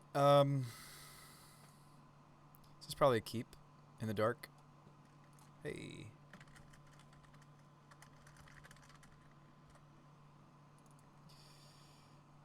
Oh, it's not in the dark. I know what they're doing. Wow, we still have our combo despite me cutting most of it. That's fascinating. Just drew it up, even though I cut... What did I cut? Second Denizen, and I cut a Scurry? It's funny that we just drew it up.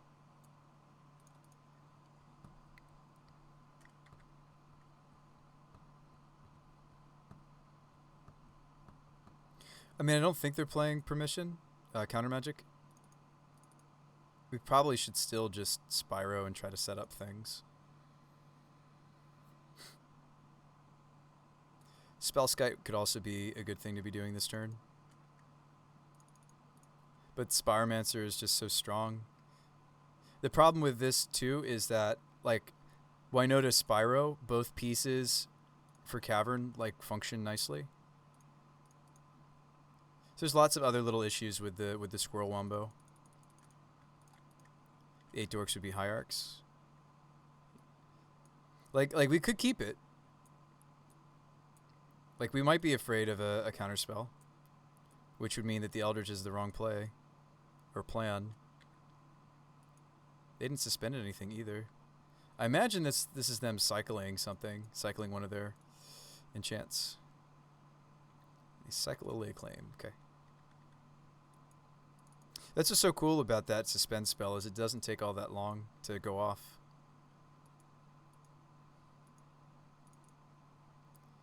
They shock and do nothing.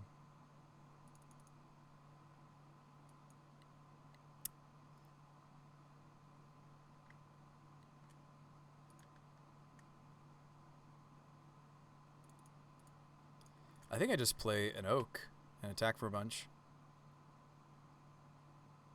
This is Path. This is Typhoon.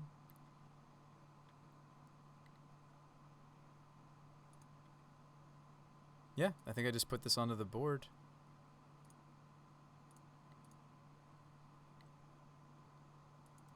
I don't think they're actually playing a whole lot of counter magic or any, to be honest. We might just get to make infinite next turn. Alright, my version of the deck would be 4 Voice, 4 Visionary. Really like the Evo to Winota. Pyre instead would be Neoform. And then my 8 dorks would be Hierarchs. Noble Hierarchs? They're not, which Hierarchs? The new one? Oh, you mean just all Hierarchs? That's an interesting idea.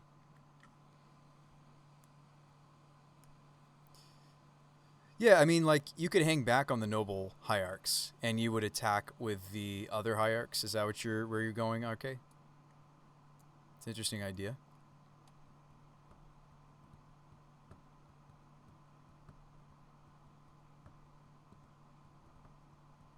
Is this just a Supreme Verdict? No, it's an As Foretold. Return these things.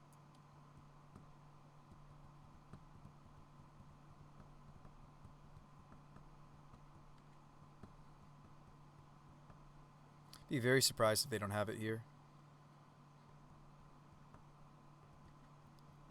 Nope, they decide to Footfalls. Alright, so we should win here. Well, we don't win immediately. But their deck doesn't have... I mean, they might have sweepers. Like, I could just blow up the As Foretold. If they had the ability to return these, though, they would have already done it. I think I just go infinite here. We're not doing it to not do it, right? If that makes word sense.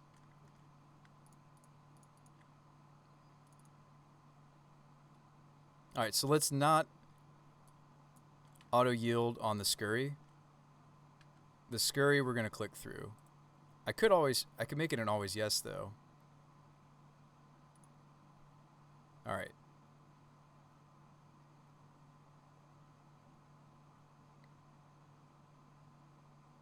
I'm a little nervous, actually. Let me take off my auto yields again, because we messed this up. It actually crashes Moto.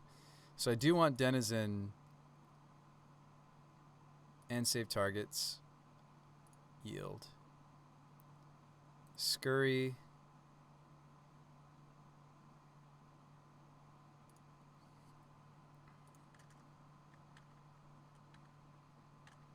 Cool. So I'm using my hotkeys instead. So we have learned.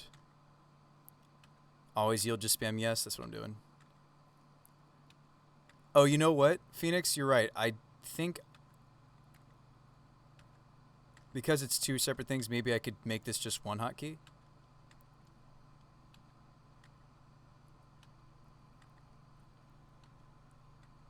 Opponent says that's a pretty sweet combo. Thanks.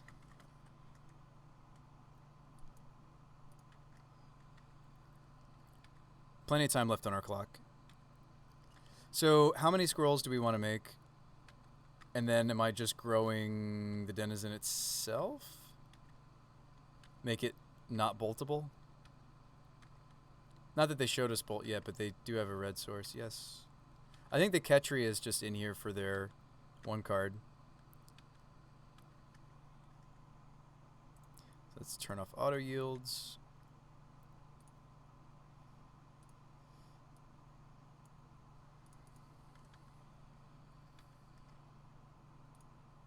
So they have to block the Scurry Oak. So this actually might be a fine time for me to get through with everybody, because they have to block the Scurry. They're only going to get to eat up one of my attackers. I think that's fine. It works. We just needed to...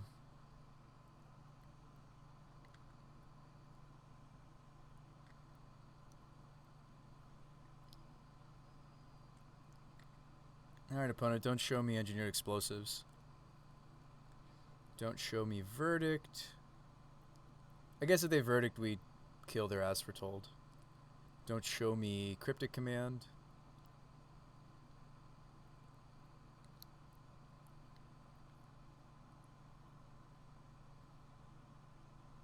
Oof. Restore balance. I mean, I just keep the Scurry Oak, right? Actually, maybe not. Maybe I keep the Ivy Lane Denizen because I have another Scurry Oak in my hand.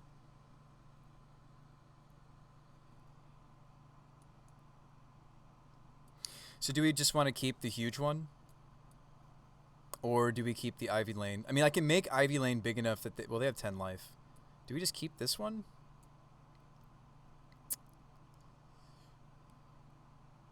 Do I keep Ivy Lane? I feel like I keep Ivy Lane, right? We just run it back next turn? Yeah, I think we keep Ivy Lane, right? You have Scurry in hand? Yeah, I know. I guess I'll keep the Ivy Lane Denizen. He's also almost just as big as their Rhino anyway. They might have another removal spell, though. Yeah, the Restore Balance is sweet. There's some cool stuff going on in my opponent's deck. They decide not to keep it back as a blocker. Okay. Alright, let's have an uncounterable remove their as foretold. Why don't we start there?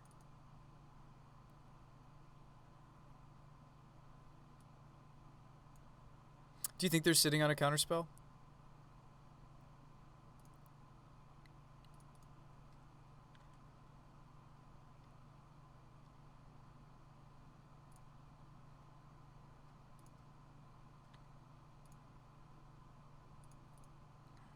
I think we just go for it again.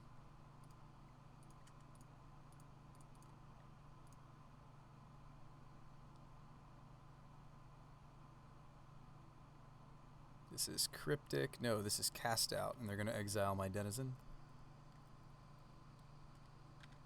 I should have attacked first, maybe. I mean, I have make Spyro tokens. Opponent has 3 cards still. Rough. That is my only Denizen.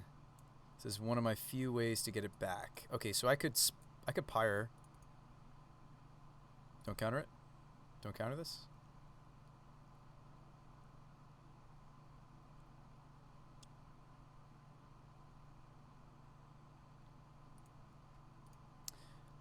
We should go to combat first. Actually, it would have been the same, because Scurry Oak would have grown. I'm thinking of getting Pyro. Spyro. Maybe not. Maybe I just misplayed Hardcore. Because... Oh no, Skyclave is in the bin. I mean, in the board. I was thinking of what the Masked Vandal could turn into.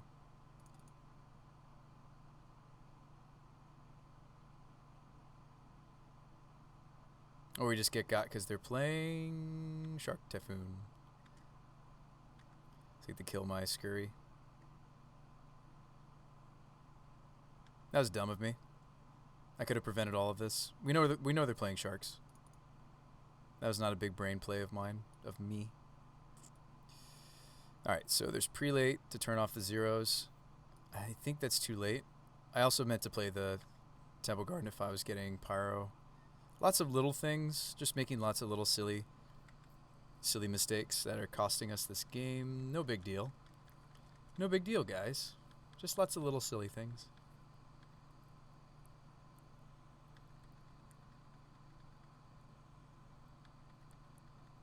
Down to 2.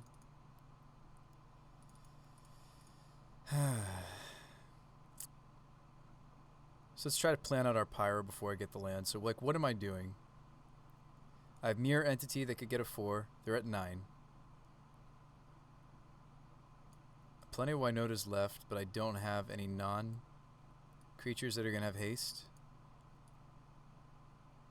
I don't have a way to block or remove. Okay. I think we're just screwed. Glad that we've established that, right, folks? It's so sad. I feel like we were doing the things, like the right things. Okay, that's a redraw to hit the Winota. I don't even think it's enough anymore, though.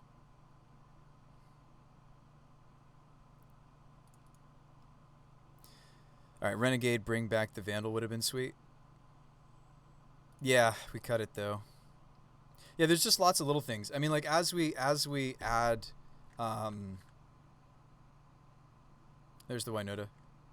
Can't cast it, though. Like, as we add this stuff...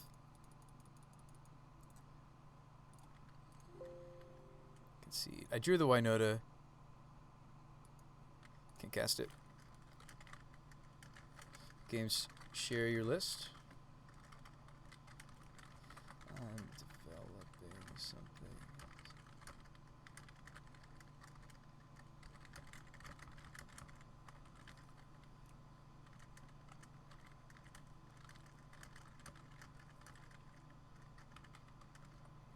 We kind of saw a lot of what he was doing, though, so I think he basically is doing what I was planning to do, except I was trying to do it in a more controlling shell. It looks like he's more all in and just playing restore balances and everything else. They don't want to share the list. Okay. So let's look and see. So if I had the mana to play the Winota and we had a creature that could have attacked, it would have been one creature. Okay, we would have seen a Spyro, but we had no cards left in our hand. So sadly... Oh wait, that's not the match. We managed to steal game 1. I'm sitting here thinking that's the match.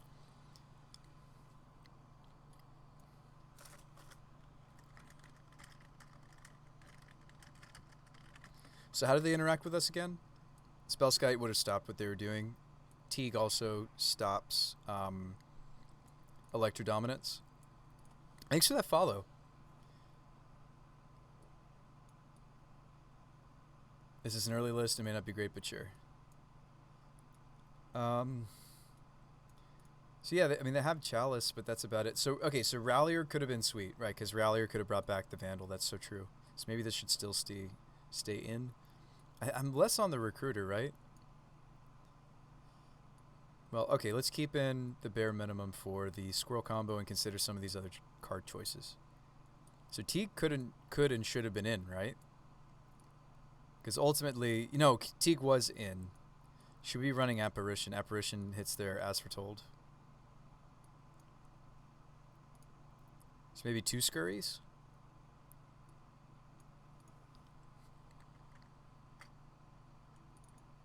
Maybe 2 Scurries?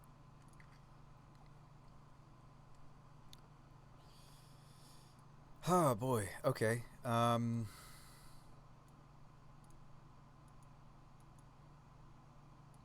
I don't know. I mean, they've got Restore Balance as their sweeper of choice. It's tough. I think the Recruiter's a bit slow.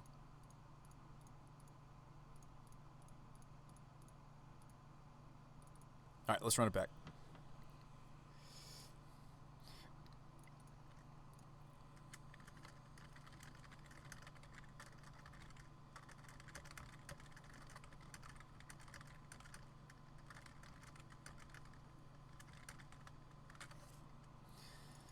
Okay, we keep this.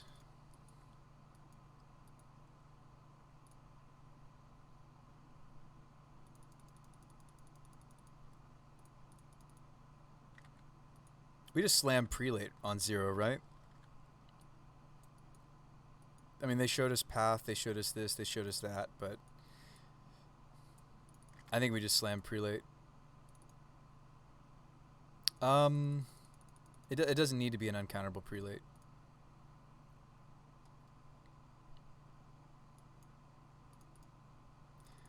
Doesn't need to be.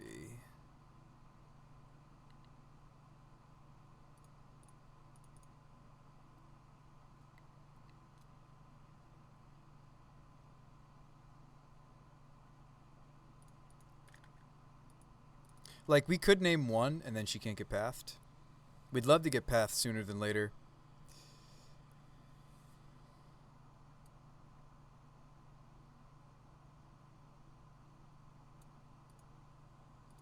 Yeah, you have a nice night, Jade.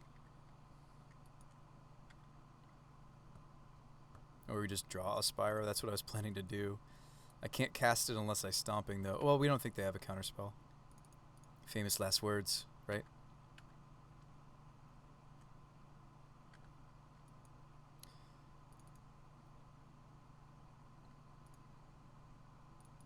I think I too often don't take advantage of the fact that Spyro like could really set us up nicely here. Like, yes, it's very tempting to leave us with the Eldritch, right? And just dump these two. But I could just take the Mystic. Show me Remand. Okay. I will play out the Mystic, I think. Remand was in my build of this deck, too. Just our first time seeing their Remand. Magus of the Moon, uncounterable. That seems perfect. Let's do that.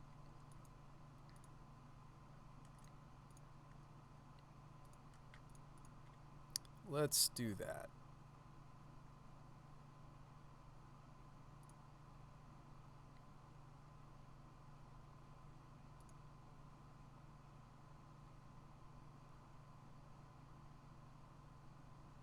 Followed by Spyro.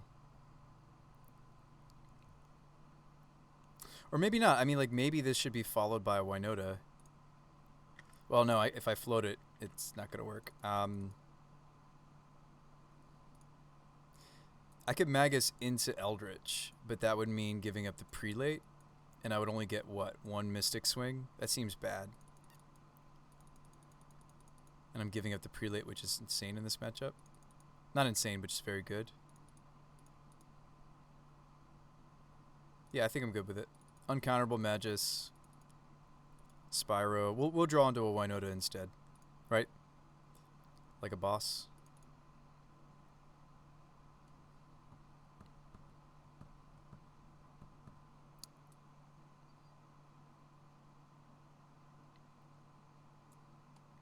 They may draw a card with their... They might have an Aether Gust. This might be a Gust.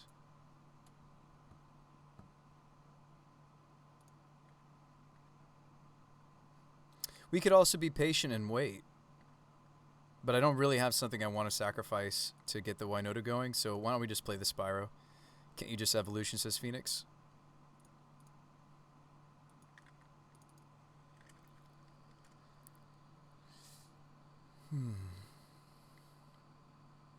There's Scurry Oak. I don't know if I want to overcommit. Seems like a bad idea. I mean, I'll play the land. They showed us Restore Balance. Don't need to overcommit. If they manage to kill my board, we'll make tokens off of the Spyro. Cast out my Prelate? No, they got to cast out my Magus of the Moon, right? Ooh, they hit the Prelate. That means they probably have they probably have the Sweeper. If they're going to sweep us, I actually do want to play out my hand, and I'm sure you're like, wait, what, Bruce By? I want to put them on 0 cards, is why. If what they're about to do is sweep our board, the way that Restore Balance works is they have to discard down. Now, granted, they would have an As Foretold. We hope they're trying to do it off an Electro Dominance, right? But the way that Restore Balance works is we're both gonna have end up with the same number of lands, the same number of cards in hand, the same number of creatures, right? So I may want to play these out so that if they do that, because that seems to be their sweeper of choice, then they're going to 0 cards in their hand. We'll also be on top deck mode. Oh, I can't actually get both out. Okay. I'd rather be left with a Scurry than the Arbor, so we'll make it so they go down to just 1 card left. So normally it's weird to commit more creatures to the board, but As Foretold into Restore Balance is a little bit different. So let's see them sweep us. The disadvantage of this line is that... oh, they don't have it. Oh, they have Dominance into it, actually. So I don't want to play into that. As tempting as it is to slam Winota, I'm almost 100% sure that what they have is Electro Restore Balance. So let's try to swing. I may not want to swing with my Mana Dorks, actually. I think even just this is enough. Well, I do need to swing lethal. But I'd like to leave my mana back. Some mana back so that I can float in response. This dies, and then I make the tokens. And also maybe play something else. I probably just make Spyro tokens. I think this is enough. I think they're going to sweep no matter what.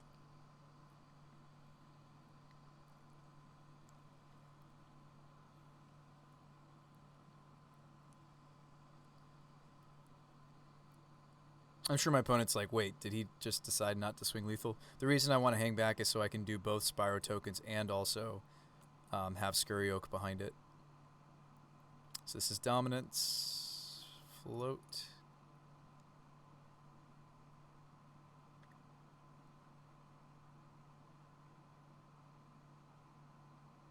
Ah, footfalls instead, actually. Okay, awkward. They're not necessarily going to block my Spyro now. They don't have to. They'll block. So me floating the mana actually ends up being irrelevant. Okay, good to know. They block the Magus and they block the Elemental, not the Spyro. No, they do block the Spyro. Okay. Okay. I was so confident that they had the nuts. See, now I don't want to play out the Scurry, do I? I think I just want to Spyro during their turn. During their end step.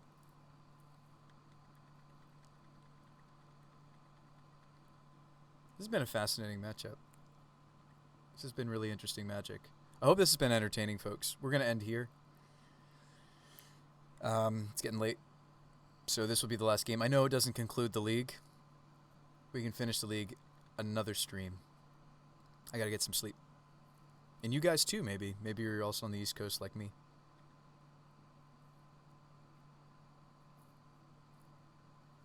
You're swinging the Rhino. Swinging a Rhino, sure.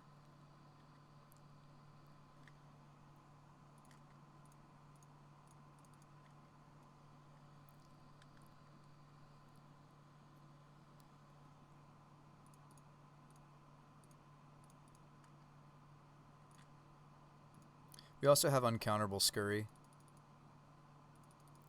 I don't think we overcommit though, right? I mean, I'm not going to have uncounterable Scurry. Well, it depends on if they have the path here or not. I wonder if they're trying to bait out, like what if they really do have another Electro Dominance plus balance? Oh gosh, do they really?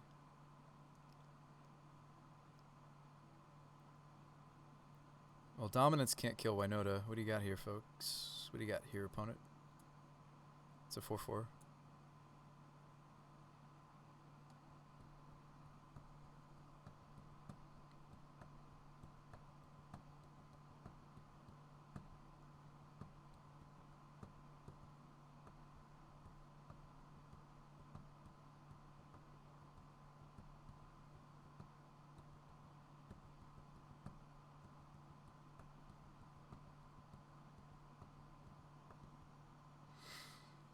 Shark Typhoon, okay. That does not...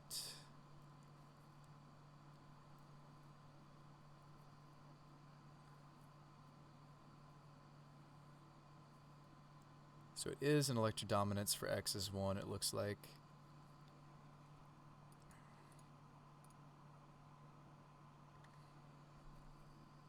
Actually, it would have been worse for me if they shot the Elvish. So they are going to return the Shark Typhoon, but they're not doing anything else. I think that's okay. So you have a Shark Typhoon.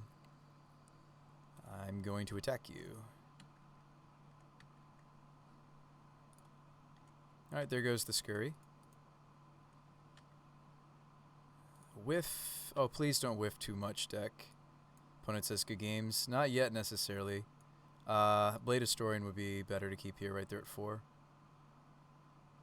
Oh, they scoop. Good games.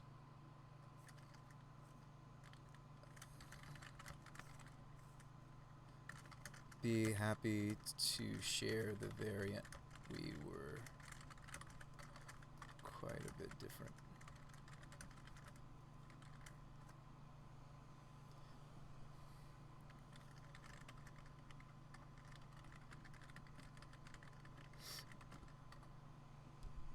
We'll see if they'll come.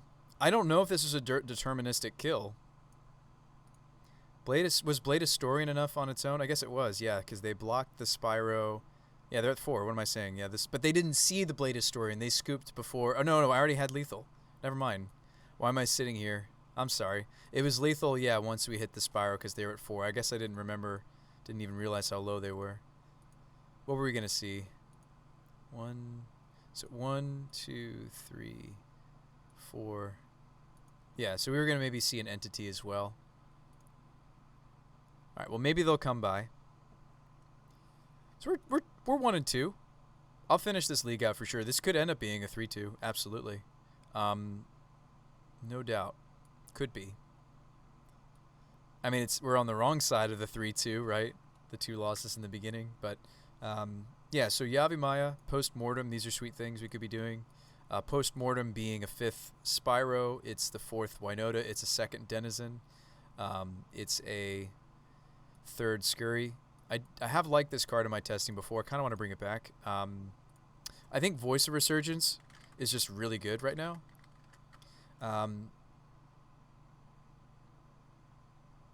Yeah, I do wish that we, like, so Rallier...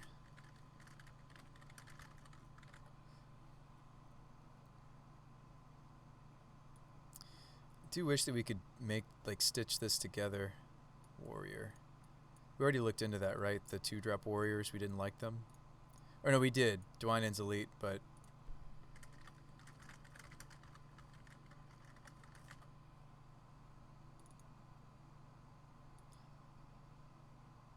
This lets me go from here to here to here. To here. Or here. So these are both warriors.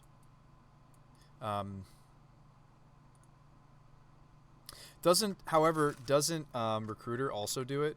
Hold on, maybe we're going, as per usual, maybe we're just going way too deep. The Imperial Recruiter does also get either piece of this combo of Scurry Denizen. So maybe we don't need to go this deep. What if we just main deck the Changeling again? Because the Vandal lets me go from an Elf to the Vandal to the Recruiter. Oh, Recruiter's a human, though. It can't go to the Denizen off the Pyre. I mean, we're thinking about Pyre, but maybe it's just... I just recruit for whichever piece we're missing. Hey, Sock-chan. How would I like the list sent? Whatever you use. How about I let you... this is the list you were just playing against, kind of. We're working on it. We're trying to figure it out. So, let me share my... take on Shark Tank with you. You had a very different build. Yours had like a lot of the different... I did like the restore balance. That was sweet. Let me show you what I had in mind. Shark Tank. Shark Tank. Nope. It is in my modern section, actually. I based it off of a legacy deck that I had been working on, a legacy replenish deck. We worked on this earlier tonight, but we haven't played it yet. I actually can't get my hands on the cards yet because I rent my cards from Card Hoarder. But when I can, here we go, Shark Tank. So this is my just initial, we just threw this together, so this is not a finalized build. We'll go to brew mode. So this is certainly not finalized. I do have at least one cute card, which is the Cyclone. Cyclone is trying to be like a 5th cast out. Well, not the 5th cast out. It's trying to be the 5th Shark Typhoon, actually, is what it's trying to be. Or like a 3rd Lay Claim. I don't know if we're going to main deck the... let me show you how this curves. These are 2s, because you just cycle this in this deck. These are 2s. This is a land. This is a 3 activation. This is a 4. These are ones. This is always at least 2. This is a 2. You cycle it. These are 4s. This is a 3. These are... I'm not going to put Seagate up at the top. I mean, you could, but it's just going to be a land or it gets pitched to force negation. Hall of Heliads. This is 3 to activate. This is... Vantress is a 5, right? Yeah. So, like the Seagate would be way out here at whatever it is. I don't think it's worth putting out there. All right, you played Electrobalance for a while, so that's the direction I came from. Yeah, no, it's really interesting that you and I ended up in very different places, right? So I was playing Replenish in Legacy. So it's really cool. Like when I saw Resurgent Belief, I said, okay, I'll just suspend it. Maybe I'll put an As Foretold in here just to do it a little bit more quickly. But I don't even know if I want the As Foretold. I think because the suspend on Resurgent Belief is as quick as it is, I think we don't necessarily need that many As Fortolds, if any. So Replenish is return all enchantment cards from your graveyard to the battlefield. Resurgent Belief, of course, is essentially a modern legal equivalent. So yeah, my build is just, I'm just trying to suspend it and cycle a bunch of these. You're welcome to borrow the Unpredictable Cyclone tech. So Cyclone is a 2 mana cycle, so it's similar to Lay Claim. We don't care that it's red. If a cycling ability of another non-land card will cause me to draw a card, instead exile cards from the top of my library until I exile a card that shares a card type with the exile card, I may cast that card without paying its mana cost, then put the exile card. So I don't think you would play more than one of this card, but you could consider it for your deck even. I thought about playing other cycles. Like, it'd be cool if the only sorceries in my deck were just Resurgent Beliefs and maybe like a Verdict, and then I could just, or, yeah, anyway, I might be able to like have a sorcery that has cycling on it, and then I could always hit my, yeah. There's some cool things you could do with Unpredictable Cyclone. I could play some number of instants that have cycling on them. I could play some number of sorceries even that has cycling on them. I don't think it's worth it though. We originally started with, I wanted this to be more like a traditional blue-white control, but then we realized, much like you did, I saw Shock Chan, you were playing Remand. We added, I was starting with 4 counterspells, and then I realized, but I have a lot of colorless sorcerers, right, like that I want to be playing. So I think Remand is just better for this deck because of the colorless sources I'm trying to play, but mostly we're more like a tempo deck, right? I just need to buy time for this suspend to finish, and then we get like a Shark Typhoon or, you know, remove something, or better yet, steal something. I mean, the Lay Claim is really, I wish I could justify more than 2 copies of it. Lay Claim's really sweet. I think the Gifts Ungiven is a little adorable, although it's a similar payment. Like, so here's the thing about gifts. I'm already paying 2 mana to cycle Lay Claims and Cyclones and even Shark Typhoons, at least 2 mana, right? So Gifts Ungiven is actually the same cost, a similar cost, and I have a lot of different names. So that's another reason why I like the Unpredictable is, let's say we have a Resurgent that's about to go off. I can end step Gifts, and what do we go get? We go get, I can get 1 cast out. I can get 1. I'm just trying to do, I love gifts piles. They're so much fun to think about. So I could get a Lay Claim. I would get a Cyclone. I would get a Shark Typhoon. And then what else would we get? The cast out. And then we have to add something else to this maybe, right? Like, what if I already have the Cyclone? Do we add the Soul Snare to this? Do I add the Seal? Do we want to main deck Porphyry Nodes? I was surprised you weren't maybe doing, well, you were more all in. Like, you were just playing the cheaty face spells, right? So yeah. Electro Balance is more like that, where you just play a lot of it, whereas this looks more like a control deck that's built around belief and is kind of playing the control game a little bit more than you were, perhaps. And I'm not saying this is better. I actually haven't even put this together and played it in Modern. I have no idea if it's better. I think they're just different. That's where I'm at with this, because I have seen some people thinking, oh, you just do all the things, right? Which is what it seemed like yours was doing. And I'm not saying that sarcastically. I'm not saying that like, oh, that's worse. No, I think it's really cool, and I appreciate you testing that side. Please come back to us, Shock Chan, and maybe hit up the Discord. If you want to share your list with us, either sharing it in the chat here or a picture or on the Discord is the best place. And you're welcome to steal my technology. I really don't mind. If anybody asks where you found it, you're welcome to tell them that we brewed it here on the Bruce by the Magic Guy show and point them to the stream. But that's pretty much it, friend. You're welcome to borrow my lists. Hey, Brew, want to check out my Naya Winota? Sure. Is yours just the more straightforward, probably good version that you were talking about earlier?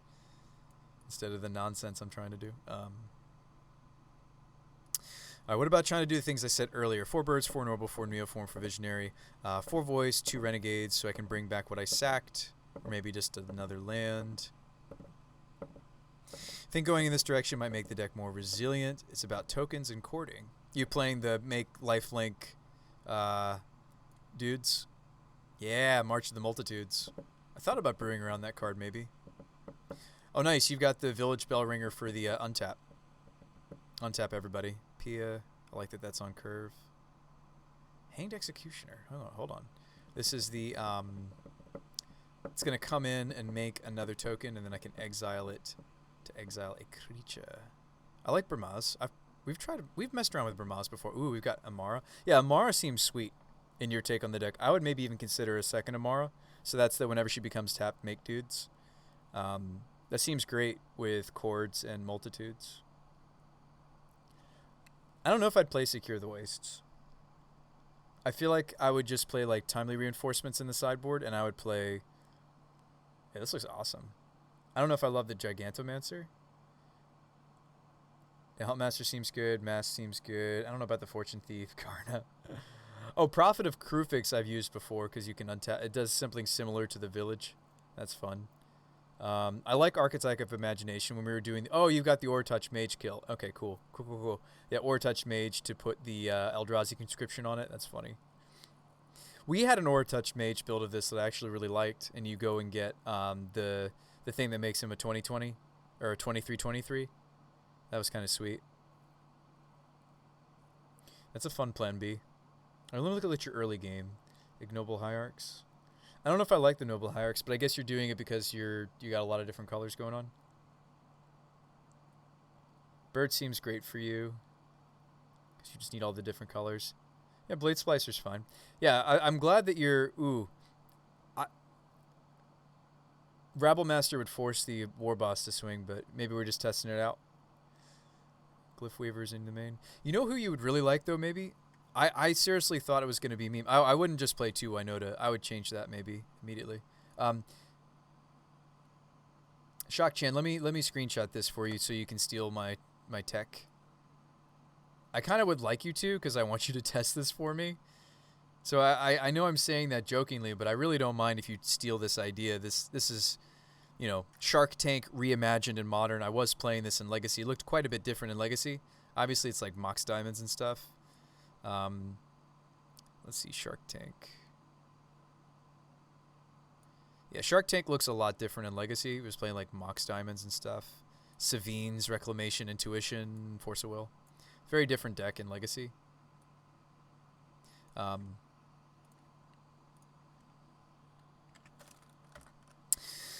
Shock Chan says my deck wasn't using Shark Typhoon to the best of its ability. My thought with Cord and Eladamri's Call is actually it's basically 8 Winota.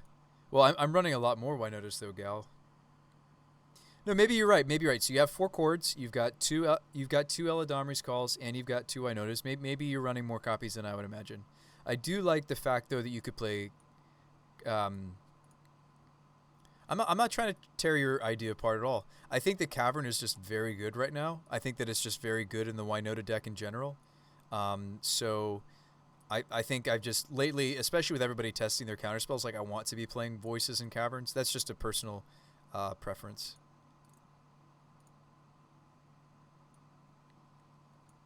That's all.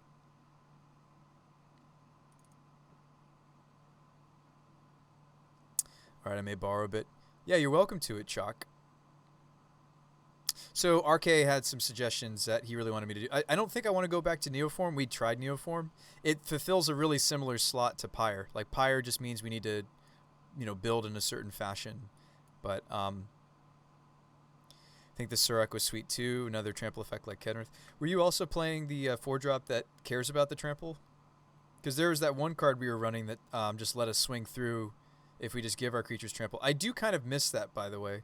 There have been some board states where if we had the Proud Wild Bonder, like the Wild Bonder was actually really sweet. I do kind of miss this. So we were building around this card for a little bit Creatures I control with trample have, you may have this creature, assign its damage, blah, blah, blah. So we were doing that for a while, and we were using both Kenrith. We've tried Legion Loyalist. We also, instead of Loyalist, since I'm not on Ranger captains anymore, this was a Ranger captain target. We were, that was one way to get this to work. I think a better way is to just play it alongside this card, though. Like, I'd like to go back to us just, like, killing them off of fewer Winota triggers again. I do think that this card lets us do that. So this thing gets huge. Kolaghan's Forerunners is a trample. Its power is equal to the number of creatures that I control with dash. I'm not really thinking about the Scurry Oak Wombo at all when I'm thinking about this card. I think between Bonder, Kenrith, and Forerunners, we actually found that the deck has enough synergy. We could even put something in the mana base like a Kessig.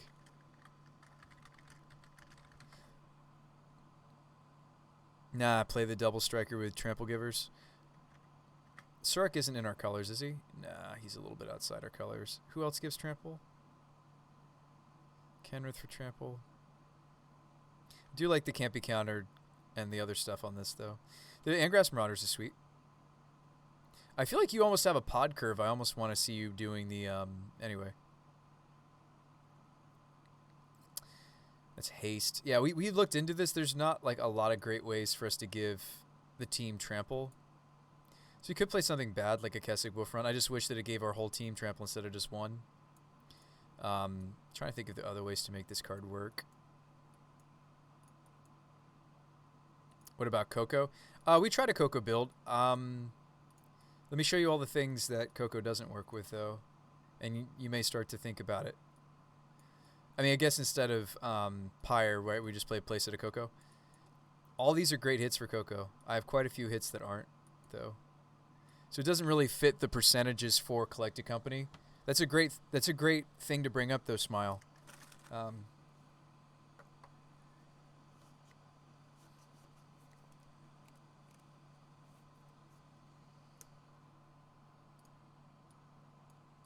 Coco needs about 28 hits. Yeah, we're about 10 or so short.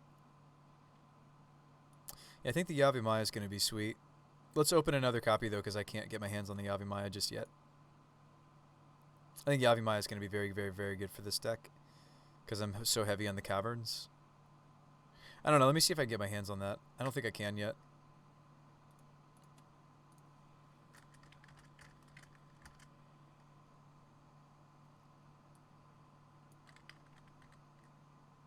Zero available.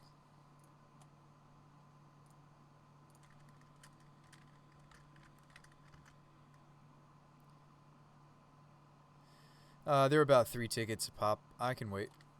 I can wait to rent it. So we'll cut that for now. Not that I'm gonna make it the Kessig. I'm not gonna make it a colorless source. We'll play something else first. Could just be another Arid Mesa.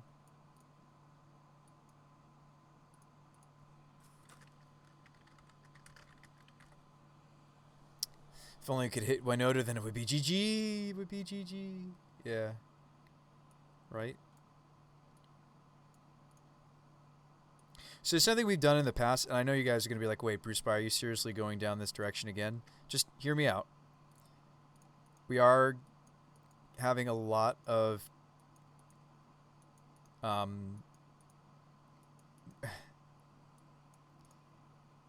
we've done some weird, like, jumped through some weird hoops before and again to, like, make the deck a little bit less resilient. Sorry, a little bit more resilient, not less. More resilient to Fatal Push, Lightning Bolt, and especially Lava Dart. Even, like, Ren and 6. These are all very popular cards. So let me show you a card. Again, just bear with me. Just bear with me. All right. So now, in order to make this card work for us again, we need how many lands? We've had this discussion before. I'm sure some of you are like, no, Bruce Spy, don't do it again. Don't do it again. But I am really a little frustrated and tired of Lava Dart even setting us back, right? And I'm sure you're like, wait, Bruce Spy, weren't you, like, preaching to us that you were planning to put, like, what was it? Like, weren't you going to put, let's see. Weren't you going to be putting, I don't know, like, let's stop getting, like, wrecked by Lava Darts. let's just play more lands and maybe try the Grazer thing again. That also gets over the issue of the fact that I have this many caverns. End step Coco, untap Winota is a strong play plan. The issue is the human hits off Winota then have to be skewed towards CMC3 or less. Right, we wouldn't be able to do the as powerful things, perhaps. We could also just play like Utopia Sprawl, but I feel like if we're playing Utopia Sprawl, then we're just like a crazy person for not playing Arbor Elves. Just thinking out loud, thinking of like ways we can ramp that are a little bit less susceptible to what's going on in the format. Lava Dart and Ren 6 are just rough for us. Yeah, like we could be doing this. Look, that's 59 cards.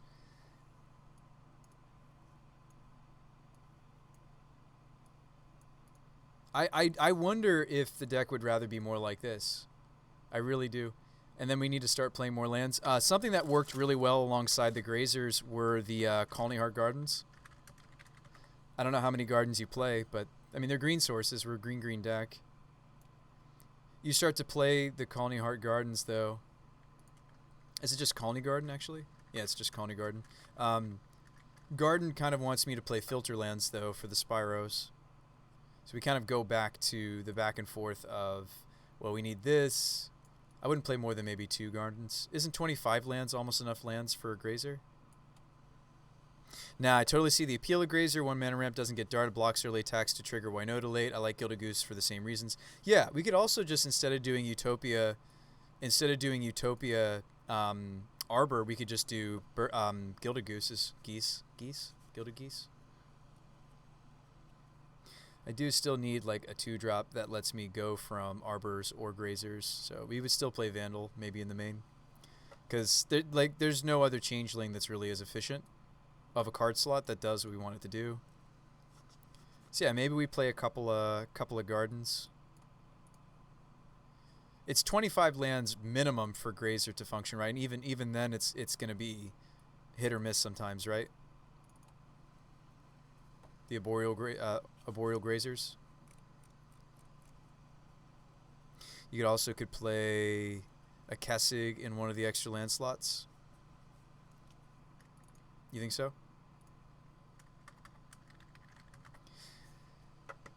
So adorable. It's going to be a lot better with Yavimaya, right? Like we almost just have to have Yavimaya already for the playset of Caverns. Maybe I should just bite the bullet and just buy one just to have it. Do we think it's going to stay that cheap? It's like 3 tickets right now. Maybe I should just like invest and just grab it.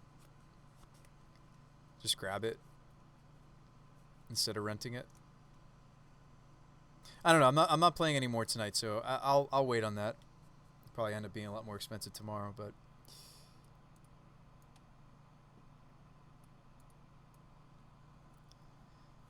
I think Tron will use.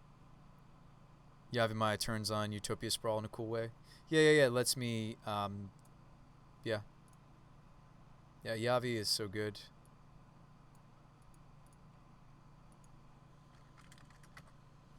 Do we want to play Yav instead of Sunbaked Canyon? I feel like the Sunbaked Canyon is maybe the most awkward card in the deck, period. I think Horizon Canopy is okay. I think that we wish that there was just a red-green land that cycled itself, right?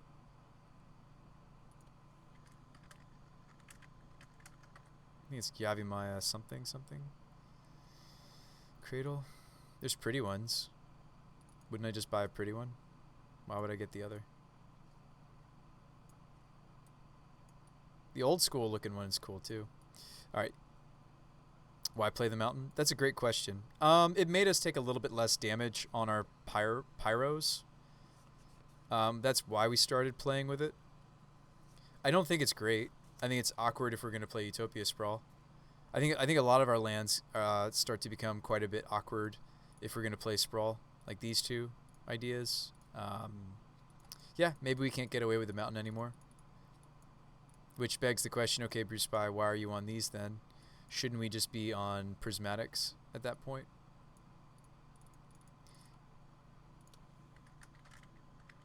But if I'm playing Prismatic, I almost want a mountain, right? Well, no, maybe we should just play a bunch of Wooded Foothills then. So we always have access to a basic forest. I think we would need to make that adjustment. No Dryad Arbor or anything right now.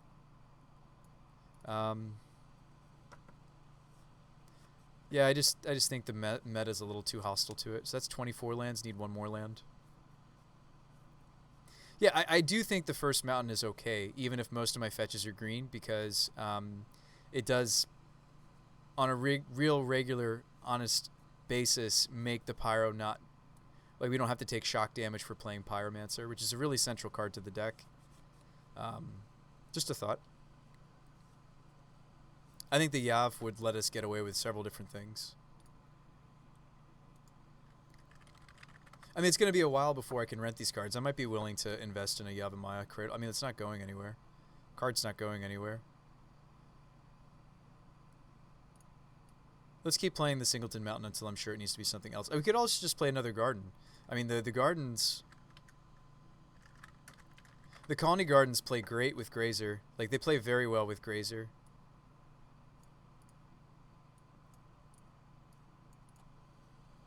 Sprawl can make red, so can Cavern. Yeah, I think we're fine. That's fair, Smile. That's fair.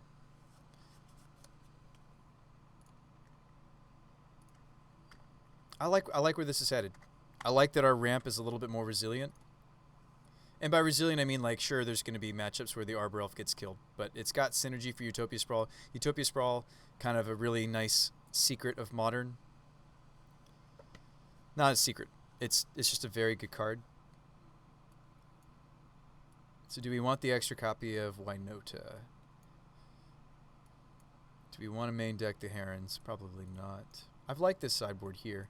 Let's leave this, okay, we're going to change it by one, but yeah, Kenrith goes to the main board if we're going to do Bonder. I mean, like, Bonder and Heron's Grace are both matchup specific, right? Like, Bonder, the issue with Bonder is he really is only relevant if my opponents are making relevant blocks, right? Heron's Grace, of course, is important if our opponent is aggressive. I mean, maybe we just do that and not bother with all the cuteness. Do what more traditional Winota decks do, which is the only silver bullet I have is just the Magus. Because, like, when Magus of the Moon really shines, they also are decks that don't have removal for the Masked Vandal, usually. Or readily. Maybe a Dismember, but Dismember beats what we're doing up here anyway. Like, this looks a lot more like where we started a while ago. And then this is maybe the right number of finisher humans. Maybe even too many. I like to make an argument that the Angrass Marauders builds of this deck are actually playing an 8 card package, 4 Angraths, 4 Bolts. So it's kind of like we're running one fewer in a sense. But it's like the sum of the parts is what actually kills them, right? The sum of these parts is what actually wins the game. You love the Mirror Entity so much. The ramp the Elf gives with Sprawl slightly more resilient than Llanowars as well, ramping harder in unison and so on. Yeah, I think it's going to be great. This gives us a real reason to not be playing the new Hierarch as well, perhaps. This is a lot of lands, though. I mean, granted, some of them are creatures, so let's do this. Let's do a creature count. Humans versus non-humans. Now, the ratio here is really messed up, right? Now we have maybe too many humans. We have 14 non-humans if you want to count the gardens. Oh, we can't cut the Sprawl either. So, like, now we're in trouble, right? It's 10 non-human, 4 human, 13 human. So I think we're overkill now. I'd love to squeeze back in the Recruiter, find the Scurry Oak combo. And then Grace.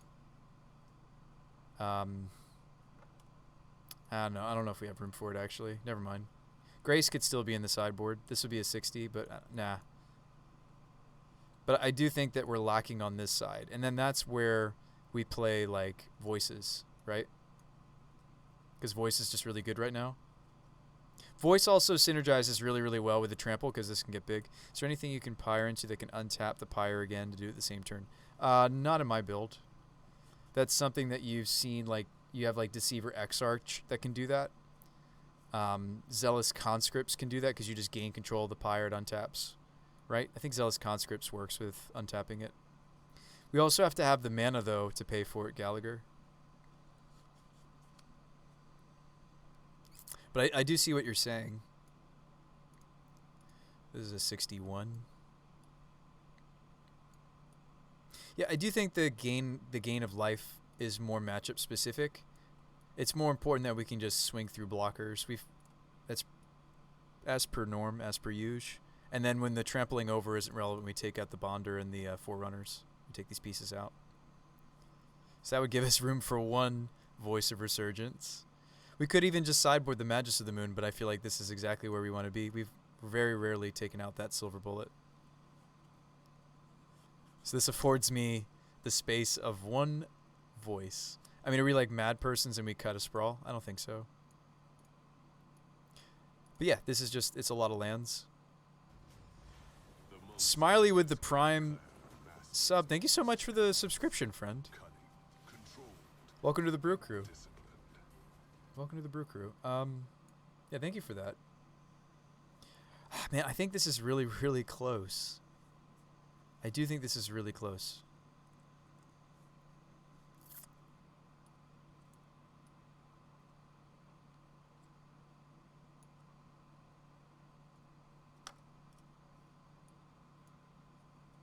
I think something else that I noted is the deck is just very clearly built around Spyro.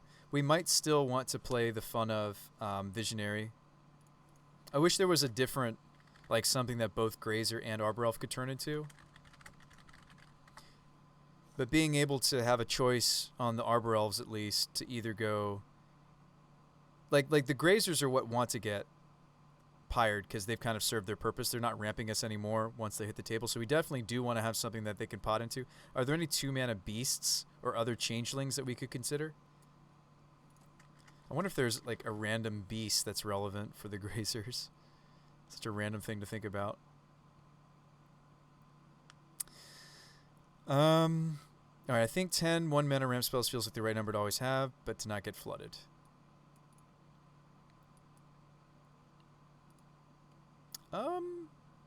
Yeah, you might be right. So you're saying don't play this many Grazers, but then I don't need this many lands.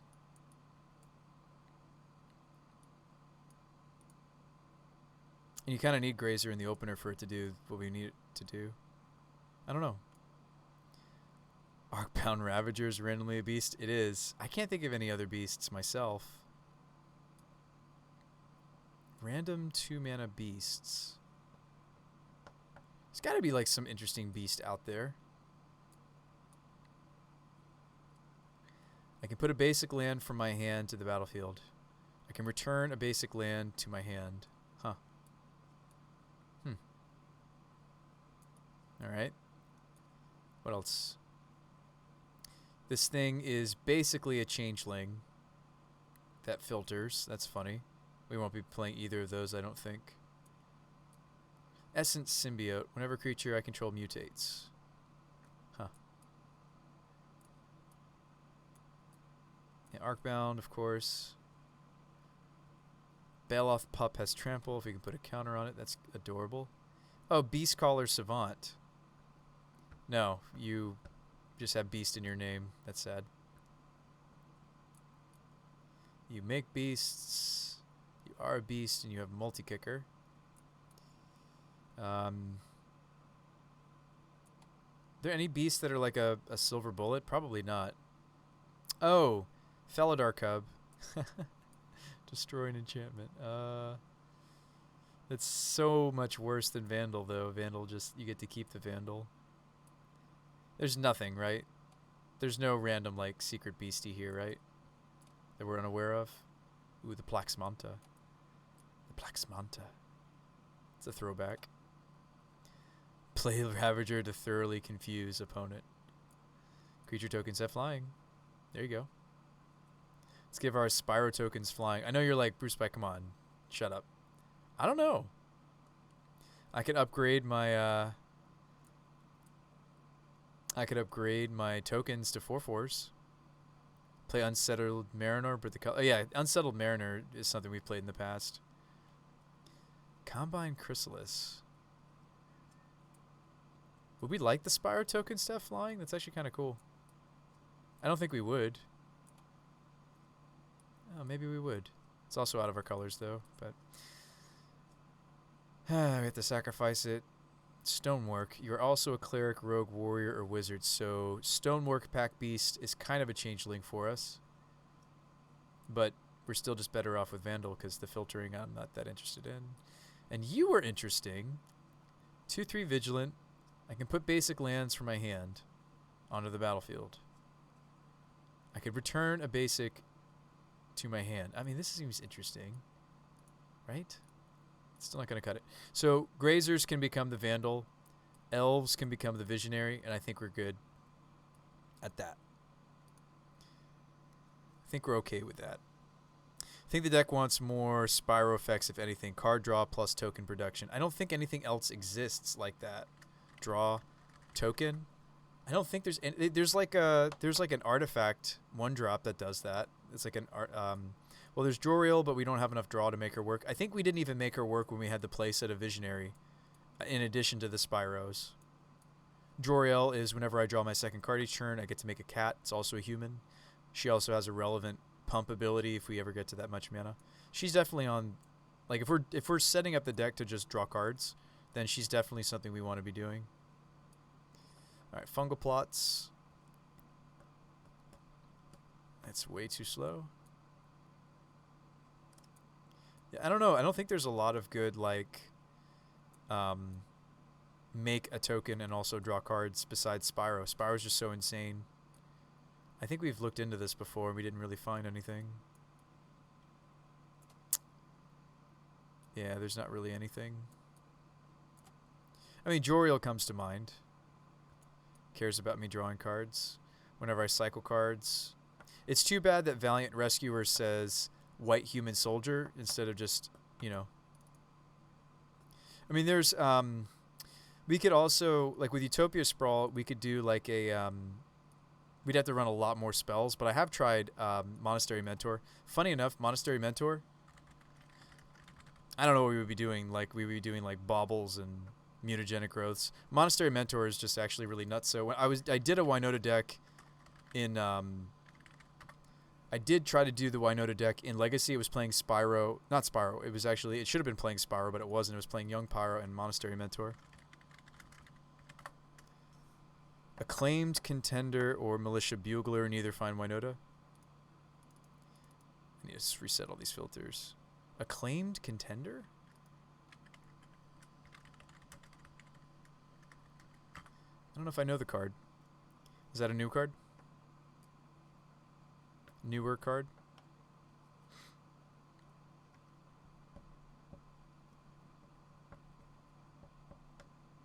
So I have to control another knight. I'm with you so far. I get to look at the top 5 of my library. Okay.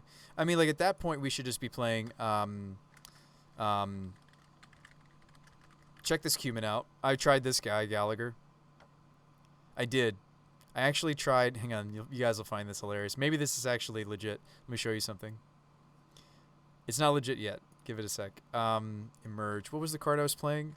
It makes 3 non-humans. And we end up with 4 non-humans because of how Foul Emissary works. This is how deep I went the other day without you guys on stream with me. I was even going to consider the Decimator, but I was just playing these. Let's watch this. I know it looks... Actually, I only played 3 of them, but I just want you guys to see this. This is how deep I've tried to go on the deck for you guys. Are you ready? So, Foul Emissary. I get to look at the top 4 of my library, and I can reveal a creature card. Our deck is all about the creatures. Awesome so far. It's a human horror. It sucks that it's a 1/1, but when I sacrifice it while casting a spell with Emerge, I make a 3/2. It of the Horde Storm. Emerge for 7. Now, it costs 7 to emerge, but with Foul Emissary or, you know, Spyro, it's actually only 4 mana. And it's even less if we're doing it off of, like, you know, like the Blade Historian or something. But anyway, we could, like, emerge Lena for 1. Like, once she's already served her purpose. But anyway... Only if Foul Emissary triggered off of Eldritch Evolution. I know, right? It would be perfect. I did try this plus this in the Winota shell already. I just think we just don't have enough room. Because that right there is a 59. Like, I think if this is what I was doing, I wouldn't be able to be playing the Pyres, which is maybe fine. I like Pyre. I like Pyre a lot. But... maybe there's a deck that's just Foul and it. That's a good idea. 3-drop the digs for Winota. Yeah, I mean, like, I think there could be a deck here. It just, I didn't, when I played it before, it didn't have enough mana. I think a Grazer Utopia Arbor Elf build could have enough mana to do this card. And this card's actually not the horriblest. It's a 4/4, which is relevant in a format with Thought-Knot Seers, and it ends up with 2 extra creatures. There's a few other emerge creatures that I considered playing. And then, of course, you start to consider, instead of weird stuff like Kessig and doing the trample thing, you start to consider playing, what is that card that gets you another free big drop? Well, let's grab these things first. So Decimator, you could play a Singleton. And I'll show you how we tutor for it in a second here. Mockery. So you play those, and then you play, oh, what is that land? Oh, what is that land? Help me, chat.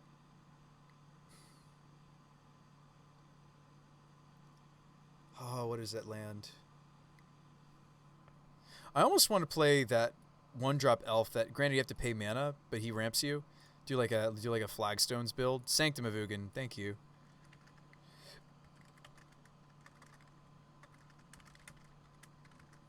So you consider some number of sanctums.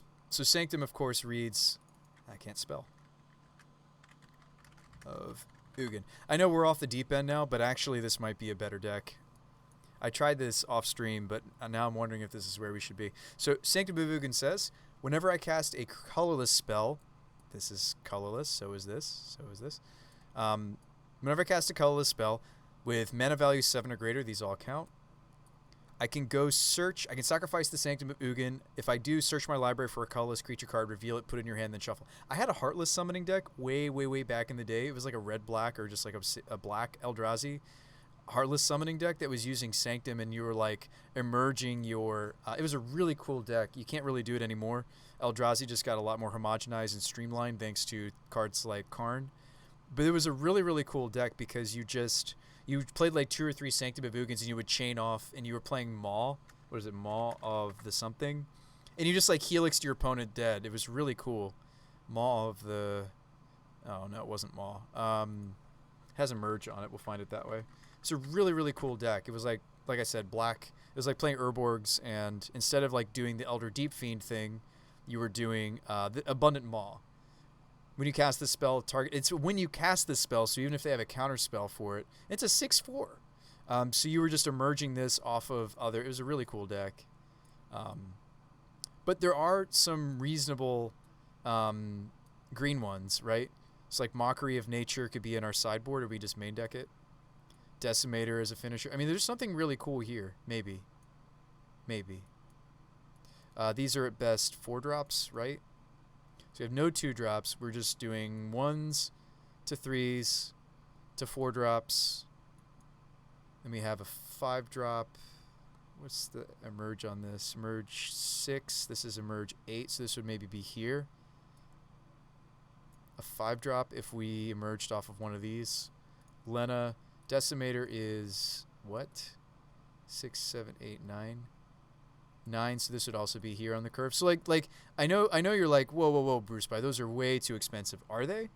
If we're doing the whole Utopia Sprawl thing, maybe not. And so this is where they would end up on the curve if I evolved off of a Spyro or the Emissary. The Emerge idea might be a separate deck. I think there are better ways to make tokens in the Winota shell. I'm just saying, Gallagher, this is something I considered. Because I was looking for a way to make tokens that was also humans, but that was also, at the same time, non-humans, that was also resilient, that was also finding the Winota. So, to name a better combo, do evoke creatures. Oh, it's totally cool, don't get me wrong. Yeah, I wonder if it would maybe be, like, a direction we should even explore, though, is the question. Is like, should we even explore this, right? I don't know.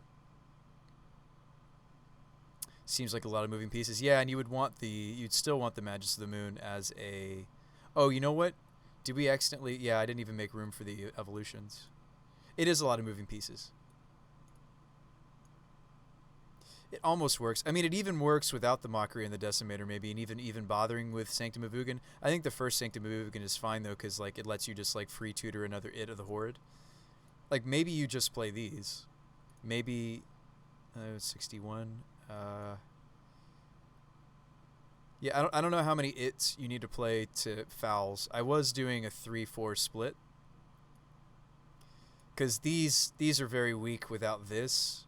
Not unplayable. Like you can also play them off of like Spyros, but maybe it would be a 3-4 split. We try. It's me still running our anthems, but we're not running the entity anymore, right? So I don't know.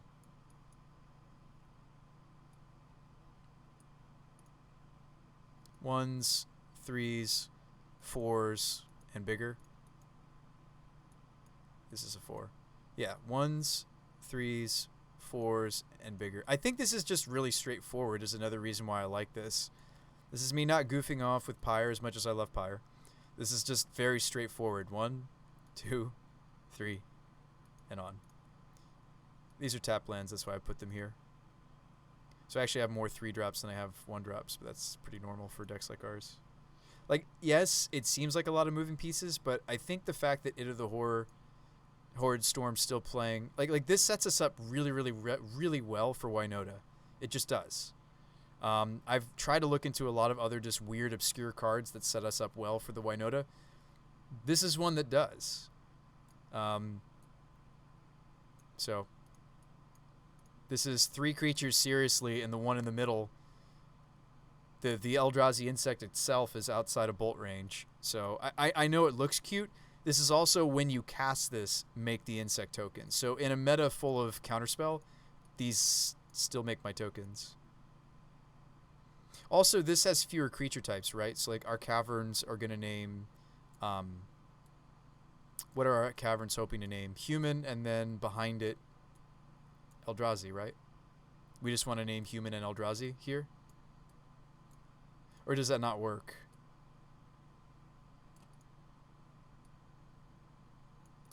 I can't remember how Emerge works or doesn't work with Cavern. I think it does. Right, if I pay the green on the Emerge, I think, yeah, because I'm paying green on an Eldrazi card, even though I'm doing the Emerge cost. Yeah, I think it does work.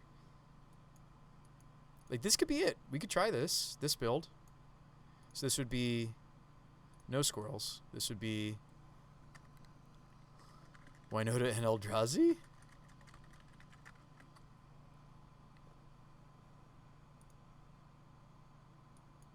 Winota and Eldrazi? Gotta go to bed. Gotta take your newborn. Oh, okay, Smiley. Hey, thanks so much for the subscription, friend. You have a nice night. Enjoy the newborn. Babies are great. Enjoy.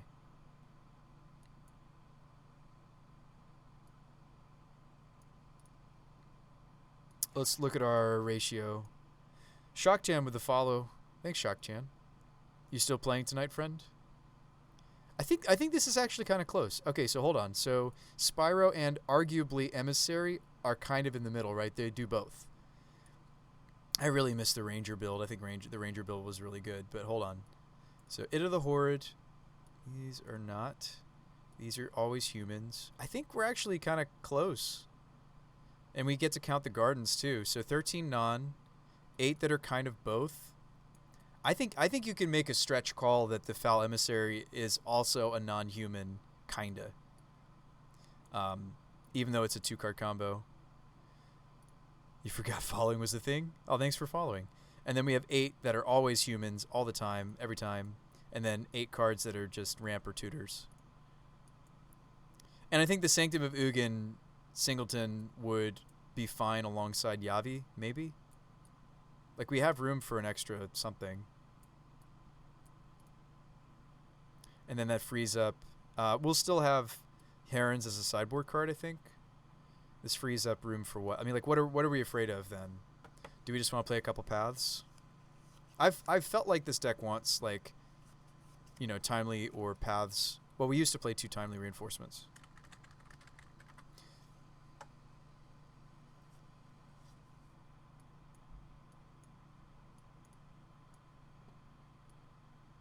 Like, it's fun to think about Decimator and it.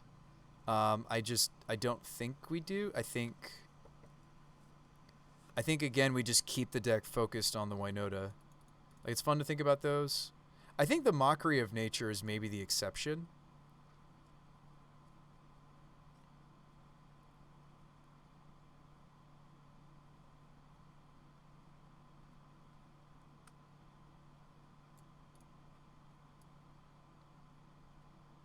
I mean, the thing is I can't evolution into these things ever, right? Like, I guess Lena does evolution into It of the Horde Swarm, which that may come up very rarely, but it's not irrelevant. I can evolution the It of the Horde Swarm into these big drops, right?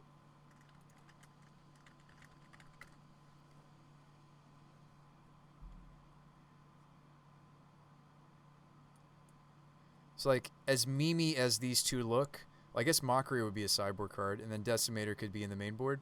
Like, as much of a meme as this looks, like, because we really could evolve. We could Eldritch an It of the Horde Swarm into this, and then they're just definitely dead. Oh, no. It's when you cast this spell. Never mind. Creatures you control get all the stuff. I mean, it's still a 7/7 trample haste, though.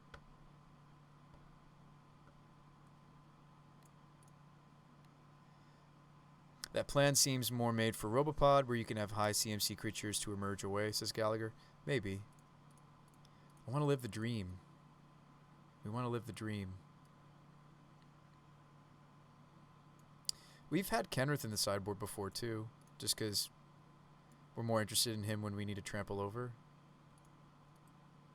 No, that's not true. This is the absolute bare minimum, is Kenrith, Lena, Blade Historian. Magus as an Eldritch target. Yeah. The Decimator and the Mockery are maybe kind of out there. Yeah, let's shrink it back down. I think we can get there just on the back of these human finishers we selected. Sure, Gallagher. I'd love to. I know you're all about the you were all about it. You were all about the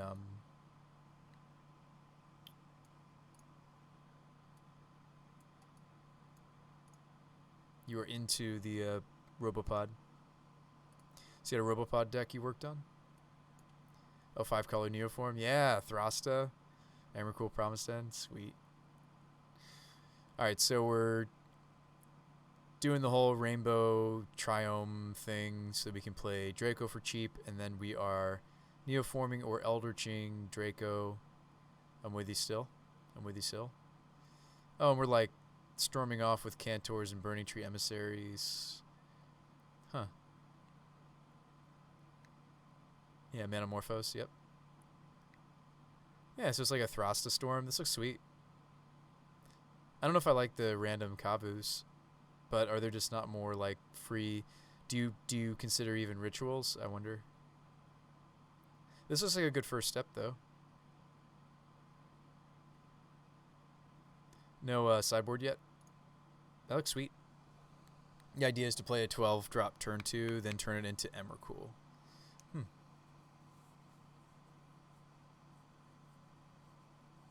Right, it's very tempting with Eldritch, even in a deck like this, to like consider like the cuteness, like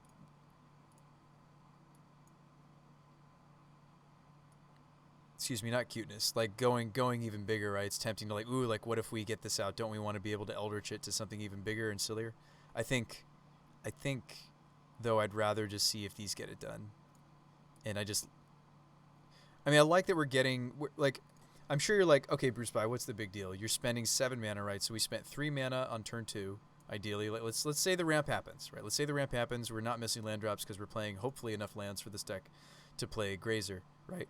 So we turn 2 the Emissary, turn 3 make our land drop. We're gonna make our land drop. They didn't kill my Sprawl. They can't. They didn't stop the Grazer ramp. Okay, maybe they kill the Arbor Elf occasionally, but hopefully this is turn 3 into the Horde Swarm on the Emissary, right?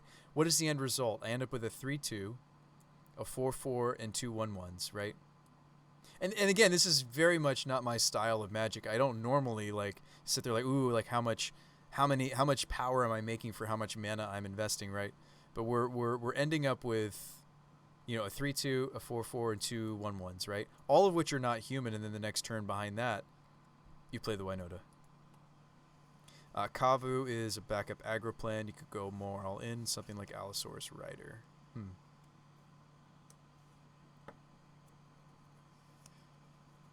So really we just need to get the Avamaya.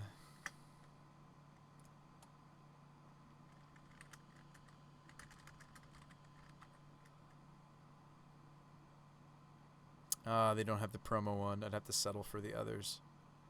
It's still a pretty card, even without the full art.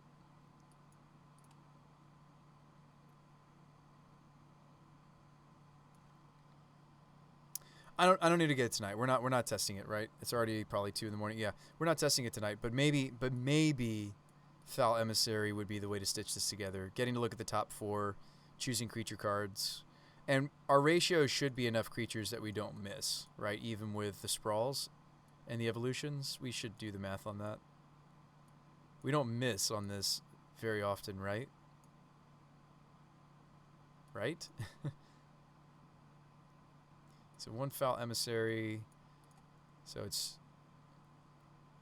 a Foul Emissary is going to see 26 out of 60.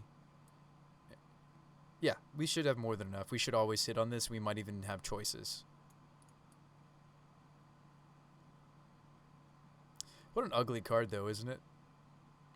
But, yeah, we could try this route. Cascade decks are doing... Oh, yeah. You know, it's funny you bring up Shardless, because Shardless would be a reason to maybe even look back into Neoform. Or not necessarily just Neoform, but like Shardless is just an interesting card to think about. Or even like Bloodbraid Elf, for that matter. In our deck right here. Let's open a new copy. I think the issue with Bloodbraid is...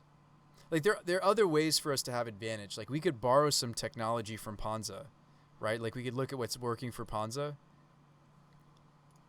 Because, like, there are some overlap. There is some overlap between Panza and us, believe it or not. We could just do a Titania deck, right? Ooh, this is wrong scaling. There we go, decks. Like, there is some overlap between us and Panza, believe it or not. I mean, my issue with... Oh, this is a Luca build, so this is not going to be playing... Is there a build that is? That was an Obosh build, too. So here's a Bloodbraid build. Bloodbraid's awesome. Has the potential to hit Spyro. Obviously, you're very sad in your Gruul mid-range, whatever you want to call it. It's Panza. In your Panza deck, you're sad when this hits, like, weak hits. There's the Ragavan. I think Ragavan's great in this shell because they've got the bolts and such. I like the 2 of Ren and 6, actually. It's not typical. I like that, though. It's like, we could do, like, a Bloodbraid deck, and it's like, okay, wait, what? Yeah, we could. A Bloodbraid build? Because Bloodbraids are extra copies of Spyros. I mean, they're hoping to be, rather, I should say. Bloodbraid's an interesting card to think about in a deck like this. So if we named, you know, Cavern for Arbor Elf earlier in the game, we don't feel so bad. I mean, I have thought about Bloodbraid from time to time in a deck even like this, because it's potentially 2 non-humans stapled to 1 card to really set up a nice Winota. It might hit the evolution. I mean, like, we could just do a Bloodbraid build. I need to cut these as well. I thought about it from time to time. Just play Bloodbraid.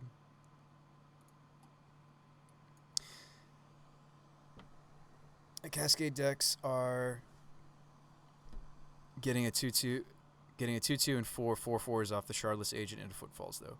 Yeah, that's true.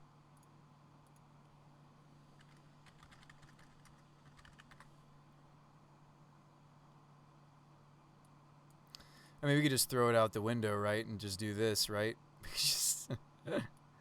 I'm tired, so now I'm just building bad ideas, right? There you go, Dominance and Footfalls. We did it. The problem is they're also playing other things that they want to hit. They're also playing, like... Wait, we'd love these 2 rhinos, right? Winota would really enjoy these rhinos. But I think we're kind of off the deep end now. Like, suspending this on 4 is way too long for this to happen, right? No, I think we would just play Bloodbraid, the Fairway, and just play, like, Voices... Like, cards that are good right now. There's a lot of people jamming. Another reason why I might like a Bloodbraid build, there are a lot of folks jamming their favorite, you know, counterspell archetype, trying to make you know, their counterspell decks work. Yeah. Bloodbraid hits pretty much everything that's important out of our sideboard. You can do that, and then your ramp has to be Search for Tomorrow. Oh, yeah. Be sweet. I know you weren't kidding. I knew you weren't kidding.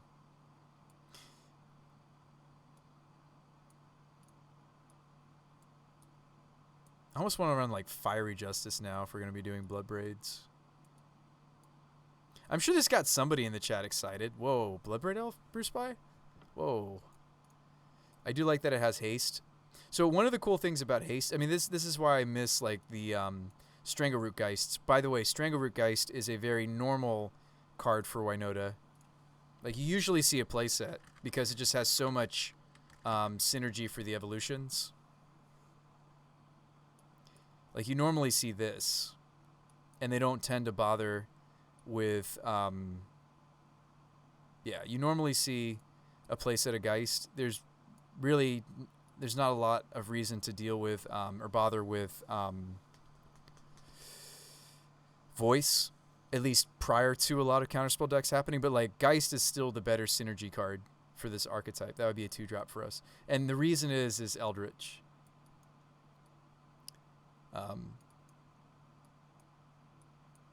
The haste, it has good synergy for Winota just in general because of the haste. It's a resilient threat. But also this card just plays so nicely with evolution because since it's a 2-drop, you play Geist, you evolve the Geist, go get Winota, Geist comes back because it has Undying. It's going to come back as a 3/2, still has haste, you get to attack with it. So like, the haste creatures are sweet. And maybe you wouldn't play the full play set of Bloodbraid, maybe just play 3. Like, this would probably be a much like just happier, more streamlined, you know, version that I just refuse to play. Why am I so stubborn, chat? This is probably the better deck all along. We've been burning tickets lately, and like, maybe this, like, because like every Bloodbraid I add is another chance to get us closer to, you know, cards like Evolution, cards like Spyro. And they also can be evolved themselves to Winota. They also evolve to Lena, which is awesome, just to have more cards that are fodder for evolving to Lena. So I do wonder if this is like underneath all the effort we've been putting into this deck, if just a Bloodbraid build is just the better deck. Or play some border posts. Well, what's wrong with this? I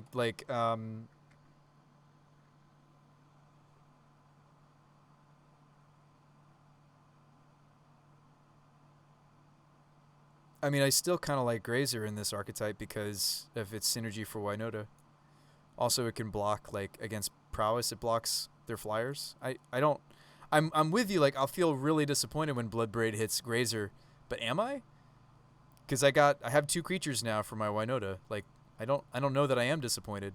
You know, I guess the card that I'm maybe disappointed with when it comes to Bloodbraid is Utopia Sprawl, but I thought this is what we wanted to be doing.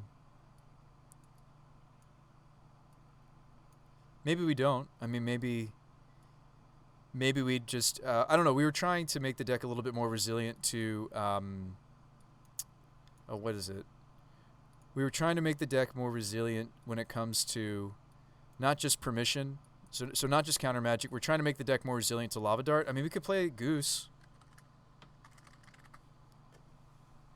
Never mind, you were thinking of a dedicated Cascade deck? Okay. No, but you bring up a good point. I was trying to make this deck a little bit more resilient to Lava Dart. Goose is also just good when it comes to playing against Burn. Seems like you're thinking of value Cascade with Bloodbraid. Yeah, I'm trying to do it like you normally see out of like Panza. This is what they're trying to do. It's tempting to think about Clothies again, by the way, with this much devotion. Like, if we were playing Strangleroots, Clothies is definitely something I want. Maybe not in the main board. Well, actually, I feel like we would animate this finally. So this is single red. This is a bunch of red for it. 2 red, double green. These all count. This is 2 for... yeah, we could play like even a main deck Clothies in a deck like this. So we just have a lot more devotion. So we could just try to animate this, which we should be able to. Obviously, the Lena and the Kenrith don't help, but that's okay. We're very pleased with those two.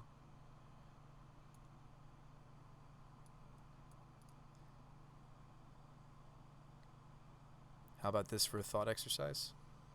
What do you got for me here?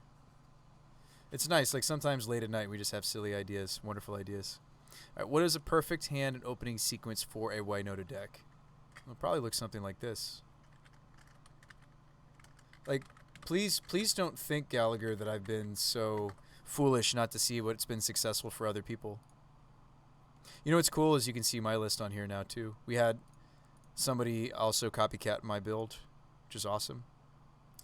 So Dave W. Notice however this player right here. So Spawn of Virtue. Now let's look at the contents of the Spawn deck and then let's go back to the Dave deck. So 1 Dryad, 4 Birds, 1 Gilded Goose, 4 Givers, 1 Neonate, 1 Loyalist, 4 Fauna Shaman, Ooze, blah blah blah. You with me so far? I had somebody carbon copy my list and I'm loving it. 1 Dryad Arbor, 4 Birds, 1 Gilded. 4, like, see how it's card for card the same? Even down to the sideboard, by the way. But I'm excited to see somebody else playing my list, right? 1 Veil of Summer, 1 Burrington, 1 Champion, 1 Oaf. Let's go back to them. Even down to the Toski, right? No changes. That's really exciting, though, because we had somebody test the Vengevine list for me. And guess what? They got the same in... So we did on May 26th. We got a 3-1 in a Modern Preliminary.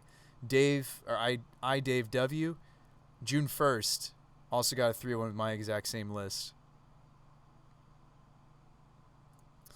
That's something I appreciate about you. You know the standard build, you always try to innovate. Yeah, I mean, like, we could be doing this.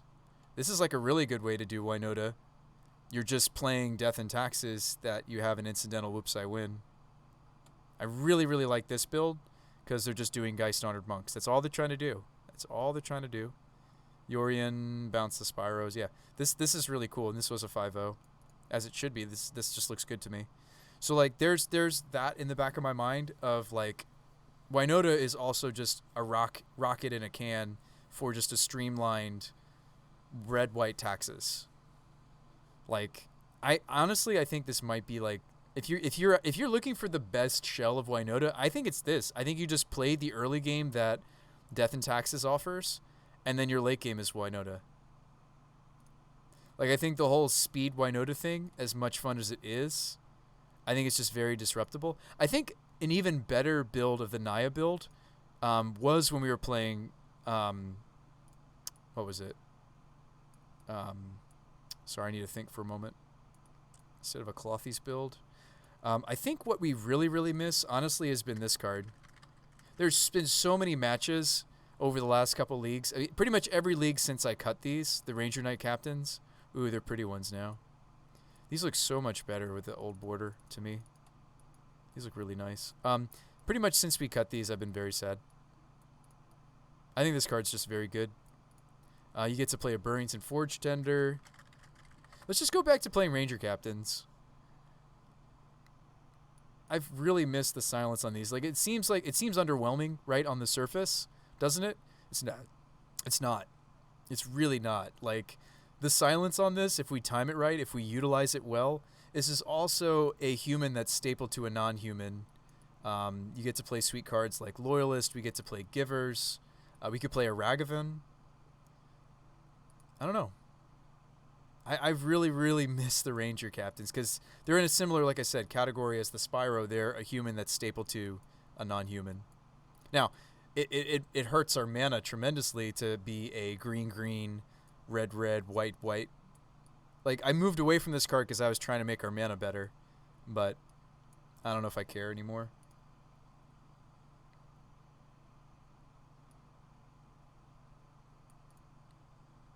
Red-white seems cool, but more of a mid-range deck with some occasional combo wins. Exactly. Yeah, I do think that that's just the better way to do this card. I do. I do think that's the better way to do this card, but we've been trying to innovate. So we kind of been going in cycles lately, and I keep coming back to Ranger and cutting Ranger and coming back to Ranger and cutting Ranger. All right, the advantage of green is combo killing faster, consistently. You have ramp and tutors. Yes. All right, that is a big advantage. I mean, you'd imagine with 25 lands, we're just not going to... Ooh, let's cut this and play the Sunbit Canyon again. We don't necessarily need second stomping ground now that we're not on the Arbor Elves. We could play... I don't even know if I need Yavi. No, we want Yavi because of the caverns. Could be greedy and cut this and play... how would I change it then? No, we like having 2 stompings. I'm just...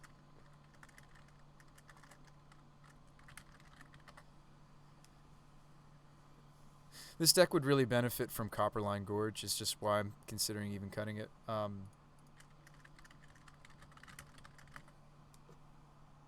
think that Garden should actually just be a fun of. I think it could really hurt us sometimes. Let's play a couple Copperlines. Seems good. Alright.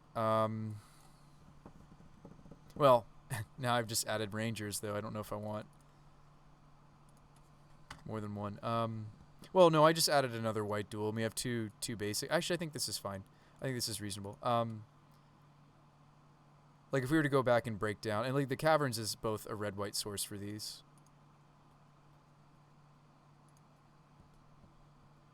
Alright, what were we playing? Legion Loyalist?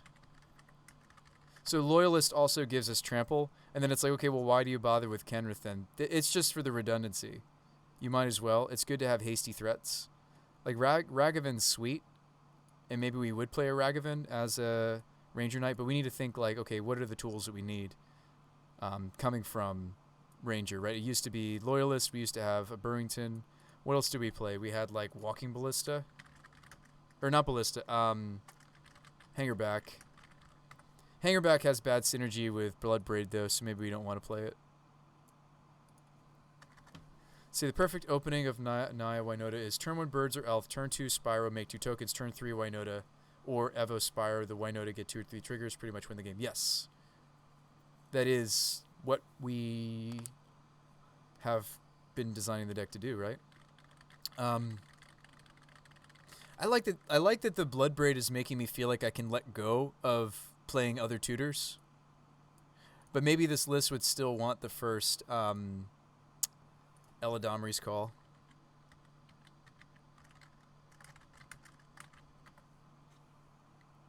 We didn't hate the first one.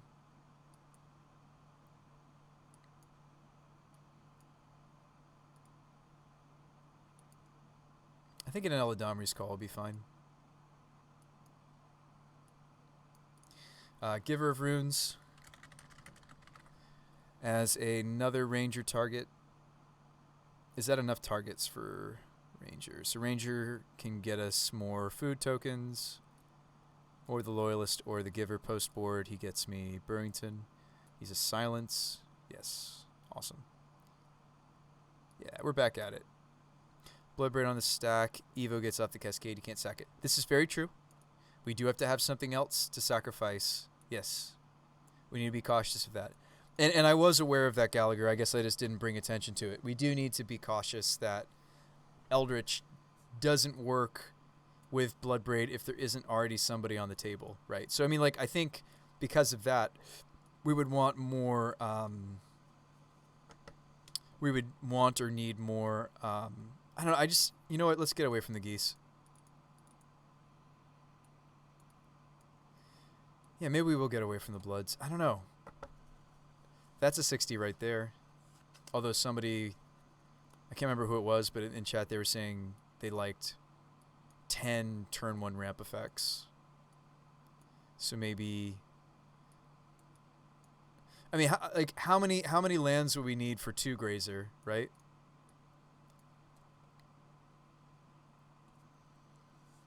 I mean, maybe Sprawl is not where it's at because it's not a creature, but I keep going back and forth on this. Like, we're trying to make the deck more resilient to Lava Dart, but at the same time, I think, like, just playing a bunch of Givers would do it too. It's just we wouldn't be as fast. right? But we've done that in the past, just play a bunch of Giver of Runes. We go off one turn slower. But this is one of the most synergistic parts of, like, when you look at the Boros builds, the Boros Winota, really one of the best parts is that, like, Spellbinder and Giver is protecting the Winota. Oh man, they have a Smuggler's Copter. That card's great in this archetype too. Yeah, I wonder, we used to play a playset of Giver.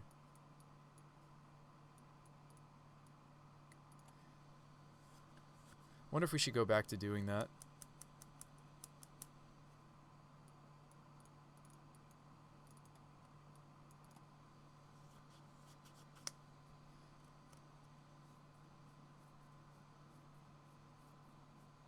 I mean, I want more turn 1 ramp than this, though.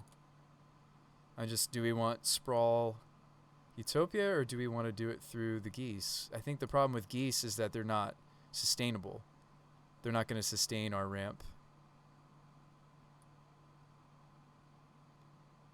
We have room for 5 more cards. But yeah, the Givers were really good. Like, between Giver and Ranger, this was enough for us to stop our opponents from stopping either through removal or counter magic our Winotas, and it was just really good. All right, the other ramp strat is Elvish Reclaimer with Flagstone. That'll change your whole mana base. I'm almost okay with that. Yeah, that's true. Reclaimer.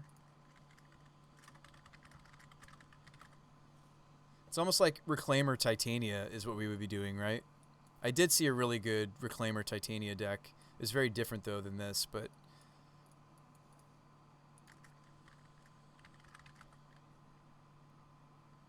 Titania is legal in this format now.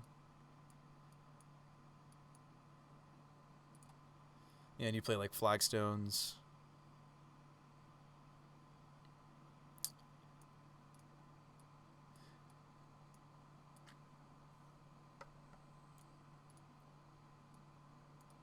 We wouldn't need this many caverns. We would play like 2 caverns. Yeah, I mean, like, the mana base would change, sure, but I'm open to it. I am.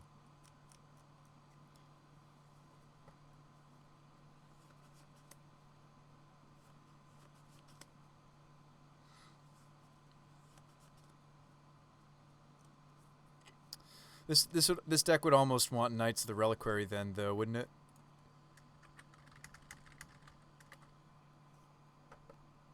Play like Knights.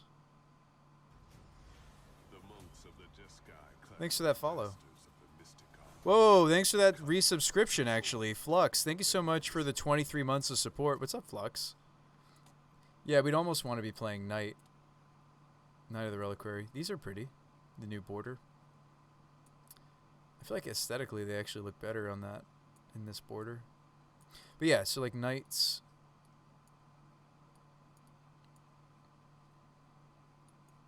I don't know. Kind of a different deck then, right? Its evolution is clunky at all with 1/3s. Since your common tutor target is Winota. Yes, it is clunky. That it is. We're workshopping it, as you can see. We're trying a lot of different ideas. So a Titania build could be interesting.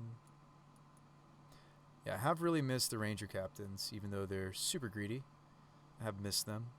So you can see we have a lot of other ideas. Yeah, like one of the cards that has the most synergy period is Strangleroot. Like, I get what you were getting at, Hobo, and also Gallagher. With Grazer and Reclaimer, you'd want a couple of bounce lands to mitigate the card disadvantage off of Grazer. Yeah, I do think that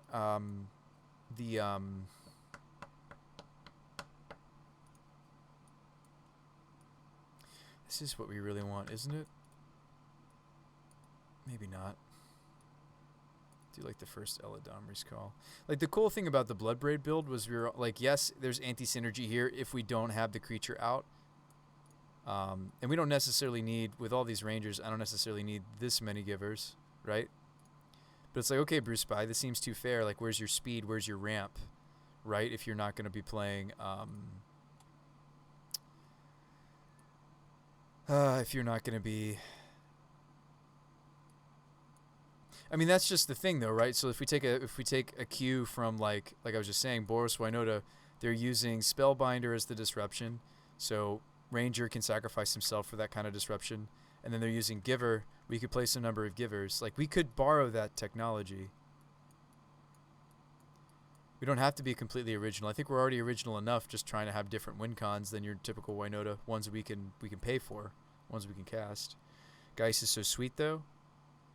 Because off an empty board, it evos into Winota. Oh, you're talking about Strangleroot? I thought you were referring to... Sorry, I was thinking about Geist Honored Monk. Yeah, Geist is great, right? Because we could have that empty board. And we could have... I feel less wary about the Blood Braids if we're doing this, right? I mean, maybe there just isn't any other ramp spell that I like right now than Grazers. Like, do we think we can get away with just 1, 2, 3?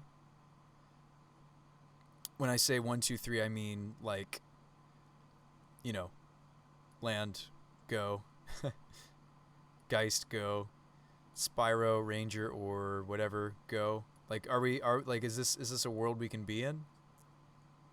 We're no longer Winota and Eldrazi. Castables.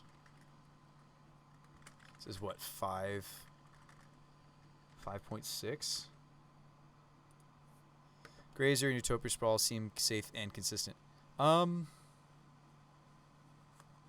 mean, they are, but I feel like if I'm playing Utopia Sprawl, I feel like I really, really want Arbor Elf. You're saying don't fall prey to that? Just play Sprawl?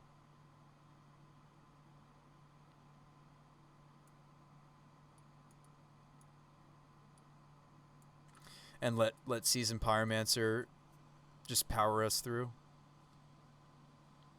Grazer and Sprawl seem safe and consistent.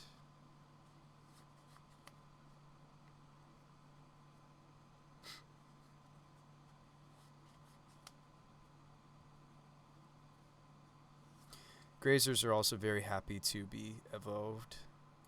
So what is my human to non-human ratio? I think the first goose, Gilded Goose, is nice, though, as a ranger target. Not sure if you rely on a fair curve without some interaction. Yeah, exactly. Like, we'd have to be playing, like, main deck paths or something. The Rangers are a form of interaction when it comes to combo or control. These actually are a form of interaction, very subtly. Heliod will use these to great effect.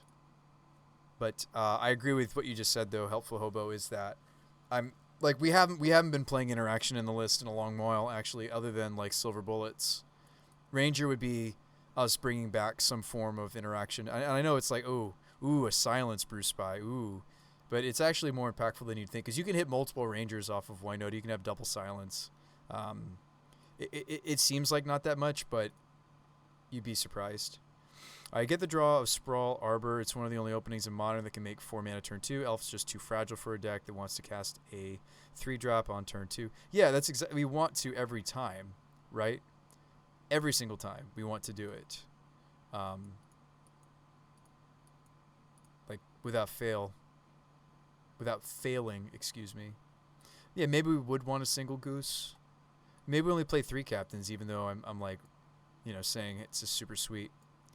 I mean, again, Kenrith we've put in the sideboard before. Kenrith is really the sweetness when what? When we need to punch through, when we need to trample.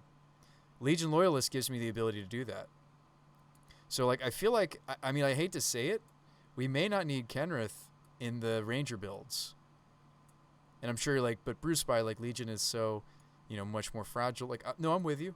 I agree with that. But we added Kenrith because we wanted more ways to trample, right? Because we wanted his first ability. He's just also just a really powerful, solid thing. But it's like the most powerful humans have been Lena, Historian, and Magus of the Moon. And so then we're just a pile of silences and draw 2, discard 2, make dudes. I mean, like, maybe this is just the best way to do this, you know? So is that tutors? So this is, you can count the garden. So 13 non-humans, 8 humans that are also a non-human or more in the case of Spyro. Spyro's just going to be better than anything else. And then we have 7 that are only ever humans. This looks right. This feels right. Could play a call instead of having 2 givers. Might be correct to just use giver as a tutor target and still play the first call. But I'm not convinced. Like, Elodomri's call really doesn't have the same speed or awesome that is evolution. All right, Ranger doesn't seem that impactful, though, if it's not kicking off a Pyre Hero chain. It doesn't. It does not. Yeah, the Giver Ranger builds are just a little bit more defensive in protecting the Winota. Yeah, they're not as bursty. I mean, you'd have to pick... I think you'd have to pick something other than Geist, maybe, right? Well, let's put this aside. So this seems to be where we want to be, right? Minus the Gilded Goose 2. This 28 plus or minus the mana base, which is subject to change. This seems like where we want to be, right? Find me another card that does what Spyro does. And this, I'm not just saying that to Gallagher. I'm saying that to everybody. I'm saying that to the whole chat. Find us another card that kind of does what Spyro does. I mean, there's draws cards and makes tokens. We're back to doing this search, aren't we? Draw token. There's Origin Spellbomb that comes to mind. That makes a dude and draws us a card. Make tokens. Does it say creature token? It does say creature. Draw a creature token. I just don't think it exists. I don't think there's a 2-drop or 3-drop that's going to do what Spyro does for us. Alright, discard any number of cards, then draw that many cards. Then if there are 7 more cards in my bin, I make 1 token. Okay. Oh yeah, the Callous Blood Mage. This was in black. This is a 2-1 that makes me also one other non-human. Honestly, the Foul Emissary might be good. Without the Emerge Shell, it's just a body that digs. I don't agree, Gallagher. I mean, I really think you would need to play the other piece. Sorry, let me say it less rudely. I think you would need to play the other piece. Make a changeling. That sucks for us because if it's a changeling, then it doesn't... Okay, so that's not a human, but we need to be in black. And then Berserker specifically draw me cards, and then add mana. That's funny. Raven's Warning is interesting. Make a token, gain life. Then I can search. What about Brea's Apprentice? Oh yeah, Brea's Apprentice can draw cards. Weren't we talking about Brea's Apprentice? Hold on. It kind of draws cards, doesn't it, Flux? Thank you for bringing this card back to my memory. And there's also a sweet art version of it. Oh, it's a rare. Why do you have to be a rare? Okay, so artifact creature on a 2/3 body. Yeah. When there's a battlefield, we make a... Okay, cool. So we're making 1 creature that's not a human. Awesome. I'm with you so far. Sacrifice artifacts to choose one. So it can sacrifice itself for me to exile the top of my library, and then until the end of my next turn, I can play that card. Or... it doesn't... you're confused by this deck. What are the human payoffs? They're these. You don't need a lot. Like, we've played Grace. We've played Kenrith. You could also be doing Geist. You could be doing... what else? Angrath's Marauders is really popular. Geist Honored Monk. But these are the ones I've chosen. Herons, though, has been moved to the sideboard lately. Actually seems great. Works way better than Pia. Yeah, Brea's Apprentice could be good. 2/3 with a token attached. I can sacrifice artifacts to dig a card deeper. I mean, would we want, like... Is there any synergy potential for this card? I'm with you. Like, maybe the Ranger... We did move away from the Ranger build a while ago. I think we were happy to. I don't know. I'm not sure if we were happy when we moved away from it. The Sprawls just seem so weird in this deck. Are we sure? Are we sure that we want to do Sprawl instead of Gilded Goose? Because Goose attacks. Like, I get what you're talking about, Gallagher. You're like, no, Bruce By, we want the turn 1 ramp. We want it to be something that's just not disruptible. I'm with you. I mean, if we're playing Bray's Apprentice, I almost want to play... What is that meme that somebody wanted me to be playing? The mirror token thing? The mirror token generator thing? This would be the list where I almost want that as a 2-drop. I was just thinking it's easier on the mana. Pyromancer's more powerful in a vacuum. Where is that card? It's a random... Just such a random... Yeah, Genesis Chamber. Do we almost want these in a Bray's Apprentice deck? Not because we want to sacrifice the chamber, but because we're making artifact tokens. It does need to tap itself. Is this the build that actually makes Genesis Chamber work? Tireless Tracker could work with Bray's Apprentice, or the new one that makes a treasure. Do you mean Ragavan? Like, this makes me want to do this, actually. And I don't even think it's necessarily... Like, we've talked about Genesis Chamber on and off in this deck. You also could play the first, what's-his-face, the guy that gets scared, Norrin. I wouldn't play more than one Norrin.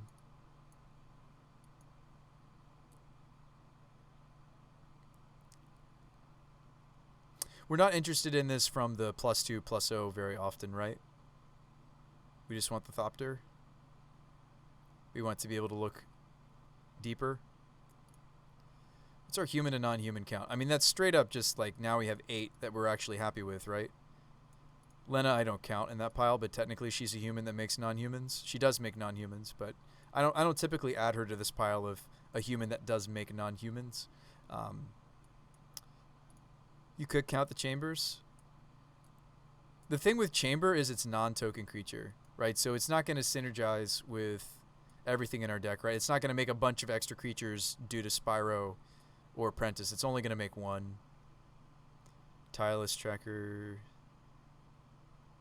No, I mean, you could still use the... It's still an artifact.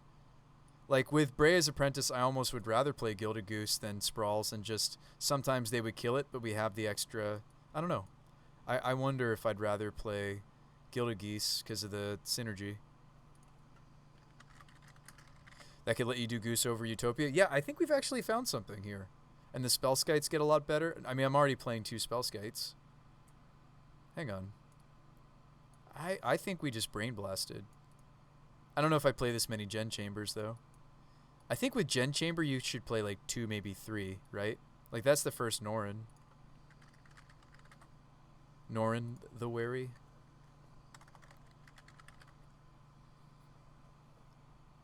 Gotta play a Norrin if you're gonna play some Genesis Chambers. Check out Tireless Provisioner, not Tracker.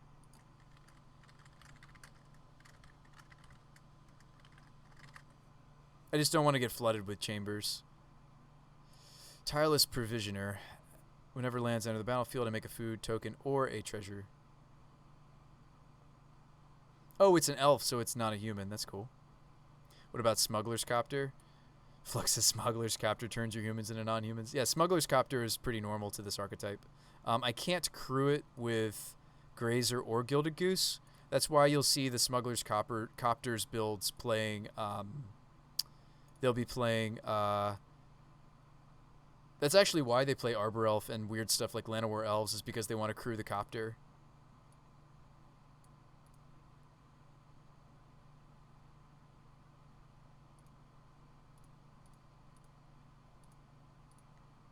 So I don't know if we would play Copter. I mean, I feel like this is just like really, there's some neat stuff going on here. So how much synergy do we have for Breas apart from adding any other cards, right? If we stopped here, where's the synergy for Breas? It is Goose and Chamber, right?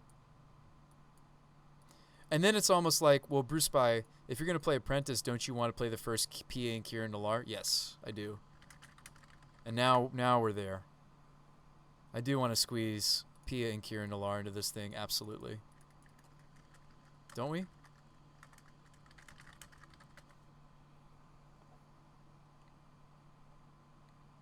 Don't we want P and K? I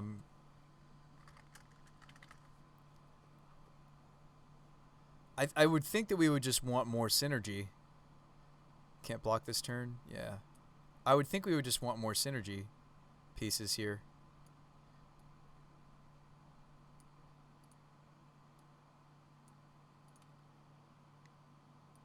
I think that makes sense. Doesn't that make sense? Does that make sense, folks?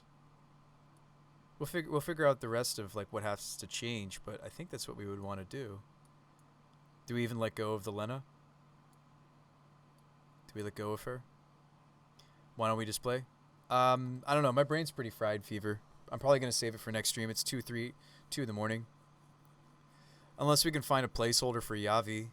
I don't think there is one that's gonna paint the. There's nothing else that works like this right now in the meta. But we have to buy these maybe. So maybe cut a chamber.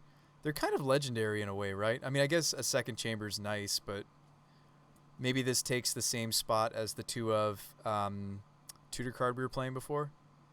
This actually seems kind of sweet. I could play a placeholder. Hang on. I'm down to goldfish. Let's cut that. I'm down to goldfish. I'm not down to like play because I'm really tired and I'd play awful. Let's just play Firelit over the Yavi. I'll try to get a Yavi before next league. Oh, I don't have one right now. I'll just get one. Thought I had a Firelit thicket. Can I get my hands on Brea's apprentices yet? That's the next question. They are pretty cheap. They are very cheap. I can get a bunch of this card. Awesome. What are their bots' names? No, just go to Trader Bot. I have some credit with them.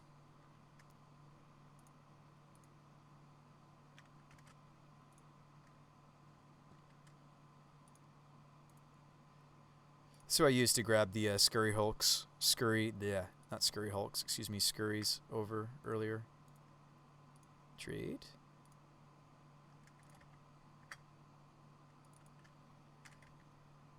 Sometimes you gotta hit up a few of them. They be trading. They be trading. Ooh, are none of them on right now? It's not that they're not on, it's just that maybe there's lots of trades going on. Trade me? Is it my issue? Is it on my end? Am I not... let's get everything we can from our other store first. Do that off screen. Genesis. They might be down for restocking or something. Genesis Chambers. Oh man, these are actually kind of expensive. Why? Why?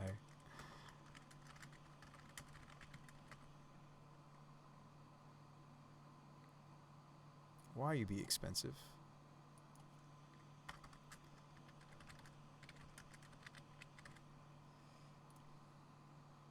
No, you're asking some great questions, Gallagher. I think you're actually helping me a lot streamline some things about the deck, and I'm excited to see some of these changes. Pia and Kieran just have all the synergy, right?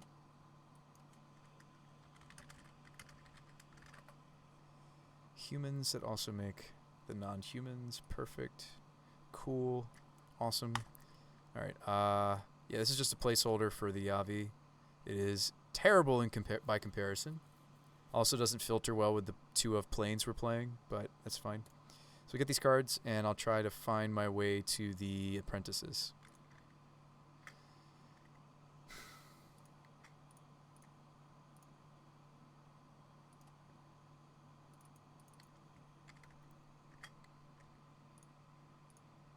I'm not in a trade with somebody already, am I? Is that why they're having trouble? Oh, that one's taken down. Is 10 up? Create. No. Yeah, I think they're restocking. A bunch of them are offline right now. Some of them are offline. Trade. Ooh, we might have gotten one.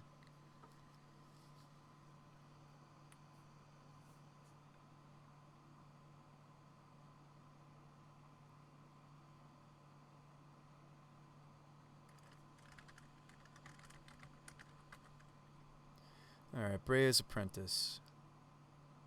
They don't have any. Really? Am I spelling it wrong? I did not spell it wrong. They don't have it. Alright.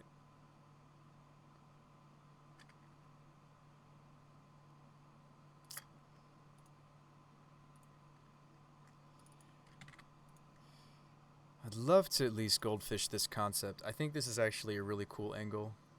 Maybe we don't have room for the first Norin, by the way.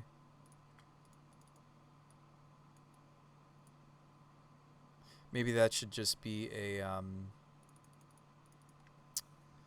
maybe that should just be a... Yeah, because we only have 2 Genesis chambers, actually. I've changed my mind. It's different if it was like a target, like a tutor target for... I think actually we're not going to play it. I don't have enough synergy for it, just the 2 gens. So I'd rather just main deck a Spellskite, or... because of the synergy. Or we could main deck the Skoos. We've been happy with the main decked Scavenging Ooze. Spellskite's just really solid in the meta, though. A lot of what's going to stop us, the Spellskite can protect us from. Maybe we just want to do a 1-1 split of Spellskite.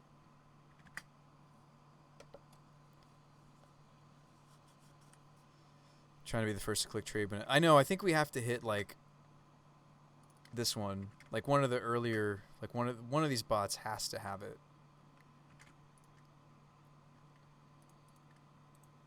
Trade.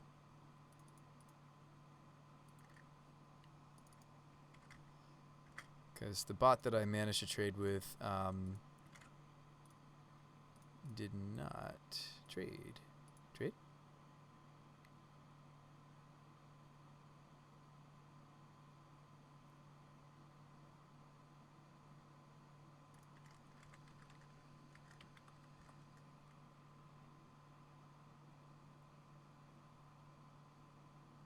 Oh, they have 2. Alright, that was MTG bot 1. Maybe MTG bot 2 has the rest. Trying to be courteous. We were very quick with our trade, right? There are other people. Lots of trades going on right now. Trade me, please.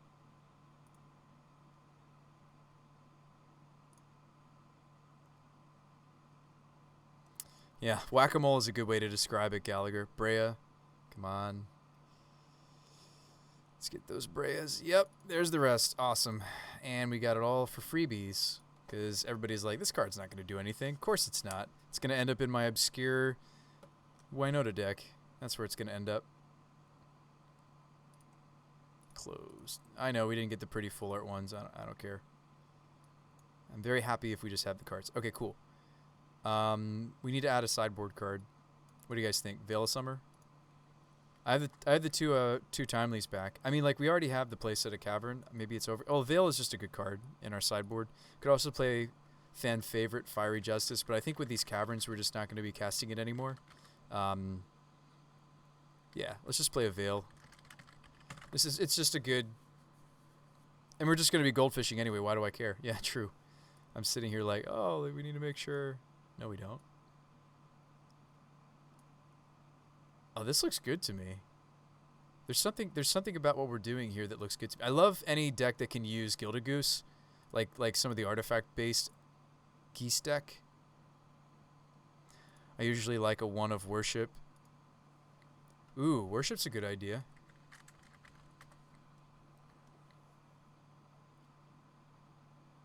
Are we running something else that's trying to be like a bad Worship? Which Worship would we play? Old school? New school? I don't know if I like this art even. Old school? Probably old school, right?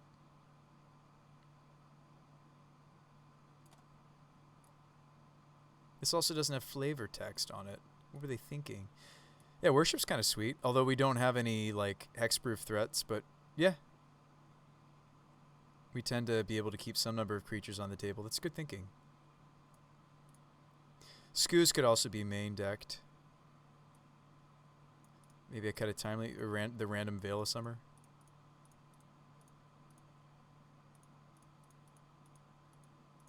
Yeah, I like the idea of a Worship. I'm surprised I hadn't thought of one before, playing one. Worship can be good in these kinds of decks. I think it's Worship's even better if I have like a an Auric champion though. We did cut the Auric champion. Let's just cut the Veil. Yeah, I'll give the Worship a try. That's a cool suggestion, Gallagher. I'd forgotten about that card. All right, so it is 3. So I will goldfish for a little bit. I'm going to goldfish for a little bit. The Strangleroot Geist has great synergy with the Chamber. Better synergy with Genesis Chamber than Voice of Resurgences would have. Our deck's like hardly white anymore. It's just a white sideboard. I mean, that's white for you. White has great sideboard cards and like it's like, but just a red-green deck. Just a red-green deck. Maybe we should even like sideboard of planes, right? It's funny how we just slowly but surely added more and more caverns to this deck. That's just funny to me.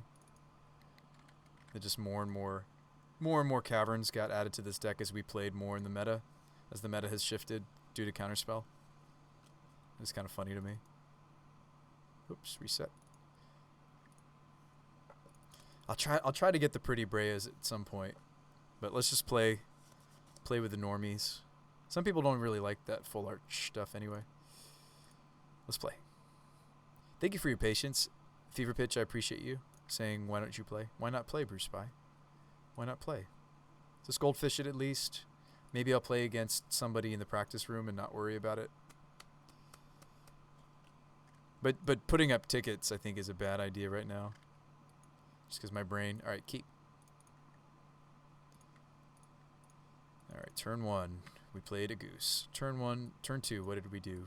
Pia, or do we need to moon them? I mean, that would just depend. Now, if I go for Pia, I don't get to play the Winota yet. Just something to think about. Like, is it correct for me to just sit here and make a food instead? And that's the issue with Goose, right? Like what you just saw there. Well, I guess now I go Pia and Kieran instead, right? We running the basic mountain? No, we cut it. We cut the basic mountain. It's okay, we've got red here. Pia and Kieran Alar. Slam the Winota. I guess we would do it off of Canopy, right? Swings. 3 triggers. What do we hit? We hit an Apprentice. Make a token. So we have a blocker. We'll take a Spyro over the Apprentice, right? Dump. Dump. We whiff on the last one, but that's okay. What was the human count? Looks good to me. 16? 16 is pretty normal for us. Okay. Oh, he whiffed. No blocks. Second main, nothing. And these you have to tap to do things, right? So, like, that's the cool thing about Apprentice, right? I don't really want to attack with this, right? I just want to turn the food into making something stronger. I actually really, really like this card. Oh, my goodness. Hold on. There's some really neat synergy happening here. Huh.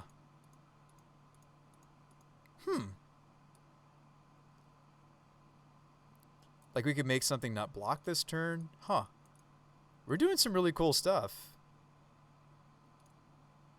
With the food token, I kind of want to make another food token. We're doing cool things with our food tokens. This is kind of cool. This reminds me of the Asmore or whatever like deck we saw earlier today. All right, swing.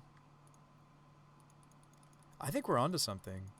And yeah, maybe we make something unable to block instead of playing the extra goose. It just depends. I'm not going to swing with this Apprentice. We would see how they would block first, and then I can use this to do things. That's so cool. All right. Spyro. This is awesome. Great suggestion. Gallagher, wasn't this? No, Flux. This was you, Flux. Probably still pick Spyro, right? I don't know. Like, these abilities are legit, though. Like, this is a form of advantage. Holy guacamole. Did we figure out something? I mean, I'm still going to take the Spyro, but still. Did we find something that can almost stack up to... Oh, there's the double strike. They're very dead. We whiff. That's okay. If we want to give our Winota indestructibility, that's a way to do it, but that was kind of sad. Another apprentice. Probably take the Spyro. Like, it's fine that we're still preferring Spyro in a lot of these spots. That doesn't bother me. I just think it's so cool that I get to, like, so we can pump something. Yeah, we could give some attack power to the Gilded Goose. It just depends on, like, how blocking goes down, right? However blocking goes down, and then we're just like, all right, this is going to be stronger. Sack of food. That's so cool. Apprentice is a super great idea. This is neat. That was turn 4? Or turn 5? I think that was turn 5, actually.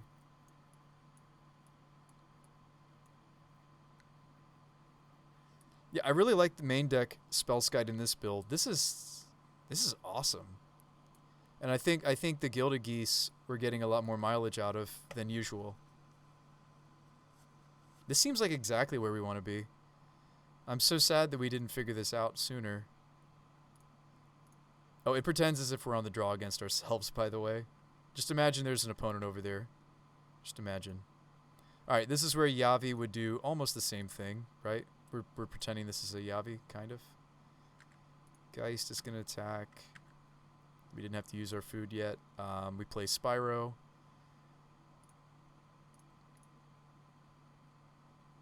Yavi would still work for this play, right? Oh, no, it wouldn't.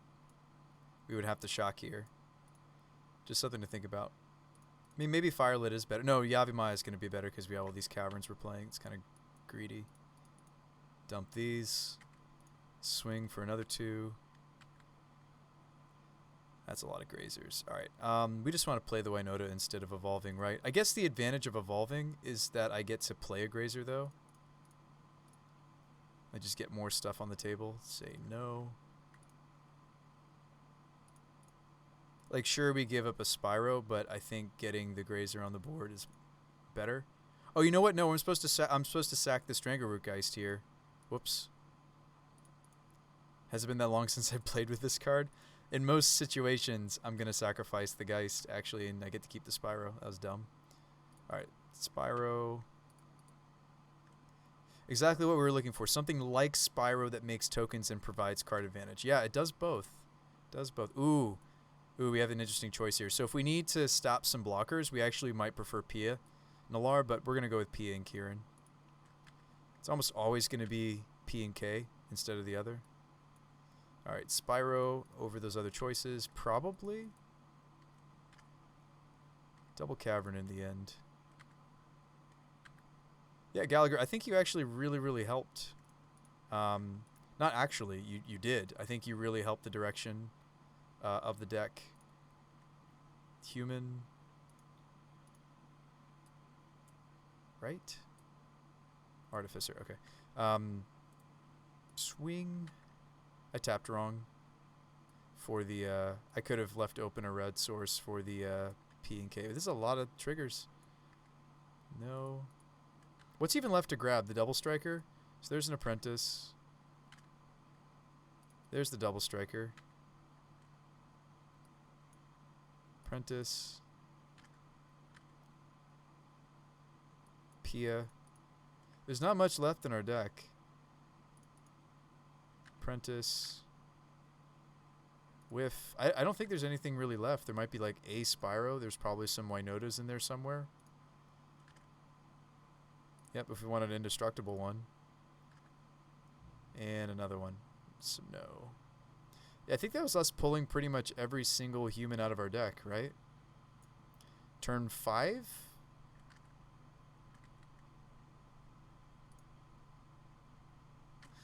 Man. I mean, again, this is not something we could have figured out before Modern Horizons, though, right? Keep it.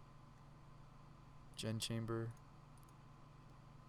Maybe you lead Gen Chamber with a hand like this. Sacred? No, we want green for Geist, so second Stomping. I do like that our mana is really clean game 1, and then post-board, when the games are slower anyway, we have to worry about our white a little bit more. Alright, so you probably lead Spellskite, make a token. We don't draw a land. I'm just going to play Strangle, make a token, swings. We really want to see third land, thank goodness. Okay. We could get the plains here, though. Well, we need to get a plains because I have Winotas to play next turn. Spyro, get 1 token. Dump. Dump? Would you want to make sure you have double Winota? Probably. Looks like we're just going to do it through the evolution after all. Swing with everybody except for you. Cavern, awesome. Right on time. Human or warrior? Well, no, human definitely now that we've made some changes to the deck. This is awesome. We're doing the things. Yeah, we even make a token when we put the Winota in. These are sweet. I don't think we want more than 1 or 2, though. Swing with everybody. Lots of token. This is turn 6, though, right? It says turn 5 in my counter down here. I think it's technically turn 6, though. It might be that this is turn 5 on the draw, though. But I think... Anyway, probably would take P-Ink here and Nalar here. Get 3 tokens out of that. No. Pia. I think I want the ability more than the Spyro, but that might be wrong. The ability to make things not be able to block. Okay, an Apprentice, token. Get 2 tokens out of this. Plus artifacts are awkward in a creature deck that wants to Evo. I do think a Tireless Provisioner would be better than the Gen Chamber. Making a food to turn back on Goose, treasure to ramp. Okay, so you don't like the Gen Chamber? Okay. What was the name of it again? Tireless? The elf 3-drop? Provisioner. So we don't want Tracker? We don't want Tracker because Provisioner gives us the ability... I don't know. Like, Tracker's just so much stronger, though. I mean, I'm with you. Okay, so Provisioner, because it's not a human, because it lets me make food. Both are good.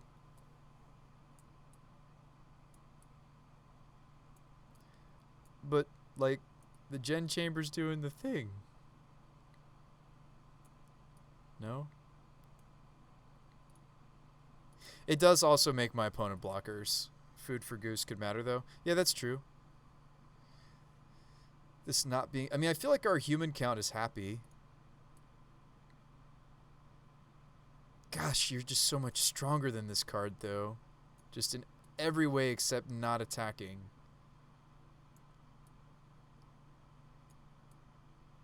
No, I mean, I'm with you. Like, we would be playing this because it's not a human. We would be playing this because we want to increase this side of the deck, right?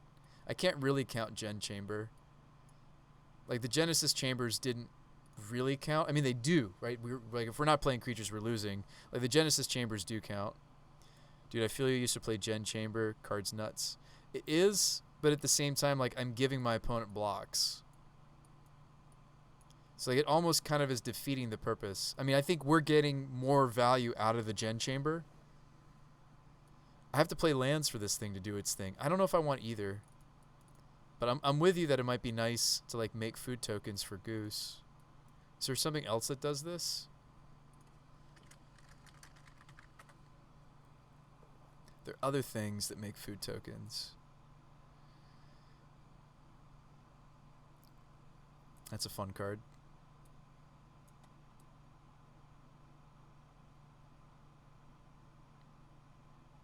This card's fun.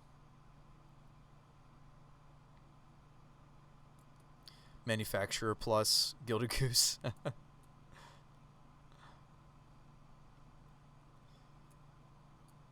I almost like that better, Gallagher, than the Provisioner. Manufacturer.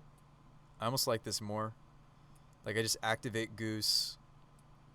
What have my thoughts been on combat Celebrant type effects? Says Helpful Hobo. I like Celebrant. We've tried it. Late to dinner.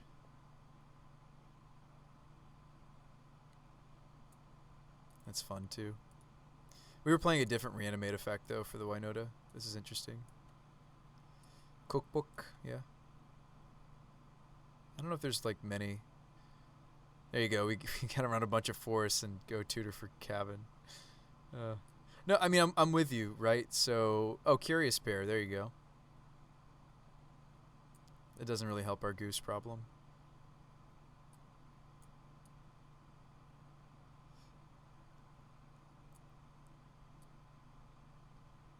Oh, you know what? There is a really good wolf that actually does something with foods. What was it? The one that has indestructibility? Like, yeah, wait, there is something that was legit with food tokens. I would assume it's just too big, though. What was the name of that card? Oh, man. It was like... It was like a flash wolf that did some really cool stuff when it comes to food tokens. It's not you. Yes, yes, yes, there's this guy, the Feasting Troll King. Sack 3 foods, get him back. That's so funny. Is it this card? No. What is the name of the card I'm thinking of? Is it not Modern Legal or something? Does it not say food token on it? Does it say sacrifice? I think it says sacrifice of food. Wicked Wolf, yeah. I almost wonder if I want that. Oh, it doesn't have flash. But yeah, it comes in and fights something, gains indestructible. There's cool things about this card, actually. Like, it seems so unassuming, but it's in Modern, it's essentially going to be a 4/4 that killed something else. I actually think this could be a sweet fun of for really considering going deeper into food. I don't think we are, right? Unless I like incorporate what is that card? Try to incorporate the fetchable, make a this card's sweet though. Ragavan makes treasure, that'd be a reason to play Ranger Captain again. Because of Ragavan. I still feel like Ragavan is happier in a deck that has like removal though, so that we can make sure that he gets through. I kinda wanna try this.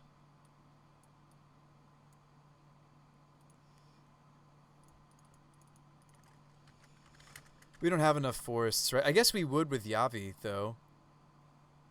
Could we consider the let me count the ways. Gingerbread. Oh man, are we maybe doing this? We'd have to have Yavi for this to work. I think I'm done and we're just brain blasting now. So cut the Firelit. Play second Stomping Ground.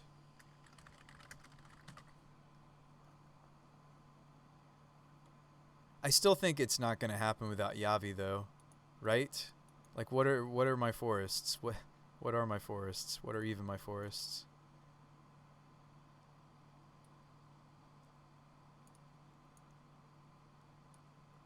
Yeah.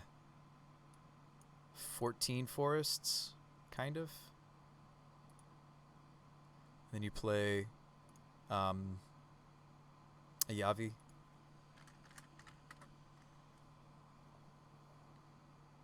We're definitely going too deep and too cute now, but I kind of want to see what it would look like. So 15 forests.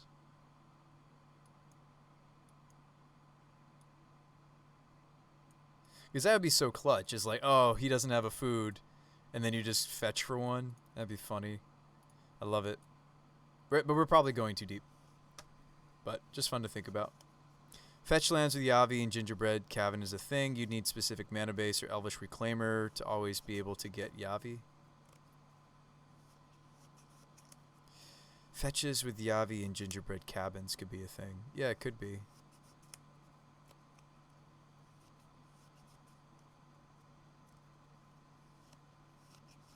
I do wonder if we could get away with just a single plains again. We did used to play just a singleton plains in our deck.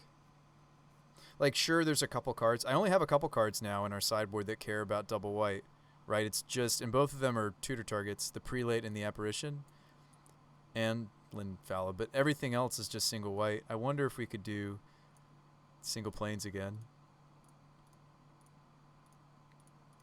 It's greedy. Second plains hurts us a lot, though, sometimes.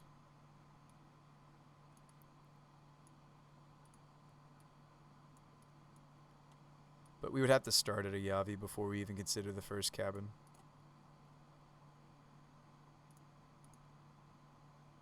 Yeah, the wolf is kind of neat.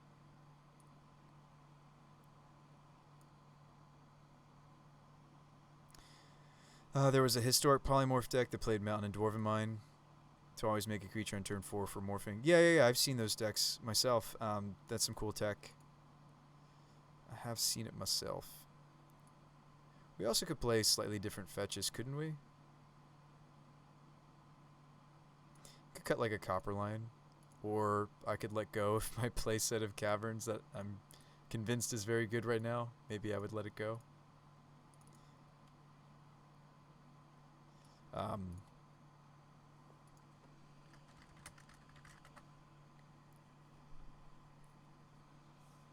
Yeah, the wolf is sweet. It's also more of a sideboard card, though, even still, isn't it? Because if there's nothing for me to fight, it seems kind of lackluster. We could go back to main decking the Scoos. I think that was good. We enjoyed that. Like, this still strikes me as a sideboard card, even though I'm, like, kind of excited about it. You guys know I get excited about kind of unique, weird cards.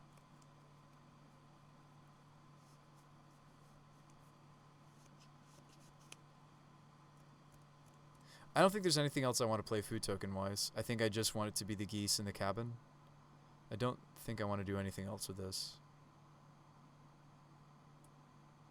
I mean, this is a human for our human count. Yeah, it's a 1/3 human. That makes me a food. It seems bad. Trample 4/4 makes a token. I don't think any of this else looks reasonable, right? Trail is interesting. It's grindy. It's very expensive. It is 3 mana before it even does the first thing, right? Now, when you sacrifice the food on the Gilded Goose, you can do the pay. Bray's Apprentice makes you wonder if we want hangerbacks. I do think that the first hangerback could be very good because we have some sacrifice outlets, right? These are sacrifice outlets. Pia is sacrifice. Yeah, I think hangerback could definitely be something we consider. We have 5, 6 sacrifice outlets. 8, 9, 10, 11 sacrifice outlets. If you Eldritch a hangerback walker, you can get Ooze or Spellskite. Yeah, we've played hangerback walker in this deck before, to some success. I think the first hangerback is sweet.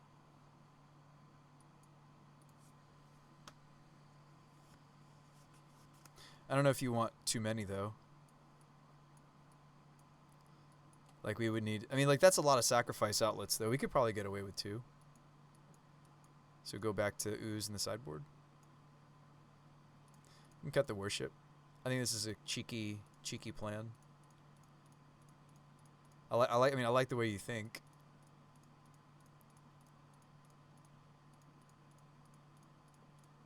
Kind of want to test my wolf, though. Even though it's more of a sideboard card. Yeah, these hangerbacks are maybe a cool idea, actually. I think we have enough sacrifice outlets for them to work. I mean, too bad there isn't like a sacrifice outlet in our mana base, but I think that's fine.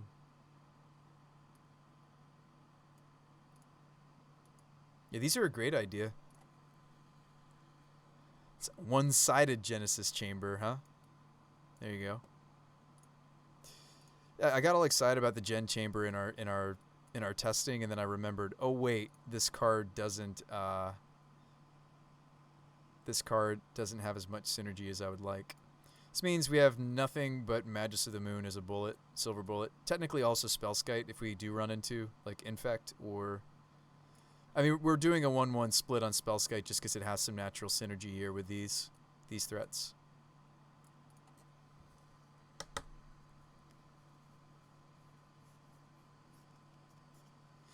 I really like that we're not having mana issues. I mean, I wonder if this is a 24-25 land deck. Honestly, like, we're just not having land issues now. We're just very clean. Just land doing the things. Land doing the things. Like, I'm not flustering. I'm not getting stuck. Once you're on Walker, you should be playing Givers and Legion Loyalists and the Ranger Captains. But once you play Walker, then you want to play Givers and Legion Loyalist, and ugh. But how do I make room for that? Do we not play the Pias? Are you suggesting don't play these two? I'm just trying to figure out what you're suggesting right now. Okay, so are you suggesting just play a Singleton Walker and play Rangers?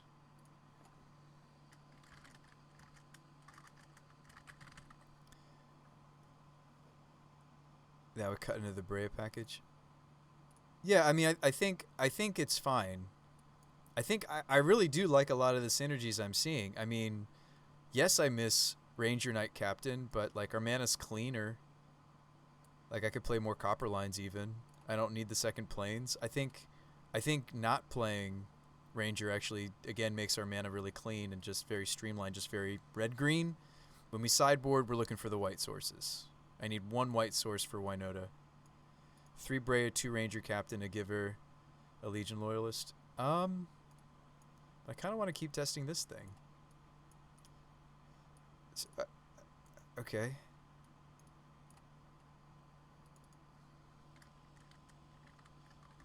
So you're saying not that many apprentices?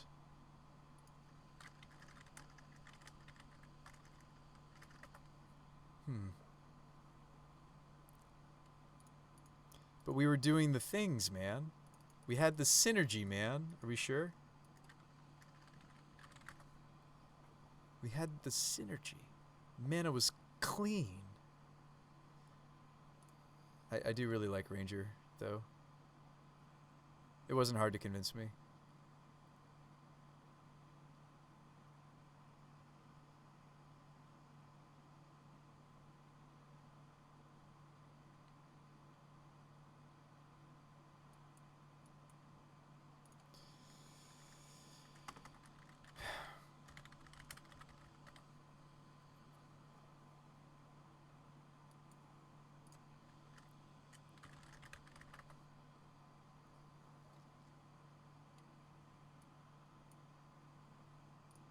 I think I visualize what you're talking about, too.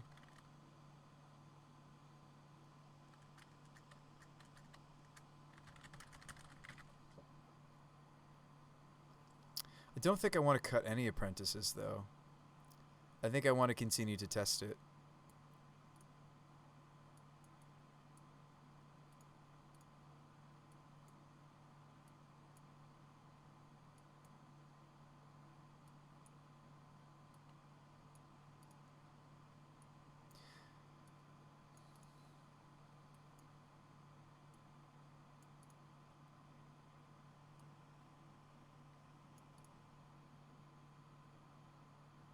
Right, and we get to play a sideboard Burrington Forge Tender. But then what am I cutting? It's got the Worship. Gosh, why do I want to test this Wicked Wolf so bad? It's so bad, right? It's got to be bad. I think the Gingerbread Cabin by itself, just with the Gilded Geese, that just already kind of justifies it. Especially since Yavimaya Cradle of Growth was printed. This card's just so bad, but I want to test it. It seems so sweet at the same time. Scoos. Burrington could take the place of the Mark. Kind of. They kind of do something similar. I'm sure I'm going to run up against a whole bunch of, bolts or prowess and be like, why did I cut that card? Why did I cut that card?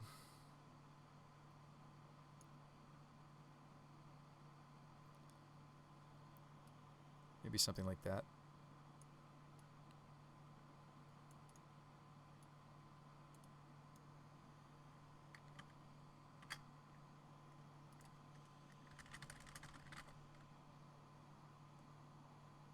Oh, they don't have the fancy schmancy ones. Of course they don't. I'm not surprised by that. Hangerbacks are way too cheap for what that card does.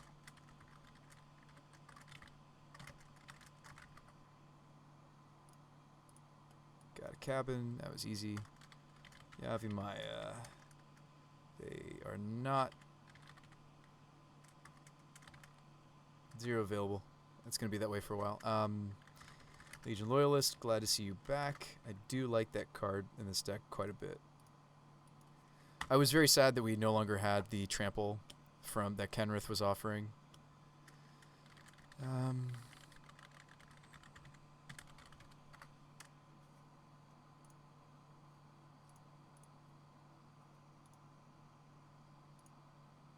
Whoops, I did not add the Ranger Captains.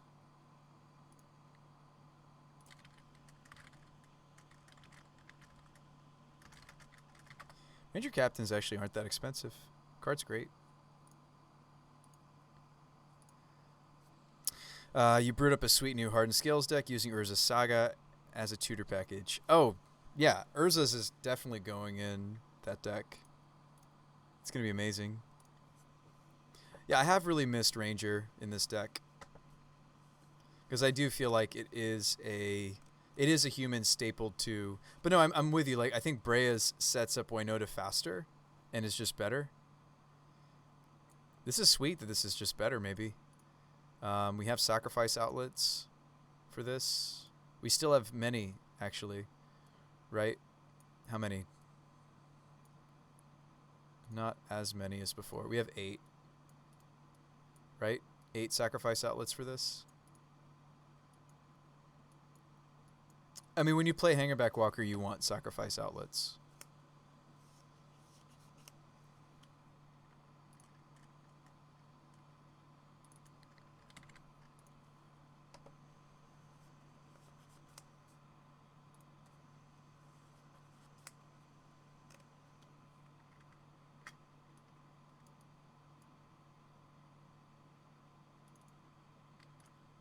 Glad to see you back, Legion Loyalist. That card's actually quite good in this archetype. Also, you'd be surprised. There's some number of tokens in the format that they can't block as relevant. I'm sad that we're not playing the Pia and the other. I mean, maybe we'll be able to make room for those legends. But, like, I feel like the fact that they don't have the card advantage potential of Apprentice with the bird. Like, let's revel with me for a second. We may have just found an advantage engine that the deck is desperately needed other than just Spyro, right? Let's continue to run the Firelit. Actually, let's just play a second Copperline Gorge.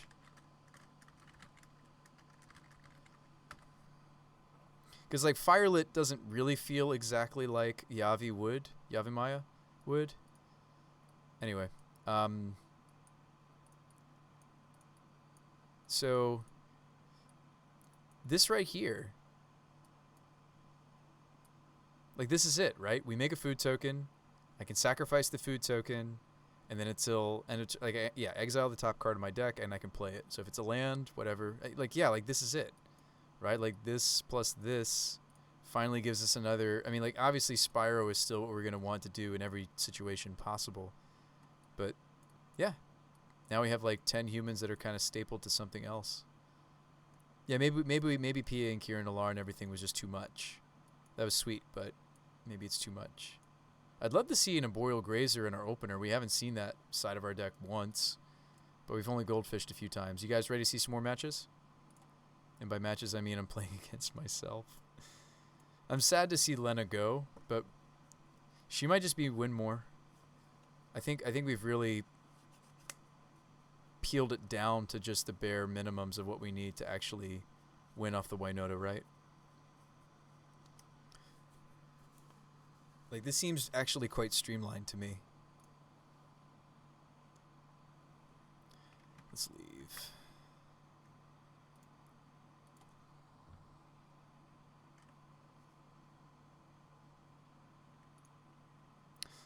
Let's just play somebody. Let's do it. No Yavimaya yet, but we've got the whole rest of the deck. Let's just do it. Let's just play somebody. Hey. Good luck and have fun. Keep.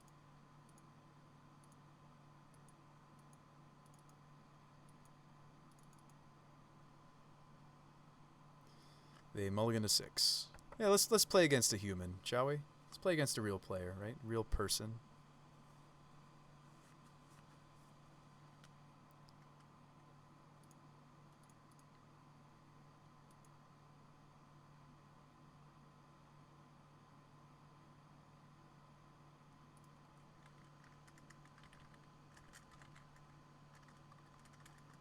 Opponent says Happy Modern Horizons 2. And I say, huh, yeah, true. Alright. Forest. Gets Ozolith. Misha's Bobble. Yeah, Urza Saga is going to be pretty bonkers in that deck. I wonder if they were considering killing my goose. Goose Goose Geist, right? Anyone? Goose Goose Geist? I'll shock. Goose Goose Geist. Pooh ha.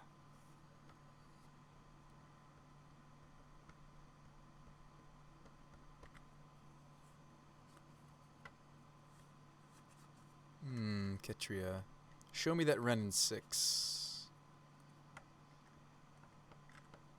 Dread Horde.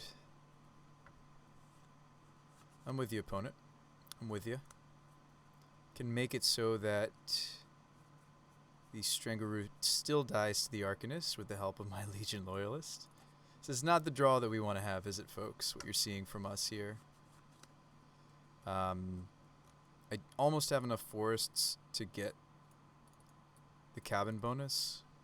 I feel like I want to work towards that instead of bothering with Copperline.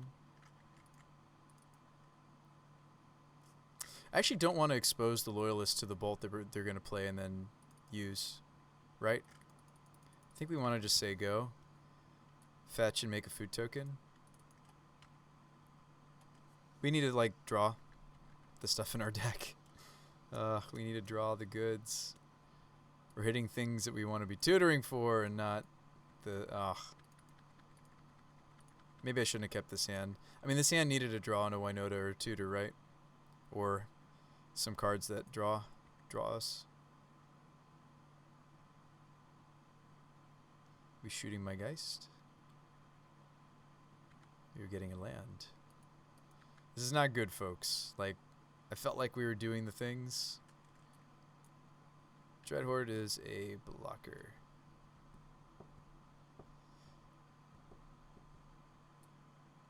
You could have used that Serum Visions of yours twice, maybe, opponent.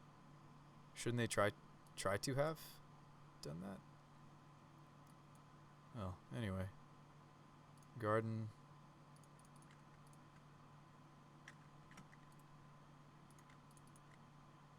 Make a food.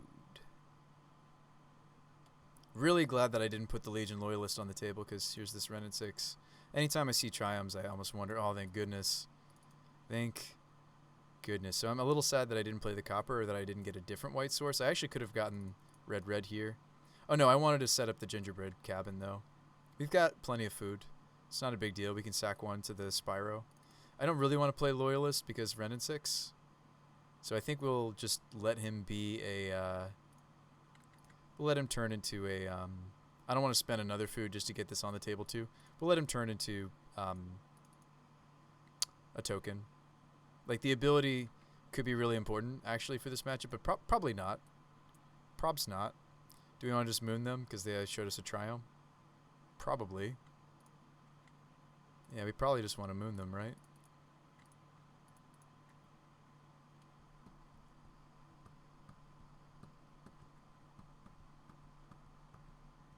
Be crazy if they didn't have a lightning bolt in their hand, right? I mean, we're really set up for a Winota. I'll tell you that much. Bloodbraid.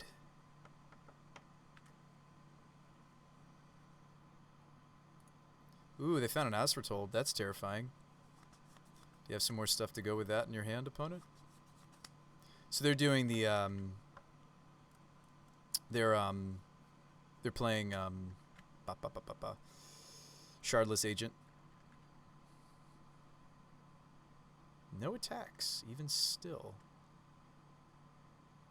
Blade Historian. Does this finally let me swing through? Kind of. Actually, it does. I'm sad that I have to sacrifice a food token for this. But I'm also not sad. This finally lets me swing through. Even with my Elemental, this lets me swing through. The Magus can swing through. Do we ignore the Ren in 6? I think we do. The only thing that they get to block profitably is this Elemental token. Maybe I don't even swing with it. Like, this is a good swing. This is a good swing. this is a good swing unless they double block the Magus. That's not true. It's a 3-2, so first strike damage, I kill the Blood Braid, and then this doesn't have enough to kill. So the only thing that I don't really want to attack with is the Elemental. They might tick down their Ren and 6 to kill that.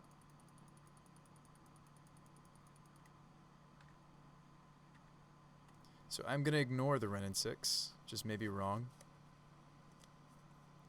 They should have no good blocks here, thanks to the double strike. I'm telling you, like, imagine if this was Angrass Marauders instead. I can't, it's 7 mana, right? Blade Historian gives me almost the same effect. So they're trading their Arcanist with my Strangleroot? Half of a Strangleroot? We're quite okay with this. Sure. I would love to kill a card that has some really great synergy in your deck and is scary. I hate to show them that I'm out of cards, but if I draw a Winota or a Tutor, I'll be sitting there like, why didn't I play my Grazer? Alright, don't have your silly 0 mana spells, opponent. Don't have your silly 0 mana spells. That's why I kind of still wish I had the Loyalist, because it stops the 4/4 tokens they make from blocking.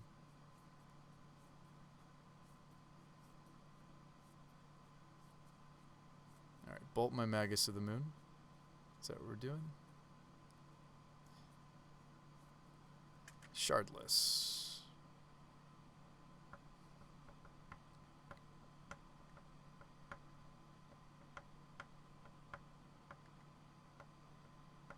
They do hit a Crashing Footfalls. Great. Now I wish I had my Loyalist. I mean, granted, it would just die to the Ren and 6, though, but I wish I had it. I might be able to power through those Rhinos. We'll see. They used their Aspertol to cast the Serum. Yep. I might still be able to push through. I mean, I just need to find my build-arounds, right? That's where we really need. I mean, it's awesome to see that my deck is doing stuff despite not having the other piece of the combo. I've got the bunch of non-humans part. Just need to draw Tutor or... Oh, you know what? I need to make a food token badly. If I draw Eldritch, I can't cast it. Also Winota, so they do bolt the Historian. Okay, we drew another Goose. That still gives me second green source. Gives me white source for Winota. Cool. I don't have any good attacks anymore. Kick it back to the opponent. So they killed the Blade Historian instead of my Magus of the Moon. I guess they don't care. They do have an Aspertold, so some of the most important parts of their deck they still do just fine. I mean, the Magus doesn't really turn them off of anything anymore, especially since they're this color. I think I actually, especially now that they have the second island, I'm really not cutting them off of anything in their deck. Top and bottom, that's terrifying. Makes me wonder what it is, if they're willing to top it. We just shoving everything?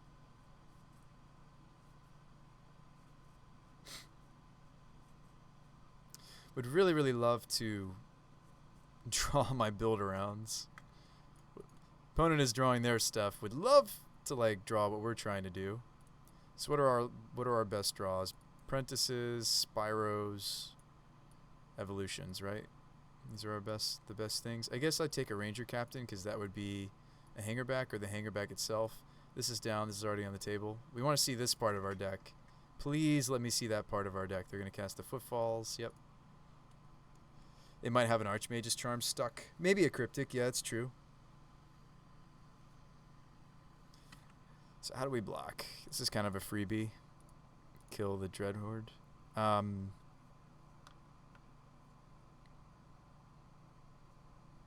think I just like overblock the Arcanist with stuff that it can't kill. And just take the 8. Yeah, just take it. It's a very dead Arcanist.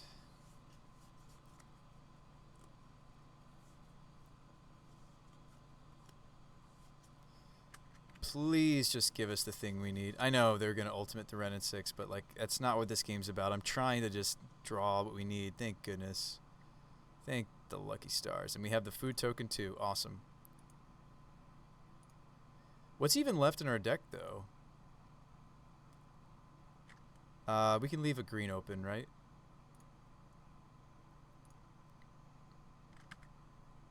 I think we just shove everything. Please don't have like a random dismember. Opponent said nice top. Shove everything. Lots of triggers. Let's go. Alright, we take an apprentice over a Winota. That's easy. Player.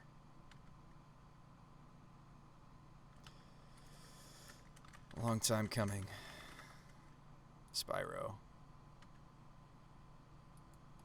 Player.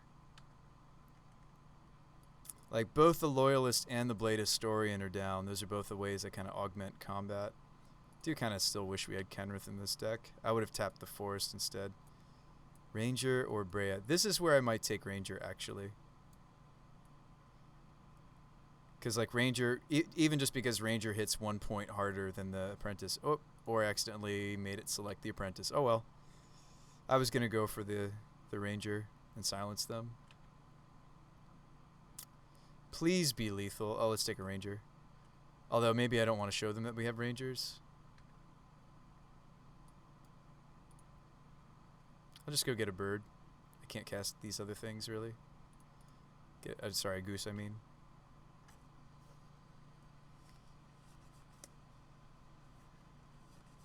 I think we didn't deal enough damage. They have 4 blockers. Yeah, we're missing a lot of our abilities now, right?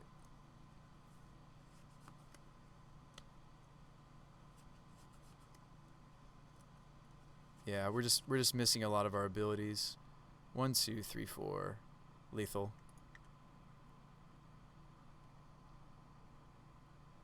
We got there.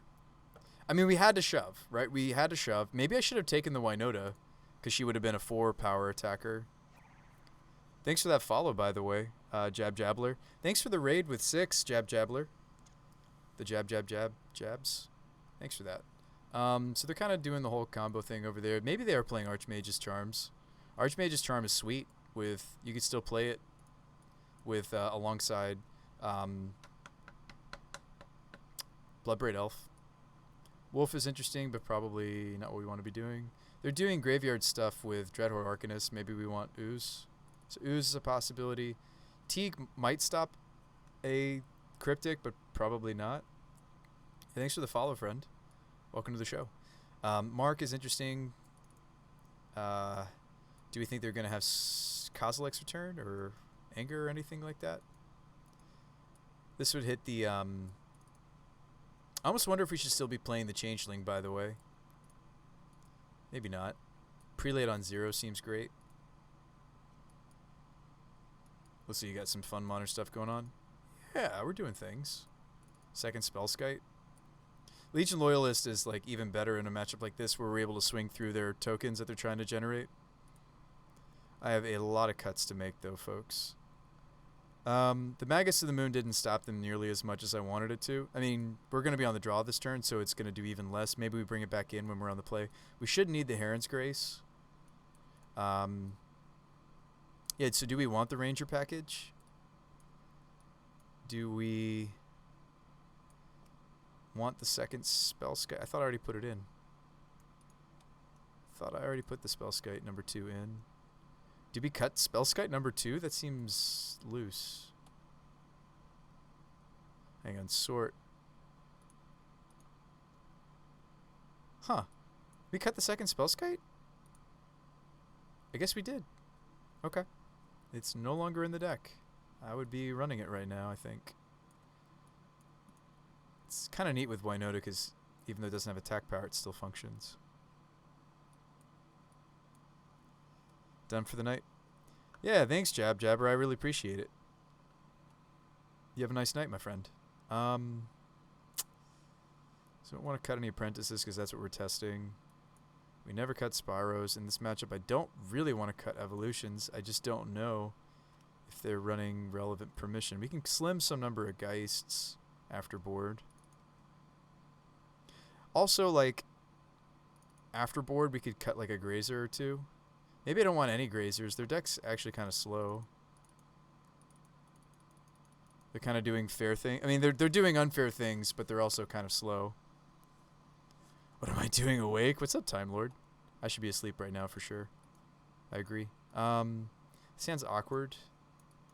But maybe I keep it even still.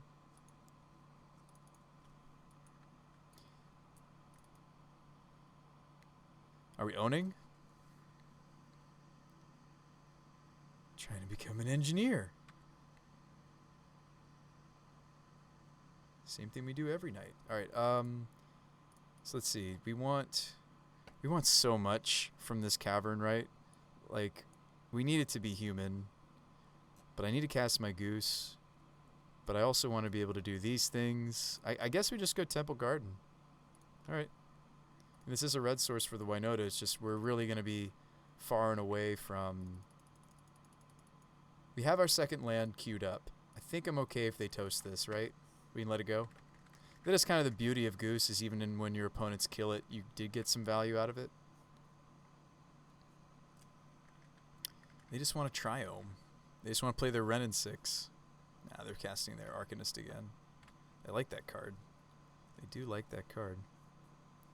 Love to get the Ooze on the table, because Arcanist. I also, since I just missed a land drop, really don't want to sacrifice my food.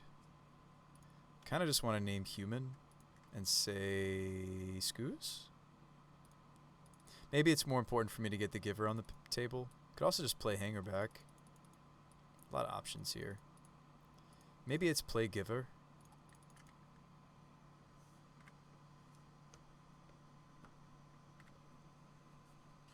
Kind of wish I'd led Giver instead of Goose. We're playing 25 lands, and yet we're stuck on 2. I don't understand. What is life? What is Shardless Agent? They hit something stupid. They hit an Ancestral. It's pretty stupid. They're going to get to Arcanist that too. Pretty stupid. If we'd played Ooze, we would have been able to stop at least this second casting. How many dorks? 8. Well, they're not dorks. We're trying Grazer, so we went up to 25 lands to try to compensate. You can just block this. Sweet. Yeah, I wish I just played Ooze. Especially since they showed us the Arcanist. Didn't we know? It's gross, the casual draw 9.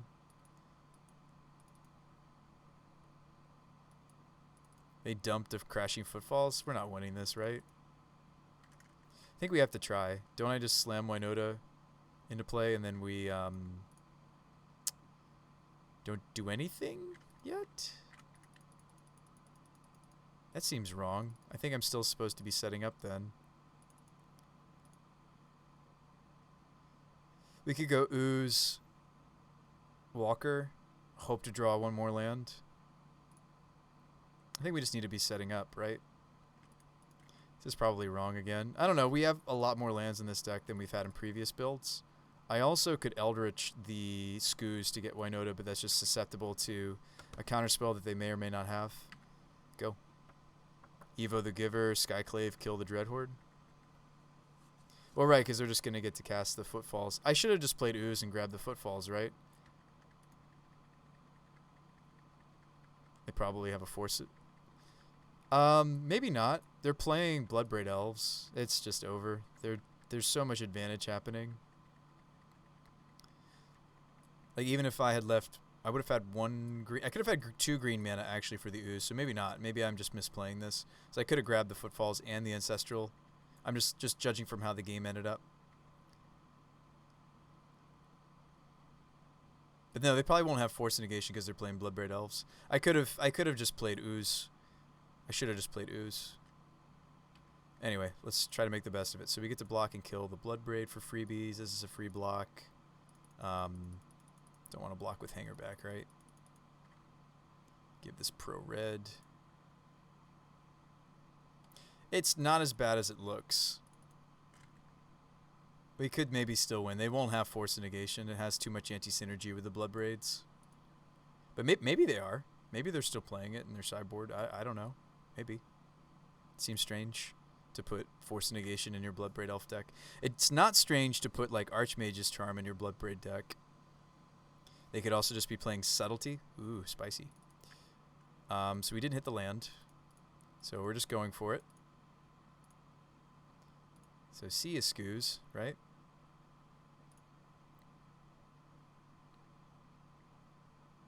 Winota. So we can pretty freely attack with these two and use Giver to protect the hangerback. Nice, we hit one of our best hits here. I probably want to keep a backup Winota just in case. We could maybe still win despite my opponent drawing 9 extra cards. 12. Ah, we whiffed though. Maybe not. This is indestructible though.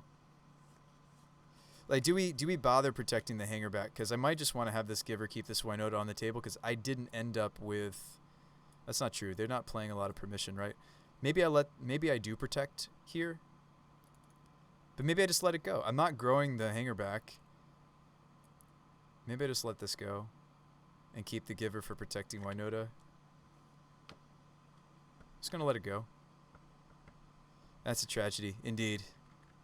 Yeah, Archmages is more likely for sure. Maybe even like Cryptics. They have so many cards. So many cards.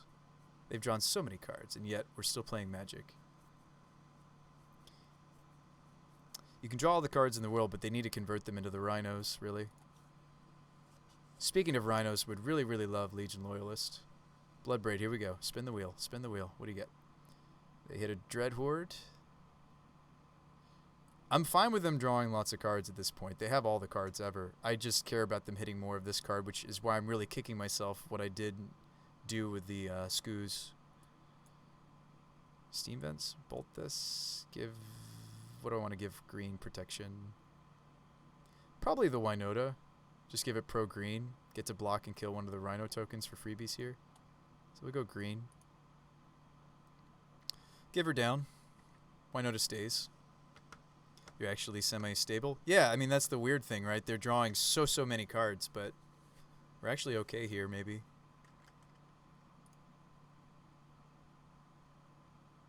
Just gonna draw more cards? Go for it. They can only play so many cards a turn. Opponent is going to be 33 cards deep. Maybe they just grab the Bolt. Maybe they finally realize, maybe I should just get the Bolt. I would take the Bolt. I would kill, like, Gilded Goose or Thopter. Yeah, so they're choosing Bolt, which is the wise choice. We still have our Double Striker in the deck.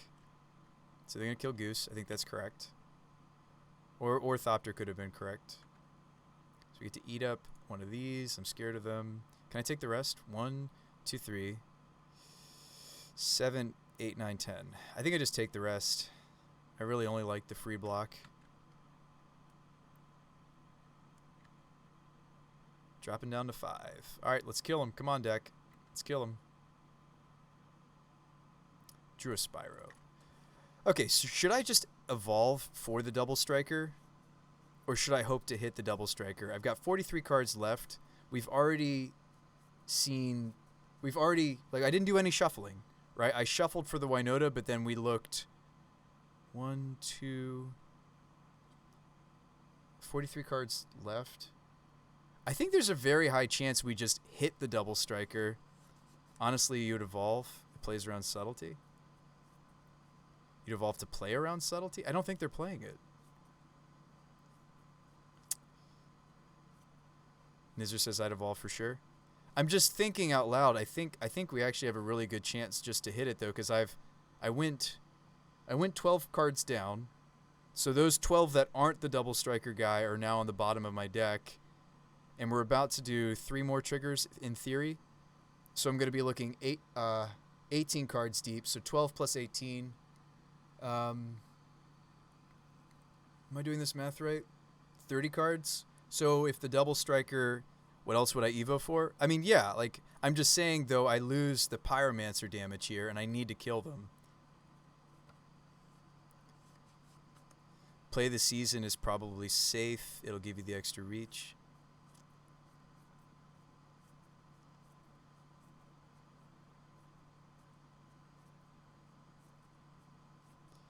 If I do hit the Double Strike, I mean, they have a relevant block, though, is the other issue. I almost need to Eldritch to get rid of their Arcanist block so that the Winota, when we do hit the Double Strike, because we have to hope to hit the Double Strike. Yeah, I almost need to clear this Arcanist block You could Evo for Pyro, kill the Skyclave. Yeah, that's what I'm actually thinking we need to do, isn't it? Did I bring in Skyclave? Hang on, view sideboard. I did. Yeah, I almost need to take this block out and then make sure that the Winota gets the double strike. Isn't that weird? I think that's what I'm doing. Don't have subtlety, don't have force. I don't think they're playing either. Is there something else I could be doing? Yeah, I think we have to hope to... So we clear the blocker. Loyalist, though, would also maybe work. Oh, shoot. Maybe I should have just evoed for Loyalist because it has haste. Hang on. Wait. That's the answer. This is going to give my creatures trample and first strike. And another Winota trigger. I think it's actually Legion Loyalist instead of just removing their blocker. I get another trigger. I can swing through it with the trample. Yeah, it's Loyalist, actually. We figured it out. Brain Blast. It has haste. Here we go. All right, 24 cards deep. Do we hit the double strike guy? Let's go. Put this on the bottom of the stack. We remembered. Go. All right. Come on. Double strike guy. Oh, that wasn't him. Okay. We don't want to shuffle the deck again. I also don't want to accidentally draw to him, right? So I might actually take Apprentice. Oh, no, we can take the Prelate.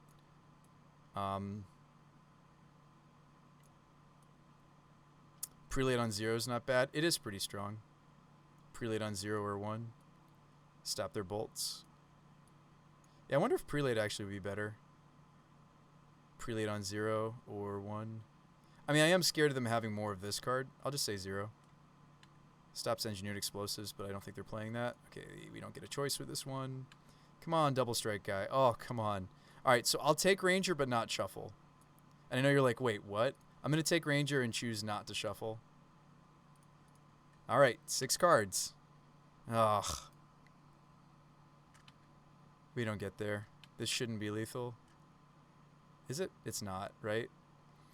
They've got 3 block worth, so they're at a virtual 19. 1, 2, 3, 4, 5, 6, 7, 8, 9, 10, 11, 12, 13, 14, 15, 16, 17. Ugh, the tragedy. The tragedy. They go to 1.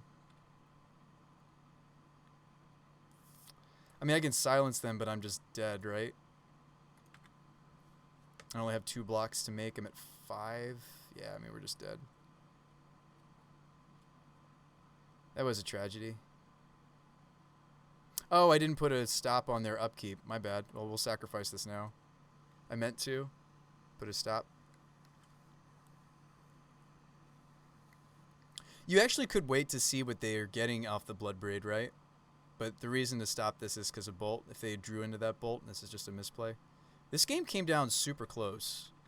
Actually, I think this is game 2, right? We beat them game 1. I want to see how many cards deep it was to the double strike guy. I think even little edges like choosing not to find a card on Ranger, all those little things we did. Again, like at the very beginning, what could I have done? I could have not taken Legion Loyalist. I could have just tutored for the double strike guy, but then we would have been short also. I think either way, we were going to be short. Best blocks are this and that, and then we're dead. Exactly. I bet we're going to see... Sorry, the time has come. I bet we're going to see the double strike guy in like the next 6, right? No, we weren't. We weren't. No. No, we just weren't.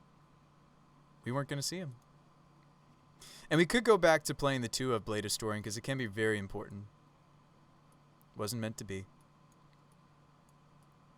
This makes me feel like I want the Kenrith again. This makes me feel like I want to play the 2 of Blade Historian. Just what happened there makes me feel like I want to go back to playing the 2 of.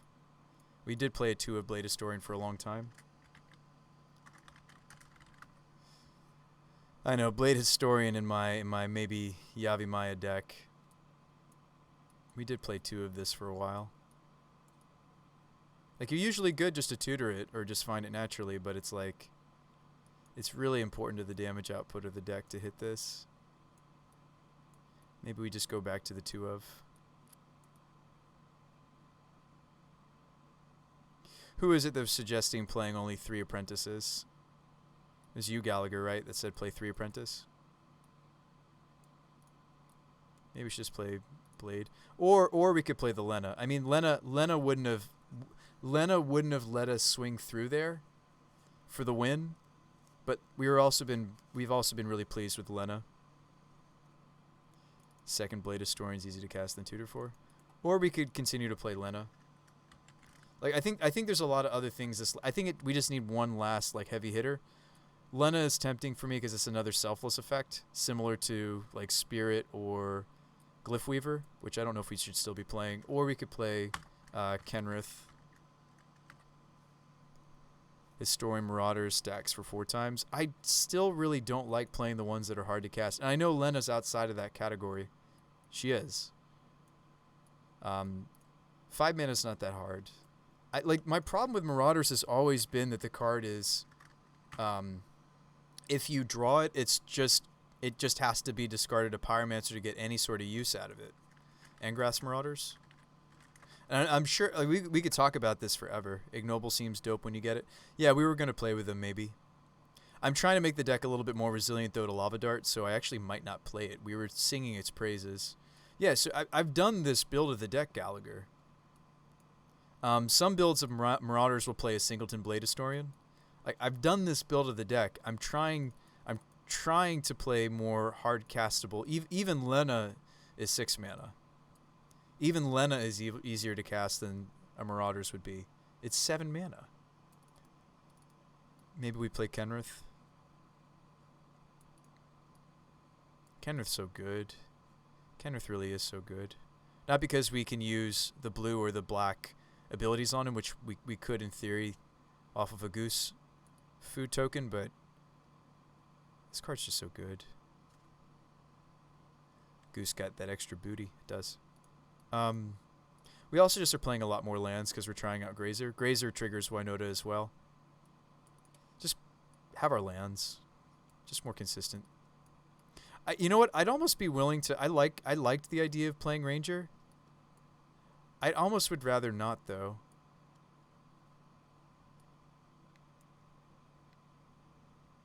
I almost want to take us back a step and go back to the more Brea-friendly build. Like, I'm with you. Like, I thought this was going to be sweet and that I was going to love it. I actually didn't. The Ranger build. Let's go back to the Pia Apprentice build. Ranger seems so good. Alright. Yeah, no, Ranger was fine, but I almost would rather just go back to the Synergy build.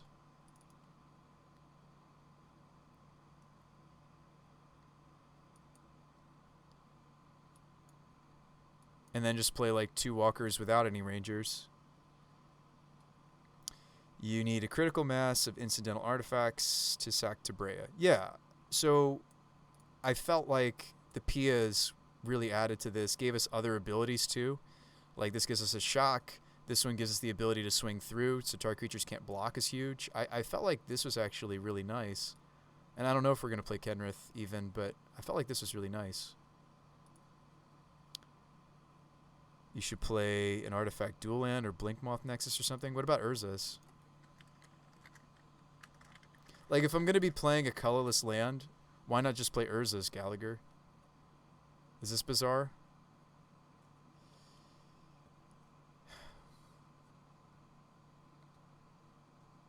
Oh, the search for doesn't work with Walker.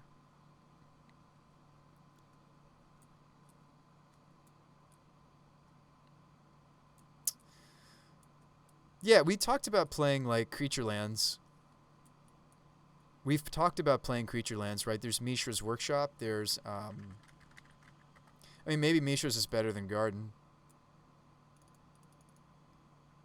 That's true. Mishra's Factory is in this format now. Just play Factory. Or Blinkmoth. Blinkmoth is kind of nice because it flies.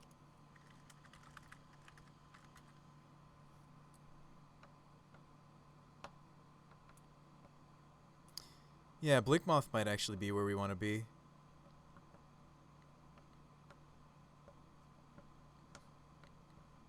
Like, we've looked into, like, Treetop Village and such before. The problem with Treetop, of course, is, well, A, it doesn't fly. B, it's just a lot of mana to activate. Yeah, I wonder if, like, the first Nexus would be sweet. Just play Factory. What about Magus? Well, I know that Magus of the Moon has anti-synergy here. I think it's okay.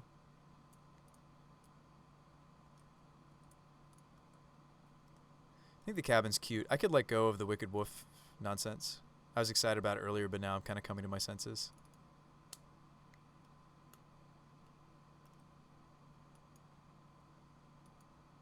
Is this what we want? I mean, like, I really can't play these until we also have the new Urborg. I can't really justify playing these until we have that too, right? I do like the idea of more evasive creatures.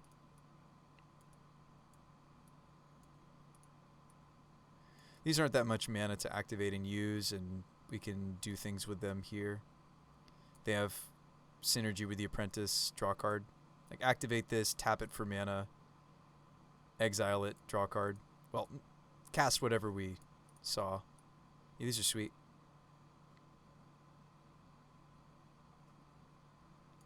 What was it? The new artifact lands don't have types, though, right?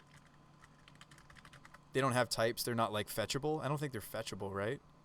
Were they that nuts, though? I don't think they were that nuts. I think they're just artifact lands. No, they're just indestructible. Okay, that's what I thought. It'd be crazy if these were fetchable, right? It's okay if they come in tapped if they were fetchable. They're not fetchable. And I think that's a very good thing that they're not fetchable. I'm very thankful that they're not fetchable.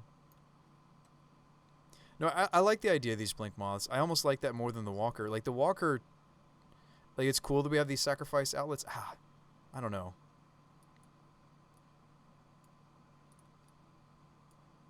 They also don't have CMC, like, a high enough CMC for, the main deck Spellskite was fine, too. They'd be so strong if they were fetchable. Yeah, they'd be very good.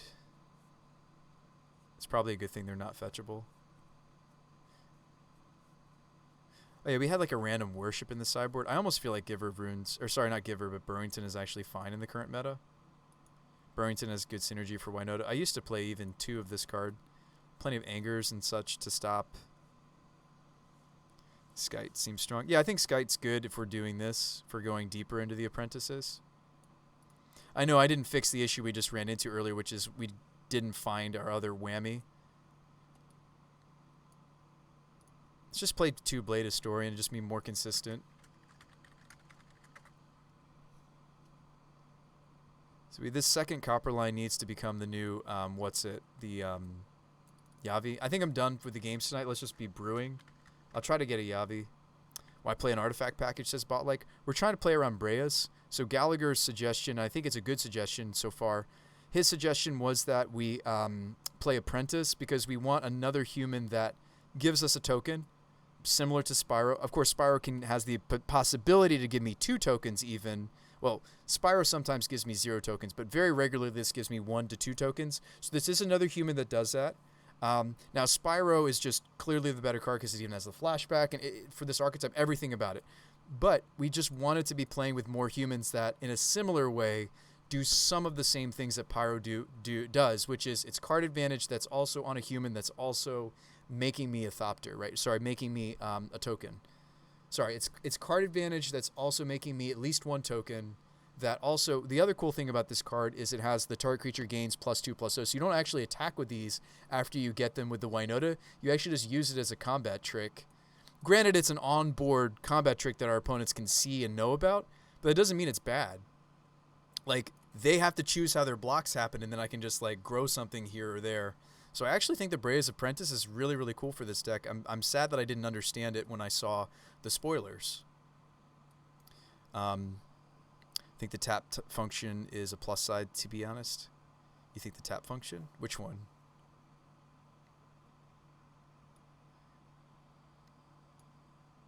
Oh, on Brea? Yeah. Yeah, exactly. Like, it holds its own. We need to make sure we have a certain number of artifacts So we were thinking of playing some artifact lands that also synergize with what the deck is doing. I think it's Blinkmoth because we want the evasion, right? So like, what's our artifact count? Geese make an artifact. These don't.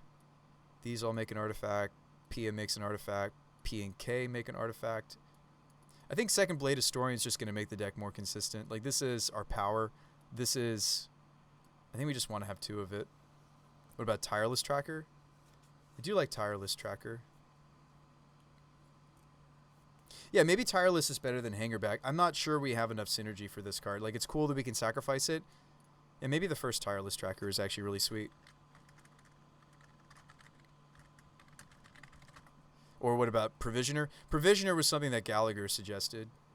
The benefit of Provisioner is I almost want to play like Wicked Wolf at that point. I just think the Tracker is just the better card, though, isn't it? What about Ragavan? Yeah, Ragavan is sweet. I think my issue with Rag... And please forgive me.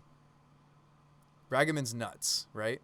I don't know if I can get my hands on one, but yes, this card's nuts. The fact that it's got Dash 2 is relevant for our deck. And I'm sure you're going to hate me when I say this. I think my issue with this card is it needs a way to swing through the format. Card is very strong, though. I might still want to play it anyway, despite that. Like, I think it plays better in a shell that's going to be able to give it evasion. Like, if I can make this thing fly, or, I don't know, like, yeah, Pia makes things unable to block. It's also good as a 4-of as opposed to a 1-of. I mean, yeah, but I feel like this card wants to be played in, like, the Lightning Bolt Fatal Push decks of the format.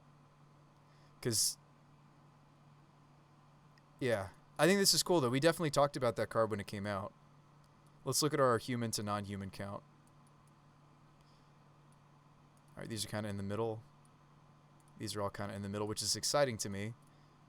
I think that's really a good thing that we're seeing that. These are always humans. They're never anything else. These are always tutors. So this looks like a healthy amount of humans for Winota. I think we're onto something.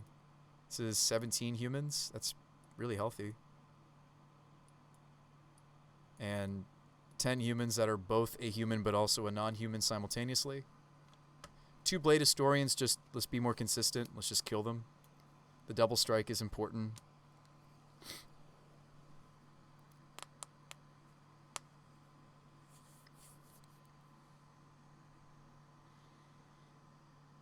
Yeah, I really like the direction we're headed in. I think Timely Reinforcements is just so bonkers for us. Let's keep running the 2-of. Timely is good because it doesn't make humans, it makes soldiers. Still think Tireless Tracker is probably not bad, especially now that we're playing... yeah, we are playing a lot more lands than usual. I think the first Tracker could be really good. It's in this category, it's not... yeah, I mean, that's just if we want more synergy for what? Like, Tracker would give me another card that we could be playing that gives me synergy for the Apprentice, right? So, yeah, I mean, how many artifacts do we have now for Apprentice? Quite a few. But maybe that's still not enough. 12, 14? We'll main deck the Skite. 14 cards? P and Kira Nalar has double synergy, guys. She makes 2 Thopters. But I like the variety because sometimes making them not able to block is more important than the shooting. P and K is super dope. Yeah, this is cool. I think this Blinkmoth direction is really neat. Let's play another Copper Line for now until I get the Yavi. Yavi's just really going to be important not just for Caverns now. It'll also be really important for the Blinkmoths for filtering us into green for Evo.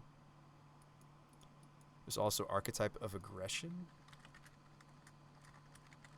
Oh, that's the everybody has trample thing. I think I'm done just trying to trample over. I think I just want to go wide and give everybody double strike. I'm fine just doing a powerful thing.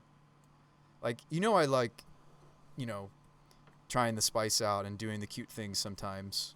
It's too bad this isn't an artifact itself. I'd almost rather for this to be an artifact creature instead of an enchantment creature. No, we would definitely rather run Kenrith if we were looking for trample. But I don't know if we are. I don't know that we are looking for trample. I mean, Kenrith is nuts, don't get me wrong. Like, the fact that he can gain us life or put counters on things or give us trample. Like, this card has been amazing for a while. But then I started discovering the same thing about Lena. But, again, Lena and Kenrith have the issue of they're just a lot to pay for. They're just hard to get onto the table. And I really do want this deck to be Winota castables. Like, the whole deck we really can pay for. What about Smuggler's Copter? Copter would probably want us to swap out of the Geese and the Grazer plan. Copter would probably want us to be an Arbor Elf, not even Hierarch. So Copter does have a crew cost of we need an attack power, right? No, you're fine, Nixer. We considered the card earlier. We even considered we were playing that card that gets played with like Norn the Wary, the Genesis Chamber. I still kind of like Genesis Chamber over even something like Tireless Tracker. Maybe Tireless Tracker is a sideboard card.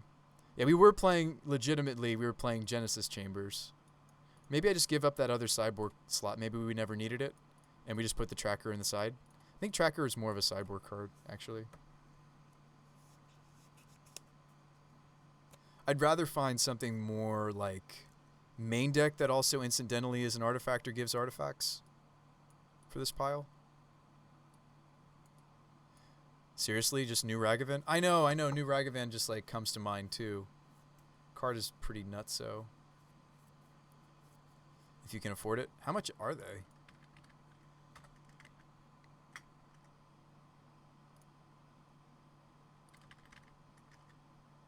Ragavan is 82 tickets? What? I'll have to wait till we can borrow it. That can't be right. This can't be right. Angel of Invitation is an anthem with artifacts. Angel? There's also like artifact creatures you control have haste. What about we play that human? Because I think them having haste is really relevant actually. Creature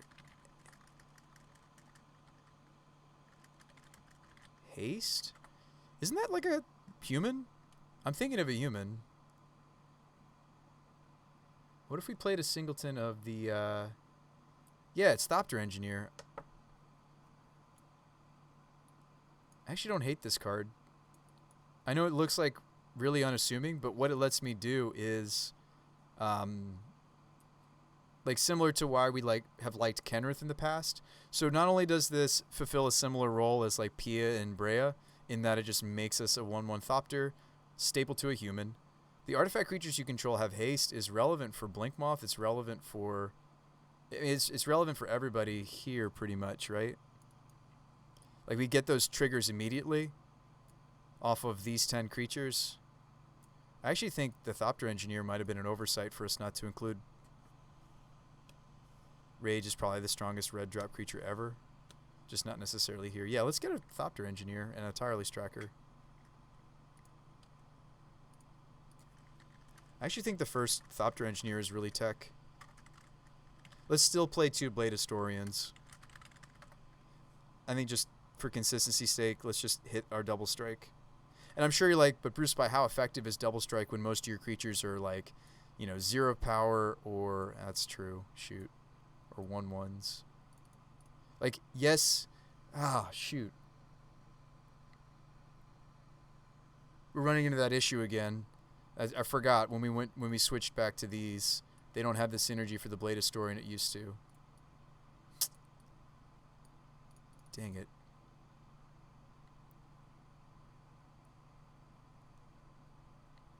We don't have the synergy that our deck used to have for Blade Historian. Because like, look how many like 1 or 0 power creatures I'm playing now. These are all 1 or 0 power. We need to do the Anthem build again. I should have realized it. I'm still going to pick up the second Blade Historian, I think, but I think we actually need to be playing Maja perhaps again. You're entering the Dreamland again. No, I don't think so.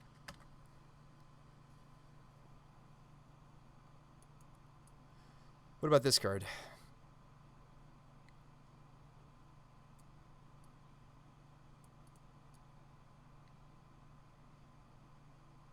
Like, the double strike is very weak if we're not giving our if these are all 0 or even just 1 power creatures, the double strike is weak. This is just as strong as double strike, if not stronger, for this team. Let me phrase that again.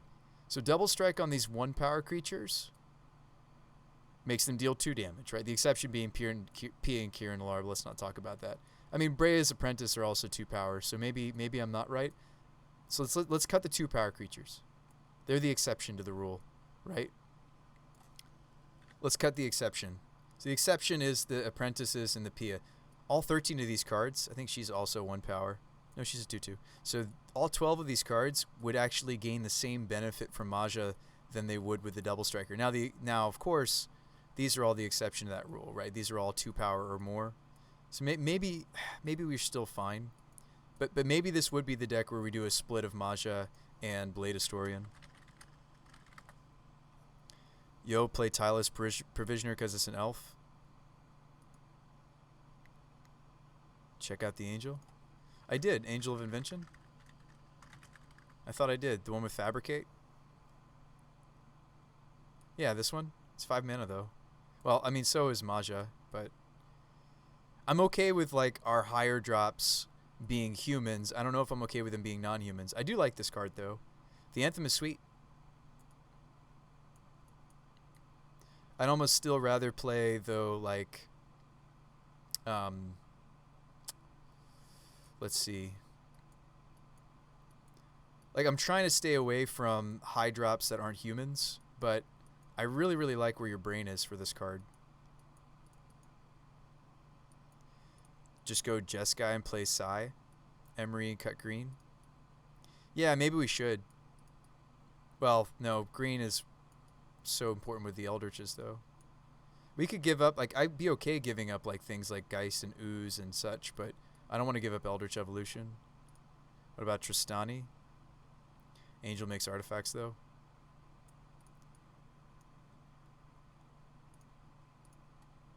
Yeah, I think I want another Anthem effect, and I think it's actually Maja in this deck because we have so many 0 power critters. And the Maja would turn on the Blade Historian for, like, the Goose, the Grazer, the Spellskite. Geist Armored Monk. Yeah, Geist Armored Monk is always an option. That's so true. I keep shying away from it, but it's very true. This card is just a very, very much a house in this archetype. It's too bad that what this makes aren't, like, artifact creatures.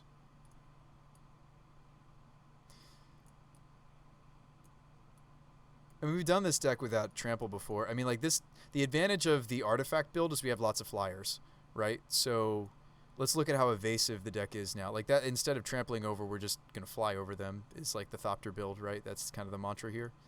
So as far as, like, how many evasive threats do we have? Quite a few now, right? The Geese also fly if we can get some attack power on them. We have like 13 flyers.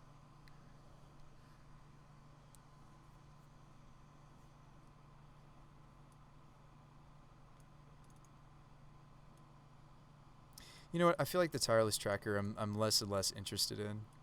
I feel like that's more for like a grindy deck. We're not really grinding. It's not really what we're doing. But the fact that so many of our creatures hit, and like Blade Historian is kind of legendary, but the fact that so many of our creatures in this build benefit from Maja, I really kind of want to bring back the Maja technology. We've strayed away from this card for a really long time for reasons, but I kind of want to bring it back. Thanks for that follow, Christian. Appreciate you. Cyborg card. Anybody any suggestions? We brought back the Burrington in the second timely. Maybe a Phyrexian Revoker? I don't know. What are we scared of in this build? Sweepers still? So Burrington stops a red sweep. Prelate can stop some sweepers if we know what they're sweep. And like we have a lot of different ways to stop sweepers, right? Glyph Weaver, Teague stops the 4 mana sweepers of the format. Doesn't stop Dam, unfortunately. That just came out. But Selfless. Prelate Tender stops the red sweeps. I'd almost just rather... Oh, Mark of Asylum also stops red sweeps. I kind of like another card for sweepers. What about removal on Winota? Yeah. I mean, like, second Spellskite could honestly just be what we're supposed to do. Yeah, we do care about removal on Winota. We really do. Second Spellskite. Ooh, you know what we used to play, and I kind of miss it, actually. Favor. Used to swear by that card. Let's bring it back. You're going to suggest a Jeskai list, see if it has legs. Pyre can come in for Eldritch. Please do it, but and tell me how it goes. I was playing Pyres for a long time in this deck. I actually just recently moved away from that, and we're trying to go in this direction for the moment.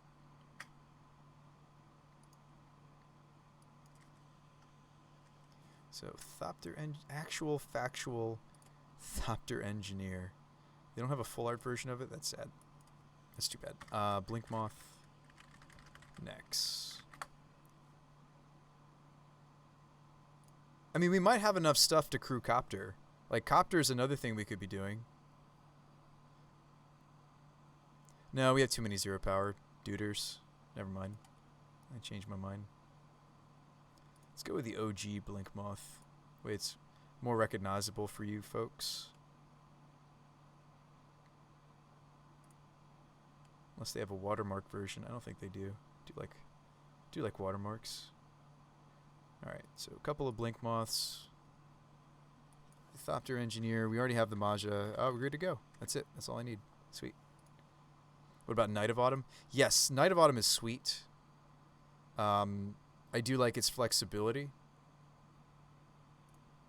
Do I have a Night of Autumn? We also were playing the Changeling. Well, I cut the Changeling since we moved away from... We were playing a Changeling instead of Night. Yeah, maybe we went Night instead of Double Timely, actually. So we were playing Night for a while until I started testing out Pyre, and then we wanted the Changeling, but... Yeah, I do kind of miss Night. Night's actually kind of sweet.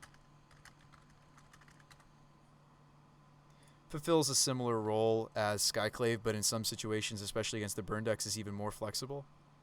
Let's check out with that.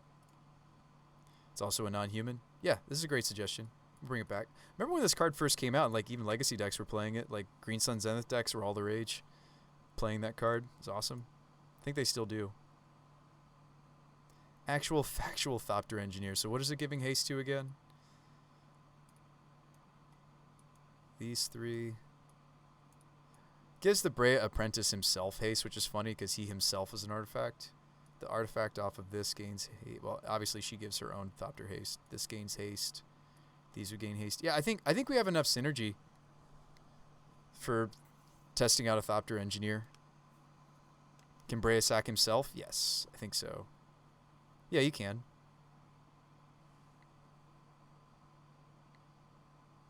Yeah, I've been really impressed with this card. I really didn't think it was going to do anything, actually. I thought this was going to be a meme and then we were going to move on. And now, I think a Thopter build of this deck is exactly where I want to be. Being evasive is no small thing in this format. And again, I may move back away from the Geists and go back to playing Voices. I do think that Voice is really good in the meta right now. There's a lot of people jamming their, just practicing their counterspell decks.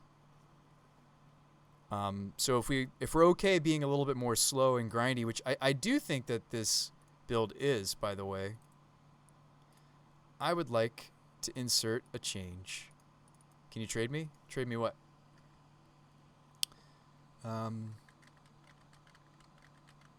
Let's go back to Voice of Resurgence, actually. You've got a gift? Voice of Resurgence. That's very kind of you. Let's go back to the Voices. I changed my mind. I think they're just too good right now. And I know I don't have any ways to trample, make the token trample right now. Voice is just super strong. Yeah, I think Voice is just really good right now.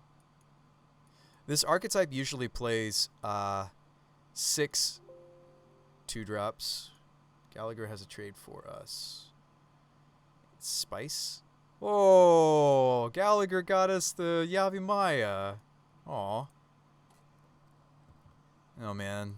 There goes my sleep. Thank you so much.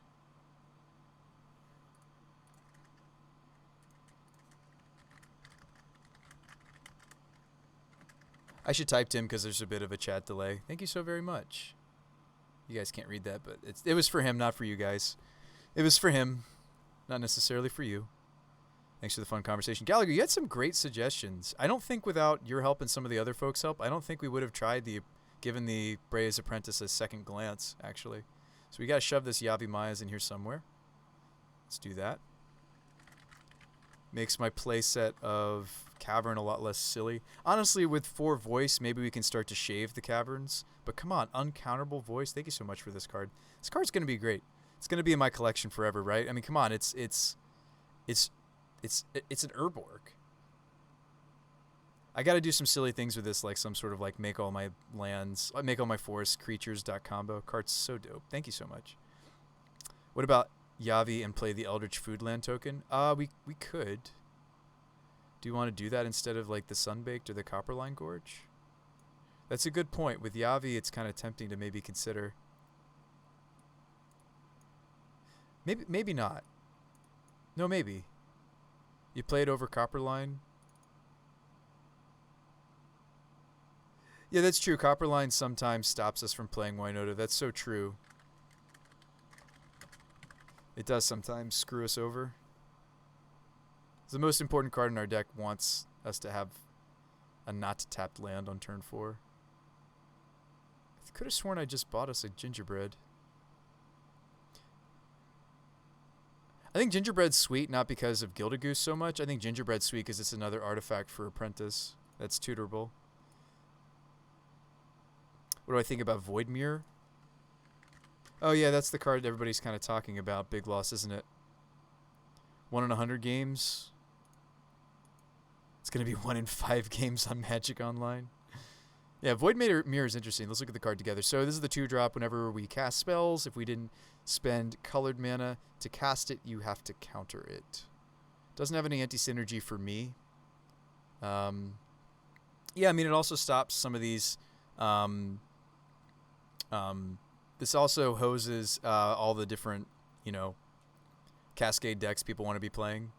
Living End is on the rise. Eldrazi Tron just can't beat that card. I mean, but I don't think Eldrazi Tron's like the thing I'm most afraid of, though. I could be wrong about that. I think we kind of go over the top of them.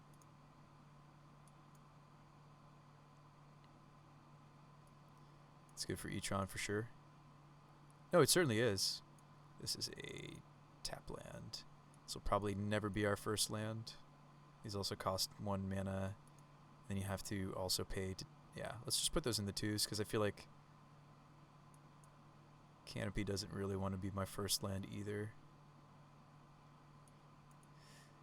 Neither does Cavern, right? These don't want to be my first land.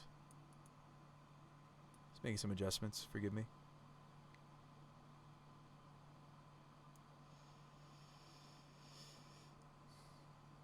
They do have Cavern and Etron. That'll make colored mana. That's about it. It was in the top 3 most played. Oh, no, it's all over the place. Yeah, Voidmare is sweet. I mean, we could also just play Damping Sphere. Yeah, Voidmare is sweet. I don't know how expensive it is. Can I get my hands on it? Yeah, Voidmere might be sweet. I mean, again, I'm trying to stay away from cards that aren't easily tutored for in our Wishboard. It's not a Wishboard, excuse me, in our Silver Bullets. They're about 4 tickets, 3 tickets. No, Voidmere is a non-bow with Yavi. If no colored mana was spent, counter that spell. Oh, it is a non-bow because I free them. Thank you. Thank you for that. I give them green mana. Thank you. All right, anyway. I'll goldfish this. I'm too tired to play against an opponent, I think. Thank you guys for being here. I got to go to bed. This has been fun, though. Seriously, I could do this all night with you guys, but I also can't. I have stuff going on tomorrow. Easy solution. Easy. Hey, the Singleton Plains strikes again. This hand's kind of bad. Not kind of, really is bad. Can't keep this either, can I? This doesn't do anything till turn 3. We're mulliganing down to 4. Awesome. We gotta test our new card, right? Alright, so when we're mulliganing to 4, Grazer does nothing. I'll cut the Thopter. Gotta test our new card, guys. Drew a Cavern, best card in the deck. Oh, that feels so good. Alright, do we want an uncounterable voice? Of course we do, right? Of course we do. Against our blue opponent. Maybe they were on the play. Let's say just in our mind's eye that they were on the play. So we need to be able to get force through that counterspell. We do. There's a Breas. I can't really cast it. No, I could. Well, let's swing first. Especially if they're like control. I mean, it's sad that this first cavern we've selected not. Could go get the Sacred Foundry because of Yavi. Just sweet. I'm already seeing how sweet this is going to be. Alright, so now we start doing some apprentice stuff, right? So let's start practicing doing that kind of stuff. So I can go fetch the, well, okay, hold on. So let's do that first. Let's go fetch for the other food. Gingerbread. Hey, I have all the forests we need. Sweet. Awesome. Okay, so let's apprentice a food token. A Cavern of Souls. I can't play it because I already played my land. I'm very sad because this might be good in this matchup that we're in theory. We attack. I'm really liking what's happening here. This deck seems like it's got some of the synergies that would really be necessary. During their end step, I would make a food token. Just have a constant supply of food for the... Oh, we drew a cavern anyway. Oh, is that... This should be in the exile zone. I think this was a fresh cavern, right? The card gets exiled. Yeah, this is in the exile zone, so we're actually about to draw 2 caverns. So let's activate this. Unless we need the +2 power, I think we should be going for card advantage. Spellskite, sweet, we'll cast it. Awesome. Attacks. I'm really liking what I'm seeing. The fact that we are like seeing 2 cards a turn is fantastical. Make a food. Could play out this cavern on human. Unless we think they have like Field of Ruins. This opponent in my mind's eye. Alright, we drew the Eldritch Evolution. Awesome, we're ready to go off. Probably sacking the voice. I don't know, I kind of want to even just see another card. Don't I want to just keep seeing cards? Another voice? Uncounterable voice? And then we can Eldritch the Summoning Sick. Voice of Resurgence. And they counter this, but we get a token because we still had a voice on the table. Go get the Winota, and we swing. Hiya. 4 triggers coming. What do we see? With Blade Historian, they're dead. Awesome. Thopter Engineer. Make a token. Probably Spyro. Although Spyro doesn't make me a token here. I actually would rather have the Apprentice. Like, hold on. Did we put enough synergy in this deck? I just picked Apprentice over a Spyro. Whoa. Hold on. Hold the phone. Can you hold my phone? Guys, chat, hold my phone. I just picked Brea's Apprentice over a seasoned Spyromancer.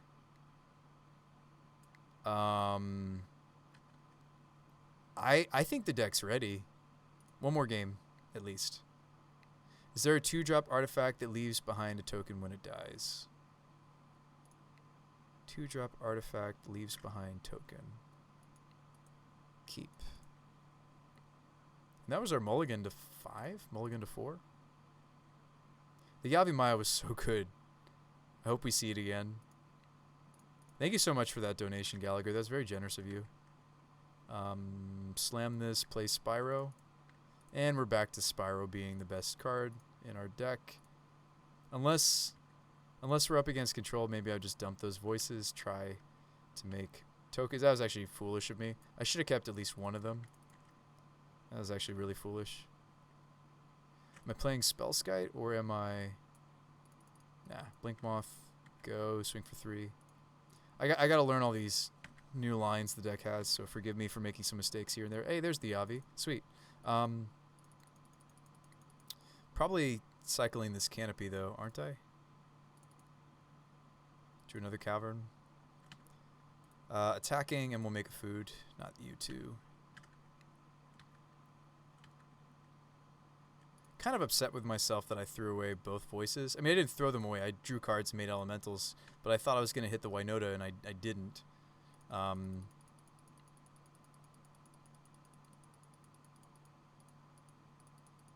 Don't have enough forests to... So I could go fetch. Voice synergy would have been so dope, yeah. Let's just go Yav, then a fetch.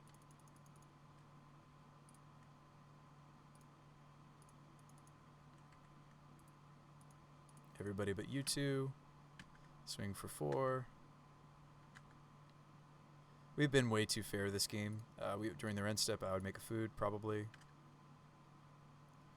Thopter Engineer. So we have another food here if we want it. We also just have uncounterable Thopter Engineer. Oops. Human, please. There we go. Searching there for a little bit. Thopter Engineer.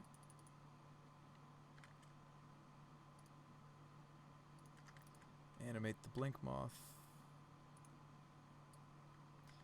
And it's only target Blink Moth creature. If we had some changelings, that could be relevant too sometimes. Don't need to swing with those. It says haste. He gets to swing. They're dead.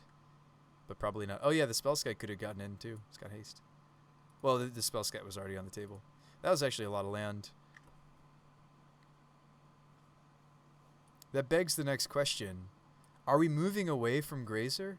Like, Goose has just so much synergy. I wonder, like, maybe I'll just be playing a playset of Ragavan. Seriously, like, maybe this deck will be 24, 23 lands and playset of Ragavan, playset of Gilded Goose in the end. Alright, no problems, dude. I 4-1'd a janky with a janky Niv Magus Elemental deck last week. Had some extra tickets. Yeah, seriously, Geiger, thank you so much. Like, I think if I can get my hands on the playset of Ragavan, which won't be anytime soon, maybe that's what we swap the Grazer plan out for. Anyway, just a thought. No Rampy in this hand. Keep? Awkward keep? Awkward keep? Hey, Spyro. Alright, so Grazer puts in the stomping. Awesome possum. We're good to go. Good to go, folks. Have no fear. Alright, human. Gonna go with you know what? This might be the spot where Apprentice is the better thing to do. Because if I Spyro, what am I dumping? Breas and Plains? I think I Breas. You know what? I think we've built enough synergy into this deck where Spyro is starting to, in several cases, be weaker.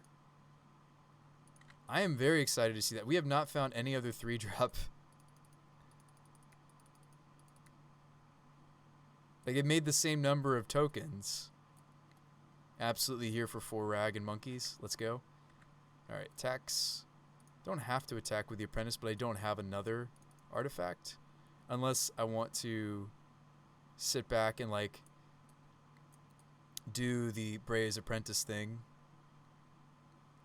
This guy could even sacrifice himself to, like, grow the Thopter or put attack power on the... Let's actually have him hang back. Oh, that's disappointing. Alright, well, she gives herself haste and indestructible. Sweet. So, there's things I could do. Like, there's a lot of combat trick potential here. Like, do they block the Grazer with, like, a 2 toughness creature? I could Apprentice this Thopter. Do I actually just have Apprentice himself? There's just, like, a lot happening here, folks.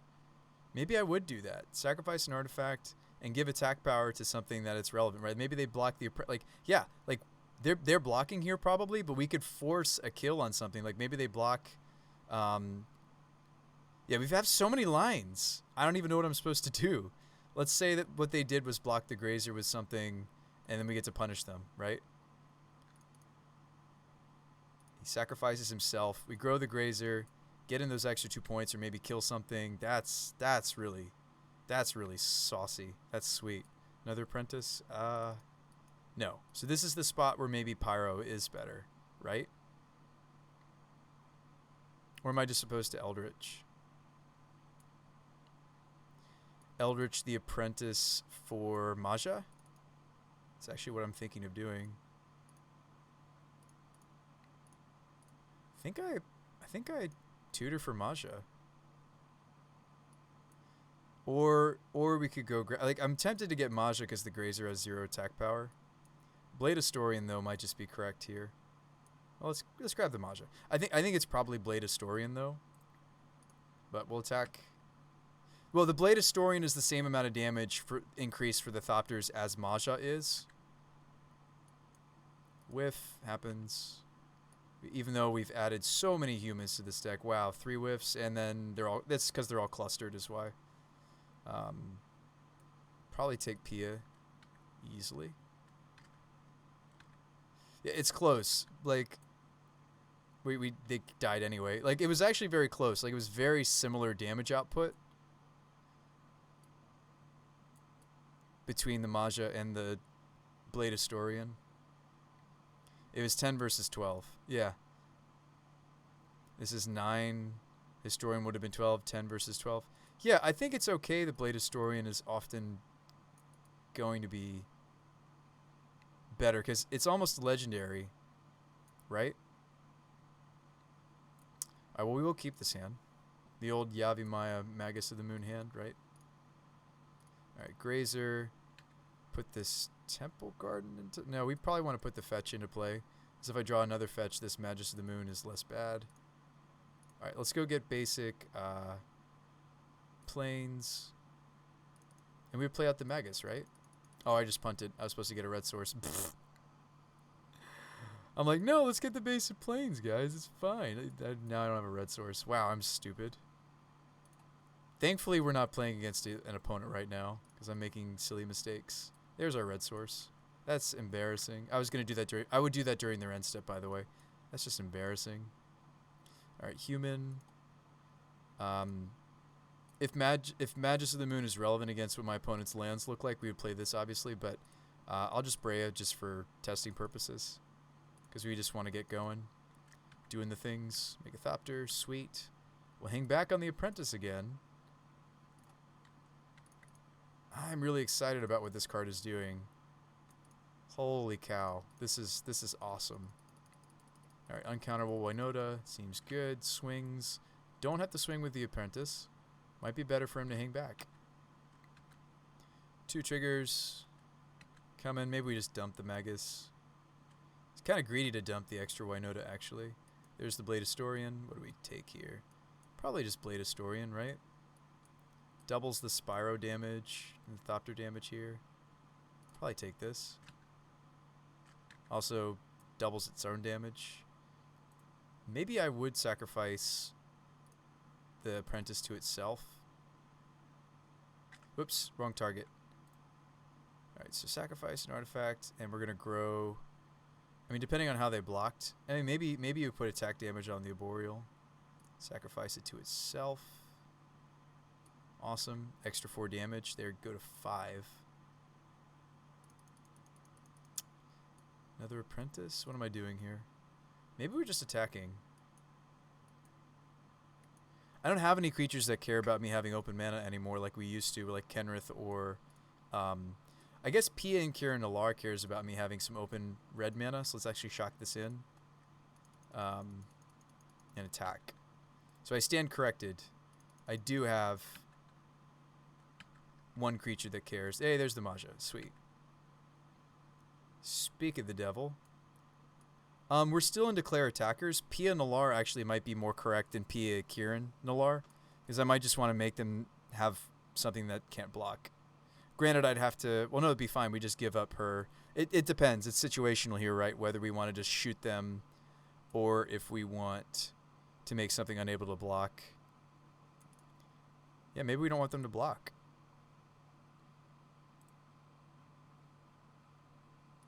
Could also just grow something. You target artifact creature. I don't know why it was letting me maybe select. Yeah, there's a lot of cool stuff going on in here, folks. There's a lot of really cool stuff going on now in this thing. Spyro's probably better than Apprentice, right? Is it? Yeah. Yeah. Spyro is better here, I think. Dump these two. Thanks for that follow, Zep. We do whiff, but we've pulled most of the humans out of the deck. Wow. I'm so excited about this Apprentice build. Like, when I was looking at the spoilers, I did not think that was maybe the card for my Winota deck. But I think this is it. I should have stopped there. We should mulligan this, right? This will probably see the third land, right? It's gonna see the third land, guys. It's gonna see it.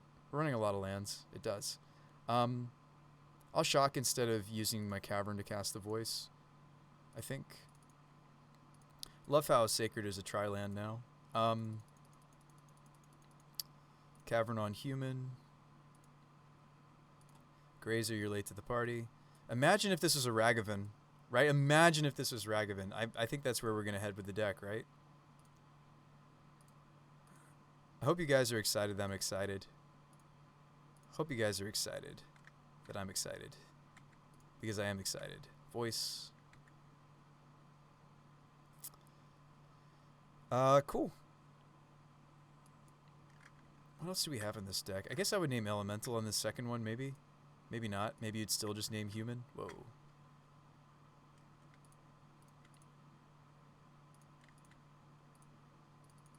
And again, we're going to hang back on the Elemental. That's so cool. I mean, yeah, we could get in for 2. But maybe I don't want to. Maybe I want the combat trick. Maybe I'm going to hit more artifacts. Alright, we have a lot of choices here. Spyro's probably still really good here. We have lots of things to dump. But we could take the Apprentice. Think about the combat tricks, guys.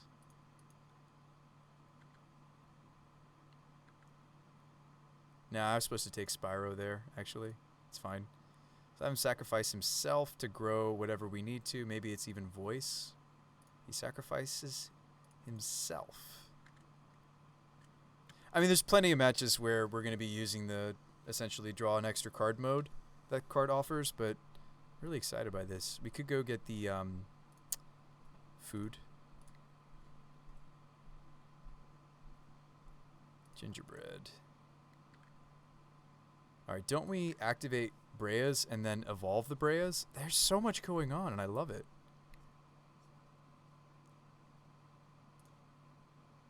Oh, no, he doesn't sacrifice himself. Excuse me. We want to activate him, though. So let's sacrifice the food is what I meant. So whatever we need to grow here, maybe a Thopter because it's got evasion, actually. Sacrifice the food. Eldritch.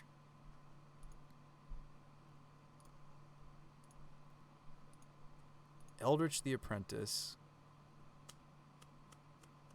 I'm really excited by what's happening here, folks. We have so many choices. So many choices. Probably Blade Historian. Blade Historian, probably. I could just play the Grazer.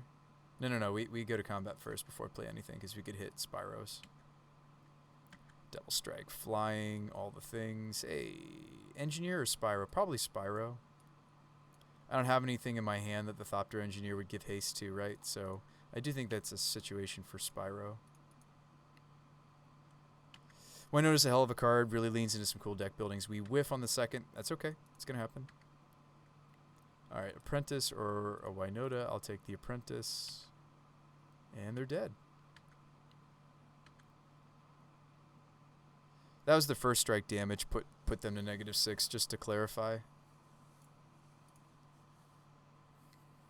I'm sure you're like, why is Bruce by geeking out over... we've been working on this deck for a month, and it's like, all of a sudden, like, Ragavans and Brea's Apprentices, and I can't wait to get my hands on the Ragavans and stop playing these Grazers and have more artifact-relevant one-drops for this deck. I mean, yes, the Ragavan plays bad-ish in multiples. Yes, the Ragavan is going to get lava darted, but I think it just would be just so good for this deck, right, to have another one-drop similar to Goose that ramps us, that also, and we could shave some number of lands and get away from Grazer, right? I kind of want to even get away from Grazer now. Hang on. Concede. I kind of want to get away from that card even now. I know I can't rent the Ragavens yet. I kind of want to get away from that card already. Because we don't have to run nearly as many lands if we do that. Okay, what am I going to cut, though? The Horizon lands? So I bet we could get away with 23. If we played a different ramp. I want something that's a little bit resilient, just like Goose is when it comes to Lava Dart. We could just play Utopia Sprawl. It's just the problem with Utopia Sprawl is it's not a creature. There really aren't many. Why don't you play Toski? We used to have a Toski. It's starting to look like it's light outside. We stayed up super late again, folks. I used to have a Toski. There we go. Yeah, Toski is maybe a sideboard card. Maybe this gives me the space to main deck the Skoos again. I did like the main decked Scavenging Ooze.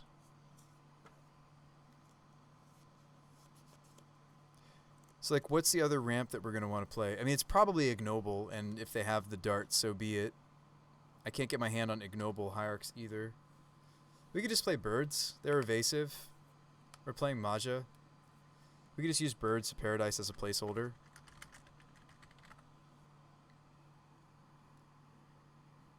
For Rags or Ignoble Hierarch, right? Just play these as a placeholder. So I think I do want to lower the curve.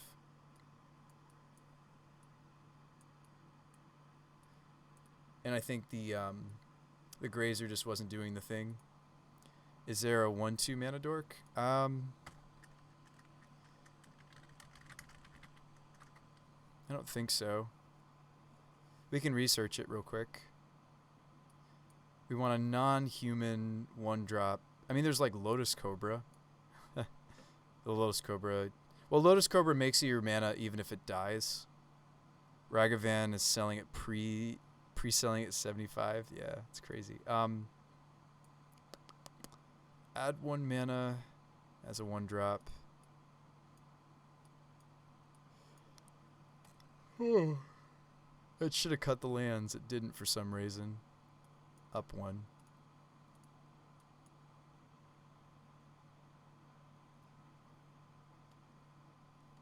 It's not cutting the lands for some reason. So Sentinel needs another creature. Pilferer is when it dies, make a mana. There's Springleaf. We could do... It's tempting to think about like Emery and Mox and everything, right? Yeah, Springleaf is fun. Springleaf Drum is interesting.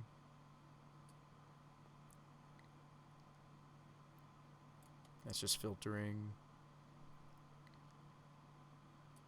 This is a defender, therefore it can't attack. It also is a tap, not... Yeah, I mean, there's Utopia Sprawl. If only we had Deathrite. Yeah. If only. We've played this before when we were playing Pyre. Honored Hierarch is a human. We don't really want that. There you go. Paradise Mantle. We figured it out. Why doesn't Paradise Mantle give like 1 toughness or something? Why not? We could even just play Giver of Runes. It would make us slower. Just, I mean, kind of the big draw to green. There you go. Wild Cantor. We figured it out. Leaf Caller. Viridian. Interesting. There's lots of just random stuff. You still like the one of Giver? I think we have room for it. Our last card slot could just be the first Giver. Is that it for choices?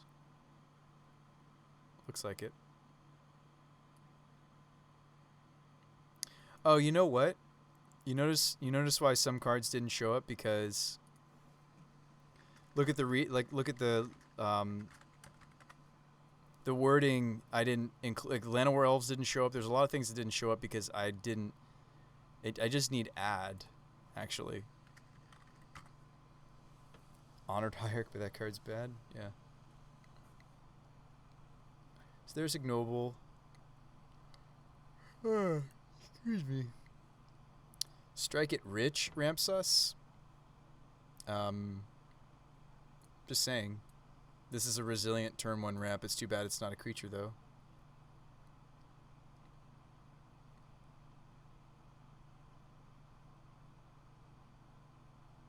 We could do something bad like play Gemstone. If we're that hungry to ramp. Well, Gemstone only ramps us when we're on the draw. Gemstone Caverns. If we're just that hungry to be faster, we could play Gemstone. I think it's a bad idea, but we could.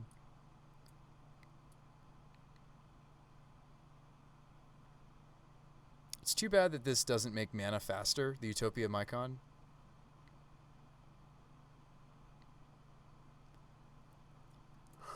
Anyway. Oh, excuse me. Yeah, Sentinel we've already ran into. Yes, it is the right toughness. No, it needs another creature to make the mana. Doesn't really ramp me.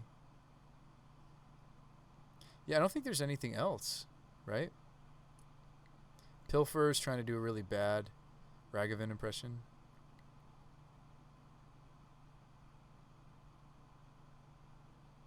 There's, I don't understand why these lands are coming up, because I filtered out zeros. Oh, you know what I should do? I should do type creature. That will make this way faster. I should have done that filter a long time ago. Pardon my mistake. Pardon the mistake. Look how much easier that was. Oh yeah, there you go, Tinderwall. Too bad it's a defender. Why do you have to be a defender? It's also not legal in this format. See? For good reason. It's a good thing it's not legal. I think.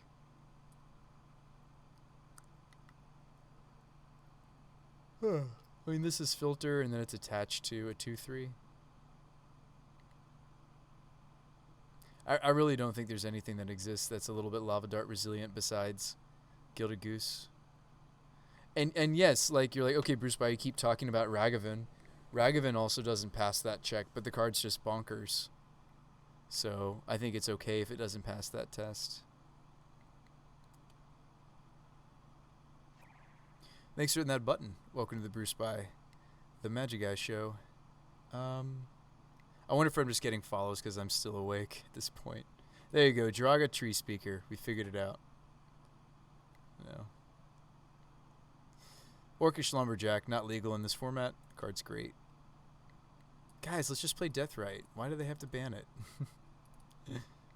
Oh, it's so good. Card's stupid good.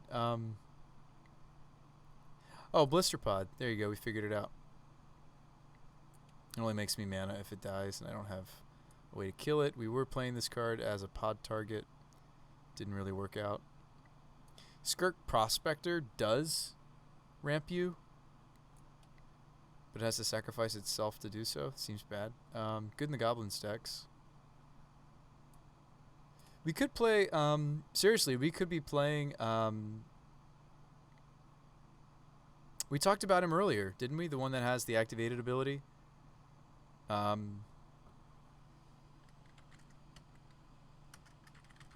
Elf Search Library.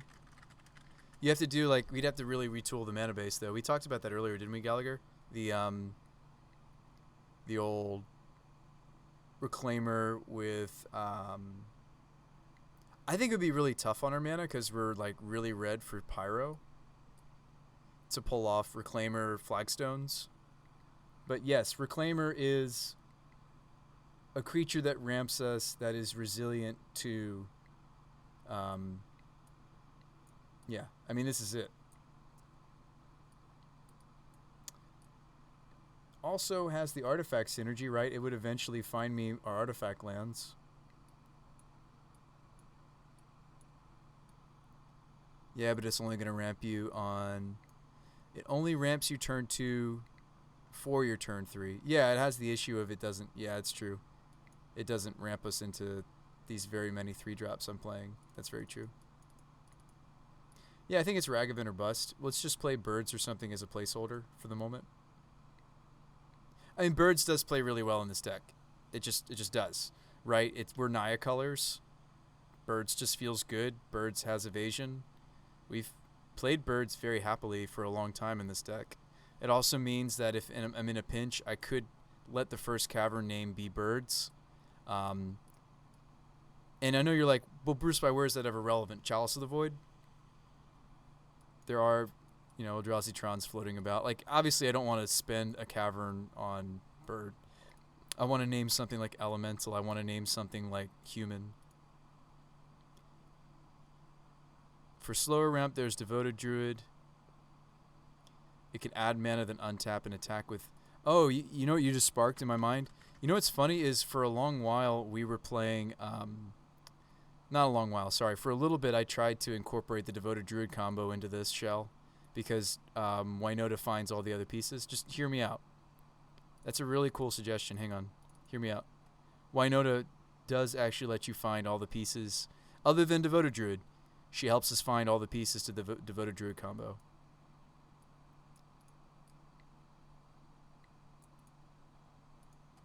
I don't know how many Viziers you'd play, though. And, like, all of a sudden then we're playing, like, that land.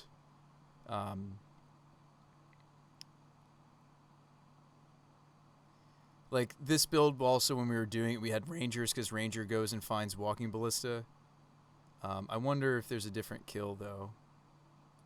I don't think there is. You'd have to have, like, the Singleton Ballista. Yeah, we'd have to go through a lot of... Probably 2 Viziers. But then you'd probably need Chords or Finale, Devastation for Mana Sinks. Yeah, and that's the thing. Or we just play the... Well, no, I would actually just start with the one that's in your mana base, actually. I think that's underrated. The one that you can pay life for. That's what we were doing. We just had Devoted Vizier with the one in your mana. You can also pay for Eldritch Evolutions this way, because it's all green mana. Yeah, I will, Nixer. You have a nice night. Vizier, Devoted. What is the name of that land? Does anybody know? And then you play the werewolf human that makes... I mean, I think we're off base now, though. We're headed in a different direction. But yes, this is a mana dork that's not so susceptible, but it's not a turn 1 dork. But it does... Oh, yeah, Dustwatch Recruiters. So you play Recruiters, you play Viziers, and then you also tweak the mana base... like you cut like the second stomping, I guess, maybe. Maybe we don't play the blinks. And you run these like utility lands as oh, what is that card's name? Pay 3 life or tapped. You play like 2 or 3 copies of this actually.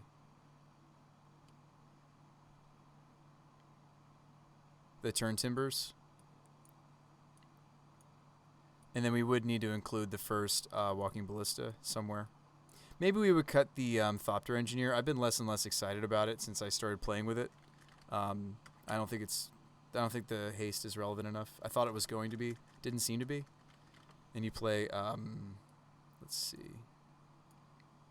You need to play Orochi Leafcaller to filter into white. No, we can just play Walking Ballista. Like, you can see your whole deck off of Dustwatch Recruiter, but, like, what are we cutting to shove this into the deck? Ooh, that's the funny promo one. Like, what are we doing? We're doing ramp on turn 2. We're playing a bunch of take a ton of damage lands. Wait, why am I on 20 lands only? That's not right. We should be playing 23. I'm so confused. Did I cut different lands accidentally? Now it's saying I have 6 cuts to make. I don't think... we'd have to cut like all the voices. These would have to go into the board. I mean, I was happy to go with you down this journey. Like, Gallagher, I really, really like your suggestion of Devoted Druid because of what you talked about, right? You said it can make a mana and then untap itself and still attack with Winota. It almost makes me... it reminds me of, like, us playing Nest Invader. Seems like too many different game plans. Yeah. So hang on, here's what we're going to do instead. We'll add back those lands. Here's what we'll do instead. Let's, instead of playing Devoted Druid, why don't we play a card that was very similar to it, the Nest Invaders.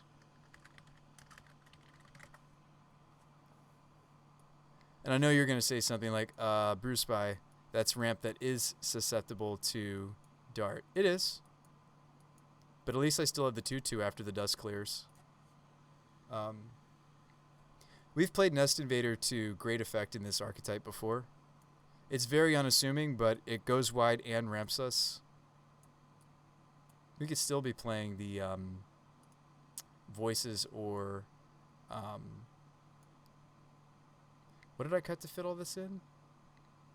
I cut a Thopter Engineer. Okay. Yeah. I mean, I wish like what it was making was... I mean, we could look into cards that make a treasure token. There's the Wily Goblin. We could look into what makes treasure, actually. Tavern Scoundrel, human, we have to win a coin flip. That's funny. Alright, Jade-Eyed, Jeweled-Eyed, it's got Death Touch on it, and when it dies, it makes me a token. We talked about Provisioner earlier. I don't hate it. Manufacturer. Combat Strike, and we get a treasure token. Not ready to give up on this idea just yet. Of like finding other ways to ramp us. Brass Bounty. Seize the spoils. Discard a card, make 2. Yeah, seize the spoils, ramps us by 1, draw 2. I just don't hate this card. Oh yeah, there's Magda. Didn't we talk about Magda? I thought we've played with this card before. I mean, Ragavan's still quite a bit better. We don't have any synergy for the other dwarves. But we did consider playing that card earlier. Vault Robber? No. Aren't there other like equipments that like ramp us and they're really bad that exist in this format? Treasure token, treasure token. Trample, crew, sacrifice 2 treasures, get the cart back. This thing's hilarious. Yeah, Hull Breacher. Let's just play Hull Breacher in Modern, right? It's not legal.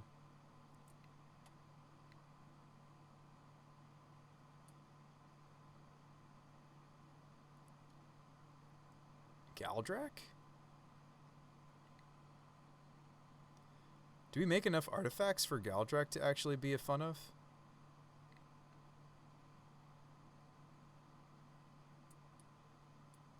Galdrak. He flies too. Do we have enough synergy for Galdrak now? Dockside Extortionist. That's not Modern Legal. I really need to set this format to Modern Legal. Could do Magda Springleaf. That's really convoluted. Yeah, it is very convoluted. I mean, Nest Invader has been solid ramp for us that we've already proven that it does function. I wonder if we have... Seriously, I wonder if we're making enough artifacts that Galdrak's not a weird nonsense idea. It probably is. Tempted to try it. It's 3 mana. Oh yeah, Wily Goblin. Yeah. You were talking about this. It just wishes it was Ragavan. Captain, make tokens.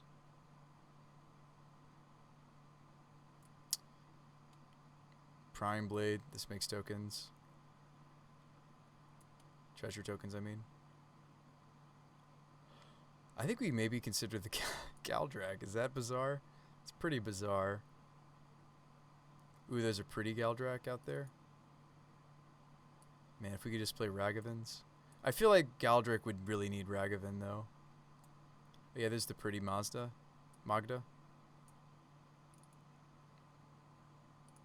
Like, is it convoluted? I feel like...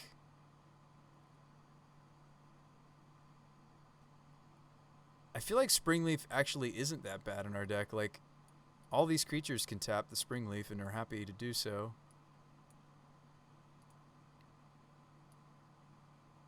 I actually don't think Springleaf is completely out of the question.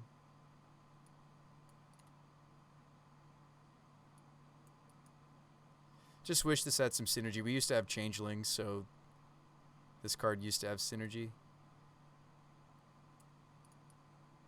I feel like if I'm playing Springleaf Drum, I'm going to play Amara as well instead of... The Galdrak can go until we have something like... let's see. I don't think Drum is actually all that strange. Because we could play Amara. There's also lands you can play in your mana base itself. That, kind of want the classic Springleaf, don't we?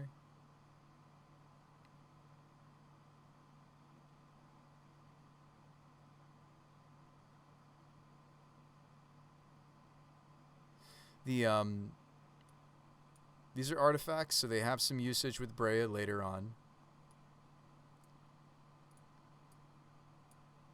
I don't know how many of this you would play, though.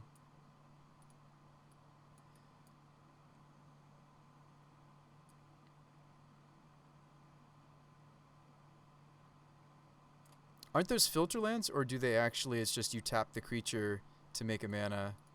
Yeah, do you guys know what I'm talking about? There's, Forgotten Caves or whatever. Maybe instead of doing the Blink Moth nonsense.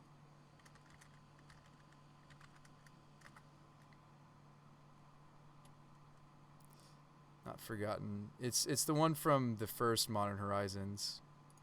It's like Greedy Cave or something. Amara would fit here. Yeah, I think Amara would be great. I'm not thinking of the right name of this card. There we go. Cave of Temptation. No, it's a filter on itself. I need to think of that land that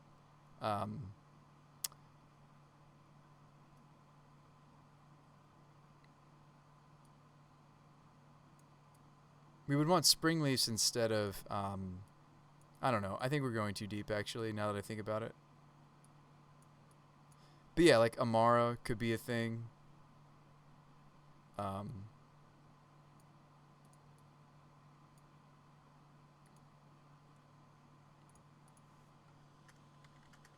We would have to like make some pretty drastic changes that I don't think I'm ready to make to the deck. But yeah, Amara, 2-drop Amara.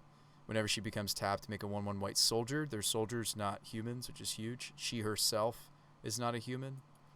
So that would be great in a Springleaf build. You would play her and Magda's. Some number of both. I don't know. At first I was like, the Springleaf would be great. But it's like, well, how many Springleafs do you need to draw these with these? And then it's like, okay, do we add those lands I was just referring to our mana base instead of like the Blink Moths, which are it's tap creature add on a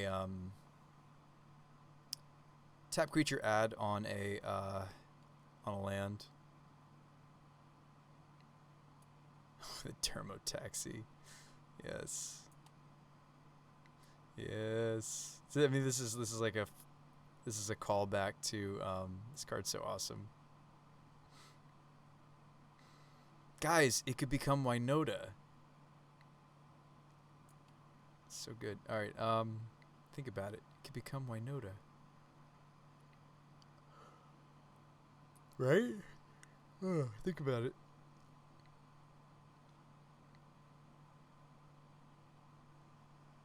Guys, think about it. This could be our 5th Winota. It's on theme with our artifact themes.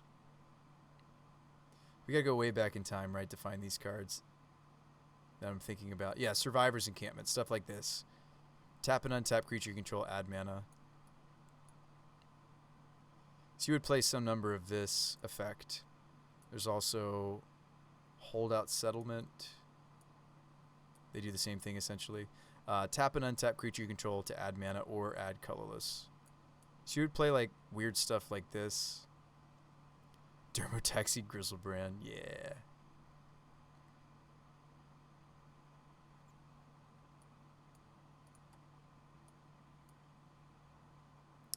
So I know what you're thinking. You're like, Bruce, these don't ramp you. These just filter. I realize that. But I feel like if you're jumping through hoops to play cards like this, don't you probably want? I don't know, these are just bad, aren't they? This whole idea is bad. Let's go back to where we were.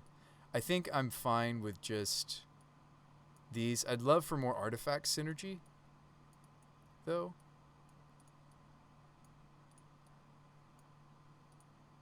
Like, I'd like to spend our last few card slots thinking about that. And try to get the Galdrak online.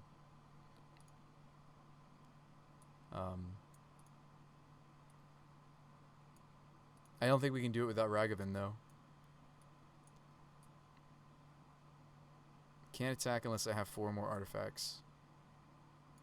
So artifacts. None of these, except for these, make artifacts happen. I mean, this guy is 2 artifact count, though, for Galdrak. The Brea's Apprentice is 2 artifact count for Galdrak. Maybe it's just Utopia Sprawl again. Being able to turn 2 Spyro seems super important. Yeah. We could do that.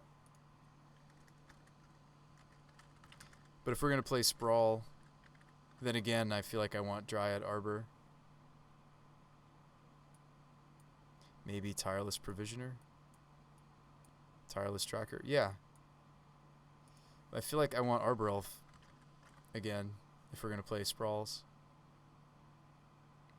Which is fine. I mean, we have these big, powerful things we're trying to do. I mean, it looks like it's funny how we're just like maybe back to where we were before in a way.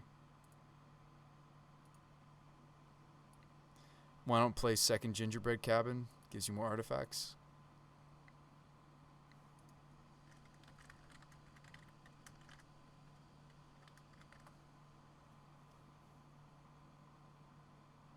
So play second cabin even? It's 22 lands.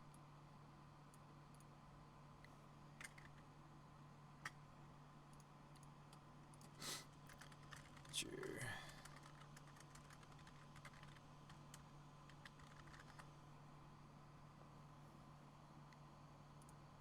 Alright, so Gingerbread Cabin, number 2. We thought we wanted 20... we need to add in the second Stomping Ground if we're going to play Arbor Elf, so let's go ahead and do that change as well.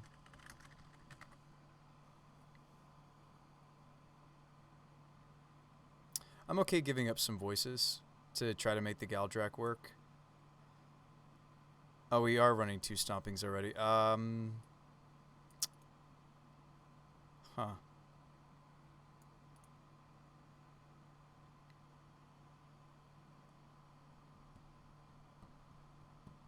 Yeah, maybe 22 lands is actually fine. Because, right, like, they're not interacting as easily with the Sprawl ramp, even though they will toast these 2. Maybe this is fine. No 2-drops. I mean, like, I like voice. I like voice a lot. I'd love to find more synergy here, though. 1 or 2 drops that help Galdrak, except for Ragavan, because we can't really afford them right now. I mean, seriously, maybe we just play like more. Okay, remember how we were saying we didn't want the Genesis Chambers at all? I wonder if I'm okay with Chamber again. I feel like Chamber could turn on Galdrak. Hangerback maybe. It's kind of like a Voice or Strangleroot.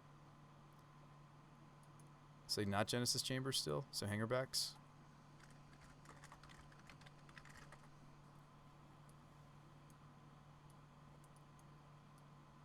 So you think it's Hangerback Walkers? I mean, neither Hangerback... at least Hangerback Walker is an evolution target, but it only gets me 2s. Like, it would get me Skoos or Skite. Which, by the way, the Skoos and the Skite need to go back into the main board, I think, to put us back down to 15. The Skite is for Gald. Okay, so last 2 slots. Can we possibly run... we possibly run something that could maybe make this card function? Let's do an artifact count before I even still consider this card. He does make... it's non-token creatures that died this turn, so... like, if we can get some of our creatures to die... I think you can let him count for himself. We can construe a board state where we can make some artifacts happen. Pia, the apprentices count as 2 artifact for Galdrak, which is awesome. This also counts as 2. And none of you are artifacts, are you? Okay.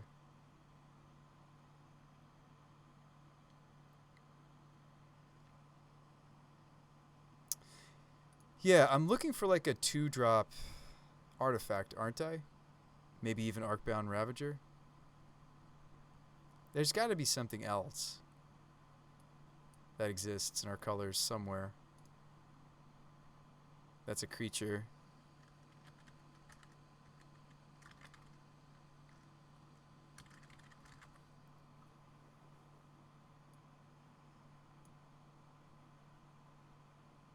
Actually, we should just say artifact, right? And then do subtypes. Or actually, I could search for it this way. So let's go modern. And we're looking for a 2-drop, right? Ideally. We take a 2 or 3-drop. It's going to be a creature. Like, we kind of want it itself to also be an artifact, don't we? Mirror Sire.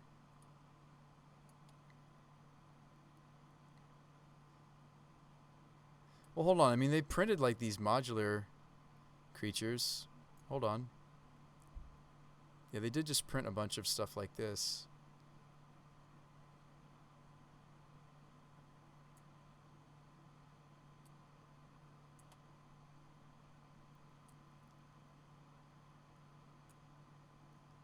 Nah, these cards don't really cut it, do they? It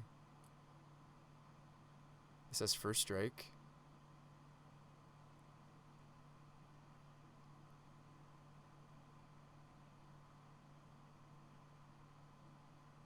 Is this actually decent for us, now that we have as many artifact creatures as we're playing? I wonder.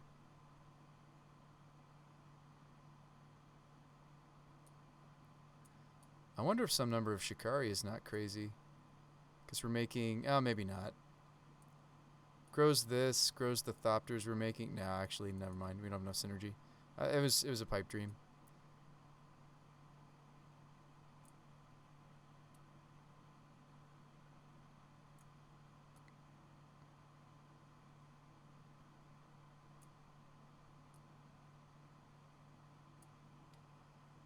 So you think it's Mirror Sire?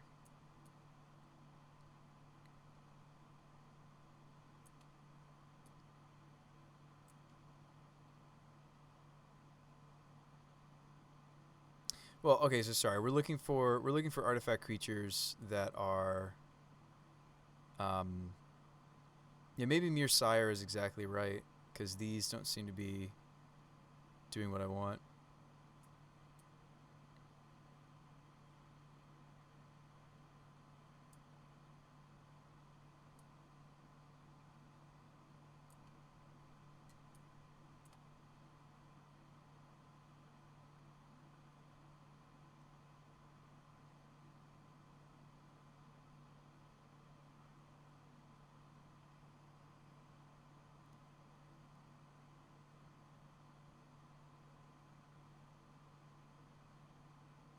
Yeah, I think trying to turn on the Gadrak, it's Gadrak, not Galdrak. I think trying to turn on the I mean, like, we could play, like, Ethersworn Canonist in our sideboard as well. Like, little adjustments like that. Loop in Prototype if we have an empty hand. Oh, Prototype is sick, isn't it? Eager Construct. Each player scries. Only I want to do the scrying. There's Phyrexian Revoker we could be considering as well for our sideboard. Like, there's a lot of ways we could get a lot more artifact-y. Mirror Retrievers. Yep. This is grindy. This card's interesting. But it doesn't have a lot of things to hit in this build. Spellskite, Bray's Apprentice.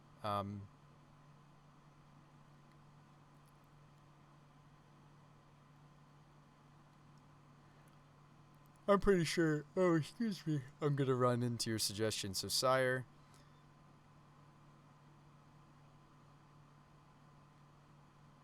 I kind of want it to, like, make the creatures for us on the get-go, though. I mean, that's asking for a lot, right? For it to be an artifact that, like, even just says, like, token, like, that generates a token. It's probably asking a lot out of this card for it to be, like, Brea's Apprentice and be 2 cards for me. 2 count for this card. Probably asking for this card to be a lot. Like, this is close, right? Like, I want it to just be... I just want it to be Hangerback Walker, right? But I want it to be CMC2. Oh, that's what I should have set the setting to. My bad. I want it to be, like, CMC2 to maybe 3. What about Inquisitive Puppet?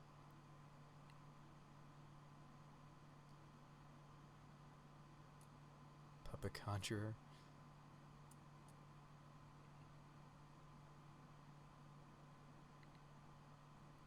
Sorcerer's Broom. Alright, let me look at the one you suggested because none of these seem like it. Inquisitive Puppet.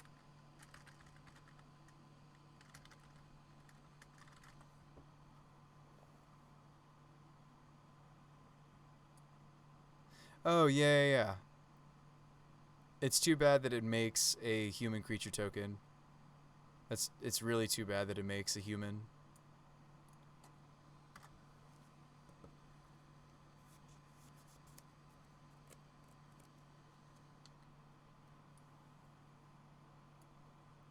I don't think we're going to be able to turn on this card. It's okay. It's Pipe Dream.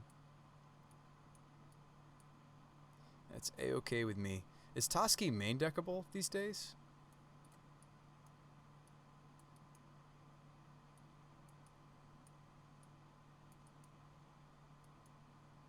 Like the main board to Skite. Maybe we just play even more Skites. Or you were saying you liked Givers? Giver of Runes?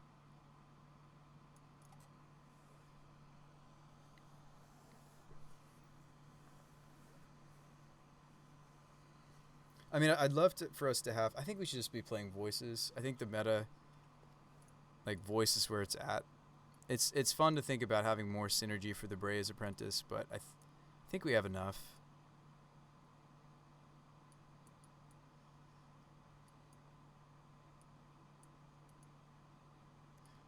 I don't mind the second Gingerbread. Cabin Even Still. It was just fun to think about if I could get a few more. Like, yeah, I think Tireless Tracker or the other is...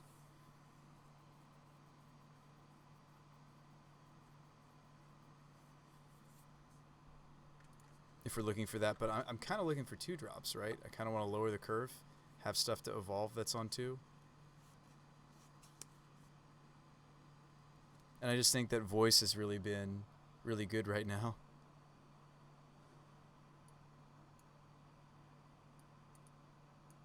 I don't think we'd be disappointed with 2 or 3 Voices. It was fun, though. It was fun to try to think up, like, okay, let's go a little deeper into the artifacts, but, like, I think this would just be better. Thank you for doing all that research, Gallagher, and such. All right, we're going to goldfish it one more time, and then I just need to just even get a nap in at this point.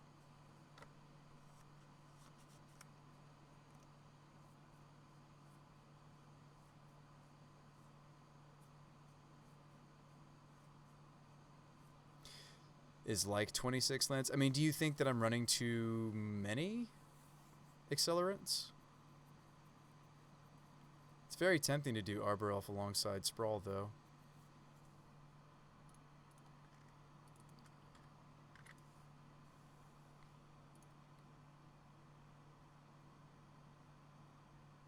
It's not something you normally see out of Winota, but I feel like we're just doing a good job now of just, like... Oops. I feel like we're doing a good job of just... I don't know. I think... Yeah. I think our deck is doing the things that we could compensate for the fact that Sprawl isn't a creature. I think... Let's look at the count. Because we have like enough cards that are kind of in the middle, which we haven't had in the past, right? 7 cards that are always a human, 10 cards that are either or, right, which is awesome. 13 cards that are always human. No Dryad Arbor, and I think that's correct. We could be playing an Arbor as another creature. I think that would be my 23rd land, though. That would be over, like...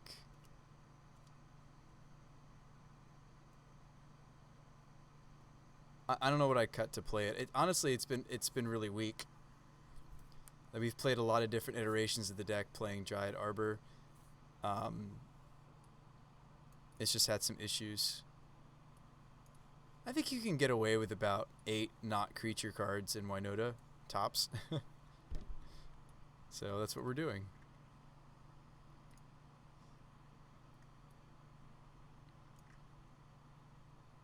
Yeah, the Lupine prototype is sweet, Boss Rush. I don't think we'll actually empty our hand all the way, but maybe we would. It's like a 5/4, right? Artifact 2-drop 5/4, if I'm not mistaken. Sand seems sweet. Keep. Probably still lead Goose though, right? Where do you live that you're up at this hour? Let's not talk about it, Globster. I'd rather not talk about it.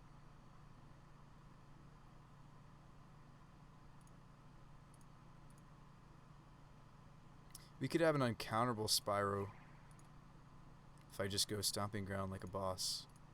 No fear. Thanks for that follow, top of the top. Cavern name human.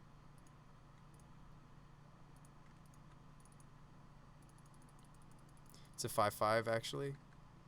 It's sweet, but the requirement kills it. Let's drop the Maja, and I might even drop the Goose. Do we want to make more tokens?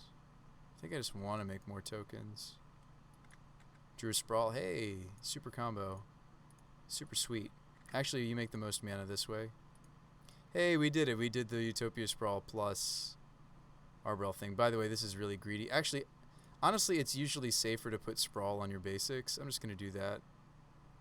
And we have red here. We want white here, actually. Tap, untap, tap. Look at us doing this silly. It's really nice synergy. It's very tempting. Apprentice. Look at us double spelling like a boss. Look at the double spelling. Yeah. And okay, we haven't found it yet. That's not true though. Brea's Apprentice gives us several looks. So let's do that. So let's Gilded Goose. And using the food token, I'm gonna Brea's Apprentice, exile the top, and let's look one card deeper. It's an Arbor Elf. I'll cast it instead of not casting it. We have the means to do so. If we want to attack with Arbor Elf, I should just shock this in. Just depends on whether or not we want to attack with the elf. This was sweet. I mean, look here. Numir's Superior might be sweet, says Rek. Superior, yeah, we could pay for Superior with. We have to pay for it with creature mana though. Yeah. Awesome. Hey, Arbor Elf has attack power. It should be very relevant. All right, so let's Brea's Apprentice. All right, so let's Gilded Goose. To make that, you're gonna look at the top card of the library. Another Apprentice. Sure. I really like that. Like yes, Spyro is nuts, but the fact that this lets us keep drawing more cards is like, this card's awesome actually. Maybe I don't play out this cavern. That card, we need Burning Tree, I think. Yeah, Burning Tree. Burning Tree can cast your Superior. Arbor Elf doesn't work with it though. Oh, it doesn't. We have to play different dorks. Yeah. That was sweet. I could maybe keep this hand. Keep. Turn 1 Goose though, right? Right? Not Sprawl? I think you turn 1 the Goose. And maybe it was still turn 1 Sprawl. So I could have an uncounterable Spyro. Let's just do that. Human. But it certainly depends. Oh, you know what? Hang on. Hold up. Hold up. Back it up. So Goose, put the sprawl. There we go. Now we're learning. We're learning. For red, guys, I'm learning how to use Utopia sprawl. Look at me doing the things. Dump and probably keep cavern over the plains, right? Actually, I don't have a white source yet. Well, this is human for Winota, though. Do I even need white for anything else in the main board? I guess just voice. We named red here, so let's actually dump the stomping ground. Sweet. Alright, so we have Goose. So I can't cast... I could cast Spyro. Spyro dump these. Or dump this and this. Keep the Apprentice. It might be more correct for me to Brea's instead of Spyro here. No, that's not true. We're still gonna Spyro. And I'm gonna dump the gingerbread cabin actually. And the Goose. Drew a different land. Hey, it's Yavi. Sweet.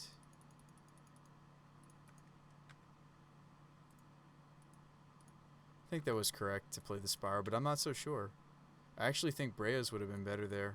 Which, again, is begging the question. It's like, wait, have we finally found... Like, no, I think Spyro is still the better card, but we found something very similar to it. Anyway, I'm not doing anything other than just evolving a Spyro. Winota, the swings.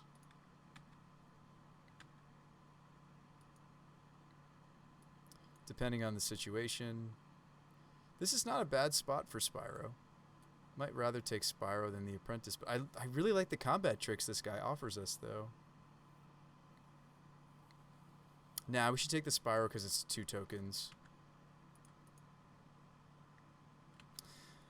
Al Capone. Alp, thanks for the raid of 9. Aw, and then this one doesn't make any tokens. It's okay.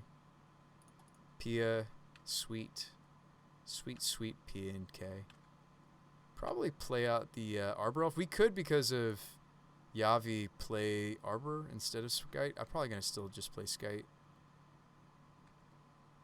I think I was supposed to get one of those Breas going because I don't have a Brea activation this turn. Anyway. Whew. Like, what other humans are left to find? That's a whiff. There's the Blade Historian. There he is. Maja's down. No. Yeah, there's just... Okay, we would take the Pia over the Magus of the Moon. Maybe. There's an Apprentice. Whiff, but most of the humans are either in my graveyard or that gives her indestructible. We'll take it. And another Apprentice. Cool.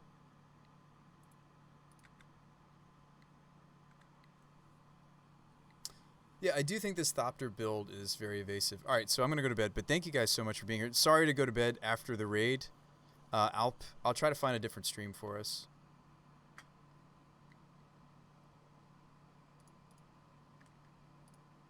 Now, we just got really into this, and what's cool is we came out the other side with maybe just, like, a really reasonable build of this nonsense. Still think this deck is nonsense, but, like, I think our nonsense looks really reasonable. More reasonable than recent memory. I think this nonsense seems reasonable. Reasonable?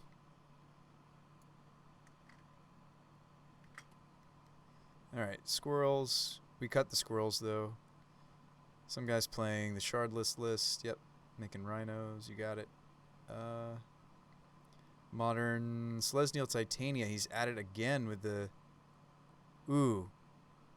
Urza Saga Hardened Scales, though. I feel like that's where you want me to take us, Gallagher, isn't it?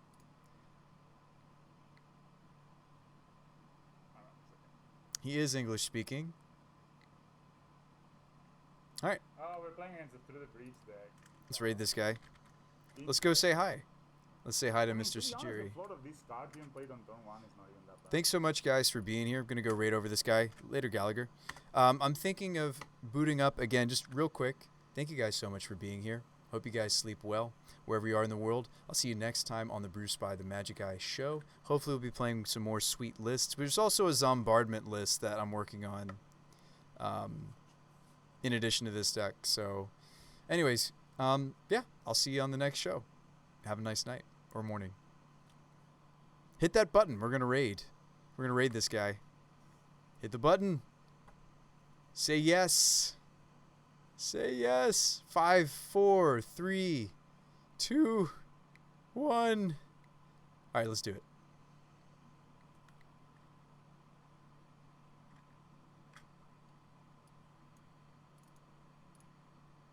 Like white source to make this flyer.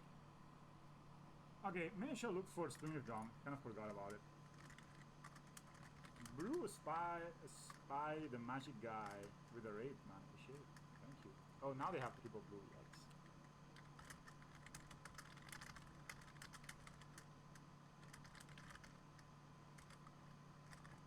I kind of need to play Ton of Gap first here.